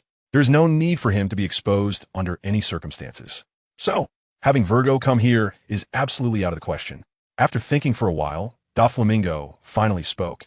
Instead of letting the Navy come to pick him up, we might as well send him directly to the Navy base. Soon, someone raised a question. Doflamingo, won't the Navy suspect our intentions and launch an investigation? Doflamingo sneered. Suspect? As long as they have no evidence, it doesn't matter. Don't forget, I am one of the 7 warlords. Navy warships cannot casually step onto our territory. So how could I let them take the initiative to enter my territory? What if they suspect us? As long as we send Akainu away, all problems will be easily resolved. Sending Akainu away directly does carry some risks, but it's much smaller than waiting for the Navy to come. Even if the world government asks, it will be easy to explain. After all, sending someone back is reasonable. Upon hearing this, everyone finally nodded in agreement, feeling a bit more at ease. From now on, do as I just said. Also, keep a close watch to see if there are any spies from the world government infiltrating Dressrosa. Every person coming in must be interrogated. Additionally, you must maintain absolute control over those toys. If any toy shows signs of leaking information, you can kill them on the spot. You also need to keep an eye on the arena, as there are quite a few subordinates of the toy soldier there. Doflamingo arranged everything one by one. At this moment, no unexpected incidents can occur. Especially those toys, they all have memories. If the Navy is drawn in, it will be a huge problem. Doflamingo, don't worry. We will handle this well. After making arrangements, Doflamingo still felt it wasn't safe enough. So he decided to personally escort Akainu back to the nearest Navy base. Taking him, they brought Akainu out of the hospital. At this moment, Akainu was still unconscious. Then, he was directly taken onto the ship. Meanwhile, Doflamingo immediately contacted the world government, requesting the nearest Navy base to come over. In this way, they could return the person to them at sea. Days later, both sides met at the agreed-upon location on the ocean. Your general is just unconscious. Nothing else, Doflamingo specifically explained in front of the Navy. Of course, he was worried that the Navy would ask why they didn't wait for Akainu to wake up before saying anything. He had to dispel their doubts in advance. Seeing this, the Navy who came to greet them said nothing more. They knew Doflamingo's temperament and didn't dare to ask. After taking Akainu, they began their return journey. On the way, the next day, Akainu suddenly woke up. Where's this? The first thing Akainu did upon waking was to touch the back of his head. It still hurt immensely. Moreover, there were several wounds on his body, as if he had undergone surgery. Report, Admiral Sakazuki. Doflamingo has brought you onto our ship, and we are currently on our way back to the Navy headquarters. A naval soldier attending to him immediately answered, feeling extremely nervous in front of Admiral Akainu. It should be noted that this Navy admiral's temper is even more terrifying than Doflamingo's. Doflamingo? That little brat from the 7 warlords? Akainu looked puzzled, wondering why he didn't wake him up, but instead handed him over to such a small warship. He had no idea that Doflamingo would never dare to wake him up directly. Compared to this, he suddenly recalled the incident at Marineford. That young man, whose name seemed to be Fei, had knocked him down in one move at Dressrosa, truly not simple like a monster. While he was in doubt, the person beside him suddenly spoke. It was Doflamingo who brought you over. Where are the others? They have already returned to Dressrosa. What about your commander? Vice Admiral Jimmy is still at the Navy headquarters. They're meeting at the headquarters in the next few days, and he won't be back for a while. After the battle at Marineford, Vice Admiral Jimmy was reassigned there. He had been dealing with the aftermath since the end of the battle. A meeting? Why didn't they wait for me to return? Akainu was a bit puzzled and felt somewhat dissatisfied. Admiral Sakazuki, I don't know, the naval soldier replied nervously. High-level meetings were not something he could know about. Notify the engine room to speed up the return journey. Akainu didn't say much more. After all, their ranks were not high enough. He then let that naval soldier leave. Just as the soldier left, Akainu touched the back of his head again. It felt like it had been subjected to a shock. I just started to slowly recall. I remember a few days ago, I was knocked away by a young pirate named Yi Fei. At that time, my consciousness was still somewhat clear and my body wasn't too injured. I remember that I flew to Dressrosa. But what happened afterward seems to be unclear. It seems that my head hit something hard. He had just fainted. The building made of sea prism stone? Akainu touched his head and slowly recalled. As an admiral of the Navy, he had heard that in Dressrosa there were a few buildings made from sea prism stone. It must be that way. Akainu muttered to himself. His guess was correct. Originally, if he had fallen on an ordinary building with his body, it would have been nothing. But he happened to crash into a building made of sea prism stone. Not only did he injure his head and faint, but he also lost his abilities. In the original work, there were indeed buildings in Dressrosa that used sea prism stone. When Doflamingo activated his birdcage slicing technique, some buildings were difficult to cut through. Luffy also encountered buildings that caused him to lose his abilities. This is the reason for the Sea Tower Stone. It is known that the Sea Tower Stone is the nemesis of ability users. After coming to this realization, Akainu didn't think any further, as the back of his head still ached. Instead, he began to ponder about Yi Fei. This unknown pirate actually possesses such powerful strength. That damn kid actually knocked me all the way to Dressrosa. That move seemed to be Kaido's ability, right? Not only does it have lightning attributes, but also infused fire attributes into it. Not simple at all. Akainu couldn't help but sigh. At the same time, his mind was filled with the image of Leaf flying him away. No matter how powerful that move was, it shouldn't have sent him to Dressrosa. Thunderbagua. Akainu immediately thought of Kaido's technique. He knew about Thunderbagua. It was Kaido's most skilled move, and Akainu had seen it before. Thunderbagua couldn't possibly send someone flying this far. Only Bartholomew Kuma's pawpaw fruit could do that. Could it be that this Leaf guy has connections with Kuma and Kaido? A series of questions surged in his mind, making his already aching head even more chaotic. He couldn't think any further. Then, he took out the golden transponder snail he always carried and contacted the Marine headquarters immediately. Since you're fine, the Marine headquarters is calling for a meeting, so hurry back. On the other end of the transponder snail, Sengoku didn't ask much. However, when he later learned that Akainu had been knocked to Dressrosa, he was shocked. That was quite exaggerated. A few days later, at Marine headquarters in Marineford, the meeting was held as scheduled. Akainu had also returned to the Marine headquarters before the meeting began. The reason for keeping you here is that I have important matters to discuss with everyone. Sengoku looked at the crowd expressionlessly. Besides the 3 Marine admirals, there were also more than a dozen Marine vice admirals, including Garp and naval officers for various seas present. The crowd exchanged glances, unsure of what he was going to say. However, they all noticed that since Admiral Sengoku returned from Mariewa, he seemed very unhappy. At this moment, no one raised any questions. Everyone just nodded. The world government has decided to revoke Gecko Moria's title as a warlord of the sea and grant the title of warlord of the sea to that pirate named Leaf from the Whitebeard Pirates. After a moment of silence, Admiral Sengoku finally spoke up. Just as he finished speaking, there was a stir in the meeting hall. What? Let Leaf become a warlord of the sea? He injured so many of our Marines and officers last time, and we're just going to let him go? What are those old men in the world government thinking all day? How could someone like him become a warlord of the sea? He asked from the Whitebeard Pirates. Just a few days have passed, and they want to make him a warlord of the sea? I disagree. He injured too many of us. I can't explain this to my subordinates. Admiral Sengoku, this is definitely not acceptable. The crowd was very confused, especially Akainu, who directly knocked over the cup in front of him. How can we let such a dangerous pirate become a warlord of the sea? What face does the Navy have left? It's really laughable and too ironic. What are those 5 old men thinking? Akainu was furious. His hatred for Leaf had not yet been resolved. The world government actually wanted Leaf to become a warlord of the sea. Would that turn former enemies into allies? Now, they wanted him to become allies with Leaf? Facing the doubts and objections of the crowd, Sengoku said little, just calmly waiting for Akainu to vent his emotions. He had long anticipated that what he said would be opposed, especially by Akainu. But there was nothing to be done. That was the decision of the world government. Once Akainu finished venting, the crowd fell silent again. I can't understand this either. If you all want to continue discussing, please go talk to the world government. Seeing the crowd silent, Sengoku said. In fact, he didn't want this either. Previously, some Marines had left for this reason. But the decision of the world government had to be obeyed. When the world government was mentioned, everyone present had nothing more to say. Even as high-ranking members of the Navy, they could not contend with the world government. If that's the case, then it's settled. Now let's talk about Blackbeard. Just as Sengoku was about to speak, Akainu suddenly interrupted him. Sengoku, since Leaf becoming a warlord of the sea is the world government's intention, their decision has been made, and I have nothing more to say. However, I would like to make a request. Hearing this, Sengoku and the others present looked puzzled. Speak, Sengoku gestured. What if he refuses the title of warlord of the sea? Akainu asked, based on Leaf's desperate stance against him. Such a person would absolutely not accept the title of warlord. Of course, Akainu's idea is that once Yi-Fei refuses the title of warlord, the Navy can justifiably capture him. Upon hearing this, Carp's expression slightly changed. Sure enough, this guy has already thought of how to take revenge. But it is understandable. After all, he lost to the other party, and it is natural to find a way to retaliate. However, this goal seems a bit too obvious.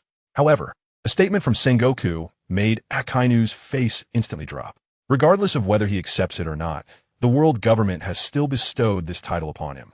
Everyone present was stunned. It is important to note that once someone refuses the title of warlord, that title will absolutely not be given again. Previously, the world government had invited Porgas D, Ace to become a warlord, but after Ace refused, the world government retracted the title. But this time, the world government actually wants to impose this title on Yi-Fei. This is something that has never happened before. Is the world government going to make an exception for Yi-Fei? Has something unprecedented really happened? What does it mean? The people present were a bit confused. Do they really value him this much? Akainu had a dark expression on his face. Meanwhile, Vice Admiral Garp, who had not spoken for a long time, finally spoke up. Sengoku, is the world government trying to provoke a conflict between Yi-Fei and Whitebeard?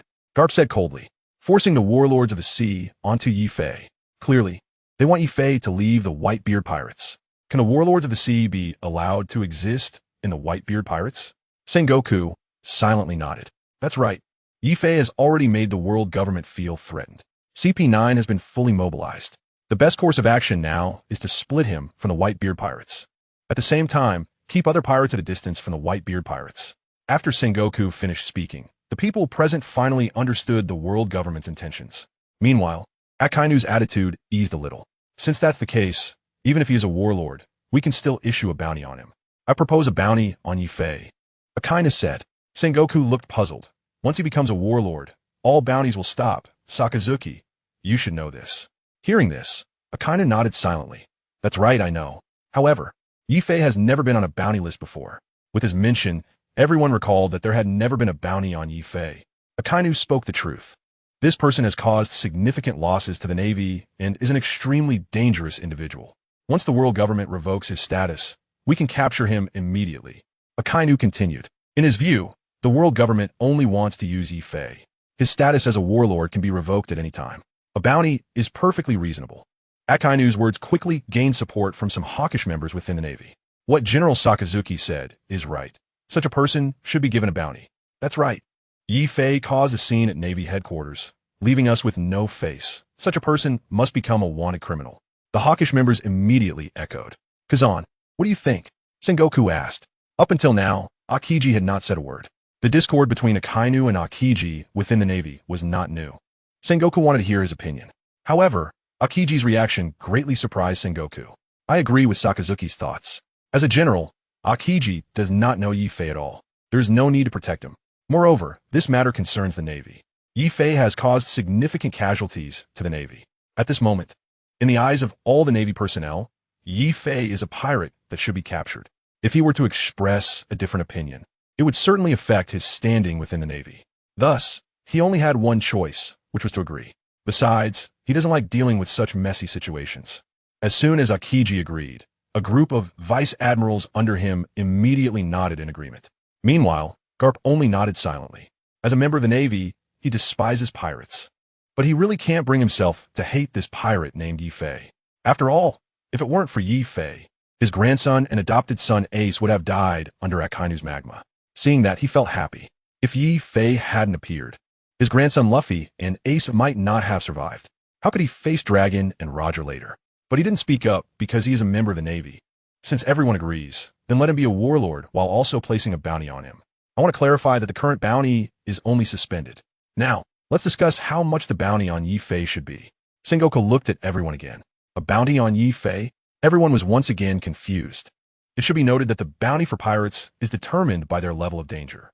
Therefore, there is a huge difference in bounty amounts among powerful pirates.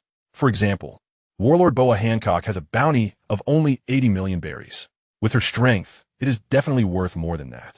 And Yi Fei's recent rampage in Marineford has clearly exceeded the level of danger posed by Fire Fist Ace. This pirate is no simple matter, at the very least. He should be valued at 600 million berries. Smoker, standing behind everyone, was the first to speak.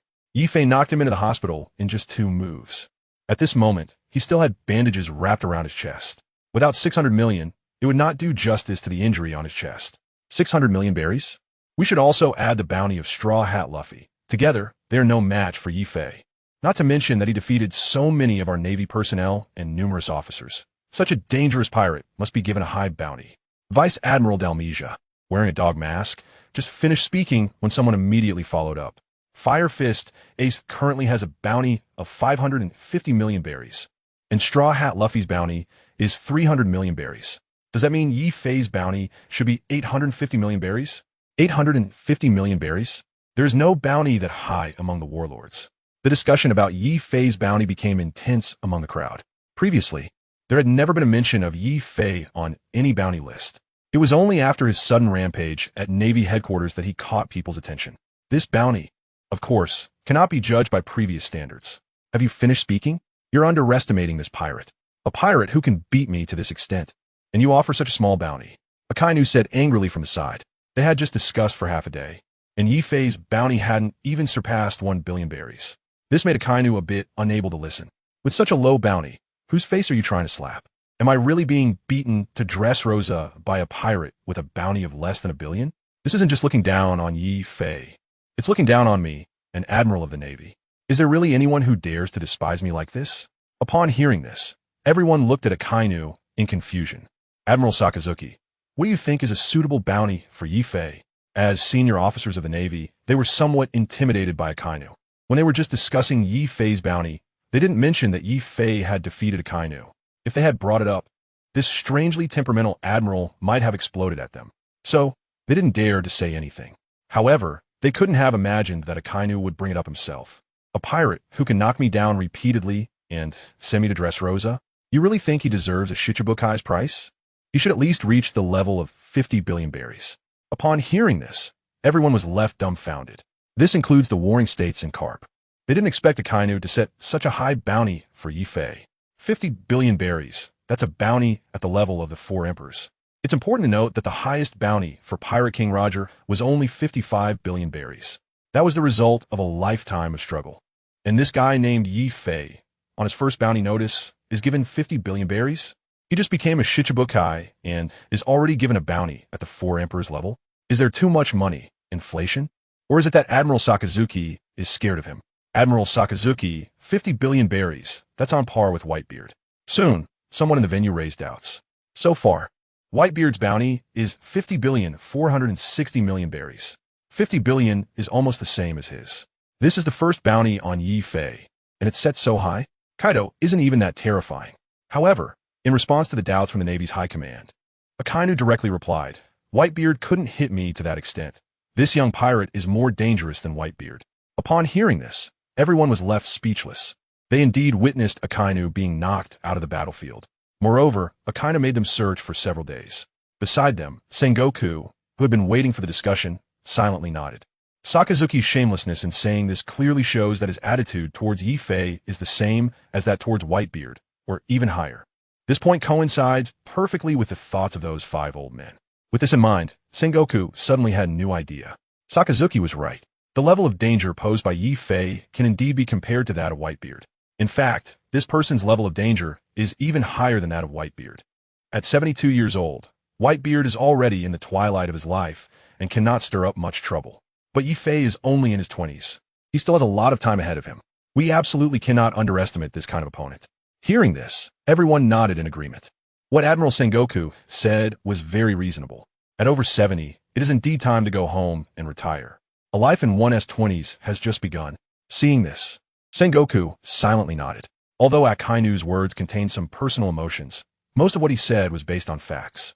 He then continued, therefore, I propose setting his bounty at 5. 1 billion berries. Who is in favor? Who is against? Sengoku had already made up his mind. His intention was to have everyone agree to this decision. However, the bounty of 1 billion berries indeed shocked many present. It is worth noting that this is Yi Fei's first bounty, and it directly surpasses that of Whitebeard, who worked his whole life for a bounty of 5 billion. Yi Fei exceeded him by 540 million berries. What a terrifying existence. In favor, Akainu was the first to raise his hand. At the same time, he was very satisfied. All along, Sengoku had been leaning toward Akiji, but this time he was in agreement with him. This really surprised him. Of course, he had to show support. The marshal and the general agreed, and with everyone present, who would dare to oppose? Then, one by one, everyone raised their hands. Originally reluctant, Akiji also had no choice but to raise his hand at that moment. Meanwhile, Garp noticed Sengoku's thoughts. His true intention was not about the bounty, but about the relationship between Yi Fei and Whitebeard. It should be noted that a bounty of 1 billion berries exceeds Whitebeard's, making it a top existence in the pirate world. What would Whitebeard think if his crew's bounty surpassed his own? Even if Whitebeard Edward Newgate is magnanimous, how would his crew feel? This is precisely the cleverness of Sengoku. Then, Garp slowly raised his hand while glancing at Sengoku. To outsiders, you are a wise general, but to me, you're really just an old fox. Beside him, Akainu was quite pleased. Being defeated by a pirate with a bounty of 1 billion berries is not embarrassing at all. Everyone unanimously agreed on the bounty for Yi Fei. Next, they discussed the bounty for Blackbeard Teach again. Meanwhile, Yi Fei and the Whitebeard pirates had just arrived at their territory in the New World. The Whitebeard pirates had also separated from the Red Hair pirates. Luffy and Yi Fei went their separate ways, heading to Amazon Lily to find Rayleigh for training. On the very day Whitebeard arrived in the New World, the world government announced Yi Fei as the new warlord of the sea. As soon as the news broke, the world was in an uproar. What? The guy who defeated Akainu during the Marineford War became a warlord? Just a few days after the war ended. And the world government is already bowing to him? How interesting. Does this mean that the world government has reached some sort of reconciliation with the Whitebeard pirates? Is this the justice of the Marines? Asking for peace when they can't win? It's really laughable. Just when everyone was still processing this, the Marine headquarters also announced Yi Fei's bounty, 1 billion berries. Furthermore, the Marine headquarters conducted extensive coverage through various media. Did I hear that right? Whitebeard's bounty is only 5 billion berries, and that guy actually has a higher bounty. He's second only to Roger. Once this bounty was announced, the four emperors must have lost face. Haha. What does this mean? Supporting him as a warlord while also placing a bounty on him? I don't get it. The world government and the Marines are two different institutions. They shouldn't have reached an agreement. Otherwise, such a joke wouldn't have happened. What does it mean to issue a bounty and then suspend it? This implies that once Yi Fei's warlord status is revoked, the bounty will take effect immediately. This has surpassed the current bounties of all four emperors, right? The Marine headquarters really has money. If they are so wealthy, why don't they improve the soldiers' treatment? Yi Fei's head is actually worth so much. No need to say more for that 1 billion berries. I'll take Yi Fei's head. If I can take Yi Fei's head, then I would also be a contender for world dominance, right? But forget it. You can't even deal with a pirate worth 500,000 berries. You're not even worthy to hold Yi Fei's shoes. I hope that one day my bounty can also exceed 5 billion. That's impossible for you in this lifetime. The warlord status and the extremely high bounty immediately became topics of conversation among all pirates. In the Grand Line, the pirates of a new world were also attracted by these two pieces of news. In Wano country, the Beast Pirates, Kaido took a big gulp of liquor. Damn it. I've been surpassed by little Brad. Who exactly is he? How could he surpass my bounty? Whitebeard is really disappointing. If it weren't for Shank's intervention, I would have taken his territory long ago. In the New World, at Whole Cake Island, Charlotte Linlin just took a bite of a delicious dessert. Mama, how could this happen? Go check where this pirate is from. The world government. Would someone like him agree to your demands and become a warlord? Just after parting ways with the Whitebeard pirates, Shanks received the news and felt somewhat shocked. Yi Fei, you might have changed the entire layout of the sea. Meanwhile, Blackbeard Teach, who was heading towards the New World, also received this news on his ship and was momentarily speechless. He then laughed heartily. Haha, Yi Fei, I really didn't see that coming. You actually defeated Akainu and your bounty exceeded Dad's. No wonder you could easily take down Biggs. Luckily, we didn't T-clash in Marineford. At the same time, in Mariehua, the five elders also saw the Marine headquarters bounty on Yi Fei. Initially, they were angry that the Marine headquarters had issued a bounty on Yi Fei without the world government's consent. However, After seeing the bounty amount, they chose to remain silent. You must know that such a bounty could very likely provoke internal conflicts within the whitebeard pirates. Once Yi Fei and the whitebeard pirates have an internal strife, the chances of him turning to the world government and the marine headquarters would increase. The five elder speculation was correct. This matter indeed caused quite a stir within the whitebeard pirates. Yi Fei's bounty surpassed that of Daddy. How is this possible? Fire Fist Ace was the first to jump out. You see, in Ace's heart, he had long regarded Whitebeard as the pirate king. Now, Yi Fei's bounty actually exceeded that of Daddy. This is indeed very embarrassing for the old man. As Whitebeard's son, he feels quite upset. Meanwhile, some of the captains under the Whitebeard pirates are also struggling to accept this matter. However, Ace is somewhat at a loss for words regarding Yi Fei. After all, Yi Fei saved him. For a moment, Ace feels very conflicted, but the anger inside him cannot dissipate. Diamond Jaws of the 3rd Division. Let Yi Fei become a warlord of the sea? We are pirates. Doesn't that mean Yi Fei would be our enemy? The Navy is truly ridiculous. Vista of the 5th Division. His bounty is even higher than Dad's. The Navy is a bunch of bastards. They must be up to something again. Blamank of the 6th Division. This is too despicable. Lackier of the 7th Division. The Navy is being too much. Dad, let's gather our forces and attack Marine headquarters again. Naomer of the 8th Division.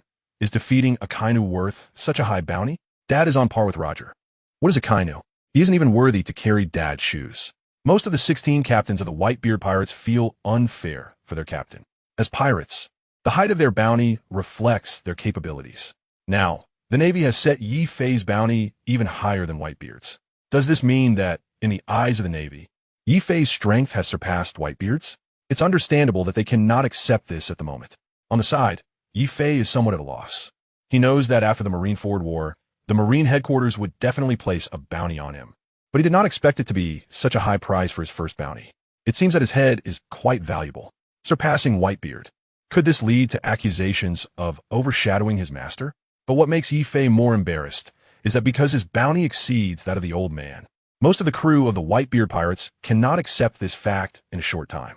Additionally, Yi Fei did not expect the title of Warlord of the Sea given by the world government. He immediately began to ponder what that was all about. Just as everyone was discussing, Marco suddenly called out to everyone, "Stop the noise. This is not the time to be loud." "Marco, we can't swallow this anger." Ace clenches his fists, flames bursting forth from his hands.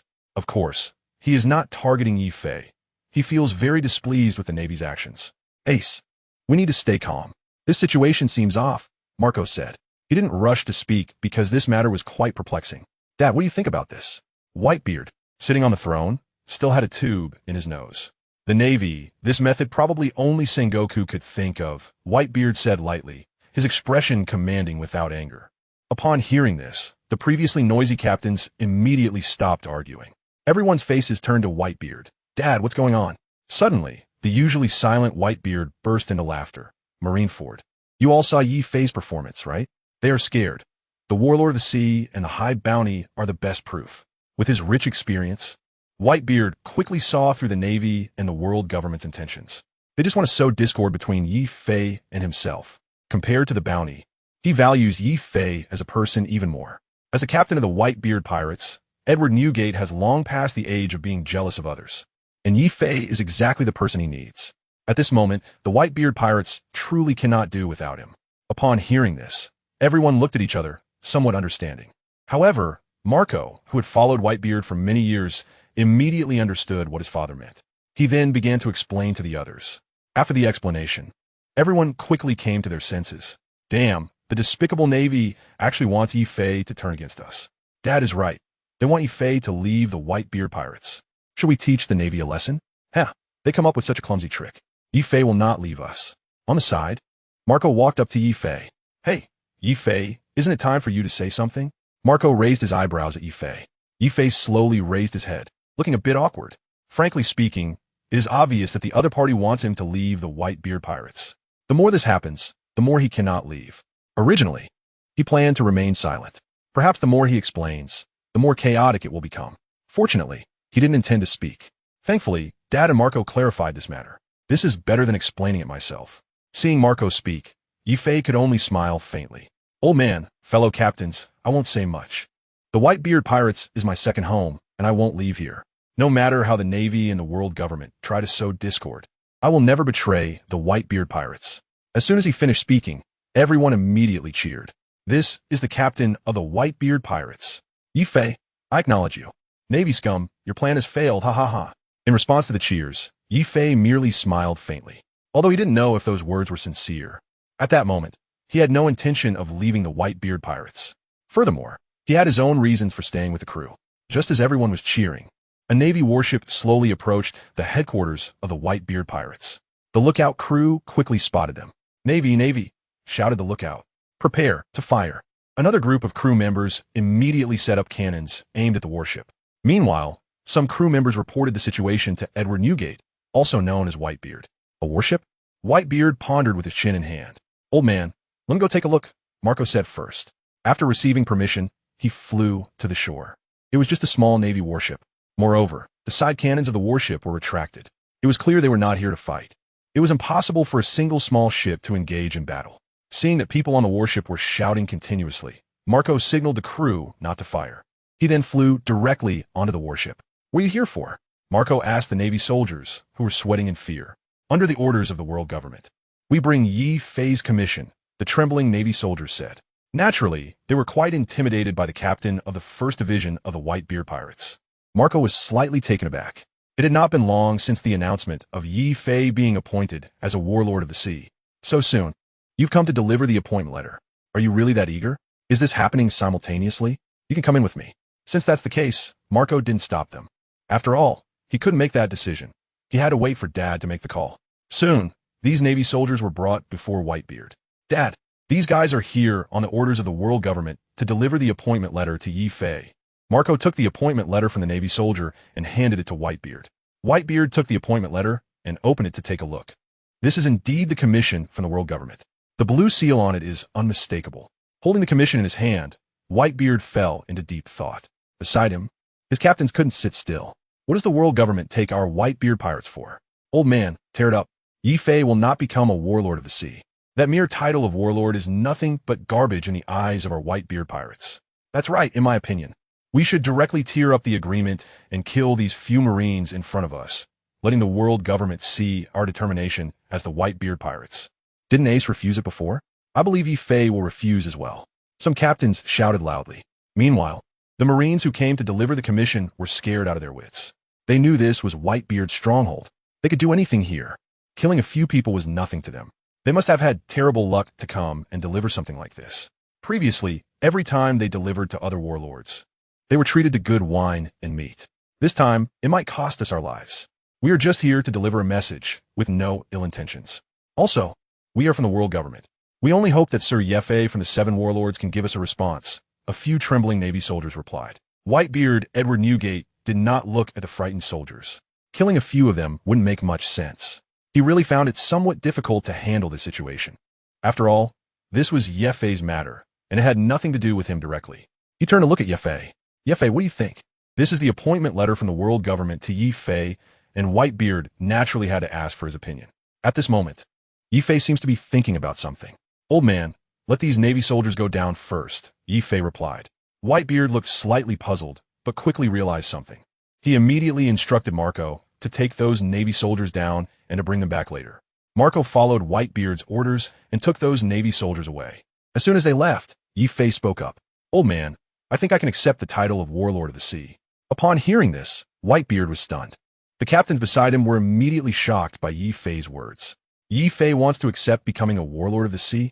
In their shock, everyone immediately expressed their opinions. Yi Fei, what do you mean by this? Yi Fei, as the captain of the Whitebeard Pirates, you have taken Sachi's position. Are you going to cooperate with the world government and the Navy against us? Yi Fei, you have disappointed me too much. The old man gave you such great trust and was even planning to make you the vice captain, and you actually. That's right, Yi Fei. You must give us a perfect explanation today. Facing the captain's doubts, Yi Fei smiled calmly. He had already anticipated that these people would oppose him. After all, the title of Warlord of the Sea was given by the world government. Accepting it would mean becoming a lackey of the world government. It was understandable that they couldn't accept it psychologically. When he first received the news, Yi Fei also resisted. It was clearly an attempt to destroy his relationship with the Whitebeard Pirates. Captains, let me explain to you. At first, I refused. However, after thinking it over, I feel that I can accept it. Hearing this, several captains widened their eyes, waiting for Yi Fei's perfect explanation. Yi Fei, if you don't give a perfect explanation today, you won't be able to leave. The high bounty and the title of Warlord of the Sea, the ultimate goal, is merely to incite internal conflict among us. This, you should be able to see. The old man has also said it. The message from the world government is very clear.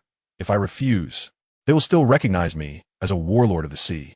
Therefore, my personal refusal or acceptance is irrelevant to them. In other words, if I refuse, they won't care. So why can't I accept it? The title of Warlord of the Sea has the right to openly plunder without being punished. You all should know this very well. The world government wants to use the title of Warlord of the Sea to create internal conflicts among us. We can also use the convenience of being a Warlord of the Sea to consolidate our position on the seas. Currently, in the New World, we not only face the Navy but also the pressure from Kaido of the Beasts, Charlotte Lin, and Blackbeard Teach. Once I become a Warlord of the Sea, then the world government and the Navy headquarters will definitely not take any major actions against the whitebeard pirates in the short term. From the current situation, we will temporarily have one less enemy in the Navy, so why not take advantage of it?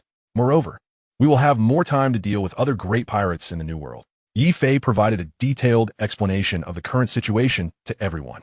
Gradually, they began to come to their senses. Indeed, Yi Fei made a lot of sense.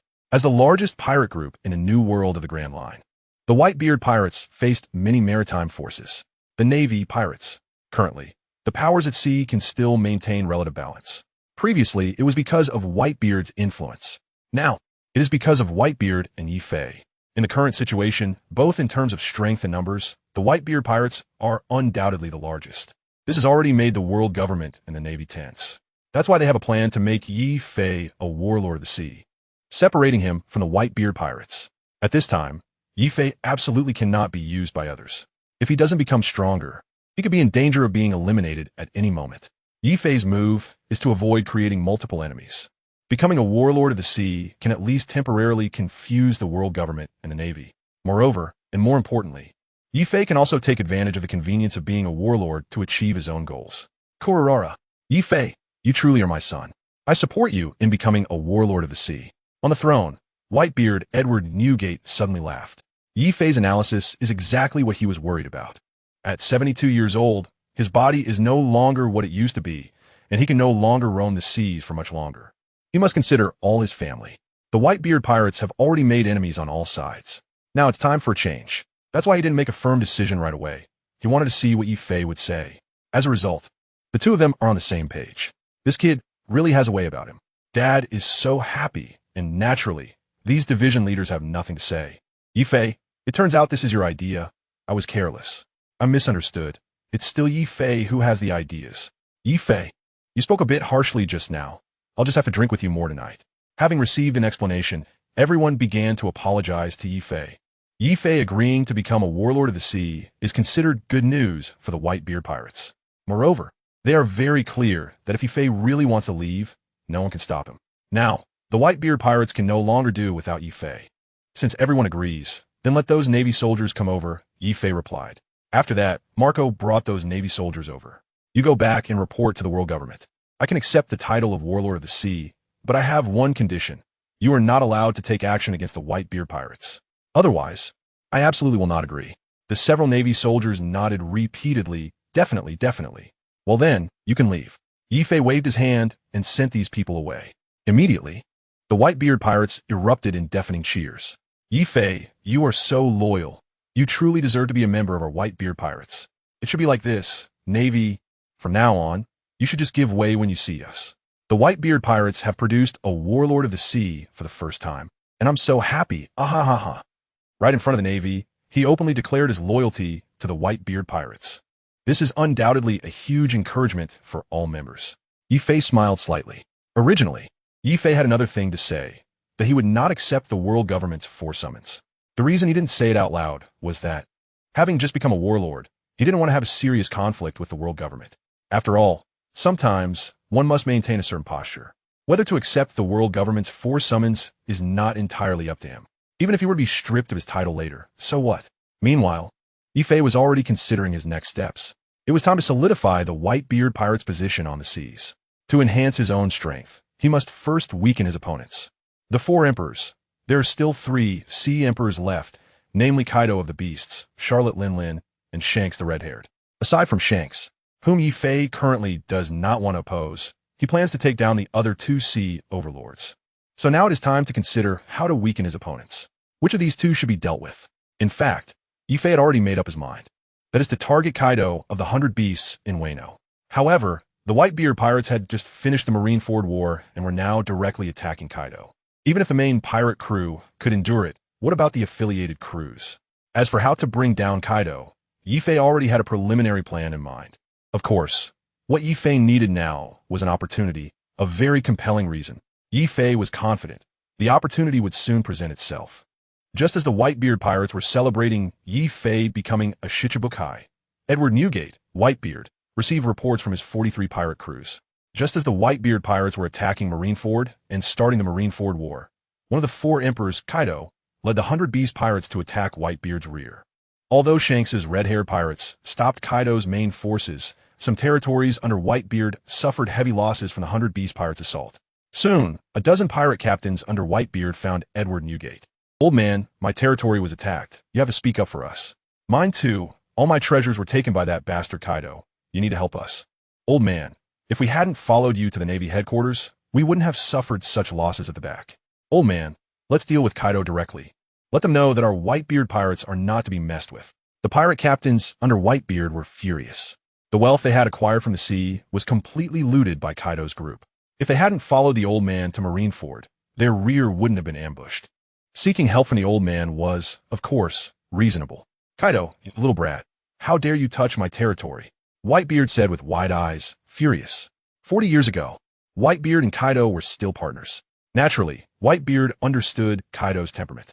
This time, he didn't expect that this guy would dare to have his own thoughts. Sure enough, that guy thought he could encroach on his territory just because he was getting old. Whitebeard was furious, and this just provided an opportunity for Yi Fei. Kaido's sneak attack on Whitebeard gave him a reason and excuse to deal with him. All along, the Whitebeard pirates' headquarters and the 43 affiliated pirate crews had a subordinate relationship. They all listened to Whitebeard. The Marineford War was the best proof of this. This time, in order to go to the Marine headquarters with Whitebeard, they took most of their elites with them, leaving only a weak force to defend the rear. This also created an opportunity for Kaido to launch a surprise attack.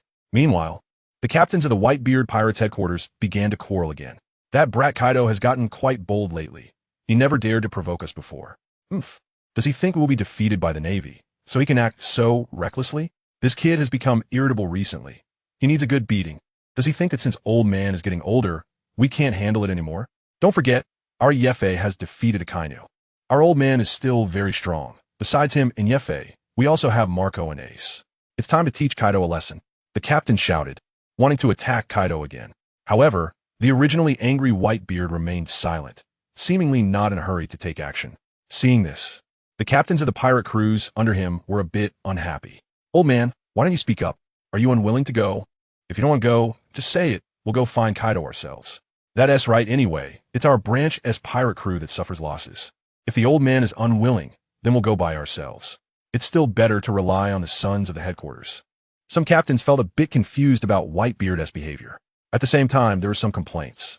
"During the Marineford War, we helped you. But this time we suffered huge losses, and you refused to take a stand? It's too disappointing." The atmosphere in the venue suddenly became tense. Some captains, seeing that Whitebeard wouldn't speak, began to feel restless. Just as they were about to leave, they were stopped by the captains of the Whitebeard pirates. "Everyone, don't be anxious. The old man definitely has his own thoughts," Marco comforted. The old man's silence must be because he has his considerations. Marco's guess was indeed not wrong. Whitebeard had his own thoughts. That is whether it is the right time to attack Kaido. After all, they had just finished fighting with the Navy. Sitting next to him, Yefe had already understood his thoughts. The reason the old man remained silent was not because he didn't want to trouble Kaido, but because of the current situation. He was not someone easily blinded by anger. This time, during the Marineford War, the Whitebeard pirates and the pirate crews under them suffered heavy losses. Currently, they had not yet fully recovered. Having just finished attacking the Navy, were they immediately going to attack Kaido again? The Whitebeard pirates indeed suffer huge losses. Even if they can defeat Kaido, the casualties are likely to be significant. During the Marineford War, after saving Ace at Marine headquarters, the Whitebeard pirates had already fallen out with the Navy. At this time, attacking Kaido would undoubtedly leave the Navy behind, and Blackbeard and his crew are also stirring. Recklessly attacking Kaido carries a high risk. Moreover, under the current circumstances, defeating Kaido is not easy. The reason why Kaido's pirate crew has become the Beast Pirates is precisely because it has hundreds of powerful devil fruit users. Furthermore, the number of artificial devil fruit users is continuously increasing. Yi-Fei, what do you think about this? Edward Newgate, also known as Whitebeard, hesitated and then looked at Yi-Fei. In his view, Yi-Fei not only possesses great strength, but is also very intelligent. The matter of the 7 warlords illustrates that Yi-Fei has many ideas, and they are very correct. Therefore, he intends to hear Yi-Fei's opinion. Old man. Yi-Fei signaled to Whitebeard and then stood up. Captains, we will definitely attack the Beast Pirates, so everyone can rest assured. Yi-Fei patted his chest, giving them a sense of reassurance. As soon as he finished speaking, the captains who had originally stood up to leave began to sit down again. The entire venue started to quiet down. Everyone wanted to hear what Yi-Fei would say. It should be noted that at this moment, Yi-Fei had already become a heroic figure. During the Marineford War, he not only saved Ace and Whitebeard, but also knocked back Akainu and taught Blackbeard a lesson. All of this shows Yi-Fei's loyalty to the Whitebeard pirates. Moreover, his strength makes even the world government and the Navy headquarters feel fear. At this moment, Yi-Fei's status in the Whitebeard pirates is second only to Whitebeard himself. Naturally, everyone is willing to listen to him. However, now is not the time to take direct action against them. After the venue quieted down, Yi-Fei said slowly, "But are we really going to just endure this?" Someone in the audience responded in a low voice. Being ambushed from behind is something no one can tolerate. Yi-Fei heard this clearly and immediately shook his head. Of course not. I know everyone must be feeling very upset right now. We definitely have to fight Kaido. But not now. Although we can't directly attack Kaido, we can take indirect action to weaken his strength. Upon hearing this, everyone looked confused. What does indirect action mean? Captain Yi-Fei, just say it directly. I'm dying of anxiety. Someone in the audience could no longer hold back their restless heart. Yi-Fei's words had already sparked their great interest. As long as they could deal with Kaido, they were interested. Yet Yi-Fei remained calm. Doflamingo is our most important target right now. At this moment, Yi-Fei finally revealed his objective. Doflamingo, the warlord of the sea, why target Doflamingo instead of attacking Kaido? Everyone expressed their confusion. The reason the Beast Pirates are powerful is not only due to Kaido himself, but also because of the hundreds of Zoan-type devil fruit users under him, which pose the biggest trouble. If we engage in direct battle, the losses would be significant. As far as we know, most of Kaido's devil fruits are produced by Doflamingo. As long as we identify and eliminate Doflamingo first, Kaido's plan for devil fruit users will come to a halt. Additionally, by taking down Doflamingo, we can also cut off Kaido's arm supply. We just finished fighting the Navy, so now is not the right time for a direct confrontation with Kaido. But taking down Doflamingo would be as easy as pie. Yi-Fei explained one by one. Doflamingo is known as the middleman of the dark world. He is not only engaged in arms trading, but also produces artificial devil fruits. Eliminating him would significantly weaken Kaido. This is exactly why, in the original work, Doflamingo was furious after being defeated by Luffy. Of course, Yi-Fei only expressed his speculation about these captains. Doflamingo helped Kaido produce devil fruits. Although there was no substantial evidence, rumors had long circulated. As long as the evidence is verified, they could easily eliminate Doflamingo and deal a heavy blow to the Beast Pirates. Upon hearing this, everyone nodded in agreement. They had also heard about Doflamingo producing devil fruits. Is it true that Doflamingo is really producing artificial devil fruits? We have only heard rumors. If not, wouldn't we be targeting the wrong person? Captain Yi-Fei, is this true? The crowd was somewhat confused. Hearing this, Yi-Fei smiled slightly and countered otherwise. Why are there so many ability users among Kaido's subordinates? And they're all Zoan-type? So many Zoan-type artificial devil fruits only appear in his pirate crew? Therefore, it is highly likely that Doflamingo's artificial fruits are indeed real. Moreover, even if Doflamingo did not help Kaido, we still need to eliminate him. Have you all forgotten how he treated our people in Marineford? He is definitely not innocent. Yi-Fei, who is well versed in the original plot, knows this all too well. However, he did not want to state it directly to these people and instead responded to their questions with a counter-question. According to Yi-Fei's speculation, Doflamingo's decision to produce Zoan fruits instead of Paramecia or Logia devil fruits should be related to the properties of the fruits. Zoan fruits can possibly directly extract genes from animals for research. In contrast, extracting and creating Paramecia and Logia fruits would certainly be much more difficult. Seeing this, Everyone nodded in agreement, acknowledging that Doflamingo was indeed not innocent. At the same time, some raised concerns. Captain Yefe, while your words are not wrong, we could handle Doflamingo in terms of combat. But the problem is Doflamingo is currently a warlord of the sea. Moreover, he has the identity of a celestial dragon. Acting rashly against them might provoke hostility from the world government. If we act recklessly, the world government and the celestial dragons will not let it go easily. Hearing this, Yefe smiled slightly. Warlord of the sea? Celestial dragon? Haha. If the world government knew that Doflamingo helped Kaido produce devil fruits, what would they think? Furthermore, Doflamingo's identity as a celestial dragon? That's somewhat laughable. You should know that his father was stripped of his celestial dragon status. Although he often claims to be a celestial dragon, in my view, the true celestial dragons might not recognize him. Based on these 2 points, I estimate that resolving the Doflamingo issue would not be a problem at all. Even if these 2 points do not work, Yefe still has an ultimate trump card. That is Dressrosa. Doflamingo's acquisition was too insidious. Dressrosa was taken directly from the original king, Riku Doldo III. Although the Riku family may not be particularly strong, their historical roots can be traced back hundreds of years. Their family participated in the establishment of the world government. Once the world government discovers the true reason behind Doflamingo's acquisition of Dressrosa, what will they think? How will the kings of other countries react? Of course, it's also possible that the world government already knows the reasons behind Doflamingo's occupation of Dressrosa, but simply does not want to intervene. In that case, Doflamingo shouldn't even think about protecting his position. It would be good enough for him to keep himself safe. All of this is clearly explained in the original work. Yefe intends to use these to directly bring down Doflamingo.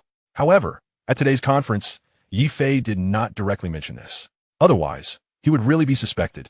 At that time, people would ask, Yefe, how do you know so much? Yefe would also be annoyed to explain this to others. These days, I've explained a lot to others and it feels quite annoying, so I simply kept it to myself. Regarding Yefe's remarks, everyone nodded in agreement, expressing their support. On the throne, Edward Newgate, the whitebeard, also expressed his approval. Yefe, I'm entrusting Doflamingo to you. Letting Yefe deal with Doflamingo is much more reassuring than when we sent Ace to find Diki. From the understanding gained over the past few days, he found Yefe to be quite intelligent. Whitebeard looked at everyone. Sons, let's prepare ourselves and recuperate. After Yefe resolves Doflamingo, we can go to war with Kaido at any time. As soon as Whitebeard finished speaking, the ship erupted in thunderous shouts. Woo! Old man didn't forget about us after all. That evening, after a few rounds of drinks, Yefe, come with me. Edward Newgate finished his drink in one gulp. All right. Then, the two entered the old man's oversized room together. When do you plan to go? Tomorrow. So anxious? How many people do you plan to take with you to Dressrosa? Hearing this, Yefe didn't think much and directly replied, I can go alone. Whitebeard was taken aback. You alone? Yefe smiled and said, Are you not at ease with me, old man? Whitebeard appeared a bit awkward. Your strength is formidable, but you're facing the entire Don Quixote family. I'm a bit worried. No matter how strong you are, you could be overwhelmed by many. It's important to know that even Whitebeard himself finds it difficult to fight alone. He is indeed still young and impetuous. In this regard, he is somewhat similar to Ace, who also prefers to go on missions alone. But facing all the enemies in Dressrosa, Whitebeard couldn't help but worry for Yefe. Yefe's words at the meeting today were indeed very reasonable. But who can guarantee that nothing unexpected will happen? Old man, there are too many people, and it might attract attention. It's better to go alone, Yefe replied. Too many people going to Dressrosa would be too conspicuous.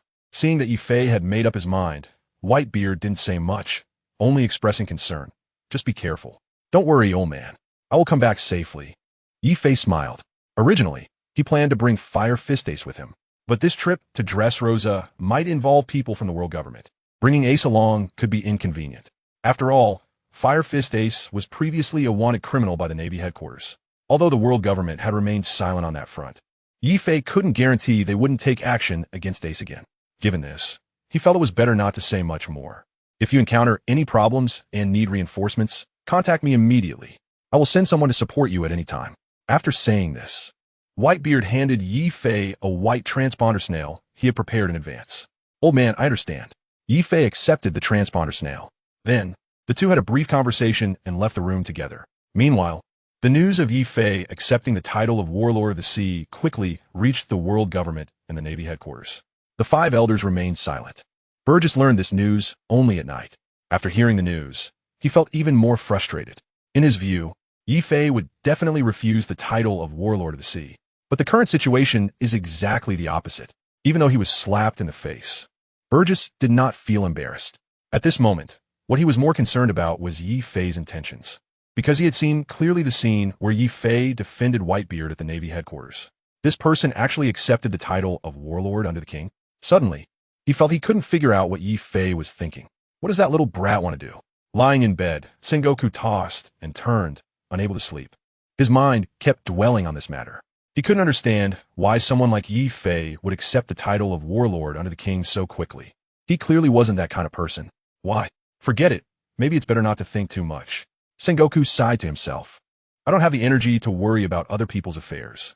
Just as Sengoku was about to put this matter aside and prepare to sleep, unexpectedly, the phone bug beside him rang.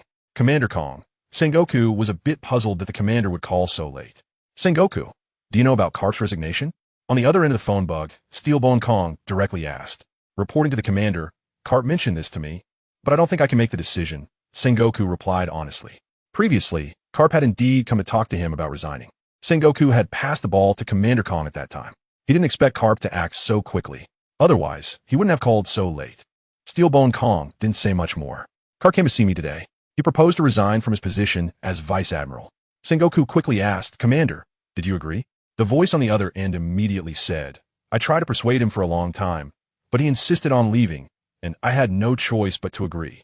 Sengoku's heart sank. This old partner, who had fought alongside him for decades, was really leaving. They had joined the Navy at the same time and had a friendship that had lasted for decades. This may be related to Monkey D. Luffy. The relationship between the Navy and the pirates indeed puts Garp in a difficult position. Within the Navy, his identity is extremely awkward. Now, as Garp is leaving, Sengoku feels very reluctant. Thinking of this, Sengoku suddenly spoke to the other end of the Den Den Mushi. Commander, with Garp leaving, I think there is no need for me to stay in the Navy any longer. Upon hearing this, Steelbone Kong on the other end of the Den Den Mushi was stunned for a moment. After the top war had just ended, Sengoku had also expressed the same sentiment to him. Steelbone Kong didn't pay much attention, thinking that Sengoku was just feeling guilty. Damn it, do you all want to leave? Steelbone Kong suddenly cursed on the other end. Being scolded by his superior did not change Sengoku's mind. With Garp leaving, it's time for me to step down as well. The new era should be handed over to the young soldiers. I can't stay in this position for a lifetime. Facing Commander Kong, Sengoku directly responded. The old will leave, and the new will take over. It's just a natural law. There is no need to cling to the position. After listening to Sengoku's words, the other end of the Den Den Mushi fell silent. Steelbone Kong remained quiet for a long time. He knew the relationship between Sengoku and Garp. They were life and death friends. Once one person leaves, the others will surely think about leaving as well. Moreover, there were quite a few remarks from the five elders regarding the defeat in the top war. This left Sengoku and Garp in a bit of a dilemma. After resigning from the position of Fleet Admiral, where do you plan to go? Sengoku thought for a moment. I'll go back and rest for a while. During this time, he had been busy with matters related to the Navy headquarters and was eager for a break. If you really want to leave, I can approve your resignation from the Fleet Admiral position, and I can also let you go back to rest for a bit, but after that, you must return. Garp did not insist too much on this, as he understood Sengoku's character well. No matter how much he said, it would be useless. Since it was useless, he had to accept the reality. Upon hearing this, Sengoku was a bit confused. Return? Then, Sengoku suddenly heard a barrage of curses on the other end of the line. Bastard, among the Navy, you two are the strongest. If you both leave at the same time, how am I supposed to explain this to those five old men? Sengoku awkwardly blinked. It was rare to be scolded by this old superior in the Navy headquarters. Being suddenly scolded was indeed quite embarrassing. Commander, what do you want us to do? Sengoku asked curiously. I agreed to let Garp leave, but his position as Vice Admiral will still be reserved. From now on, he will only stay to guide the new recruits in the Navy, and he agreed. What about you? Do I need to say more? Garp asked angrily. If such important two were to leave, the Navy would likely fall into chaos. They must be kept, albeit in different positions. Sengoku quickly caught on and followed Garp's lead. Then I'll stay in the Navy to teach the new recruits. Upon hearing this, the person on the other end of the transponder snail was finally satisfied. Your departure would indeed be a loss for the Navy headquarters. I will approve it. Once you leave, the position of Fleet Admiral will be vacant. The urgent matter is to prevent chaos in the Navy. Most importantly, Who do you think is a suitable candidate for the new admiral? Garp asked. He actually knew that it was somewhat unnecessary to ask such a question. In the Navy, Sengoku had always favored Akiji. Moreover, Akiji was more popular among the lower ranks of the Navy. But this time was different. Garp decided to let Sengoku say it himself. Sengoku immediately replied, I think Akiji is more suitable. He did not hide anything from this old superior and directly stated his choice for Fleet Admiral. He had always believed that Akainu's sense of justice was too extreme and did not align with his ideals. Therefore, he leaned more towards Akiji. Really? It might be difficult for the world government to agree. Garp said. As the Fleet Admiral, he also somewhat agreed with Sengoku's thoughts. However, the position of Fleet Admiral must be approved by the world government and the Five Elders. I know this is difficult. I hope the commander can negotiate well with the world government. Sengoku nodded. He had always known that there were people within the world government who secretly supported Sakazuki. However, they had not intervened directly. Moreover, the internal factional struggle within the Navy had a long history. This matter is indeed difficult to resolve. Whichever side wins, it could be a loss for the Navy headquarters. I will go find them, but you need to be mentally prepared. Steelbone Kong gave a reminder and then hung up the phone. I know, Sengoku said to the closed phone. At this moment, he found himself unable to sleep at all. He stood up and walked to the balcony, gazing out at the sea. Then he dialed Akiji's phone. The next afternoon, in the New World, whitebeard pirates. Old man, captains, it's time to go. Yi Fei, carrying a huge package, was waving goodbye to the whitebeard pirates. Ye Fei, why not finish lunch before you leave? Said one of the crew. That's right, it's already this time. Leaving in the afternoon is not too late. We can have a few more drinks. Many crew members began to persuade Yi Fei to stay.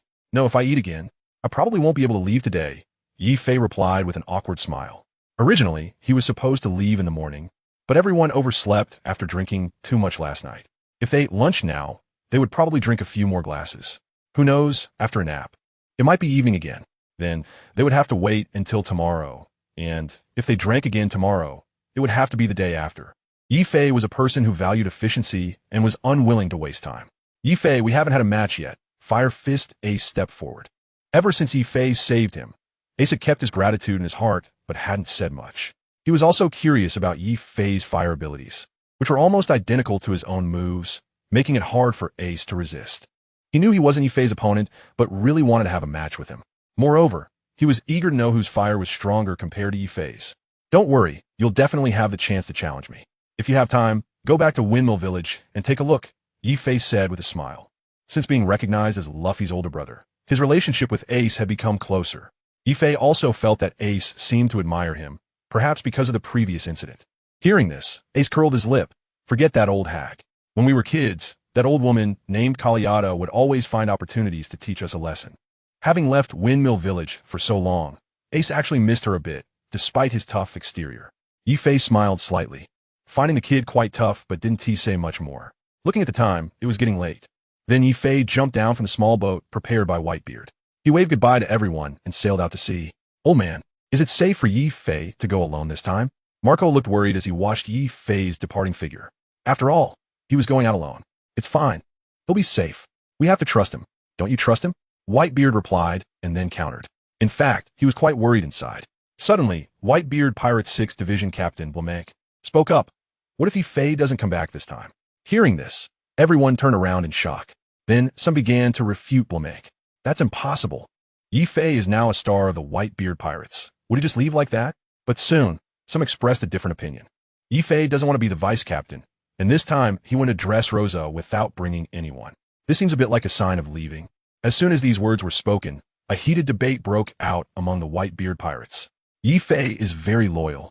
If he were to leave, he would personally tell the old man and wouldn't just walk away. But why doesn't he want to be the vice captain? Is it because the old man is here? Does he feel that he has no prospects for development here? So he rejected the old man's request? Beside him, Ace was a bit angry and began to argue loudly. Everyone stopped talking. I believe Yi Fei. The relationship between Yi Fei and Ace was no longer as simple as that of crewmates. After all, he was Ace's lifesaver and now his brother. Ace naturally wouldn't allow anyone to speak ill of Yi Fei in front of him. Everyone, stop arguing. Yi Fei is our greatest contributor to the Whitebeard Pirates. And this is something no one can question.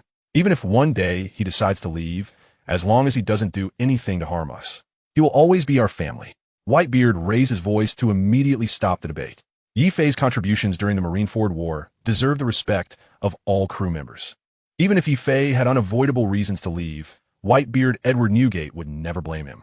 In his heart, he had long regarded Yi Fei as his son, just like Ace and everyone else. Moreover, up to now, Yi Fei had never done anything to betray the Whitebeard pirates. So for all these days, Whitebeard had never mentioned how Yi Fei became so strong.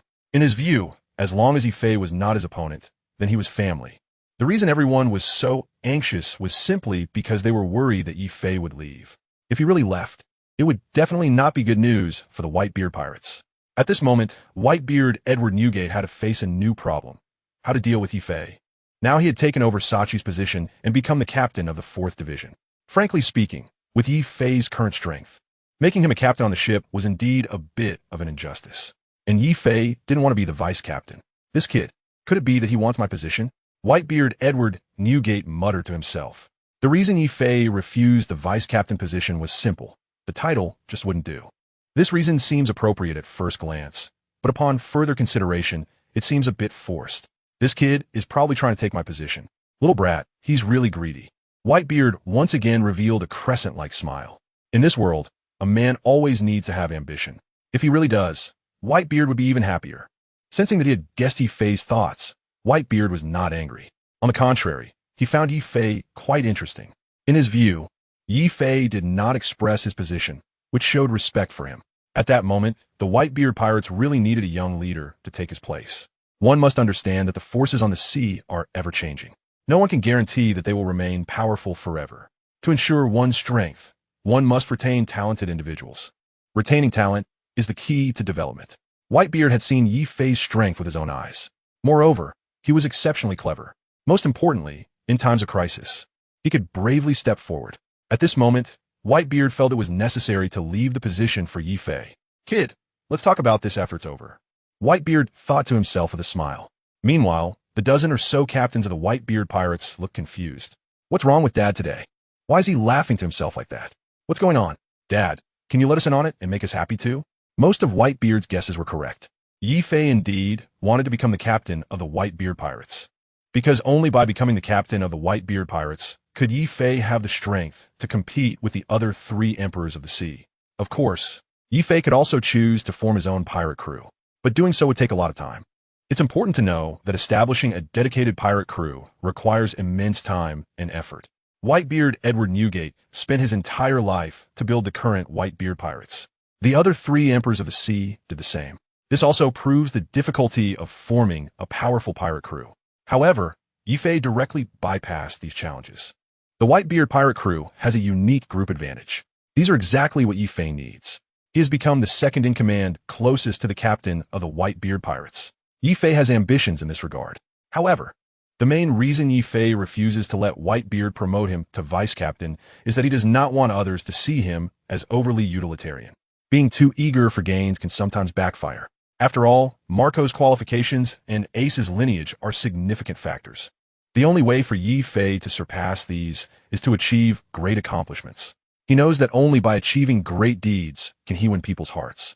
Therefore, he actively devises strategies to attack Kaido and deal with Doflamingo, as long as he resolves the Doflamingo issue and defeats Kaido.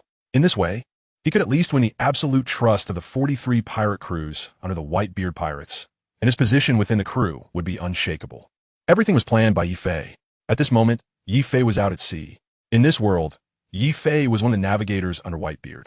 With the memories from this world, Yi Fei quickly learned the direction to Dressrosa.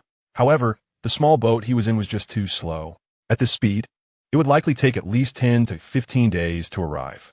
The simplest way to reach Dressrosa quickly would be to directly switch to dragon form and fly over. But in dragon form, he would be at least several hundred meters long. With such a large target, it is easy to be discovered. Perhaps before even reaching Dressrosa, he might be spotted by Doflamingo. Although being discovered isn't too concerning, Yi Fei still prefers to keep his actions secret, especially since he plans to operate covertly this time. The Marineford War was unavoidable to save Ace, but now Yi Fei has a better option.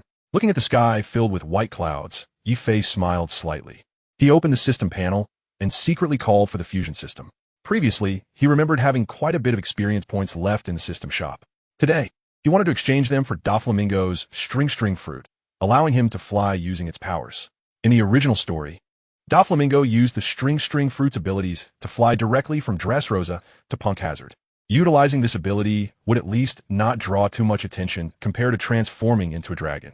With a familiar sound, the red system panel opened in front of Yifei. He had 20,000 experience points left. He wondered if he could exchange for the string fruit. Then, Yifei opened the fruit category in the system. Soon, a gray fruit appeared on the system panel. Superhuman type, string fruit ability description, can create various transparent and opaque strings, usable for both attack and defense. Skill description. Having read the original story, Yifei naturally knew the capabilities of the string fruit. Doflamingo's fruit abilities had caused Luffy quite a bit of trouble. If Luffy hadn't learned Gear 4th, he would likely have been defeated by Doflamingo. Especially with the awakening of the fruit's abilities, Doflamingo's power would be even more formidable. Looking at the price, it was 10,000 experience points. Without further thought, Yifei directly chose to exchange. Ding! Host successfully exchanged for the string fruit, deducting 10,000 experience points. Suddenly, a gray devil fruit appeared in Yifei's hand. He took a bite and discarded the rest. Congratulations, Host has obtained the abilities of the string fruit. Host has acquired skill, Sky Path, automatic fusion in progress. Host has acquired skill, 5 colored strings, automatic fusion in progress. Host has acquired skill, Super Strike Whip, automatic fusion in progress. With continuous notifications ringing in Yifei's mind, various skills began to merge into his consciousness, quickly completing the fusion one by one. String fruit. Yifei proudly extended his hands, secretly activating his abilities. Although his hands appear to be empty, they were filled with fine strings, which only Yifei could feel. I have obtained Doflamingo's abilities. Yifei smiled slightly. However, he noticed that the skills automatically fused by the system were all from before the fruit's awakening. He had not acquired any skills that came after the awakening. Yifei's fruit abilities had not yet awakened. The string fruit not being awakened meant that the previous fruits he had consumed also had not awakened. This indicated that the fruits he had eaten had considerable development potential. At this moment, the most important thing was that he had obtained Doflamingo's abilities. Among all his skills, Yifei particularly liked the ability to bounce and fly in the sky. Countless times, he had dreamed of himself bouncing and flying in the sky. At this moment, it is finally about to be realized. To know the ability of the manifestation fruit to use the skill is much more impressive than the Navy's 6 styles. The Navy's 6 styles can only hover briefly in the sky. However, with the ability, as long as there are clouds or objects in the sky, Yifei can achieve the goal of flying. And today, there are many clouds in the sky. Let's give it a try, Yifei murmured to himself. He stretched out his hands towards the clouds in the sky. Countless transparent threads bound the clouds. Yifei grinned. He leaped into the air, stepping directly onto the invisible threads. Wiggling his fingers, the clouds ahead were once again tied with threads. Using his jumps, each time Yifei leaped, he could fly several hundred meters away. Looking down from the high altitude, the blue sea rolled beneath his feet like a whole sphere. This sense of bouncing feels as real as a dream coming true. At this moment, Yifei finally understood why Doflamingo was so arrogant. Not only because of his immense power, but also because he could run fast, allowing him to quickly reach various places in the world. In Dressrosa, if Doflamingo had realized earlier that Luffy was stronger than him and had escaped sooner, he wouldn't have been sent to Impel Down. With his speed, how could the world government catch up with him? This shows that he is still quite arrogant. In an instant, Yifei felt as if he had flown hundreds of nautical miles. In this way, it is estimated that it won't take half a day to reach Dressrosa. While flying, Yifei is also starting to calculate how to take over Dressrosa. With Yifei's strength, defeating Don Quixote Doflamingo could be said to be as easy as pie. However, Yifei's true plan and purpose is to bring the entire country of Dressrosa and its surrounding waters under his control. It is important to note that Dressrosa is not only known as the fallen kingdom of love and passion, but in the original work, it is also referred to as the Hard Island. Such an island is very suitable for establishing a stronghold. Setting the stronghold here would provide a safety level several times higher than that of the previous pirate group's headquarters. Furthermore, Doflamingo has operated here for many years, constructing underground arms factories, smile fruit factories, shipyards, and various other trading locations, not to mention his identity as a dark intermediary. Occupying Dressrosa, he must be extremely wealthy. If he can take it all, it would greatly help in terms of military strength, financial resources, and enhancing the overall power of the Whitebeard pirates. Therefore, Yifei hopes to take it all. However, the difficulty of completely taking Dressrosa is indeed very high. For Yi Fei, eliminating Doflamingo is not difficult at all. He could easily eliminate them all by himself. For Yi Fei now, this matter is simply a piece of cake. However, the difficult part is not Doflamingo, but King Riku. It is important to know that the original king here was King Riku. Their ancestors participated in the construction of the world government over 800 years ago. Although they are not celestial dragons, they are recognized by the world government. This means that the world government would acknowledge their status in Dressrosa. Currently, it is possible that the world government is simply being deceived by Doflamingo. Once they discover it in advance, they may immediately restore the status of the Liku king in Dressrosa. If Yi Fei pushes Doflamingo out, then the world government will certainly return this country to the Liku king. This is not what Yi Fei wants to see. If that's the case, isn't it just like the original story 2 years later? Of course, Yi Fei won't agree. However, taking control of this country is not an easy task. But Yi Fei is determined to give it a try. As evening approaches, the sky gradually darkens. An island surrounded by massive rocks appears on the surface of the sea. Dressrosa, what a solid island, Yi Fei thinks to himself. Just like in the original story, this island is encircled by huge stones. Like an iron wall, directly attacking and capturing it is probably not a simple matter. However, this only strengthens his resolve to take the island. He leaps onto a boulder. Yi Fei doesn't rush in, but instead takes off his backpack and Wolf Fong Club. He opens the system panel and puts the Wolf Fong Club into the system warehouse. Then, he takes out the prepared backpack, which contains clothes and a hat. He changes out of his original clothes and puts on the prepared outfit. It is a cloak specifically for sword fighters. And then he puts on a hat to cover his face. Of course, the purpose of all this is for Yi Fei to disguise himself. Just like when Luffy and his crew first arrived on the island. Previously, he had indeed attracted too much attention in Marineford. Moreover, he has already become one of the 7 warlords of the sea with a bounty of 1 billion berries. It is estimated that he wouldn't have walked a few steps on the street before Doflamingo would already be aware of him. This may not be a good thing for his own plans. Therefore, Yi Fei needs to disguise himself.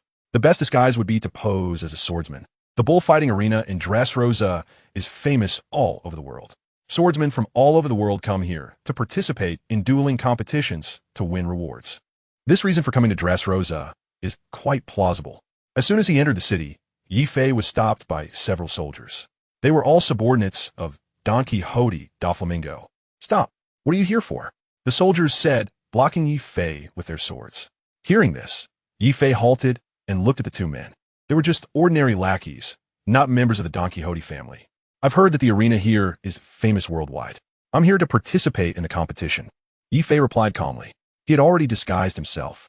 Unless they forced him, it would be difficult for them to discover his identity. However, Yi Fei would not allow them to force him. Once his identity was exposed, he would have to eliminate these people in front of him, and there could be no bodies left behind.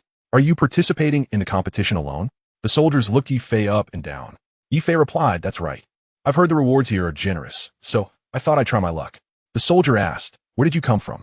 Have you been here before?" Yi Fei responded, "I came from the East Sea by merchant ship, and I've never been here before." The several soldiers were asking questions left and right, but they wouldn't let Yi Fei pass. This made him feel a bit impatient. If he kept asking like this, it would be really annoying. Then, he simply took out some money from his backpack and handed it to one of them. The eyes of the soldiers lit up. "That's right, you came to compete. All right, go ahead," the soldier said sternly. Yi Fei smiled slightly. Indeed, money can make the world go round, no matter which world it is. Just as he was about to leave, he looked at the street. He turned back to the group of soldiers. The soldiers were rummaging through Yi Fei's money pouch. Seeing Yi Fei return, they looked cautious. "I heard that Dressrosa didn't seem this strict before. Why is it now?" Yi Fei asked curiously. In the original impression of this world, it seemed that Dressrosa didn't have such strict regulations. Seeing soldiers with swords questioning people all over the street, Yi Fei found it hard to believe. Could it be that something has happened recently? In the past few days, the World Daily has not mentioned anything about this. Therefore, Yi Fei cautiously asked. The soldier who had received the money saw that Yi Fei was not here to ask for money. So he relaxed and walked mysteriously up to Yi Fei. "Recently, something major has happened in Dressrosa. You know Admiral Akainu, right? He was recently defeated and brought here. The king has ordered us to strictly guard all transportation routes in the past few days to prevent unidentified individuals from entering. I see you look quite honest, so I let you in." The soldier was about to continue speaking, but was quickly stopped by a companion nearby. "That's enough. Don't say more. Swordsman, if you're going to compete, Hurry up and go in.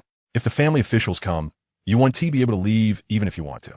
The soldier waved to Yi Fei, urging him to leave quickly.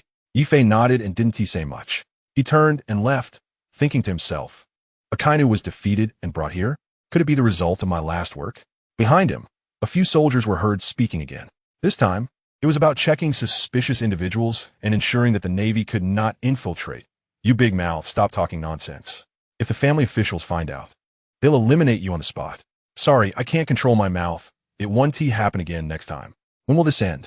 I still need to go drink. No worries, the guy just now gave a lot. We could drink more after work. Yi Fei did not listen closely to the rest. However, he clearly heard the words Navy. Akainu being brought here, what does it have to do with the Navy? Yi Fei thought as he walked. Soon, he began to analyze. It's important to know that Doflamingo has many gray industries in Dressrosa. Furthermore, Doflamingo's throne was seized. If this is discovered by spies from the Navy headquarters and the world government, it would be a big problem. Moreover, with Akainu being beaten to this place, he is naturally nervous about his secret being exposed. I'm quite cautious. Yi Fei couldn't help but snicker. Since you were so afraid of the Navy coming, then it would be better to call the Navy over. Looking at the sky, it had already turned completely dark. Yi Fei walked to the sword shop by the roadside. He casually picked a sword and strapped it to his back like a swordsman, making him look more like a swordsman. Of course, Yi Fei's purpose for coming this time was not for the arena. This trip was to take over the entire Dressrosa.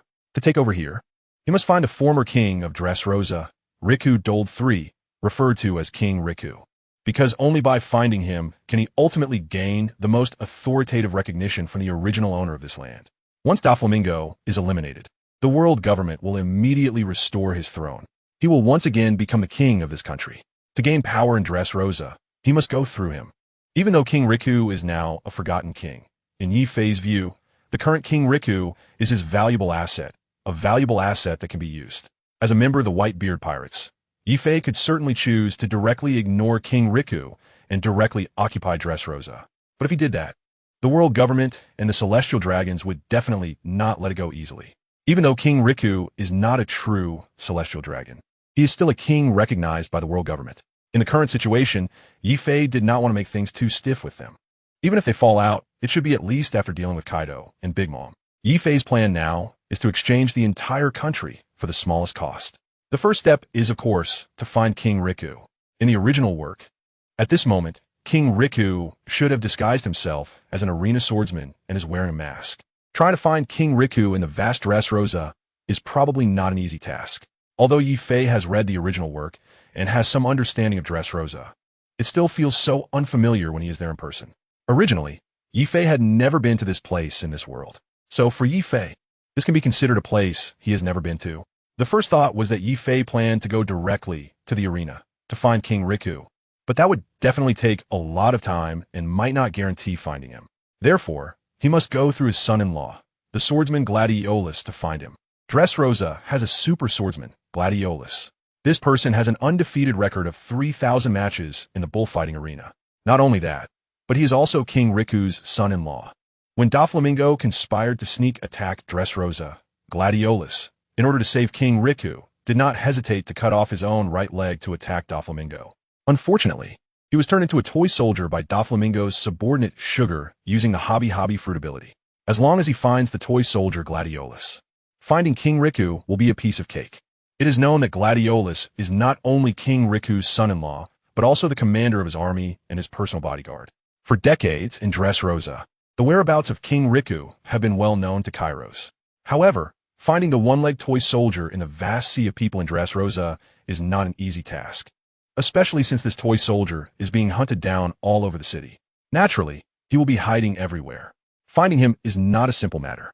But for Yi Fei, who is well versed in the original plot, this task is not difficult. To find the toy soldier Kairos, he only needs to locate his daughter Rebecca. Rebecca's residence is located in the outskirts of Dressrosa, the sunflower fields. With this in mind, Yi Fei already had a direction. The next morning, in Dressrosa, in the outskirts, at a certain sunflower field, a young girl with pink hair opened the door and slowly walked outside. She is none other than the granddaughter of King Riku, Princess Rebecca. At the same time, she was holding a wooden sword. Ever since she was kidnapped by human traffickers in her childhood, she practices swordsmanship outside every day. This training is taught to her by her soldier father, Kairos. In front of the wooden house, Rebecca was serious and focused, her expression extremely earnest. Soon, sweat began to bead on her forehead, but she did not stop. Instead, she became even more serious. At this moment, she had only one goal in her heart: to defeat the murderer Diamante, who had killed her mother, and the true culprit, Doflamingo. For this, she has never stopped training. Today was no exception, and she practiced exceptionally diligently, completely unaware that someone was already watching her. "You're doing well," a voice came from behind Rebecca. Startled, she turned around. A man dressed in a swordsman's cloak, wearing a hat and sporting a large beard, was sitting by her wooden door. This person was Yi Fei, disguised as a swordsman. This morning, Yi Fei specially came to the outskirts and searched through many sunflower fields before finding this place. Rebecca's expression showed some surprise. She had never seen this swordsman before, and she hadn't even noticed how he suddenly appeared at her doorstep. "Who are you?" After regaining her composure, Rebecca instinctively aimed the wooden sword in her hand at Yi Fei. Yi Fei smiled calmly, making no sudden movements, but rather looked Rebecca up and down. Based on his impression of the original work, Rebecca should only be 14 years old at this moment. Compared to her 2 years later in the bullfighting arena in the original work, her face appeared slightly more youthful. "Who exactly are you?" Rebecca tightened her grip on the wooden sword and asked again. Being stared at by a stranger indeed made her feel awkward and exceptionally nervous. "I'm here to help you," Yi Fei replied lightly, then stood up and slowly walked towards Rebecca. "Don't come any closer, or I want to be polite." As Yi Fei moved closer, Rebecca instinctively stepped back. Yi Fei was taken aback. The girl is quite alert. However, given her nervous expression, it's understandable. Her mother was harmed when she was very young, and all this time, only toy soldiers have been taking care of her. It's only natural for her to be cautious of others. "I really am here to help you." Seeing her deliberately avoiding him, Yi Fei had to clarify that he was not a bad person. Originally, Yi Fei planned to sit and chat with Rebecca while waiting for the toy soldier, Cyrus, to arrive. In the original story, the toy soldier often comes to see Rebecca. So, waiting here, Yi Fei was sure he would see him. But unexpectedly, Rebecca was so alert. "You're helping me? Who are you?" When Yi Fei stopped, Rebecca relaxed her guard slightly. But Yi Fei's words made her feel strange. "Yi Shi, I will help you," Yi Fei replied somewhat helplessly. Of course, he didn't reveal his real name. It was all just to avoid being discovered. Otherwise, all his previous efforts would be in vain. If Doflamingo found out about him, who knows what he might do? "Can you take off your disguise?" Rebecca said directly. She was also paying attention to Yi Fei and knew he was disguised. Upon hearing this, Yi Fei was taken aback. He didn't expect this girl to be so clever, able to identify his disguise so easily. Those foolish soldiers hadn't figured it out. It seemed this disguise was a complete failure. Fortunately, he hadn't been recognized by those who interrogated him yesterday. To make the other party believe him, Yi Fei had no choice but to take off his hat and remove the fake mustache stuck to his face. A young and handsome face immediately appeared in front of Rebecca. Rebecca was slightly surprised, then coldly said, "You look like you're only a few years older than me. Want to help me? Do you know who my opponent is?" For so many years, Rebecca has been practicing hard here every day. Originally, Mr. Soldier taught her to learn how to protect herself and, at the same time, to defeat that powerful opponent and avenge her mother.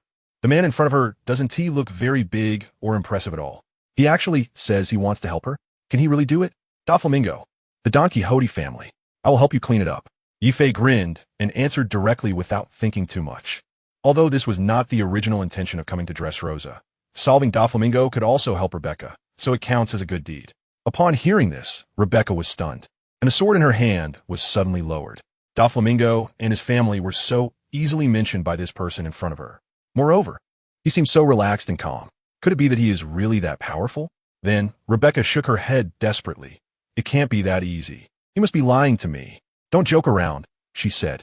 "Mr. Soldier isn't, even his opponent. How can you be? You should just leave. I don't want to hear this anymore." She couldn't believe that this person in front of her could defeat Doflamingo.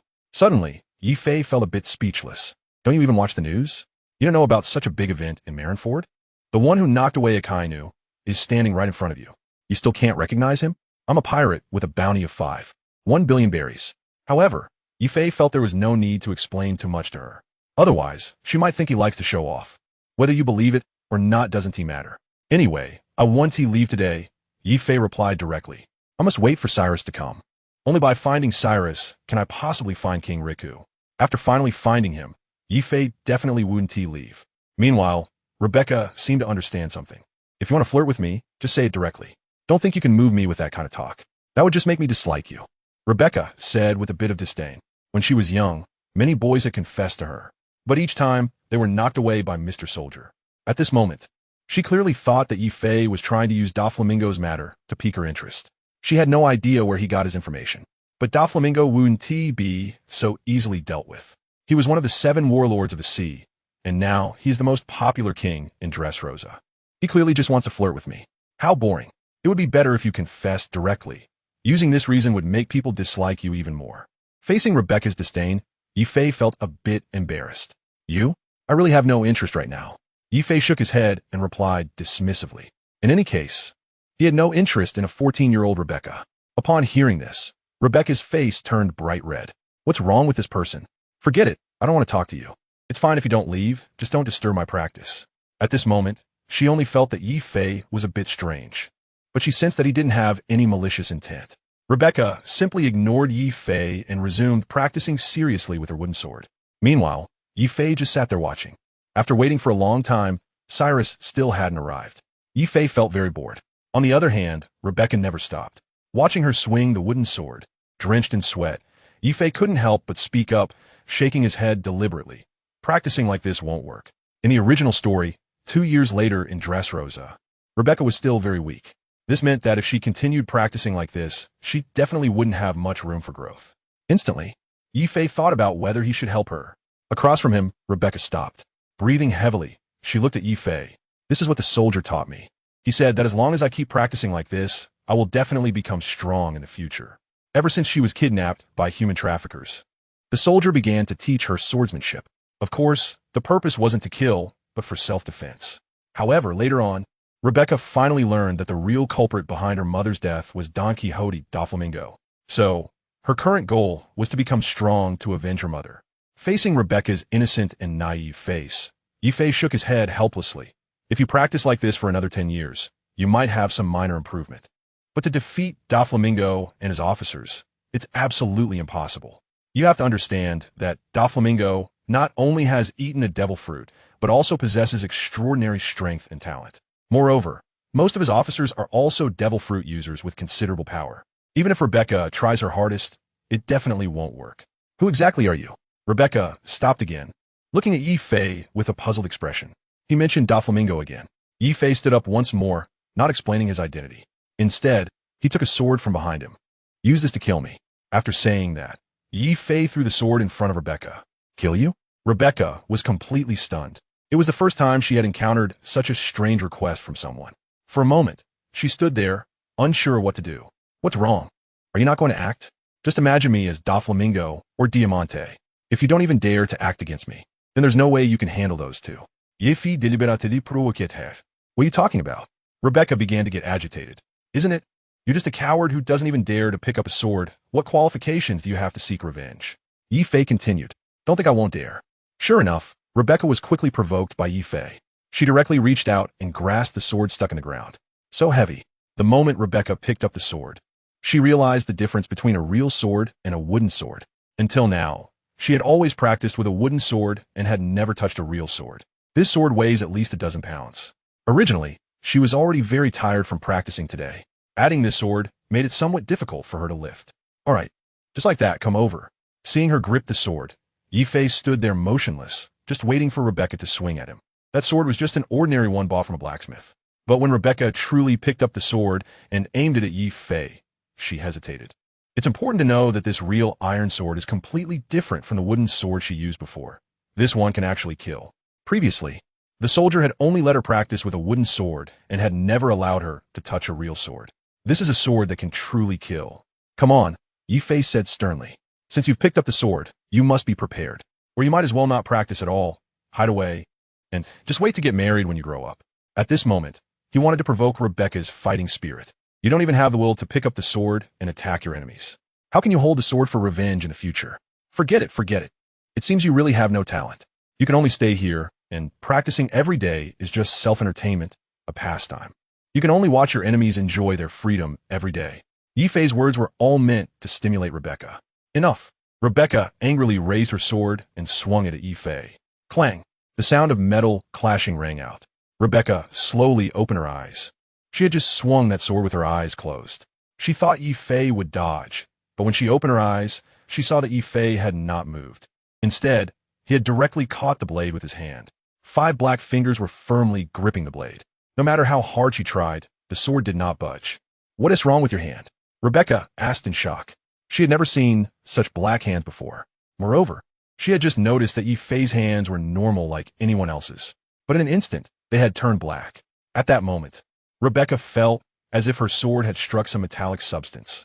But she never expected it to be Yi Fei's hand. "Armament hockey," Yi Fei replied expressionlessly. He now possessed advanced armament hockey, able to cover any part of his body at will. No matter how much Rebecca swung, nothing would happen. "Armament hockey? What is that?" Rebecca blinked her big eyes. For so many years, Uncle Toy had never told her this. He only made her practice those tedious sword techniques every day. Although it was boring, she practiced very diligently. In her opinion, it might be because she was still too young. "Armament hockey," he said, activating the ability to harden his body. It can withstand the opponent's swords, guns, and at the same time, it can launch attacks.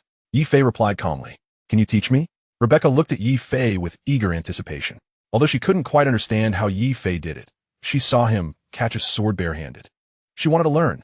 Only by mastering it could she possibly defeat Doflamingo. At that moment, Yi Fei's image in her mind underwent a tremendous change. Initially, she thought Yi Fei was just bored. But ever since Yi Fei made his move, Rebecca was extremely shocked. Training armament hockey was tougher than usual and required a lot of time. Some people couldn't learn it in their entire lives. Yi Fei answered directly. At this moment, the method of integrating armament hockey had already automatically merged in his mind. So he didn't need to learn. He just had to continue practicing combat to raise the level of his hockey. Rebecca nodded immediately. "I am willing. Can you be my master?" Upon hearing this, Yi Fei was a bit surprised. He didn't expect her to be so proactive. However, he quickly understood. With a deep grudge, how could Rebecca not want to become strong? The battlefield situation 2 years later would show that Rebecca stood in the arena to obtain the Marineford no Mi. This also shows that she really wants to become stronger and avenge her mother. "I can agree to teach you, but before that, I need you to help me find someone." Yi Fei nodded and then spoke out his true purpose. As for whether he planned to teach Rebecca, Yi Fei had not made up his mind yet. Who is it?" Rebecca asked suspiciously. "Did you not come to find me today?" "A one-legged toy soldier, your Mr. Soldier," Yi Fei answered directly. Upon hearing this, Rebecca was taken aback and then looked at Yi Fei warily. "Are you here to capture him?" Previously, Mr. Soldier had injured a human trafficker to save her. According to the current regulations in Dressrosa, toy people who attack humans will be wanted. Could it be that this person in front of her is here to capture Mr. Soldier? At that moment, Rebecca regretted wanting to seek him as a mentor. She had been too impulsive. Yi Fei chuckled at Rebecca's innocent and naive question. "Capture him? How could that be? I'm here to discuss something important with him." But Rebecca was still skeptical. In response, Yi Fei had to explain. "I'm looking for him to find someone." "Find someone?" Rebecca asked. "That's right. Will he come today?" Yi Fei nodded and then asked. By now, Rebecca should know that she is the granddaughter of the king of the Strength Library. But Yi Fei did not say it directly. After looking at Yi Fei, she felt he wasn't lying. After thinking for a moment, Rebecca finally replied, "I don't know where Mr. Soldier is, but he comes to see me every couple of days to teach me swordsmanship. He came yesterday. I don't know if he will come today." All along, Rebecca couldn't say where Mr. Soldier was, but he would always appear whenever she needed help. Moreover, her daily expenses were all earned by Mr. Soldier, so she didn't need to go out to work. Meanwhile, Yi Fei was pondering. Since he came yesterday, he might not come today. Then he said to Rebecca, "Since you don't know, let me teach you to practice swordsmanship. Your toy uncle mostly teaches you defense, so I will teach you offense." Seeing that she had been practicing mostly defensive moves, Yi Fei wanted to teach her some offensive techniques. Although Yi Fei was not very familiar with swords at that moment, it was enough to teach Rebecca. "Okay," Rebecca said cheerfully. "Then we will wait for Mr. Soldier here." Yi Fei gave her the impression that he was not a bad person. Perhaps it was because of their earlier interaction. She found Yi Fei easy to get along with. "You can keep this sword," Yi Fei replied. "What about you?" "I have plenty." Oh, for the entire day, Yi Fei taught Rebecca how to practice. They waited until dark. But Mr. Soldier did not come. Yi Fei looked at the darkening sky and then glanced at Rebecca, who was sitting on the ground resting. Today, she hadn't stopped all day, practicing with the iron sword Yi Fei had given her. During that time, she hardly took a break to eat. It seemed she really wanted to become stronger. Yi Fei was somewhat touched. He contemplated whether to give her a devil fruit. Having the ability from a fruit would definitely be faster than this. But soon Yifei dismissed the thought. Giving her a devil fruit. He wasn't sure if it would be a good thing for her. Besides, they had just met today. Giving her a devil fruit might make others think he had some hidden agenda. It was better to wait a while. Immediately, Yifei discarded that idea. It's dark now. Let's go eat. After spending the whole day with her practicing, Yifei was also starving. But seeing how seriously she was training, he felt reluctant to interrupt her. The town is quite far from here. It will take a lot of time to get there. I have food at home. How about I make you some? Rebecca said. Although she wasn't very familiar with Yifei, she had a good impression of him. He wasn't the kind of person she initially thought. Today, he even skipped meals to practice with her all day, helping her improve significantly. To Rebecca's suggestion, Yifei just smiled and shook his head. It won't take long. Climb on my back, and I'll take you there. Saying this, Yifei stuck the fake beard he had prepared onto his face, and then put on his hat. Yifei's actions made Rebecca feel puzzled. Why are you disguising yourself? Hearing this, Yifei chuckled. I don't like being recognized. At that moment, there should be quite a few of Doflamingo's subordinates in the city. If recognized, it wouldn't be good. If Doflamingo found out, shutting down the Smile Factory, running away with the money, or even taking down the King of Strength would indeed be quite tricky for Yifei. So, he had to disguise himself. Seeing Rebecca standing there without moving, Yifei didn't say much. Instead, he walked directly to Rebecca's side, turned his back to her, and crouched down slightly. Carry me? Rebecca was taken aback. For the first time, someone she wasn't very familiar with wanted to carry her. She felt a bit unaccustomed. It's okay. I won't do anything to you.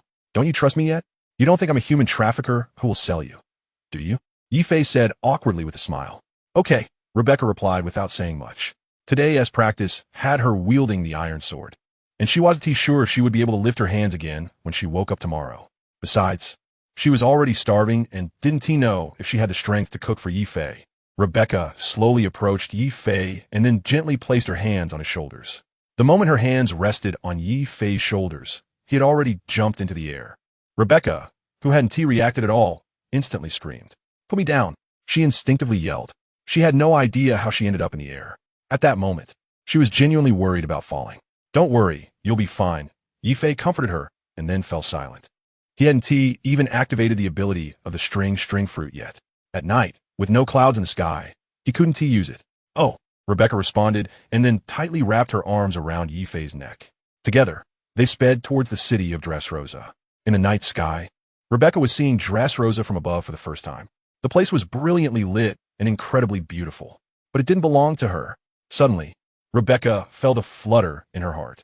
Who is this person carrying her? Why does she feel such a strong sense of safety? The two of them did not talk along the way. Soon, they landed on a rooftop in Dressrosa together. All right, we've arrived, Yifei said as he jumped down from the roof with Rebecca. They found themselves on the street. The pedestrians nearby were somewhat surprised by the sudden appearance of the two, but they quickly returned to their own business, as not many were willing to interfere in matters that did not concern them. As they walked down the street, Rebecca appeared a bit apprehensive. She rarely came to the streets, especially during the day, and was even less willing to do so. Noticing her evasiveness, Yifei couldn't help but ask, "What's wrong?" "If I go out, many people will scold me," Rebecca replied, looking around anxiously. It wasn't that she disliked being on the street, but every time she came, people would point at her and curse. In the past, she didn't quite understand. She just felt very scared. But later, she finally found out. A few years ago, when Doflamingo took over Dressrosa, the original king of this country, King Riku, not only extorted money from all the residents, but also went around the city killing and setting fires. This also led all the people of Dressrosa to deeply despise Don Quixote Doflamingo. The news that Rebecca was his granddaughter spread quickly, resulting in many people cursing her as well. Because of this, Rebecca rarely came out to the streets. Listening to Rebecca secretly speaking in his ear, Yifei suddenly remembered that in the original story, as soon as Rebecca entered the bullfighting arena, she would be cursed at. In the hearts of the people of Dressrosa, she was a disgrace. Yifei couldn't help but feel a bit sympathetic. Rebecca's childhood was indeed quite tragic. Not only was her mother killed, but she was also hated by so many people. Thinking of this, Yifei took off his hat and placed it directly on her head. With his hat on, others wouldn't easily recognize you. This way, you can play on the streets for as long as you want, he comforted her. At that moment, Yifei had already regarded her as his own sister. Wearing the hat, Rebecca nodded and felt exceptionally touched in her heart. Over the years, apart from Mr. Soldier, No one has ever been this good to her. But she also had some doubts in her heart. Why did Yi Fei have to find Mr. Soldier? Rebecca found it hard to understand. However, with the hat on her head, she felt much more relaxed than just a moment ago. In this way, others couldn't easily recognize her. The two walked into a restaurant.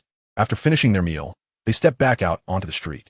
For her, who had never been out on the street at night, she was very curious about the city at night. She kept walking and looking without stopping at all. This made Yi Fei a bit embarrassed. Do all women like shopping? This question has troubled Yi Fei for a long time. The two were just strolling around when a group of patrolling soldiers approached them. Suddenly, several soldiers started staring at Rebecca. Soon, they recognized her and directly blocked Yi Fei and Rebecca's path. Oh, isn't this Rebecca? The granddaughter of King Riku. What? Do you still dare to come to Dressrosa? The street is not a place for you. That old man Riku has disappeared somewhere. Did he send you out to buy things for him? Dirty bloodline. Ha ha. The soldiers laughed mockingly at Rebecca. Previously, these soldiers had been soldiers of King Riku. After Don Quixote Doflamingo took over Dressrosa, they switched allegiance to him and became his lackeys. Doflamingo did not send anyone to assassinate Rebecca, but kept her around just to mock the descendants of the Riku royal family. Master, let's go. In a moment of urgency, Rebecca suddenly grabbed Yi Fei's hand, wanting to quickly leave these annoying soldiers. However, the soldiers stepped forward to block them. At this moment, a surge of anger rose in Yi Fei's heart, but Rebecca calling him master warmed him. It was a tone filled with great respect. Everyone, come and see. This is the granddaughter of the former king of Dressrosa, and she dares to come here. The soldiers suddenly shouted loudly, quickly attracting many onlookers. Rebecca? The granddaughter of that bastard king. Your grandfather has done a lot of bad things. Tell your King Riku to return our money quickly. If you have the ability, call him out and let the king directly behead him. That's right, Doflamingo is the true king of this country. Riku is simply unworthy. Rebecca, you should get out of Dressrosa. That's right, we never want to see you again. A group of people started to jeer along with the soldiers. Surrounded by people, Rebecca wanted to leave but couldn't. She could only pout, tears streaming down her face. Normally, she had seen this kind of thing a lot and didn't care much. But this time she was with Yi Fei, and she felt very embarrassed. She regretted coming out tonight. Please make way. Good dogs don't block the road. Yi Fei called out loudly on purpose. In front of me, a pirate with a bounty of 1 billion berries. When did it become your turn to speak? He originally wanted to keep a low profile, but they made him very angry. As soon as Yi Fei said this, several soldiers immediately grabbed his collar. Did you call us dogs? Just because you're tall. You think you're impressive? One of them raised his sword high, aiming directly at Yi Fei. Humph! Yi Fei scoffed coldly in his heart. Since they had decided to draw their swords, they must be prepared for death. Everyone saw it, they attacked first. Although Yi Fei planned to make a move, he did not act. Rebecca tried to pull Yi Fei back, but it was too late. The sword in the soldier's hand was already beginning to fall. Rebecca was so scared that she closed her eyes again. Just when she thought the sword would strike Yi Fei, she didn't hear any movement for a long time. Slowly opening her eyes, she saw the soldier holding the sword, hesitating to bring it down. Hey, what are you doing? Why haven't you made a move yet? The other soldiers looked at the one holding the sword with strange expressions. They were waiting for him to behead Yi Fei. They knew that their current king was Doflamingo, who could use all his power to eliminate his opponents. In the past couple of days, the king has issued an order allowing soldiers to exercise the right to kill against anyone of unknown origin. Taking advantage of this opportunity, I can eliminate the man beside Rebecca. However, the sword remains suspended in the air, not moving at all. Damn it, why can't my hand move? The soldier's expression instantly turned pale with fear. It seemed he was being controlled by something. His body was completely unable to move. The others were also frozen in place.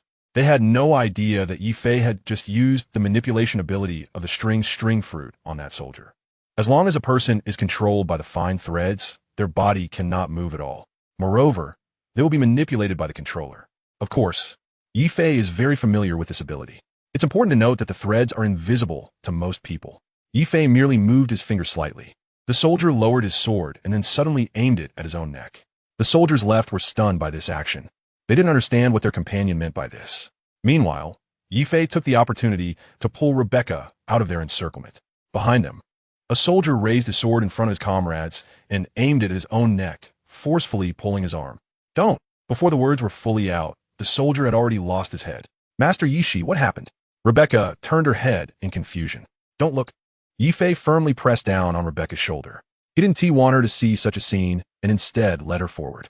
At the same time, he moved his fingers. Countless thin, transparent threads bound those soldiers. Suddenly, the soldiers felt as if they were restrained by something. Why is this happening? My body is out of control. Me too, I can't move. Several soldiers yelled, and at that moment, they understood why their companion had acted that way. Their bodies were completely manipulated by someone. Nearby, those who had been watching were also puzzled. They had no idea what was happening with these soldiers. Then they saw the soldiers swinging their swords at them. Instantly, screams erupted. The two walked out for a while before turning back. Rebecca was in shock, watching those soldiers with swords chasing after the group from before. Master Yi Shi, what's going on with them? Rebecca had no idea what had happened. It's fine. These people just like to cause trouble. Let's not worry about it. Yifei said coldly with a smile. He did not retract the powers of the fruit he used. Originally, Yifei had not planned to do this. He knew that by doing so, it might expose him, but he truly had no way to prevent those soldiers and the onlookers from mocking Rebecca. They needed to understand the consequences of casually ridiculing and humiliating others. However, Yifei had a vague sense of something ominous. Will this matter be suspected by Doflamingo? The city is too unsafe. I might as well go back. Maybe Mr. Soldier will come looking for me. Seeing the scene in front of her, Rebecca still couldn't adapt. She instinctively hid behind Yifei. As soon as she heard that Cyrus might come back tonight, Yifei immediately said, "All right, I'll take you back. We've already spent quite a bit of time tonight.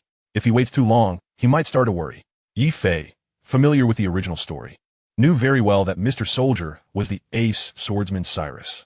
Moreover, he did not like others getting close to his daughter. But this time, Yifei's purpose was solely focused on Cyrus. All right. Behind the two of them, a group of soldiers was chasing the crowd and running around the city. After waiting for Yifei to return Rebecca, he did not see Cyrus. After being dazed for a while, it was already late, and Yifei decided to come back tomorrow. Since Cyrus cared so much about his daughter, he would definitely come to find him. Yifei finally returned to the city area. He didn't take the night's events too seriously. However, the next morning, the news of soldiers chasing citizens quickly reached Doflamingo's ears. What? How dare someone kill in the city? Are they misusing the power I granted them?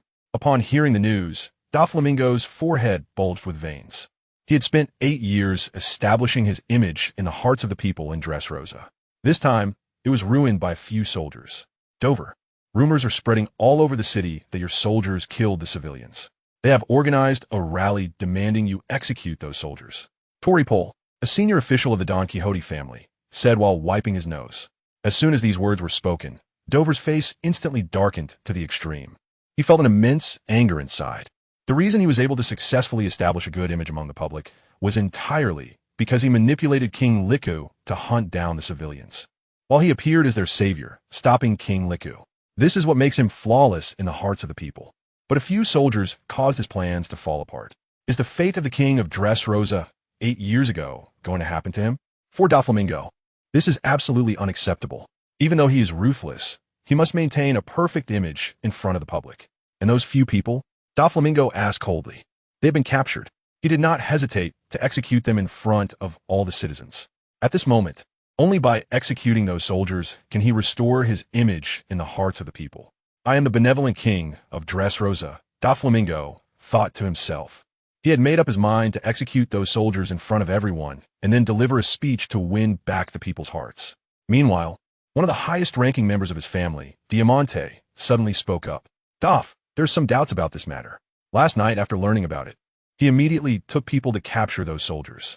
However, those soldiers looked quite terrified and mentioned some circumstances. But it was too late. So Diamante did not report it to Doflamingo immediately. Doflamingo turned around, looking at Diamante with confusion. According to the soldiers, their bodies were not under their control. And before this, one of their companions had cut off his own head in front of them. They kept saying that they didn't want to do it, but it seemed like their bodies were being controlled by someone else. Diamante reported truthfully. What? Bodies not under control? Doflamingo, who hadn't originally paid much attention to this matter, suddenly felt a bit surprised. As the user of the string fruit, only he could control others' bodies and manipulate their actions. But what was going on with those soldiers last night? That's right, Doff, controlling others, isn't that your ability? Diamante said with doubt. Looking at the soldiers, it seemed they were indeed controlled by someone. But after capturing them, their bodies seemed to have returned to normal. Hey, Diamante, you don't think I did it, do you? Doflamingo's face showed great embarrassment. It wasn't because of Diamante's words, but rather because the whole situation itself fell off. Even his subordinates were starting to doubt him. It was clearly abnormal. Doff, that's not what I meant. Of course, whatever you do is right. We will always support whatever you decide. Diamante pushed his hand to show compliance. Sometimes, he couldn't read his young master. You see, his personality, when he gets interested, enjoys doing bad things. Of course, they had done plenty of bad things together. It was reasonable and natural. This matter seems to have become interesting. Take me to meet those people, Doflamingo suddenly said with a cold smile. There is actually someone with the same ability as him. To find out if that's true, he must meet those soldiers. Dressrosa, Arena Prison. Several soldiers who caused trouble last night were locked up here. What awaited them was impending execution. However, before the execution, Doflamingo met with them. Your Majesty, we are wronged.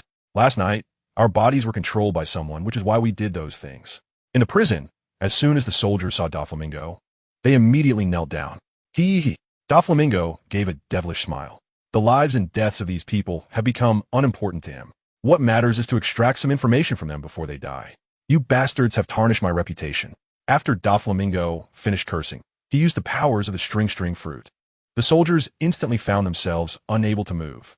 Then, they followed Doflamingo's finger to move their bodies. Is that right? After stopping his hand, Doflamingo coldly asked. Exactly, Your Majesty. That's how we were manipulated yesterday. The soldiers were drenched in cold sweat from fear. This feeling is exactly the same as when I was manipulated last night. Could it be that His Majesty the King controlled them to kill? Then why is he asking what this means today? At the same time, Doflamingo was instantly startled into a cold sweat. Only his own devil fruit ability, string fruit, can manipulate people's bodies. If what these few people are saying is true, then now, in Dressrosa, someone with abilities similar to his has already appeared. How is this possible? Doflamingo couldn't believe it. So who is this person? What is his purpose for coming here? A series of questions arose in his mind. But soon he regained his composure. After all, he was a seasoned member of the 7 Warlords of the Sea, quick to react and calm. Before you kill, have you encountered anyone? Doflamingo asked coldly. As a user of the string fruit, he knew that only those standing beside or nearby could use the ability of the parasite string. Therefore, Doflamingo concluded that there must have been someone in front of them or nearby at that time. His guess was not wrong. Several soldiers nodded repeatedly. Rebecca, they said in unison. Rebecca? That's the granddaughter of King Riku. Doflamingo's expression turned slightly angry. The others nodded. After confirming, Doflamingo began to recall Rebecca. He knew that King Riku had a granddaughter named Rebecca. Moreover, he also knew that she was the daughter of the swordsman Corazon and Princess Scarlet. The reason he allowed them to stay in Dressrosa was, first, they wouldn't become a threat. Second, it would show the people of Dressrosa that he was a benevolent ruler who did not wipe out the descendants of the Riku royal family. Third, it allowed them to live in humiliation. A few years ago, when he conquered Dressrosa, Rebecca was still very young. Now she was at most in her teens. Such a person has the same abilities as himself? Doflamingo was a bit confused for a moment. If that's really the case, then it would indeed be a troublesome matter. The issue with the king of the underworld and his mother, she must know about it as well. But soon, he learned some new information. Was it just him alone? Doflamingo still had some doubts about this. A teenage girl actually had the same abilities as him. He found it hard to believe. After thinking for a moment, everyone answered simultaneously. Your Majesty, beside Rebecca, there's also a man who is about 2 meters tall, and he has a big beard. About 2 meters tall? A big beard? Doflamingo rested his chin on his hand and began to ponder. About 2 meters tall? A flash of lightning crossed his mind. Could it be that man? The one who knocked Akainu away during the Marineford War? Yifei, with a bounty of 1 billion berries? Suddenly, Doflamingo was so scared that he broke into a cold sweat. But that person has a big beard? He must be in disguise. You have to know, that man knocked Sakazuki from Marineford all the way here. According to the Navy's official announcement, Yifei's height is 210 centimeters, with a bounty of 1 billion berries, second only to Pirate King Roger. These days, Doflamingo has not only been on high alert throughout the city, but he has also been paying special attention to Yifei. However, so far, he has not received any more information. What he knows is mostly based on the official announcement from the Navy. As for the more detailed information, it is likely that only the world government is aware of it. Some of Yifei's abilities also feel very familiar to him. For example, the Thunder Bagua of Governor Kaido and the Flame Emperor of Fire Fist Ace. He can execute similar techniques. All of this made him even more confused. Could it be that he had learned to use his line fruit ability again? And was he using it to manipulate soldiers? Could it really be Yifei? Even if it was Yifei, what was he doing in Dressrosa? A series of questions arose in Doflamingo's mind. What weapon was that person using? Doflamingo asked. During the Marineford War, he was present. He had witnessed Yi Fei using a spike club similar to Kaido's to knock Akainu away. If he had come to Dressrosa, he would certainly bring his weapon. At this moment, he wanted to know more details about that person. Faced with Doflamingo's inquiry, several soldiers in the prison thought for a moment and then shook their heads in unison. He only had an ordinary sword on his back, judging by his attire. He should be a swordsman here to participate in the competition. A sword? Doflamingo's expression eased slightly. Could it be that he didn't bring any weapons? Also, what was his relationship with Rebecca? Was it a deliberate disguise, or were they completely different people? Doflamingo was thrown into confusion. Since the battle at Marineford, the situation on the sea had become chaotic. The whitebeard pirates had not been eliminated, and they had gained Yi Fei, becoming the most powerful pirate crew in the New World. The scales had begun to tilt in favor of the whitebeard pirates. Moreover, Yi Fei had agreed to the title of Warlord of the Sea granted by the world government. Once he became a Warlord of the Sea, Yi Fei would stand on equal footing with him in front of the world government. What were those people thinking? Doflamingo secretly despised. He couldn't understand why the world government would choose Yi Fei to become a Warlord of the Sea. What surprised him even more was that Yi Fei actually agreed. Suddenly, Doflamingo fell silent. Meanwhile, the soldiers began to plead for mercy. Your Majesty, what happened last night was not our doing. Doflamingo simply pushed up the sunglasses on his nose and then let out a chilling smile. Hey, I know it wasn't you, but I must use your heads to appease the hearts of the people of Dressrosa. In the past few days, Doflamingo had instructed them to pay close attention to outsiders. And once discovered, they must report immediately. Last night, they had killed people in the city. At this point, this burden could only be borne by them. At the same time, it could also establish his image in the hearts of the people. After saying this, Doflamingo turned and left, leaving the few soldiers behind to cry out in despair. Back at the royal plateau, Doflamingo immediately summoned several top executives of the family. This afternoon, take those soldiers to the execution platform for execution. I will give a speech. Search for news about Rebecca with all your might. Once found, capture her immediately. Anyone who knows her or has been with her must be taken away. Starting tonight, a curfew will be imposed throughout Dressrosa. Anyone appearing after 9 o'clock will be arrested on the spot. Doflamingo arranged everything one by one. This seemingly small matter made him extremely nervous. He had already sensed that the person accompanying Rebecca could very likely be in big trouble. It could be Yi Fei, and, at the same time, it could also be someone from the Navy or the world government. After all, Rebecca is considered a princess of the Riku family. It wouldn't be surprising for the world government to find her. Doflamingo, is this really that serious? Diamante, a senior officer of the Don Quixote family, asked in confusion. He had rarely seen his young master with such an expression. Previously, he had never seen him this tense. It seems that someone has already set their sights on us. We have to be a bit cautious about this. Doflamingo's face was extremely grim. At this moment, the last person he wanted to see was Yi Fei. If it was the world government, then he could still save face. But Yi Fei was another matter. Doflamingo currently knew nothing about his background. If he really came to Dressrosa, then perhaps he was already being targeted by the whitebeard pirates. Doflamingo, you are right, Diamante nodded immediately, and the other family officers followed suit. The young master's thoughts are always correct. Meanwhile, in the sunflower field, in front of the wooden house, a toy soldier was confronting a young man. The toy soldier wore a black top hat with the letters SOL printed on it. At the same time, this toy soldier was missing a right leg. It was indeed the swordsman Gladiator. The young man was Yi Fei. He had come early today to wait for Gladiator. Who exactly are you, and why are you at Rebecca's house? The toy soldier asked angrily, looking at Yi Fei. The wooden gun in his hand was also aimed at Yi Fei. In his view, anyone approaching Rebecca must have ill intentions. I'm here to find you, Yi Fei said straightforwardly, revealing his intentions. Are you here to catch me? The toy soldier tightened his grip on the weapon. He was currently a wanted criminal in Dressrosa. There should be anyone else approaching him for any other reason than the bounty. You're mistaken. I'm not here to catch you. I'm here to help you, Yi Fei said with a smile, shaking his head. To dispel his alertness, Yi Fei had to explain. But this only made Gladiator more puzzled. Help me? How? The toy soldier Gladiator said in a mocking tone. This person must have come to find Rebecca. And I discovered it, so they said that. Can you help me? Can you make me return to my original self? Before that, can you reveal your true identity? Yi Fei's disguise was quickly seen through by the toy person Cyrus. This made Yi Fei feel quite embarrassed.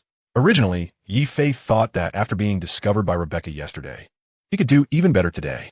But unexpectedly, he was easily seen through again. It was indeed too awkward to speak out. Let's find a place to talk. Yifei repeated. At this moment, it was already close to noon. Rebecca was cooking in the house. Yifei didn't want her to know about these matters just yet.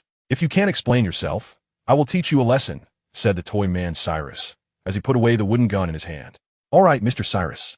Yifei smiled slightly. Upon hearing this, the toy man Cyrus's expression changed dramatically. How did he know my identity? Since being turned into a toy man, no one knew their identity. Even Rebecca and King Riku had long forgotten their names. Yet this stranger in front of him was able to hit the nail on the head. This must have shocked Curacao. Who exactly are you? Curacao was unusually nervous. Only the cadres of the Doflamingo family should know about this matter. Because, at the moment Sugar turned him into a toy, many family cadres were present. In response to Curacao's question, Yifei did not rush to explain, but instead replied calmly, "Come with me."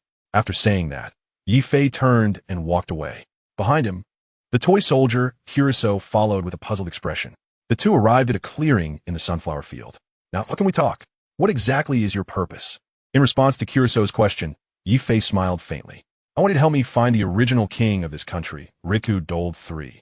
In front of Curacao, Yifei finally revealed his purpose. The Riku king? What do you want with him? Curacao asked cautiously.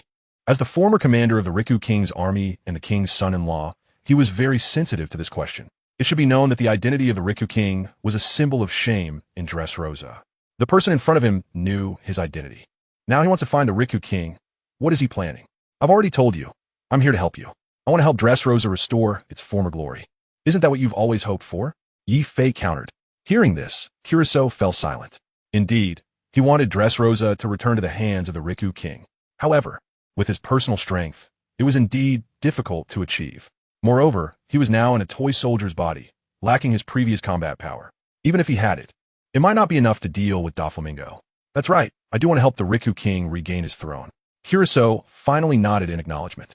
At this moment, trying to hide it would seem a bit foolish. The person in front of him was clearly prepared. However, restoring the Riku king's identity, regaining his own body, and reuniting with Rebecca had always been his dream. Nevertheless, from the words of this stranger, Curacao also sensed that he was not a member of the Doflamingo family. If he were, he wouldn't say so much. But you lack strength, relying solely on your individual efforts. You will never be able to deal with Doflamingo and the Don Quixote family, right? Yifei said. Like Curacao, there are also many remnants of the Riku royal family who wanted to help restore the country. However, their strength was negligible in front of Doflamingo. Who exactly are you? Curacao asked again, feeling anxious as Yifei continued to withhold his identity. Although he sensed that Yifei did not harbor any ill intentions, he was very clear about himself and his thoughts. This indeed caught him off guard. Who I am doesn't matter.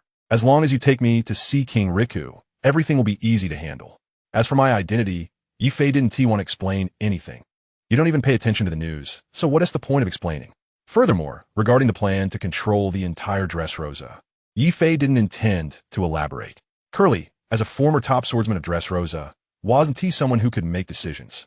Talking to him wouldn't be of much practical use. Seeing that Yifei insisted on not revealing his identity, toy soldier Curly had no way to proceed. Although he had now become a toy, he could vaguely sense the strong aura emanating from Yifei, the kind that only a strong person possesses. After a long silence, he finally nodded. I can take you to find King Riku, but you must agree to 2 conditions. Yifei looked at him for a moment and guessed what he would say. He then nodded. Okay. First, you must never harm Rebecca. Second, you cannot harm King Riku. Curly replied. For Curly, Rebecca was everything to him. Moreover, King Riku had done him a favor, and he did not wish for any harm to come to him. As for various details, he did not want to ask further. Upon hearing this, Yifei smiled slightly. That is only natural. The Colosseum, also known as the bullfighting arena, was once a place where swordsmen sparred with each other. It was also one of the sources of income for Dressrosa. Since Don Quixote Doflamingo took power, he had conveniently taken over this place as well. Currently, the income from the arena had basically gone into the pockets of the Don Quixote family. Moreover, since their takeover, the arena had long since turned into a place of slaughter. Just as Yifei and Curly were heading to the arena, in a dark and cramped room somewhere in the bullfighting arena, the former king of Dressrosa, King Riku, was sitting on the ground resting. To avoid being recognized, he had taken on the alias of a swordsman named Ricky and used a tight helmet to cover his entire head. Ever since Doflamingo defeated him 8 years ago, he had not dared to reveal his identity. Not a day passed without him living in hatred and humiliation. Despite the infinite hatred in his heart, he had no ability to defeat Doflamingo, nor the capability to reclaim Dressrosa. Whenever he thought of this, King Riku felt helpless. However, what he did not know was that his fate was about to change completely.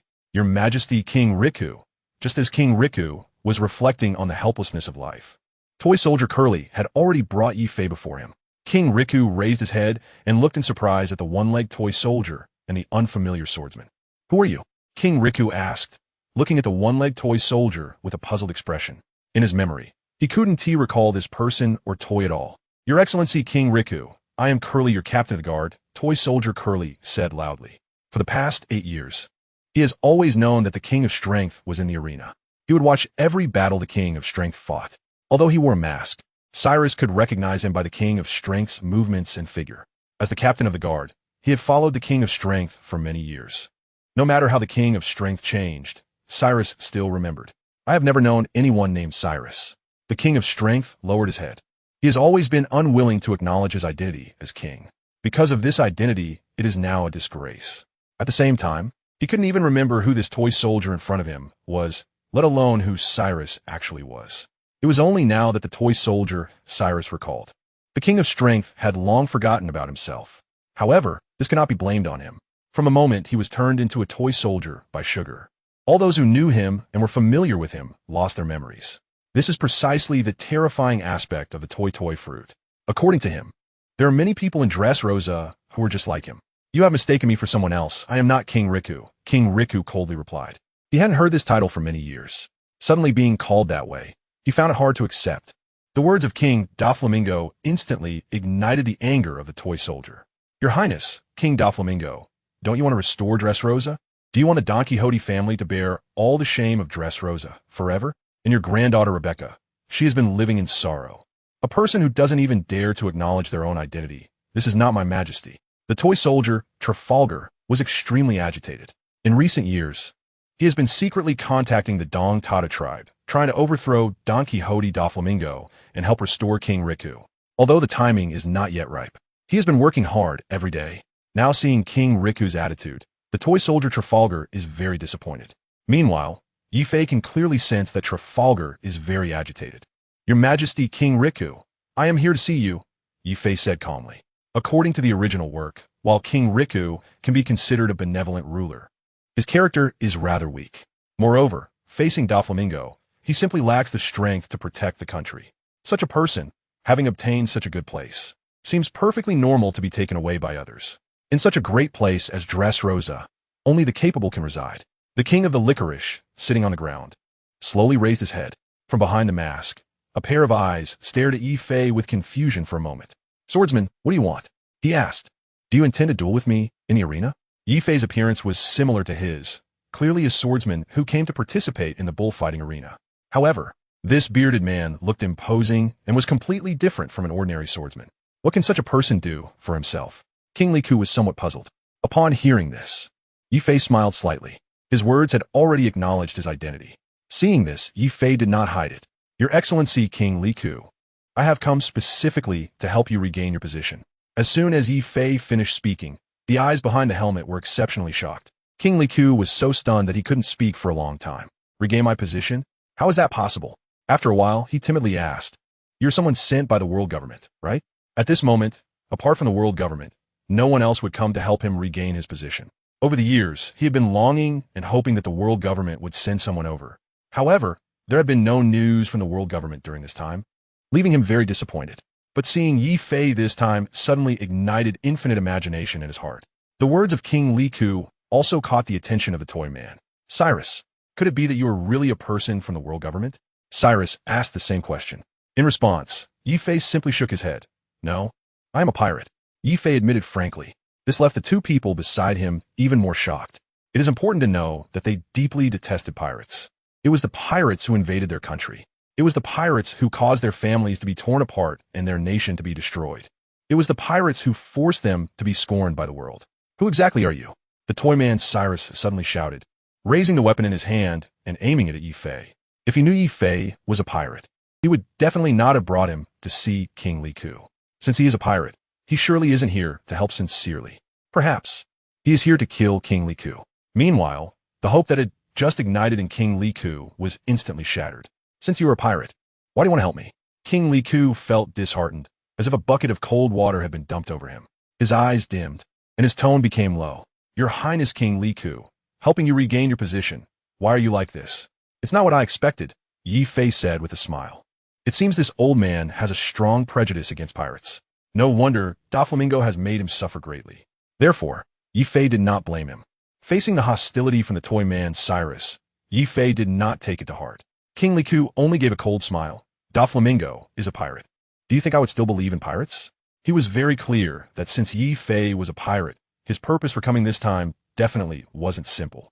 As King Liku, he still had this basic political insight. To this, Yi Fei just smiled. If it were himself, he would also think this way. It's normal. You may not believe in pirates. However, Your Highness King Liku, it seems you have no choice now. As a former ruler of a nation, you are now only left wandering in the arena, wearing a mask and afraid to meet anyone. I believe this feeling must be unpleasant, Yi Fei said, with a hint of mockery in his words. Facing Yi Fei's mockery, King Liku did not resist, because it was the truth. For 8 years, he has lived in pain. King Riku fell silent. The person in front of him was speaking the truth. Meanwhile, Cyrus couldn't sit still. Pirate, watch your words. He is our king, Cyrus reminded coldly. Yi Fei looked at the small toy man. King Riku was puzzled. Why was this toy speaking up for him when he had no impression of it at all? Yi Fei didn't take Cyrus's hostility to heart. Mr. Cyrus, aren't you the same? You brought me here, hoping to restore your kingdom, right? I'm here to help you. And yet you react like this. I really didn't expect that, Yi Fei sneered. Upon hearing this, the two were left speechless. Indeed, they hoped to regain control of Dressrosa. But could this swordsman really defeat Doflamingo and the Don Quixote family? King Riku was quite skeptical. After all, Doflamingo was one of the 7 warlords of the sea, a man who stood at the pinnacle of piracy. Could he really do it? Pirate, you aren't here to joke, are you? You think you can defeat a warlord? King Riku asked with concern. 8 years ago, his self-defense army couldn't even withstand the first wave of Doflamingo's attack. To defeat him would be a joke. Was this person in front of him really serious? Hearing this, Yi Fei almost couldn't hold back his laughter. Dealing with Doflamingo was something he didn't even consider a challenge. It seemed they were not well informed about the recent situation at sea. Yi Fei had no intention of revealing that, as they were in an arena filled with Doflamingo's subordinates. He merely chuckled softly. You've lost everything. Don't you want to take a gamble? What you're doing now is a no-risk business. Of course, you can choose not to work with us. That's your freedom. But no one else can help you regain your position, not even the world government. I suspect they are turning a blind eye to Doflamingo's occupation here. Also, if you win, you can return to your original position. If you lose, well, you'll just die. Is your current situation really much better than death? Hearing this, King Riku thought for a moment. Indeed, for the past 8 years, the world government had never sent anyone to inquire about him. The young man in front of him was right. His current situation was truly worse than death.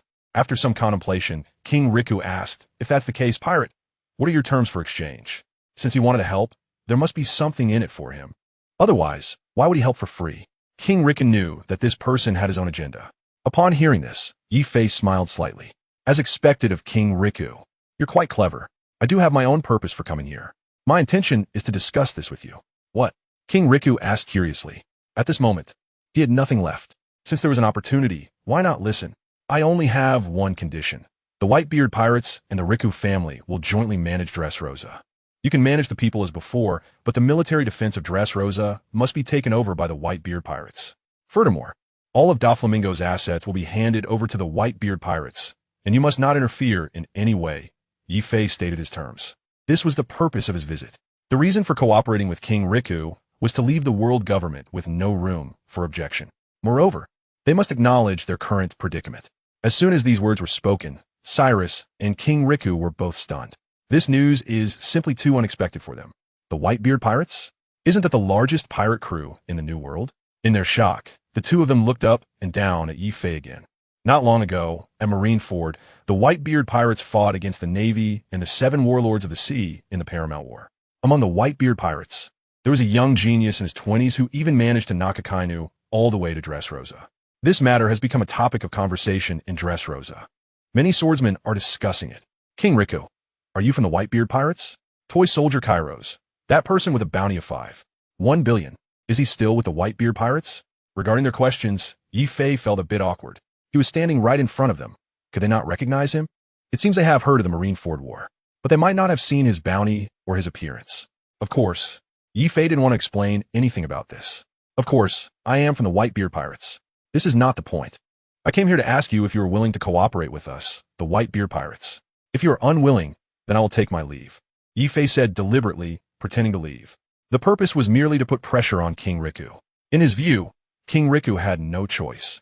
At this moment, his status was no different from that of a prisoner. As long as Doflamingo was happy, he could be killed. On the other side, King Riku fell silent again. At this moment, he began to calculate in his heart. Cooperating with the Whitebeard Pirates to defeat Doflamingo was naturally not a problem. But would it be that just as he sent away the financial wolf, he would welcome a tiger or leopard? After all, the Whitebeard Pirates were much more terrifying than Doflamingo.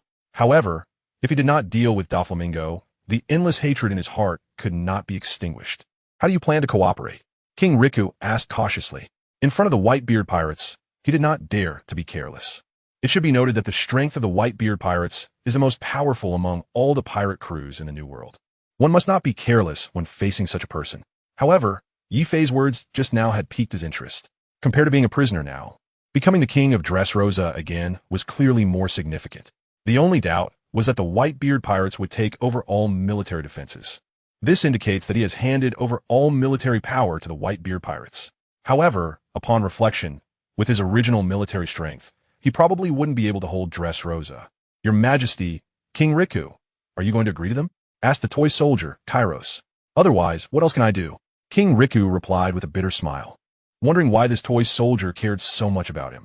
However, he answered truthfully because he really wanted to restore his country and no longer endure this dark and hopeless life. Kairos was left speechless. In his view, the world government was currently blinded by Don Quixote Doflamingo and would not send troops to help. As for the Navy headquarters, they certainly wouldn't be concerned with the affairs of the seven warlords. With just a few remnants, it was indeed difficult to compete with Doflamingo. The only solution was to seek external assistance. Seeing that the two were in agreement, Yi Fei smiled and reiterated, "Please rest assured, you will manage the people of Dressrosa, and you will continue to be the king of Dressrosa, while we will use Dressrosa as our base, with mutual non-interference." King Riku nodded. The conditions proposed by Yi Fei were not unacceptable. It should be noted that although Dressrosa had been peaceful under his jurisdiction, the most critical issue was its weak military strength, which was why Doflamingo had intervened. If the Whitebeard Pirates could establish a presence here, other pirates would not dare to come. This is definitely a good thing for the Dressrosa defense. But can the Whitebeard Pirates really do as they say and remain uninvolved? Pirate, how can you guarantee your words? How can you be the master of the Whitebeard Pirates? Once you turn back, where will that leave us? Upon hearing this, Ye fi similit indifferenti. The king of the Strength Library is indeed quite experienced. He has ample experience in this regard. Before coming here, Yi Fei had already made preparations for this matter. I am here this time to negotiate with you on behalf of Captain Whitebeard. I can assure you that our Whitebeard Pirates have always been trustworthy in our dealings. We have never infringed upon the islands under our jurisdiction. King Neptune of Fishman Island is surely an old friend of His Majesty Riku. Fishman Island is very grateful to our Whitebeard Pirates. Moreover, with your strength, if you want to permanently hold on a Dressrosa, you must have powerful protection. Only in this way can your authority continue. In the original story, the king of Fishman Island, under the protection of the Whitebeard Pirates, did not suffer attacks from humans. Yi Fei's words reminded King Riku of Neptune from Fishman Island. He was not wrong. He and King Riku are indeed friends. They even participated together in the World Conference. Previously, Neptune had indeed expressed his gratitude towards Whitebeard. For many years, Whitebeard has never harmed Fishman Island. Furthermore, under his jurisdiction, other pirates do not dare to target Fishman Island at all. Based on his understanding of Edward Newgate, he could be considered a figure of the era, fundamentally different from those pirates who enjoy plundering. It seems that Whitebeard is indeed more reliable than Doflamingo. In the current situation, what King Riku needs most is external support. 8 years ago, his army was wiped out overnight by Doflamingo. Now, with his own strength, he is completely unable to regain Dressrosa. I can promise you that you can station your troops here, but you must acknowledge the position of the Riku family in Dressrosa. Also, you must not interfere in the internal affairs of the royal family. Upon hearing this, Yi Fei immediately nodded. That is natural. We each do our own thing and do not interfere with each other. At the same time, as long as King Riku acknowledges that the Whitebeard Pirates can station in Dressrosa, then the world government will have nothing to say. This is the most important point. As long as he agrees, the world government will have no right to intervene in the whitebeard pirate status in Dressrosa. This is exactly the purpose of Yi Fei's trip. Do you have the agreement prepared? King Liku said. Words alone are not enough. There must be an agreement. Even if the whitebeard pirates were to be untrustworthy one day. Once I regain my throne, I can still sue the world government. Upon hearing this, Yi Fei took out the agreement he had prepared in advance. King Liku was worried he would backtrack, while Yi Fei was concerned that King Liku might do the same. After carefully reading the agreement, King Liku finally wrote down his name. You must have known I would agree before you came here, right? After signing the agreement, King Liku asked. That's right. I thought you would definitely agree, so I prepared it in advance. Yi Fei replied with a smile, as he never does things without preparation. He carefully put away the agreement. This agreement is crucial for him. The purpose of coming to Dressrosa has finally been achieved. Next, it's time to proceed with the second phase of the plan. Young man, could you tell me your name? King Liku slowly took off his hat. The years of repression and hatred had turned all his hair white. Soon, he would be able to take off the hat that had made him afraid to face others forever. Suddenly, a long-lost excitement surged in his heart. Ye Fei repeated. Even at this moment, Yi Fei did not let down his guard. He was worried that Doflamingo might have prepared in advance. If he were to kill King Riku at this moment, things would become much more troublesome. Yishi, I hope the whitebeard pirates can keep their promise. King Riku let out a long sigh. They will, Yi Fei said, and then turned to leave, leaving the two behind. Your Majesty, King Riku, you have suffered for so many years, the toy soldier, Jairus, said with deep guilt. For so many years, he has been unable to protect the Toy King. Toy soldier, who exactly are you? The Toy King inexplicably raised his head. Even though Cyrus was sincere, the Toy King still couldn't remember him. Forget it. One day when we defeat Doflamingo, you will remember me, said the toy soldier Cyrus. The feeling of being forgotten is indeed too painful, especially by those closest to him. Rebecca and the Toy King.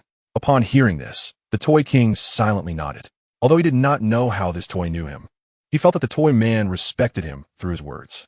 It was a feeling completely opposite to being despised. Even though I don't know you, I still want to thank you for bringing the whitebeard pirates here, the Toy King said gratefully. If they could really defeat Doflamingo this time, he would definitely cooperate with the whitebeard pirates. They sent someone to find me, the toy man Cyrus said awkwardly. Previously, he didn't know anyone from the whitebeard pirates at all. Even now, he was completely confused about the pirate named Ye Fei. Oh, the Toy King responded. Your Highness the Toy King, do you really believe them? Cyrus asked immediately. The Toy King smiled bitterly. At this point, do I have any other choice? Ye Fei had obtained the agreement with the Toy King and had already begun preparing for the second phase of the plan. As a warlord of the sea and a former celestial dragon, it would not be appropriate for Doflamingo to act directly.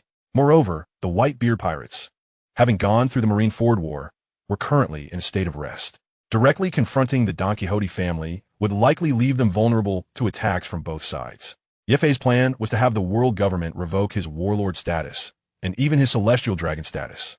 Ideally, he wanted the Navy to take Doflamingo away directly. In this way, King Liku will regain his throne under the recognition of the world government. Meanwhile, the whitebeard pirates can swagger into Dressrosa based on the new agreement. The destination for the second phase is Marineford, where it is possible to revoke Don Quixote Doflamingo's title as a warlord of the sea. Yi Fei is very clear about the risks of this journey. After all, that place is the stronghold of the world government and the celestial dragons. Its level of defense may not be any less than that of the Navy headquarters. Regardless, Yi Fei wants to give it a try. Just as Yi Fei was heading to Marineford, Doflamingo publicly brought the manipulated soldiers to the execution platform in front of all the people. These people have acted against my will, killing everywhere in the city. Today, I bring them here for public execution, just to let you know that only the Don Quixote family can make this place better. 8 years ago, I came here and Dressrosa was still a poor country. Do you see the prosperity here now? King Liku is the center of this country. I'm the true benevolent ruler. Doflamingo was arrogant and unrestrained. Naturally, he had to maintain his glorious image in front of the public. Soon, his words won the cheers of all the people. Long live Doflamingo, Your Majesty, we only recognize you. After publicly executing those manipulated soldiers, Doflamingo's subordinates launched a citywide search for Rebecca. They had to find the person who controlled the soldiers. At all costs, find Rebecca, the officers shouted at their soldiers. Meanwhile, in the suburbs of Dressrosa, in a sunflower field, Rebecca was unaware that she was being hunted. She was still waiting for her soldier and Yi Fei to return. However, when she saw that only the soldier came back, her expression turned a bit disappointed. "Mr. Soldier, where is Yi Shi?" Rebecca asked in disappointment. Originally, Yi Fei had told her that he and the soldier would be back shortly to eat the lunch she prepared. But now he hadn't come at all. He was a total liar. At this moment, Rebecca still did not know Yi Fei's true name. "Rebecca, he is a member of the Whitebeard Pirates. Do you know that?" The expression on Rebecca's face surprised the toy soldier, Kairos. Could there be something between them? Whitebeard Pirates. Wow, Master Yi Shi is so amazing. He is a member of the Whitebeard Pirates. Rebecca exclaimed excitedly. No wonder he is so powerful, able to catch his own sword with bare hands and fly so high. Kairos was speechless. What kind of expression was this from Rebecca? Originally, he mentioned it just to scare her, but the situation was completely the opposite. Rebecca looked very happy. He was very angry. But what terrified him even more was the identity of the person named Yi Shi. This time, it was obvious that it was a disguise. You have to know, he is a pirate. He detests pirates deeply. Therefore, he doesn't want Rebecca to see Yi Fei again. "Rebecca, he is a pirate.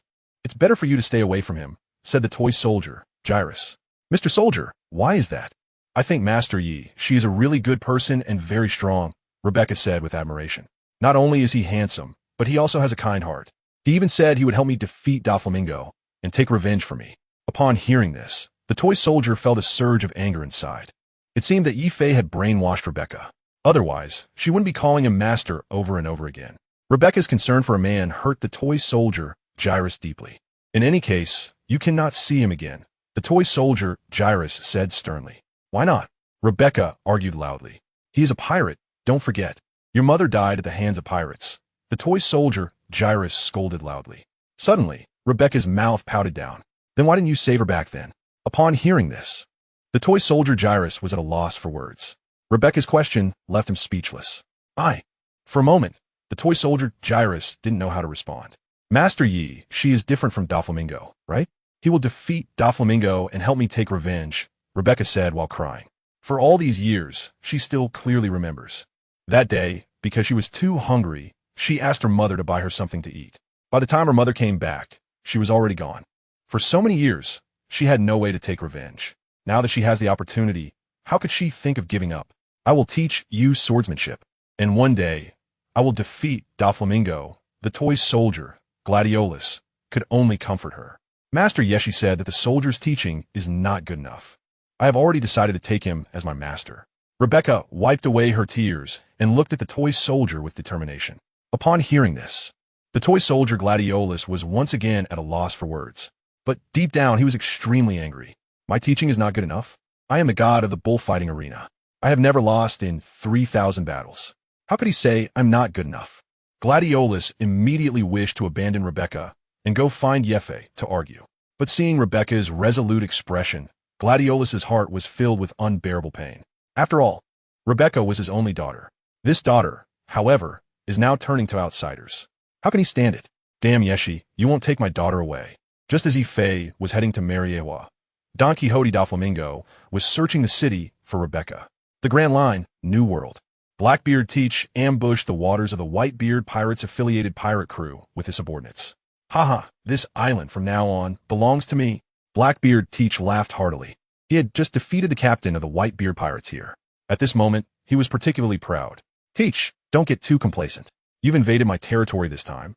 And when Dad finds out, he will definitely not let you off," said Modi Van Gogh, captain of the Horn Pirates under the Whitebeard Pirates, angrily. "Ha, Van Gogh, I can also be considered Dad's son. Sharing territory isn't too much, right? What's yours is mine." Teach laughed loudly. "Stop joking, you traitor. You have no right to be Dad's son." Ever since Teach killed Thatch, he has become the public enemy of the Whitebeard Pirates. Can he really be considered Dad's son? Haha, Van Gogh, Dad Whitebeard is getting old. Your combat ability is pretty good. Why not submit to me from now on, and together we can open up a new world. All the plundered treasures and occupied territories will have your share, Teach laughed. He recognized this captain's combat ability quite well. If he could join his team, it would enhance the strength of the Blackbeard Pirates. Right now, what he lacked the most was underlings. This attack, his original intention was not to occupy the island. The real purpose was only to recruit talents and seize treasures to develop his own strength. After losing 2 fierce generals last time, what he needed most now was to replenish his talent. Naturally, The captains under the whitebeard pirates became his targets for recruitment. Although Teach knew it would be difficult, he still had to give it a try. Just like back on Bonero Island and Marineford, even knowing that Ace and Yefe would disagree, he had to attempt it. That Blackbeard Teach, who never gives up. Humph, ha. Teach, do you think I would betray my crew like you? Said Modi Van Gogh. As a pirate, being able to follow Old Man Whitebeard is the greatest honor of my life. Unless I am dead, it's impossible for me to turn to your side. You are just an ordinary pirate, a far cry from Old Man Whitebeard. Upon hearing this, Blackbeard Teach's face immediately darkened. He couldn't understand why those people would rather give up wealth and honor to follow Whitebeard. After a moment of silence, he suddenly burst into laughter. Van Gogh, you are indeed a man. However, today, even if Old Man comes, he can't save you. From his words, Teach knew he would absolutely not agree to cooperate with him. At this moment, his killing intent surged. Since he was unwilling to submit to me, the best solution was to kill him. Haha. Old Man will take revenge for me. Modi Van Gogh was already prepared to face death. Old Man, do you think it will be my opponent? Just an old man surviving with a breathing apparatus, Teach mocked. Teach was quite confident in his own strength. He had hidden in the Whitebeard pirates for so many years just to wait for the world's strongest dark fruit. Just as Teach was feeling proud, unexpectedly, Modi Van Gogh suddenly burst into laughter. Even if Old Man is old, Teach, don't forget, the Whitebeard pirates still have Marco, Ace, and Yefe. Killing me. There are still countless Whitebeard crew members. Can you kill them all? Upon hearing this, sweat broke out on Teach's forehead. Within the Whitebeard pirates, Marco and Ace were not his opponents. But that Yefe was quite tricky. If it weren't for him, perhaps he would have already taken Old Man's head and become one of the 4 emperors, and he wouldn't have to hide now, being hunted by both the Navy and the Whitebeard pirates. Captain, Inu, Vonokovuk towards Teach. Since Baez was killed and Shiryu of the Rain was captured, he had become the second in command of the Blackbeard pirates. Teach turned around. I just heard some major good news from their crew, Vinoka said. What news? Let me be happy too. Teach immediately became interested. Van Gogh's little brother just said that Yefe from the Whitebeard pirates has already left the Whitebeard pirates. Teach was first stunned, then his face broke into a big smile. Van, are you serious? Teach asked excitedly. Vanoka nodded. Absolutely true. A few days ago, he left the Whitebeard pirates headquarters alone. I don't know where to. Captain, that's right. I also heard that little brother say it. Ghost Constable Lafitte adjusted his hat. He was a standard gentleman. Beside him, Modi Van Gogh's face turned ashen. Which blind subordinate leaked such news? If he knows Yefe has temporarily left, will Old Man be in danger? Teach, Yefe will not leave the Whitebeard pirates. Don't listen to those people's nonsense, Modi Van Gogh argued. Teach's eyes turned, and he suddenly burst into laughter. Ha ha ha. Van Gogh, you seem very nervous. It seems that Yefe really might have left the Whitebeard pirates. From Teach's perspective, Yefe indeed had a high chance of leaving the Whitebeard pirates. After all, his bounty had already surpassed Old Man's. Would he still be beneath Old Man? Anyone would leave at this time, right? It's impossible. Moreover, Yefe is a warlord of the sea. How could he still stay in the Whitebeard pirates? Leaving is definitely a high probability event. Teach's thinking was correct. If it were an ordinary person, or even himself, he would definitely leave the Whitebeard pirates. But that was Yefe. A traveler. He wouldn't want to. The Whitebeard pirates had an unbreakable team foundation. Yefe still wanted to dominate the world with the Whitebeard pirates. Seeing that Teach didn't believe him, Modi Van Gogh deliberately said the opposite. He has left. Why don't you go check with Old Man? But this trick wouldn't work on Blackbeard Teach. Since you say so, they'll go take a look, Teach laughed. As long as Yefe leaves. The other opponents wouldn't be worth mentioning to him. Although Marco and Ace were quite capable, under his dark fruit ability, they were nothing but weaklings. Old Man's strength was formidable, but he couldn't withstand Teach's prolonged consumption. As long as Old Man made a mistake, then his head could be taken at any time. In addition, during these days, he had also obtained the ability of other fruits and successfully fused the fruit abilities. Once he took down Whitebeard's head, then his Tremor fruit would belong to him. At that time, the strongest Tremor fruit in the world would also fall into his hands. Who else could claim the position of the 4 emperors but him? Men, come with me to take down Whitebeard's head. Teach waved his hand and was about to leave. Captain, what about the treasures here? Do we not want them? Someone suddenly asked from the crowd. Ha ha ha. Compared to the treasure here, Old Man's ability is the greatest wealth. As long as we obtain his ability, we will have endless treasures. One must look at the long term. Only by following me can this be achieved. Teach said with shining eyes. Compared to the ability of the Tremor fruit, what were these things worth? At this moment, he once again saw his extremely brilliant future. Teach's words immediately received cheers from his subordinate captains. He was right. Only by their boss becoming the strongest could they get what they wanted most. Woo! Cheers erupted. Just as Teach and his group were preparing to weigh anchor and set sail toward the Whitebeard pirates' headquarters in a nearby sea area, a small boat was slowly approaching the island. Sister, are you sure we really want to find Whitebeard this time? He is the strongest of the 4 emperors in the New World, said a young man about 18 or 19 years old, looking at a woman in a green outfit sitting at the bow of the boat. At this moment, the woman was looking towards the island and had noticed a ship docked at the harbor. That's right, I want to challenge him, as long as I defeat him. In a new world, I am the most powerful. The woman in the green dress did not turn back. Sister, but there are only the 2 of us. The Whitebeard pirates have tens of thousands of subordinates. The young man showed a worried expression. In a new world, Whitebeard's title is not given lightly. For 2 young people to challenge Whitebeard and take his head is no easy feat. It's not about the number of people, but about strength. The woman smiled slightly and finally turned around. The woman is named Dakar Lily, and the young man with her is her brother Dakar Ganon. Both of them are pirate hunters who have recently risen in the East Sea, chasing after pirates. Previously, Dakar Lily won 20 million berries by betting on Yi Fei's victory during the Marineford War.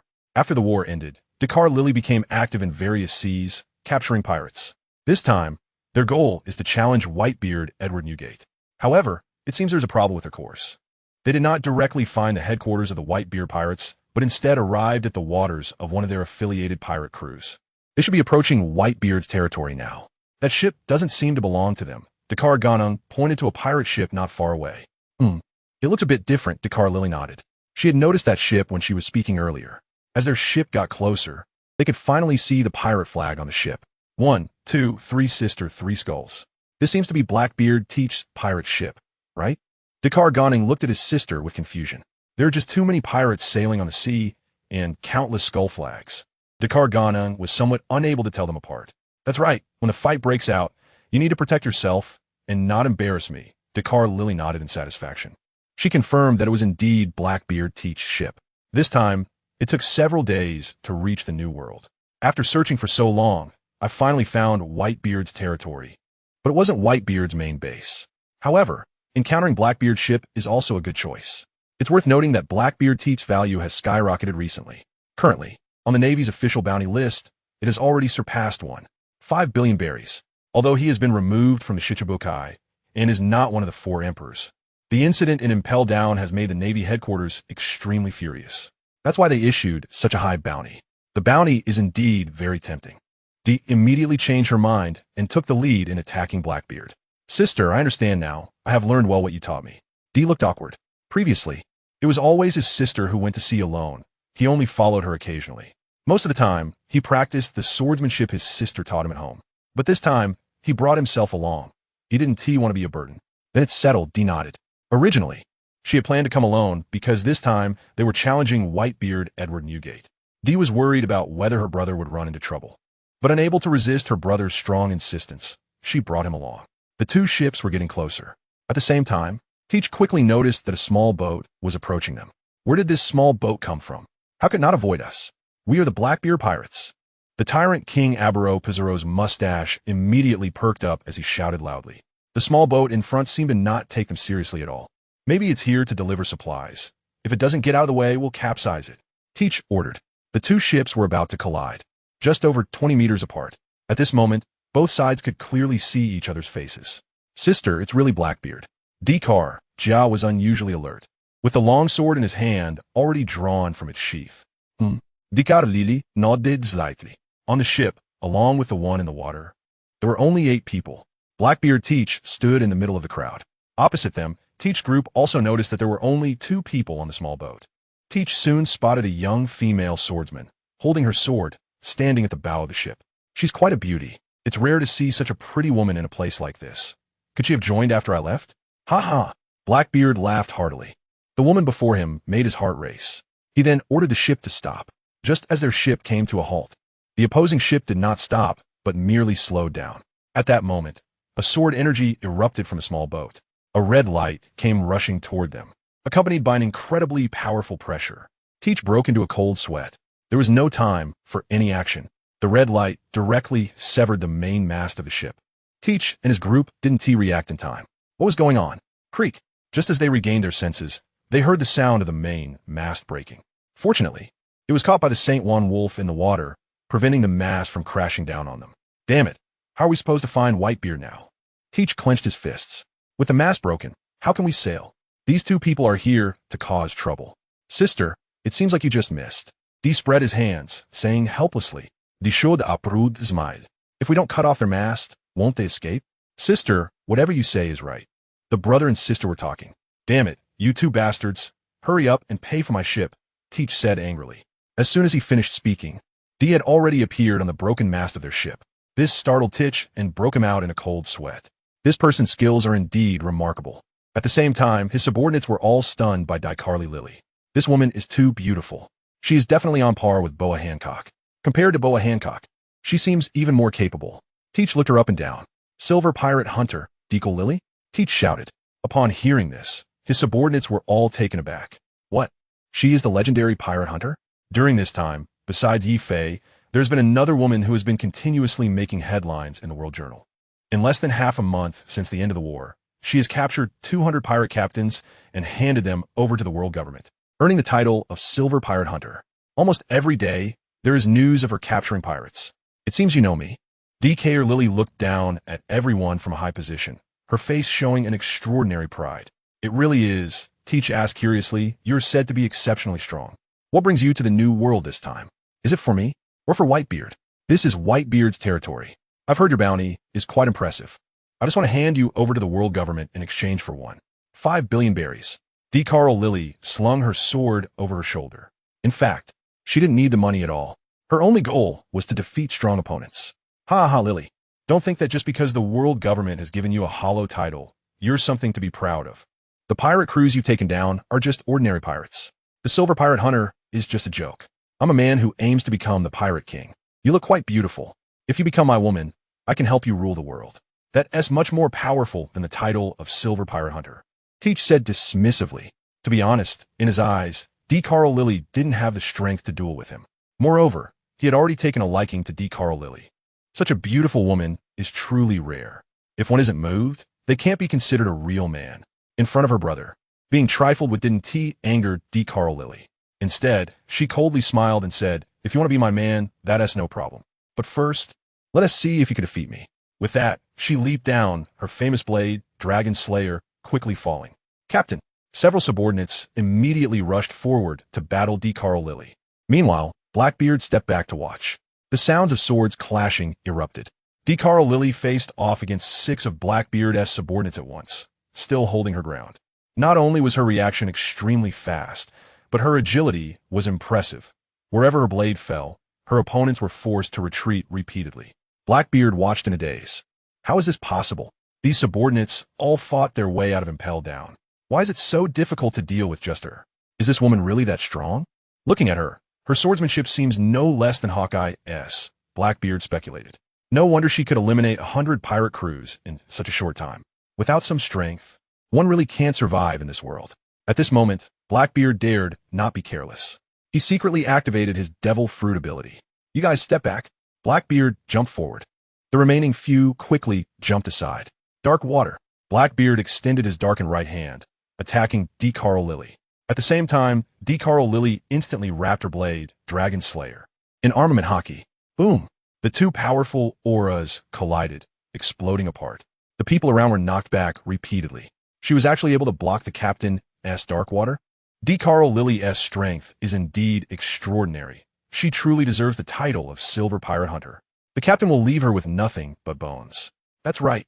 The captain doesn't even take Whitebeard seriously. Blackbeard's crew began to discuss among themselves. In their view, although this Silver Pirate Hunter is powerful, there is still a significant gap compared to the captain. Should we go help the captain? Xianyu Hunter Catherine Butterfly suddenly said. You can go if you want. The rest of the group exchanged glances. None of them took action. They indeed found it hard to ambush such a beautiful girl. However, Catherine Butterfly did not see it that way. After all, she was a woman too. She hated those who were good-looking the most. Just as she was about to launch a sneak attack on DK or Lily, she was stopped by Teach. Butterfly, this person is mine. You're not allowed to make a move. Teach laughed arrogantly. Haha, I want to conquer her and make her my woman. Although he thought Lily's strength was decent and could withstand his moves, based on their duel, there was no way DK or Lily could win against him. Captain Teach, are you still trying to act tough at this time? I just want to see how you make me your woman. You can certainly try, DK or Lily said dismissively. The black blade, / dragon, is indeed well-deserved. It can block my absorption. Lily, how did you get it from Wano country? Teach asked. Famous swords and blades from Wano country rarely circulate outside. Moreover, Wano country has long been closed off. Obtaining such swords and blades is a very difficult task. Teach, you still have the mind to ask me this. DK or Lily smiled slightly, secretly exerting force as the sword in her hand slowly pressed against Teach's hand. Originally, that sword was blocked by his darkness. This couldn't hurt his hand, but being so close would definitely lead to injury. Teach broke out in a cold sweat. What? This woman didn't use her full strength just now? How is that possible? I used all my strength. Does this woman still hold back? At this moment, he had to start taking things seriously. Dark Hole, Teach activated the power of the dark fruit again. Suddenly, the entire pirate ship was shrouded in darkness. Everyone's bodies began to sink. The crew immediately jumped onto the mast. If they were absorbed by the captain's darkness, they would completely enter an endless void. Naturally, they had to avoid it. At this moment, they felt fear. This was the first time Teach was so serious in front of everyone. Captain, don't go too far, or else we won't have a ship to go back on. Someone shouted loudly from the mast. Ha ha ha, I will defeat this woman. Teach laughed. A ship can be rebuilt. It can be stolen again. But this woman, I must defeat today. Unabashed, Karu Lily pressed the sword down hard. The black blade directly broke through the darkness, blocking Teach's hand. The sword cut into his hand, blood gushing out. Teach cried out in pain. The weakness of the dark fruit was revealed again. Not only could it absorb fruit abilities, but it could also double the damage received. Seizing this opportunity, Karu Lily jumped into the air from the darkness, freezing mid-air.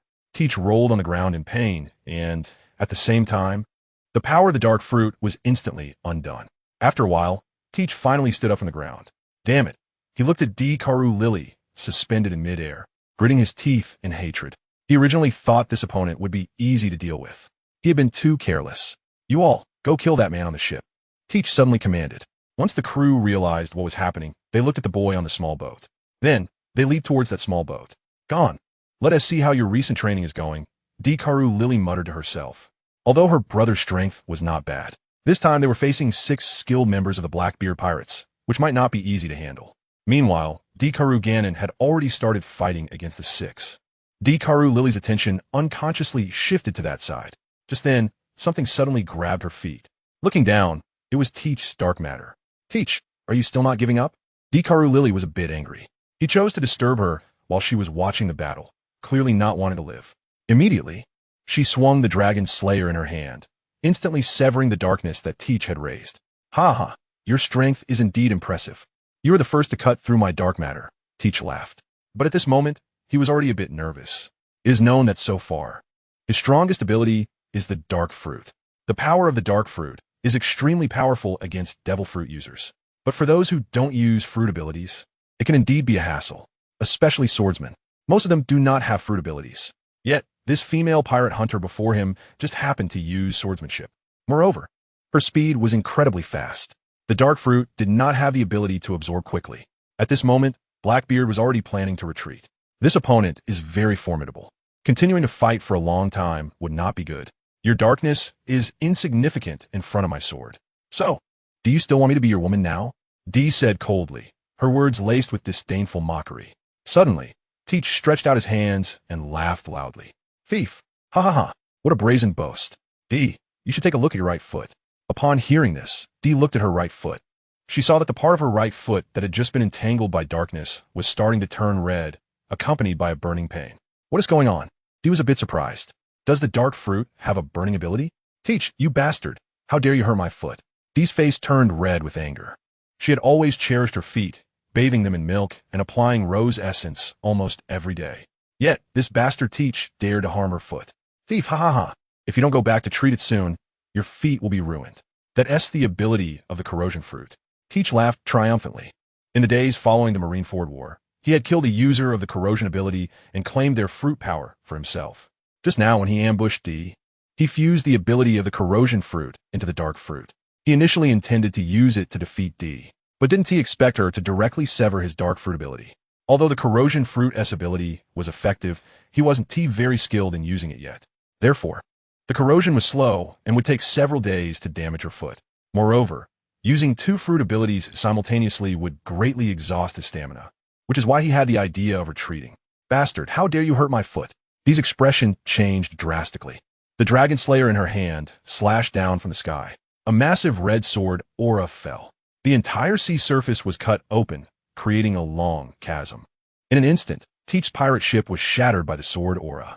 Fortunately, he managed to escape before the sword aura fell. However, Salem was not so lucky, as he was directly swept ashore by the waves. Meanwhile, Dee and Teach's 6 subordinates were still engaged in a fierce battle, evenly matched. At that moment, a red figure descended. The sword light flashed. Tyrant Abelo Pizarro was decapitated. The remaining 5 were all sent flying by the sword aura, crashing onto the island with explosions ringing out. Sister, Dee called out. At the same time, he sensed the chilling, killing intent on his sister's face. She was really angry. We should go back. Facing her brother, Dee's expression softened. Compared to challenging Whitebeard, she was more concerned about her foot, which was already burned. She didn't know if it would worsen, so they had to return first. Meanwhile, Dee also noticed her foot. Her shoe had been corroded away, and her right foot was bright red, seemingly injured. Sister, your foot, Dee said in surprise. It's nothing, we should go. Dee didn't say much more, but looked towards the island. Teach had just escaped to the island. Aren't you going to find Whitebeard? Going back. Let's go back first. Dee clearly felt the corrosion on her right foot escalating. She wasn't in the mood to challenge Whitebeard anymore. First, they would return to treat her foot. Such injuries are nothing to her. The sister has made up her mind, and DeCarlo Jienen can only nod repeatedly. Although the sister treats him well, he knows her temper. She is resolute and does not tolerate dissent. He dares not argue at all. He watches as his sister places the head of the tyrant king Abelo Pizarro into a box. DeCarlo Jienen honestly follows behind her. On the island, Tiki is so scared that he is sweating profusely. At this moment, he is hiding behind a large tree. He still feels lingering fear about everything that just happened. What would have happened if that move had hit him directly? Tiki can hardly bear to imagine it. Moreover, he saw that woman defeat his 6 subordinates in a very short time and even kill one of them. Everything felt like a dream to Teach. Where did this silver pirate hunter come from? He has been sailing the seas with Whitebeard for over a decade, yet he has never faced such a dire situation before. Thinking back carefully, her move seemed familiar from many years ago. Captain, a call brought Teach back to reality. He stuck his head out, keenly observing everything around him. I'm here. It wasn't until he confirmed that DeCarlo Lilly had left that Teach stepped out from behind the tree. Captain, this woman is too formidable. Demon Sheriff Lafitte, like a stray dog, had long lost his gentlemanly demeanor. He couldn't even understand how he had been knocked away. Moreover, he couldn't get back up after a long time. Teach silently nodded. How strong is this woman really? Originally, I wanted to make her my woman. Now it seems like a joke. This woman is elusive. Go find the rest and gather them together. Just now, the crew scattered in all directions. We must look for them one by one. Half an hour later, only a few managed to regroup. Teach looked at his subordinates, all of whom were battered and bruised. Moreover, including himself, there were only 7 of them left. The headless corpse of the tyrant king had already been washed ashore by the sea. Damn it! How dare they kill my men? Teach stared at the body on the ground, his heart filled with mixed emotions. Previously, Yi Fei had taken out 2 of his subordinates. Now, an inexplicable woman from nowhere had killed another one, greatly weakening the strength of his Blackbeard pirates. Yi Fei, DeCarlo Lilly, I must avenge this. Captain, our ship has been destroyed. Where do we go now? Inu Fan Oka asked wearily. In this situation, are we going to kill Whitebeard? Teach turned around to look at the crew, following him. The ship is gone, but there are still many here. We need to find a place to recuperate. Implicitly, Teach's plan was to steal a ship and escape. This time it can indeed be considered a disastrous defeat. Fortunately, I just managed to get that woman to leave. If we continue, I have no idea what kind of situation we will face. On the white-bearded old man's side, we can no longer go back. Everyone, except for myself, is seriously injured. If we go back, it would likely just bring more trouble. Not only can we not go, but we also need to leave quickly. It is not far from the headquarters of the Whitebeard pirates.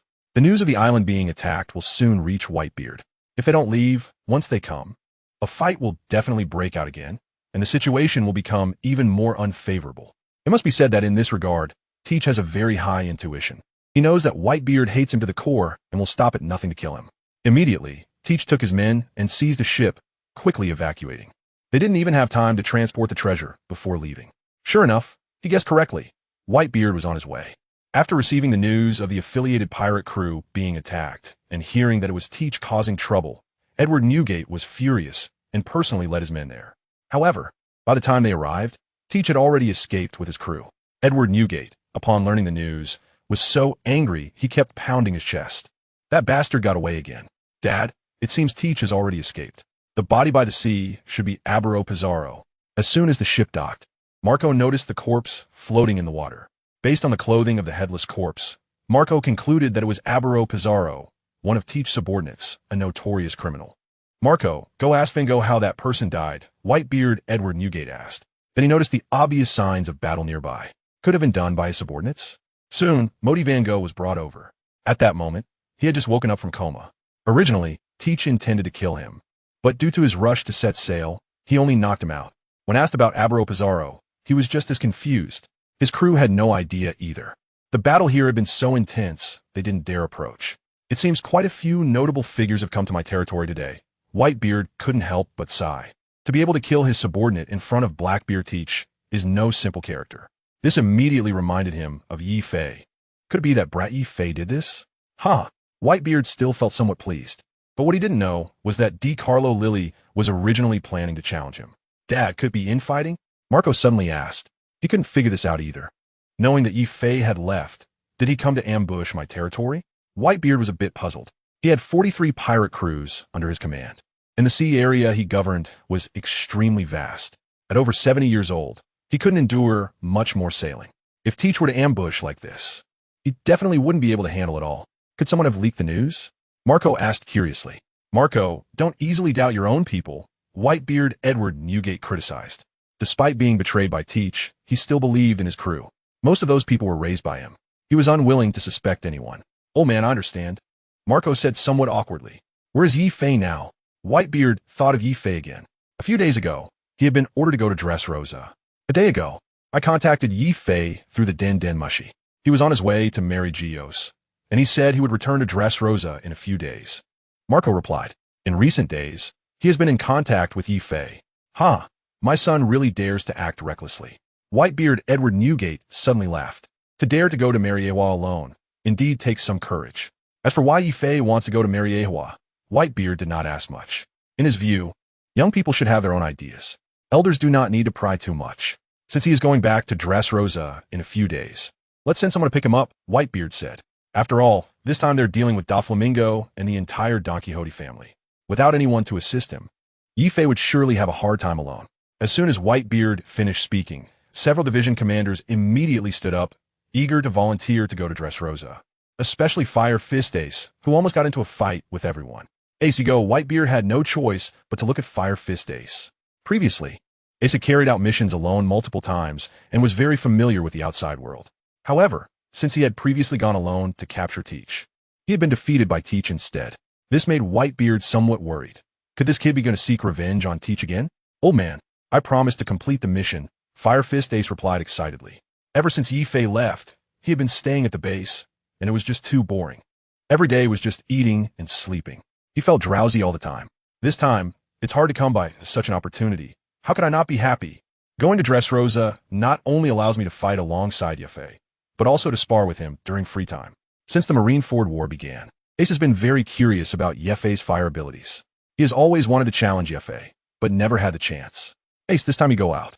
You must promise me 2 conditions, said Edward Newgate, Whitebeard. Old man, just say it. I will agree to any conditions, Fire Fist Ace replied confidently. First, after you go to Dressrosa, you must follow Yi Fei's arrangements and cannot act recklessly. Second, you must not seek out Teach alone. You must agree to these 2 things, otherwise, I absolutely won't allow it. Given Ace's personality, there is still a possibility that he might seek out Teach again. However, today's Teach is no longer the same as before. Edward Newgate saw this very clearly. For this reason, he was sent to Dressrosa to listen to Yi Fei, because Yi Fei's character is at least much calmer. No problem, old man. Ace nodded repeatedly.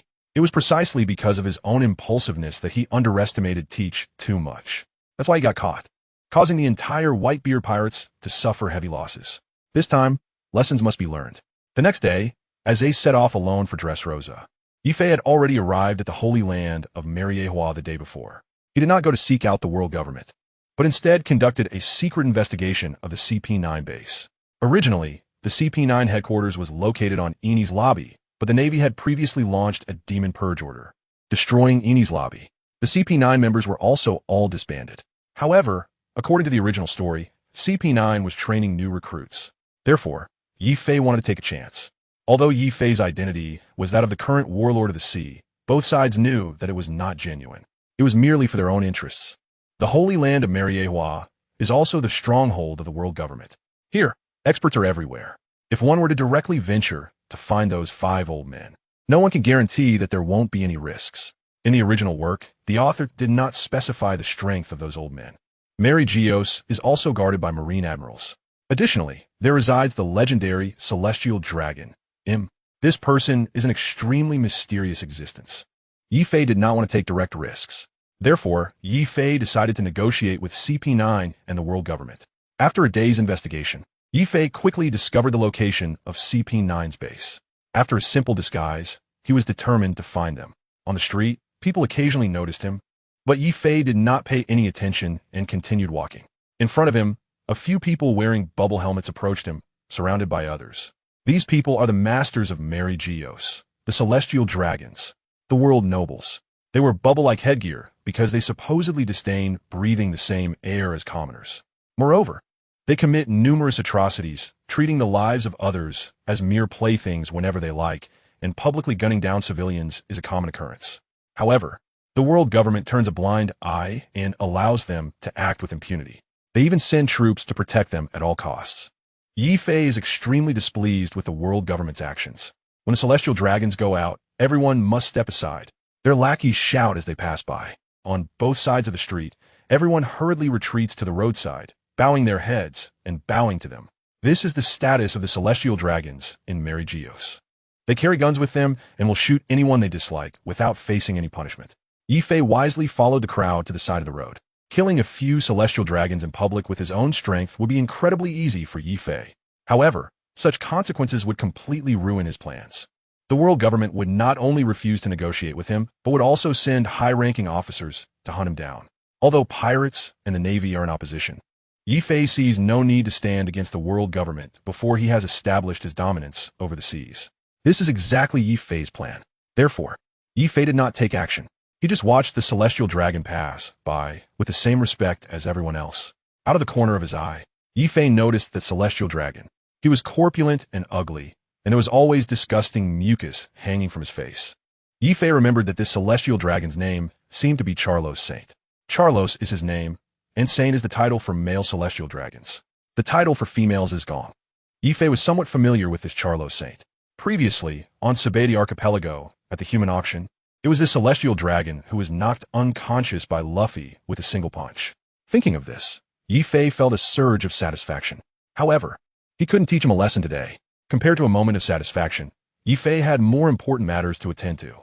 Charlos Saint walked expressionlessly through the crowd. Today, he was in a good mood and had no time to care about those lower-class people. After he left, order was restored to the street. Yi Fei then successfully arrived at the CP-9 base, according to his previous intelligence. As soon as he entered, a woman stretched out her hand and blocked his way. "Kid, are you in the wrong place?" Yi Fei turned around to look at her. This person was Khalifa, a member of CP-9's intelligence department and a paramecia-type bubble fruit user. However, according to the original plot, at this moment, Khalifa and some other CP-9 members should have been defeated by Luffy and thus removed from CP-9. After being removed, they were supposed to join CP-0. Why was she suddenly appearing at the CP-9 base? Did I mistakenly come to CP-0, which is directly under the celestial dragons? Yi Fei found it hard to understand, so he decided not to think too deeply about it. "No, I'm here to do business," Yi Fei replied, raising his head to look at the sign of the base, World Government Logistics Department. So, CP-9 was actually hidden under the guise of the Logistics Department. Yesterday, Yi Fei had caught several World Government staff members to find out about this place. On the surface, it really didn't look like an intelligence agency of the World Government. "You should go to another place to do your business. This is not somewhere you can enter," Khalifa said seriously, looking at Yi Fei. She did not directly recognize Yi Fei. Although she felt something was strange about him, she could never imagine that Yi Fei would come to Marineford. "What if I insist on coming in?" Yi Fei asked with a deliberate smile. "Then I'm sorry for you," Khalifa replied. Extending her fist, and looking at Yi Fei with a cold gaze. It was time to give this guy a lesson, so he would remember. Yi Fei just smiled coldly and made no move. Califa's bubble fruit ability had no significant effect on him. Califa, stop! A man wearing a black top hat and sporting a U-shaped mustache stepped out. A pigeon draped in a cloak was perched on his shoulder. It was Rob Lucci, a former member of CP9. After being defeated by Luffy on Eni's lobby, he was removed from CP9. This time, he unexpectedly appeared at CP9's headquarters. Just as Yi Fei was puzzled, Rob Lucci also began to scrutinize him from head to toe. His intuition told him that this person was deliberately hiding his strength. Who exactly are you? Rob Lucci asked with a determined and unusually stern expression. Upon hearing this, Yi Fei smiled slightly. Then, he took off his hat and removed his beard. When Rob Lucci and Califa clearly saw Yi Fei's face, the expressions on their faces instantly froze. Is that Yi Fei? The great pirate with a bounty of 1 billion berries. The current warlord of the sea? How could he possibly be here? Once they realized, the two immediately jumped back several dozen meters, maintaining a wary distance from Yi Fei. At the same time, Rob Lucci had already transformed into his leopard form. At this moment, the two were clearly ready for battle. Hey, I'm not here to fight today. Seeing their nervousness, Yi Fei simply smiled calmly and made no moves. Yi Fei, what exactly are you here for? Rob Lucci asked in shock, completely contrasting his previous confident expression. Isn't this the CP9 headquarters? Why are you here? Yi Fei curiously asked. We're just here for business, but what about you? What brings you here? Rob Lucci still did not let his guard down, and Califa beside him was also on high alert. I want to talk to your CP9 members. Could you two please lead the way? Yi Fei said calmly. Why should we lead the way? We're no longer CP9 members, Rob Lucci retorted immediately. At this moment, he felt very strange. Why did Yi Fei come directly to Marineford? And how did he so easily find the CP9 headquarters? It was only recently relocated here after Judicial Island was destroyed. How'd he find it? If you don't lead, I'll just take you both out, Yi Fei coldly replied. The fighting skills of these two are quite impressive. However, they don't take themselves too seriously. Upon hearing this, sweat instantly appeared on their faces. After all, that is a notorious pirate with a bounty of 1 billion berries. He could easily do it. Moreover, during the Marineford War, this man defeated Bartolomeo with just a few moves. It shows that he can indeed pull it off. Yi Fei, don't be too arrogant. This is Marineford, a sacred place, not somewhere you can act recklessly, Rob Lucci replied nervously. At this moment, he had already begun to blame the intelligence department in his heart. A pirate of such magnitude barged in without anyone noticing. Moreover, he found his way here so easily. Is CP9 really this incompetent now? At the moment of confrontation, former CP9 commander Spandam stepped forward. Lucci, Califa, you should back off. You're no match for him. Spandam gestured for the two to stand down and then calmly looked at Yi Fei. Just now, from the conversation between both sides, he learned that Yi Fei's intention was to find CP9. However, at this moment, the new CP9 had only just begun training. He had accepted the world government's commission to temporarily train newcomers. If you have something to say, you can talk to me, Spandam said. He knew that with just the three of them, if a fight broke out, they would definitely die at Yi Fei's hands. Before Yi Fei made his intentions clear, they did not want to die so inexplicably. The purpose of our visit this time is to hope that you can revoke Don Quixote Doflamingo's warlord status, Yi Fei said directly in front of the other two. Upon hearing this, the expressions of the three froze simultaneously. What? Revoke Doflamingo's status? Lucci, Califa, you two go out first and don't let anyone in. I need to have a serious talk with him. Spandam was the first to react. Looking at Yi Fei's expression, it was clear that he was not here to joke around. He personally came to Marineford to discuss this matter. There must be some purpose behind this.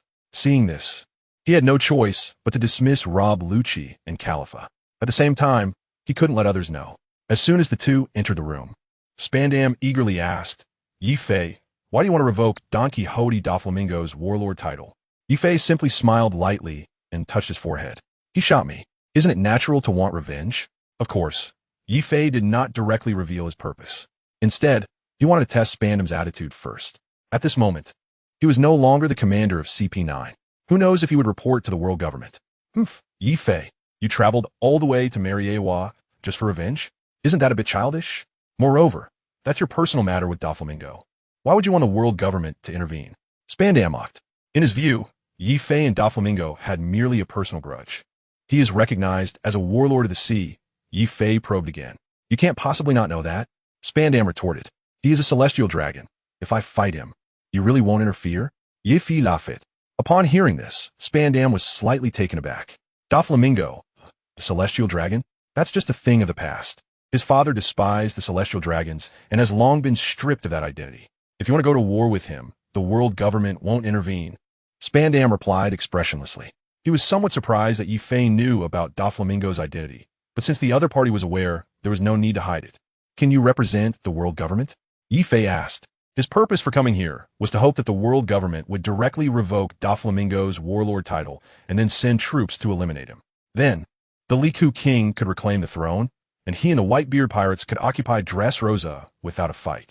Of course, this was the best expectation. However, Yi Fei was also prepared for the worst. Your purpose for coming here is to hope that I report to the world government, right? Speak up. You must have grasped some issue about Doflamingo. Otherwise, you wouldn't be so relaxed, Spandam replied. He knew that Yi Fei must have some purpose for coming this time. The 5 old men of the world government had already secretly sent people to investigate him. Currently, they had dispatched another group of CP9 personnel to Logtown, and he believed that Yi Fei's identity would soon be revealed. Yi Fei was unaware of these matters. His purpose for coming here was Doflamingo. Spandam had already guessed his intention. Yi Fei had no plans to continue hiding. As the former commander of CP9, you must know about artificial devil fruits. Upon hearing this, Spandam immediately became alert. That's right, the world government's top scientist, Dr. Vegapunk, has indeed been researching them. But this is classified information belonging to the world government. Outsiders rarely know about it. How did Yi Fei manage to find out? Seeing that Spandam did not respond, Yi Fei continued, as far as I know, Doflamingo has been producing devil fruits. Spandam's expression tightened slightly. As the former head of the world government's intelligence agency, he indeed had heard some rumors about Doflamingo producing devil fruits. However, due to Doflamingo's identity as a warlord of the sea, he had a certain degree of autonomy. His Dressrosa had never allowed the Navy to station there, and the world government had always maintained a relationship of utilization and balance with the warlords of the sea, rarely intervening in their territories. This is also one of the reasons why CP9 cannot conduct a thorough investigation. He is one of the 7 warlords of the sea, and the world government has granted him the authority to produce devil fruits. What does it matter? You wouldn't think that this would lead the world government to revoke his status, would you? Spandam replied coldly. Yi Fei smiled indifferently. Then do you know where the artificial devil fruits he produces have gone? Where? Spandam immediately asked. He had not considered this question before. After all, they did not know whether Doflamingo was producing devil fruits. But suddenly being asked, he appeared extremely curious. Wano country, Kaido of the beasts, Yi Fei confidently replied. Upon hearing this, Spandam's expression changed drastically. It is known that Kaido is one of the 4 emperors of the New World. Moreover, he has always been in a hostile state with the world government. What could be his purpose in buying Doflamingo's artificial devil fruits? If this is true, it would definitely be a huge piece of news. Yi Fei, how do you know this? Spandam sneered. This news, even CP9 doesn't know. Where did he get this information? Could it be fabricated? You don't need to worry about where I got it from. If you don't intervene, once Kaido grows stronger, who will be the first to suffer? Yi Fei sneered. Naturally, he was unwilling to tell him it was because he read the original work, but he had to make him understand the stakes. Opposite him, Spandam pretended to be relaxed. With Kaido alone, defeating the Navy is impossible. Yi Fei nodded casually. You're right. But what if he joins forces with Big Mom? They are old friends, and once they unite, will you be able to compete? Hearing this, Spandam fell silent. The alliance of 2 emperors would indeed be a big problem for the Navy. At this moment, he roughly understood Yi Fei's purpose in coming here. It was to hope the Navy could deal with Big Mom. Yi Fei, what is your position? Spandam asked deliberately. I just don't want to be swallowed up. A fight between Kaido and us is not good for either the Navy or us, Yi Fei replied. Currently, Kaido already has hundreds of devil fruit users under his command. If this continues to increase, and he joins forces with Charlotte Linlin, the situation at sea will be instantly disrupted. From the later part of the original work, Kaido also had such a plan. You're still standing on Whitebeard's side, Spandam chuckled. From Yi Fei's words, he could tell that he had not detached from the Whitebeard pirates. It seems that the world government's choice to make him a warlord of the sea was a mistake. However, this may not be a bad thing for the world government. Since he came to Mariehua, it shows that Yi Fei is still inclined towards the world government. Otherwise, he would not have taken the risk to come here. Although it was for his own interests, it also benefits the world government. That side is no longer important. What matters is that this news is definitely useful to you, Yi Fei replied. Damn Doflamingo, actually trading with Kaido, Spandam was furious. As a warlord of the sea granted by the world government, he has such close ties with the Navy's opponents. Previously, it was known that he was an agent of the Dark World, but it was unexpected that his hands had already reached the Emperor's. Spandam's expression began to change. Yi Fei already knew that his goal was close to being achieved. To be safe, Yi Fei decided to add some fuel to the fire. Spandam, there is more to Doflamingo's story. The throne of Dressrosa was seized from Riku III. King Riku is still waiting for you to rescue him, Yi Fei said deliberately. King Riku is a royal recognized by the world government. Now, he wants to see which side the world government will choose when faced with Doflamingo and King Riku. Previously, Yi Fei was somewhat puzzled. The world government clearly knew that Doflamingo had occupied Dressrosa, but they had not sent anyone to rescue King Riku. Moreover, the world government had not received a distress signal from King Riku, nor had they sent anyone to inquire about the matter. This matter is inherently somewhat strange.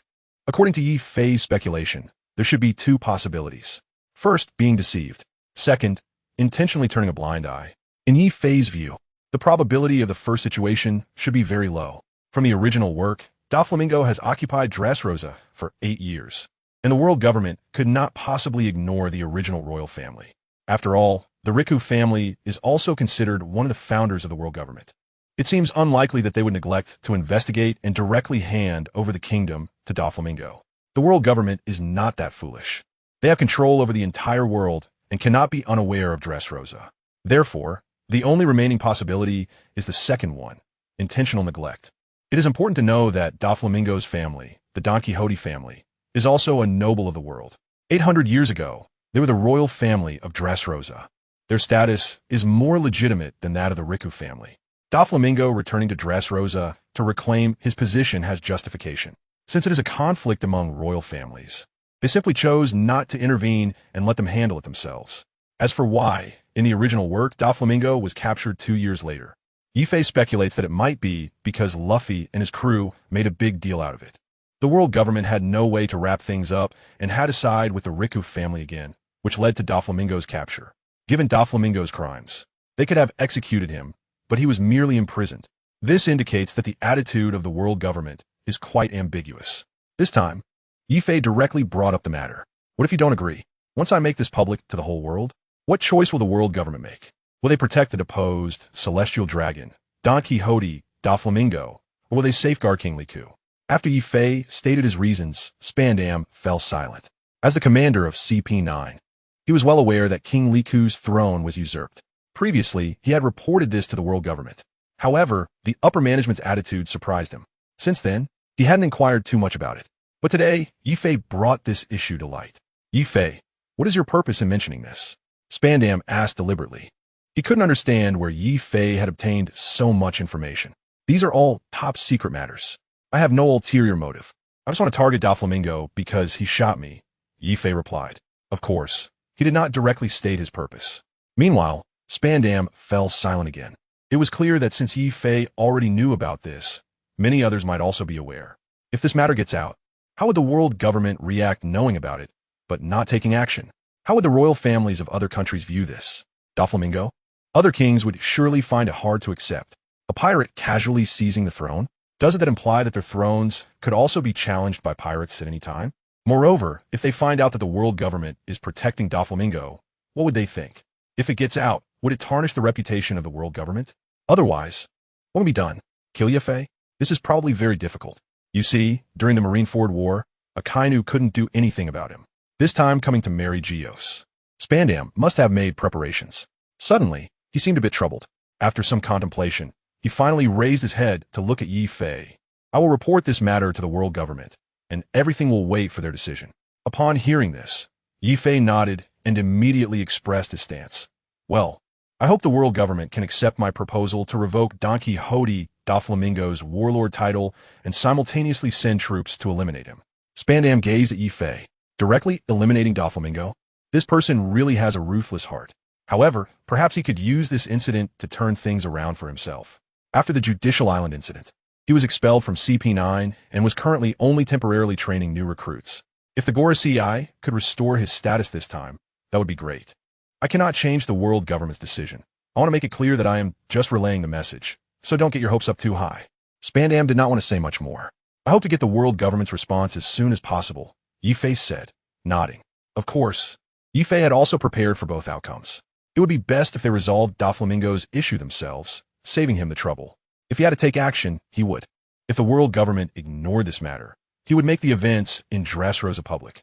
At that time, Yifei was very curious to see how the world government would handle it. Spandam nodded in agreement. After Yifei left, he immediately went to meet with the Gorosei. At this moment, the Gorosei were discussing the candidates for the new admiral of the Navy.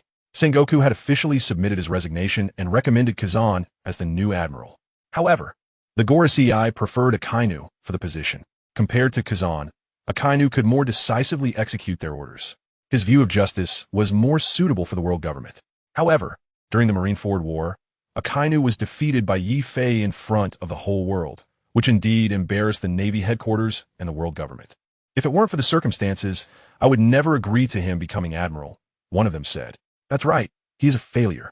He should have been removed from the Navy just like the previous CP9 members involved in the Judicial Island incident. But he is still the strongest force in the Navy, and few can match him. This might be a necessary compromise. Kazan is not suitable for the admiral position. Wouldn't this deepen the conflict between the two? What about Sengoku and Karp? Would they have any thoughts? Their reputation is extremely high in the Navy headquarters. They're already like this. What more can they do? A few old men discussed in the grand meeting hall.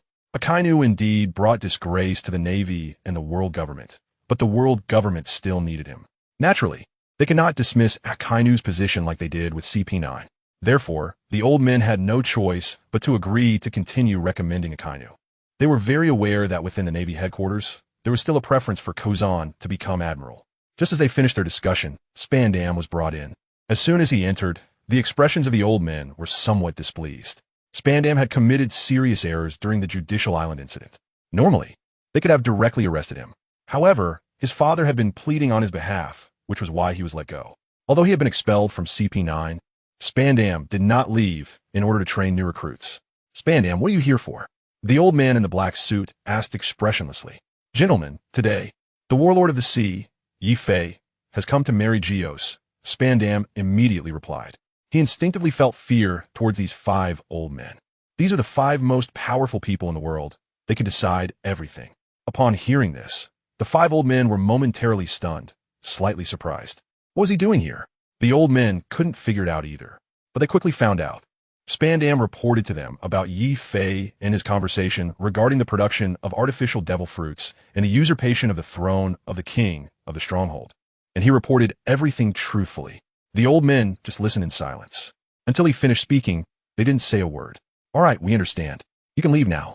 They dismissed Spandam as if he were a dog. Spandam had to retreat cautiously. Originally, they hoped the 5 elders would give him some opportunities. But what they received was distance. Instantly, he felt very uncomfortable. He could only obediently stand outside and wait. Inside the room, the 5 elders began to discuss. Just recently selected as a warlord, he came to marry Geos so quickly. He really had guts, the old man in the white robe said disdainfully. His condition for agreeing to become a warlord was not to act against the whitebeard pirates, which meant this person had not severed ties with Whitebeard, making him a troublesome opponent. We originally thought this would lead to infighting among them. It seems we really underestimated this kid, said the old man in the crimson suit. The plan to make Yifei a warlord and create conflict with Whitebeard has failed. But now they couldn't revoke Yifei's title. They had to remember that they were the world government. There was no reason to revoke Yifei's title without giving others something to talk about. He could have directly dealt with Doflamingo. Instead, he took the risk of coming all the way to marry Geos. This shows that we gave him a title. And he still understands a bit of the rules, knowing he has to go through us. Perhaps he has some plans. I think his goal is to eliminate Kaido. I heard that Kaido ambushed the Whitebeard pirates some time ago, and they want revenge. Naturally, they must first eliminate Doflamingo. But that's not important. Let's talk about the present, the old man in the black suit reminded. Producing artificial devil fruits for Kaido, Doflamingo is just looking for trouble, merely a former celestial dragon. The old man in the blue suit also said, the warlord title given to Doflamingo by the world government was originally intended to restrain some pirates, preventing them from acting recklessly and thus stabilizing the situation at sea. Therefore, he was given some plundering rights. Unexpectedly, this kid dared to act so recklessly. What do you all say? Should we protect Doflamingo or not? Protect? Yifei already knows about Dressrosa and is using the king to produce devil fruits. We have no way to respond to the kings of other countries. That's right, we can't protect him. The warlord chosen by the world government collaborating with Kaido, with so many devil fruits, what does he intend to do? Regarding the king of the stronghold, we feel quite guilty. Doflamingo brought this upon himself. Soon, the five elders reached a consensus, abandoned Doflamingo. They agreed to revoke his title as warlord. But there was a disagreement on whether to send troops to eliminate him. On one hand, if they send troops to eliminate him, how would the other warlords see it? Moreover, it wouldn't look good for the king of the stronghold either. Wouldn't he think, what have you all been doing for the past 8 years? Furthermore, Yi Fei's purpose in coming this time was to borrow the hands of the world government to eliminate Doflamingo, right? If they directly eliminate him, wouldn't that align perfectly with Yi Fei's intentions? It certainly wouldn't be that easy. If they don't eliminate him, then not only would Doflamingo be at large, but if Yi Fei brings this up, it would be embarrassing for them. A deadlock. But soon, they thought a new plan. That is, Doflamingo must be eliminated, but not by the world government and the Navy headquarters. Let Yi Fei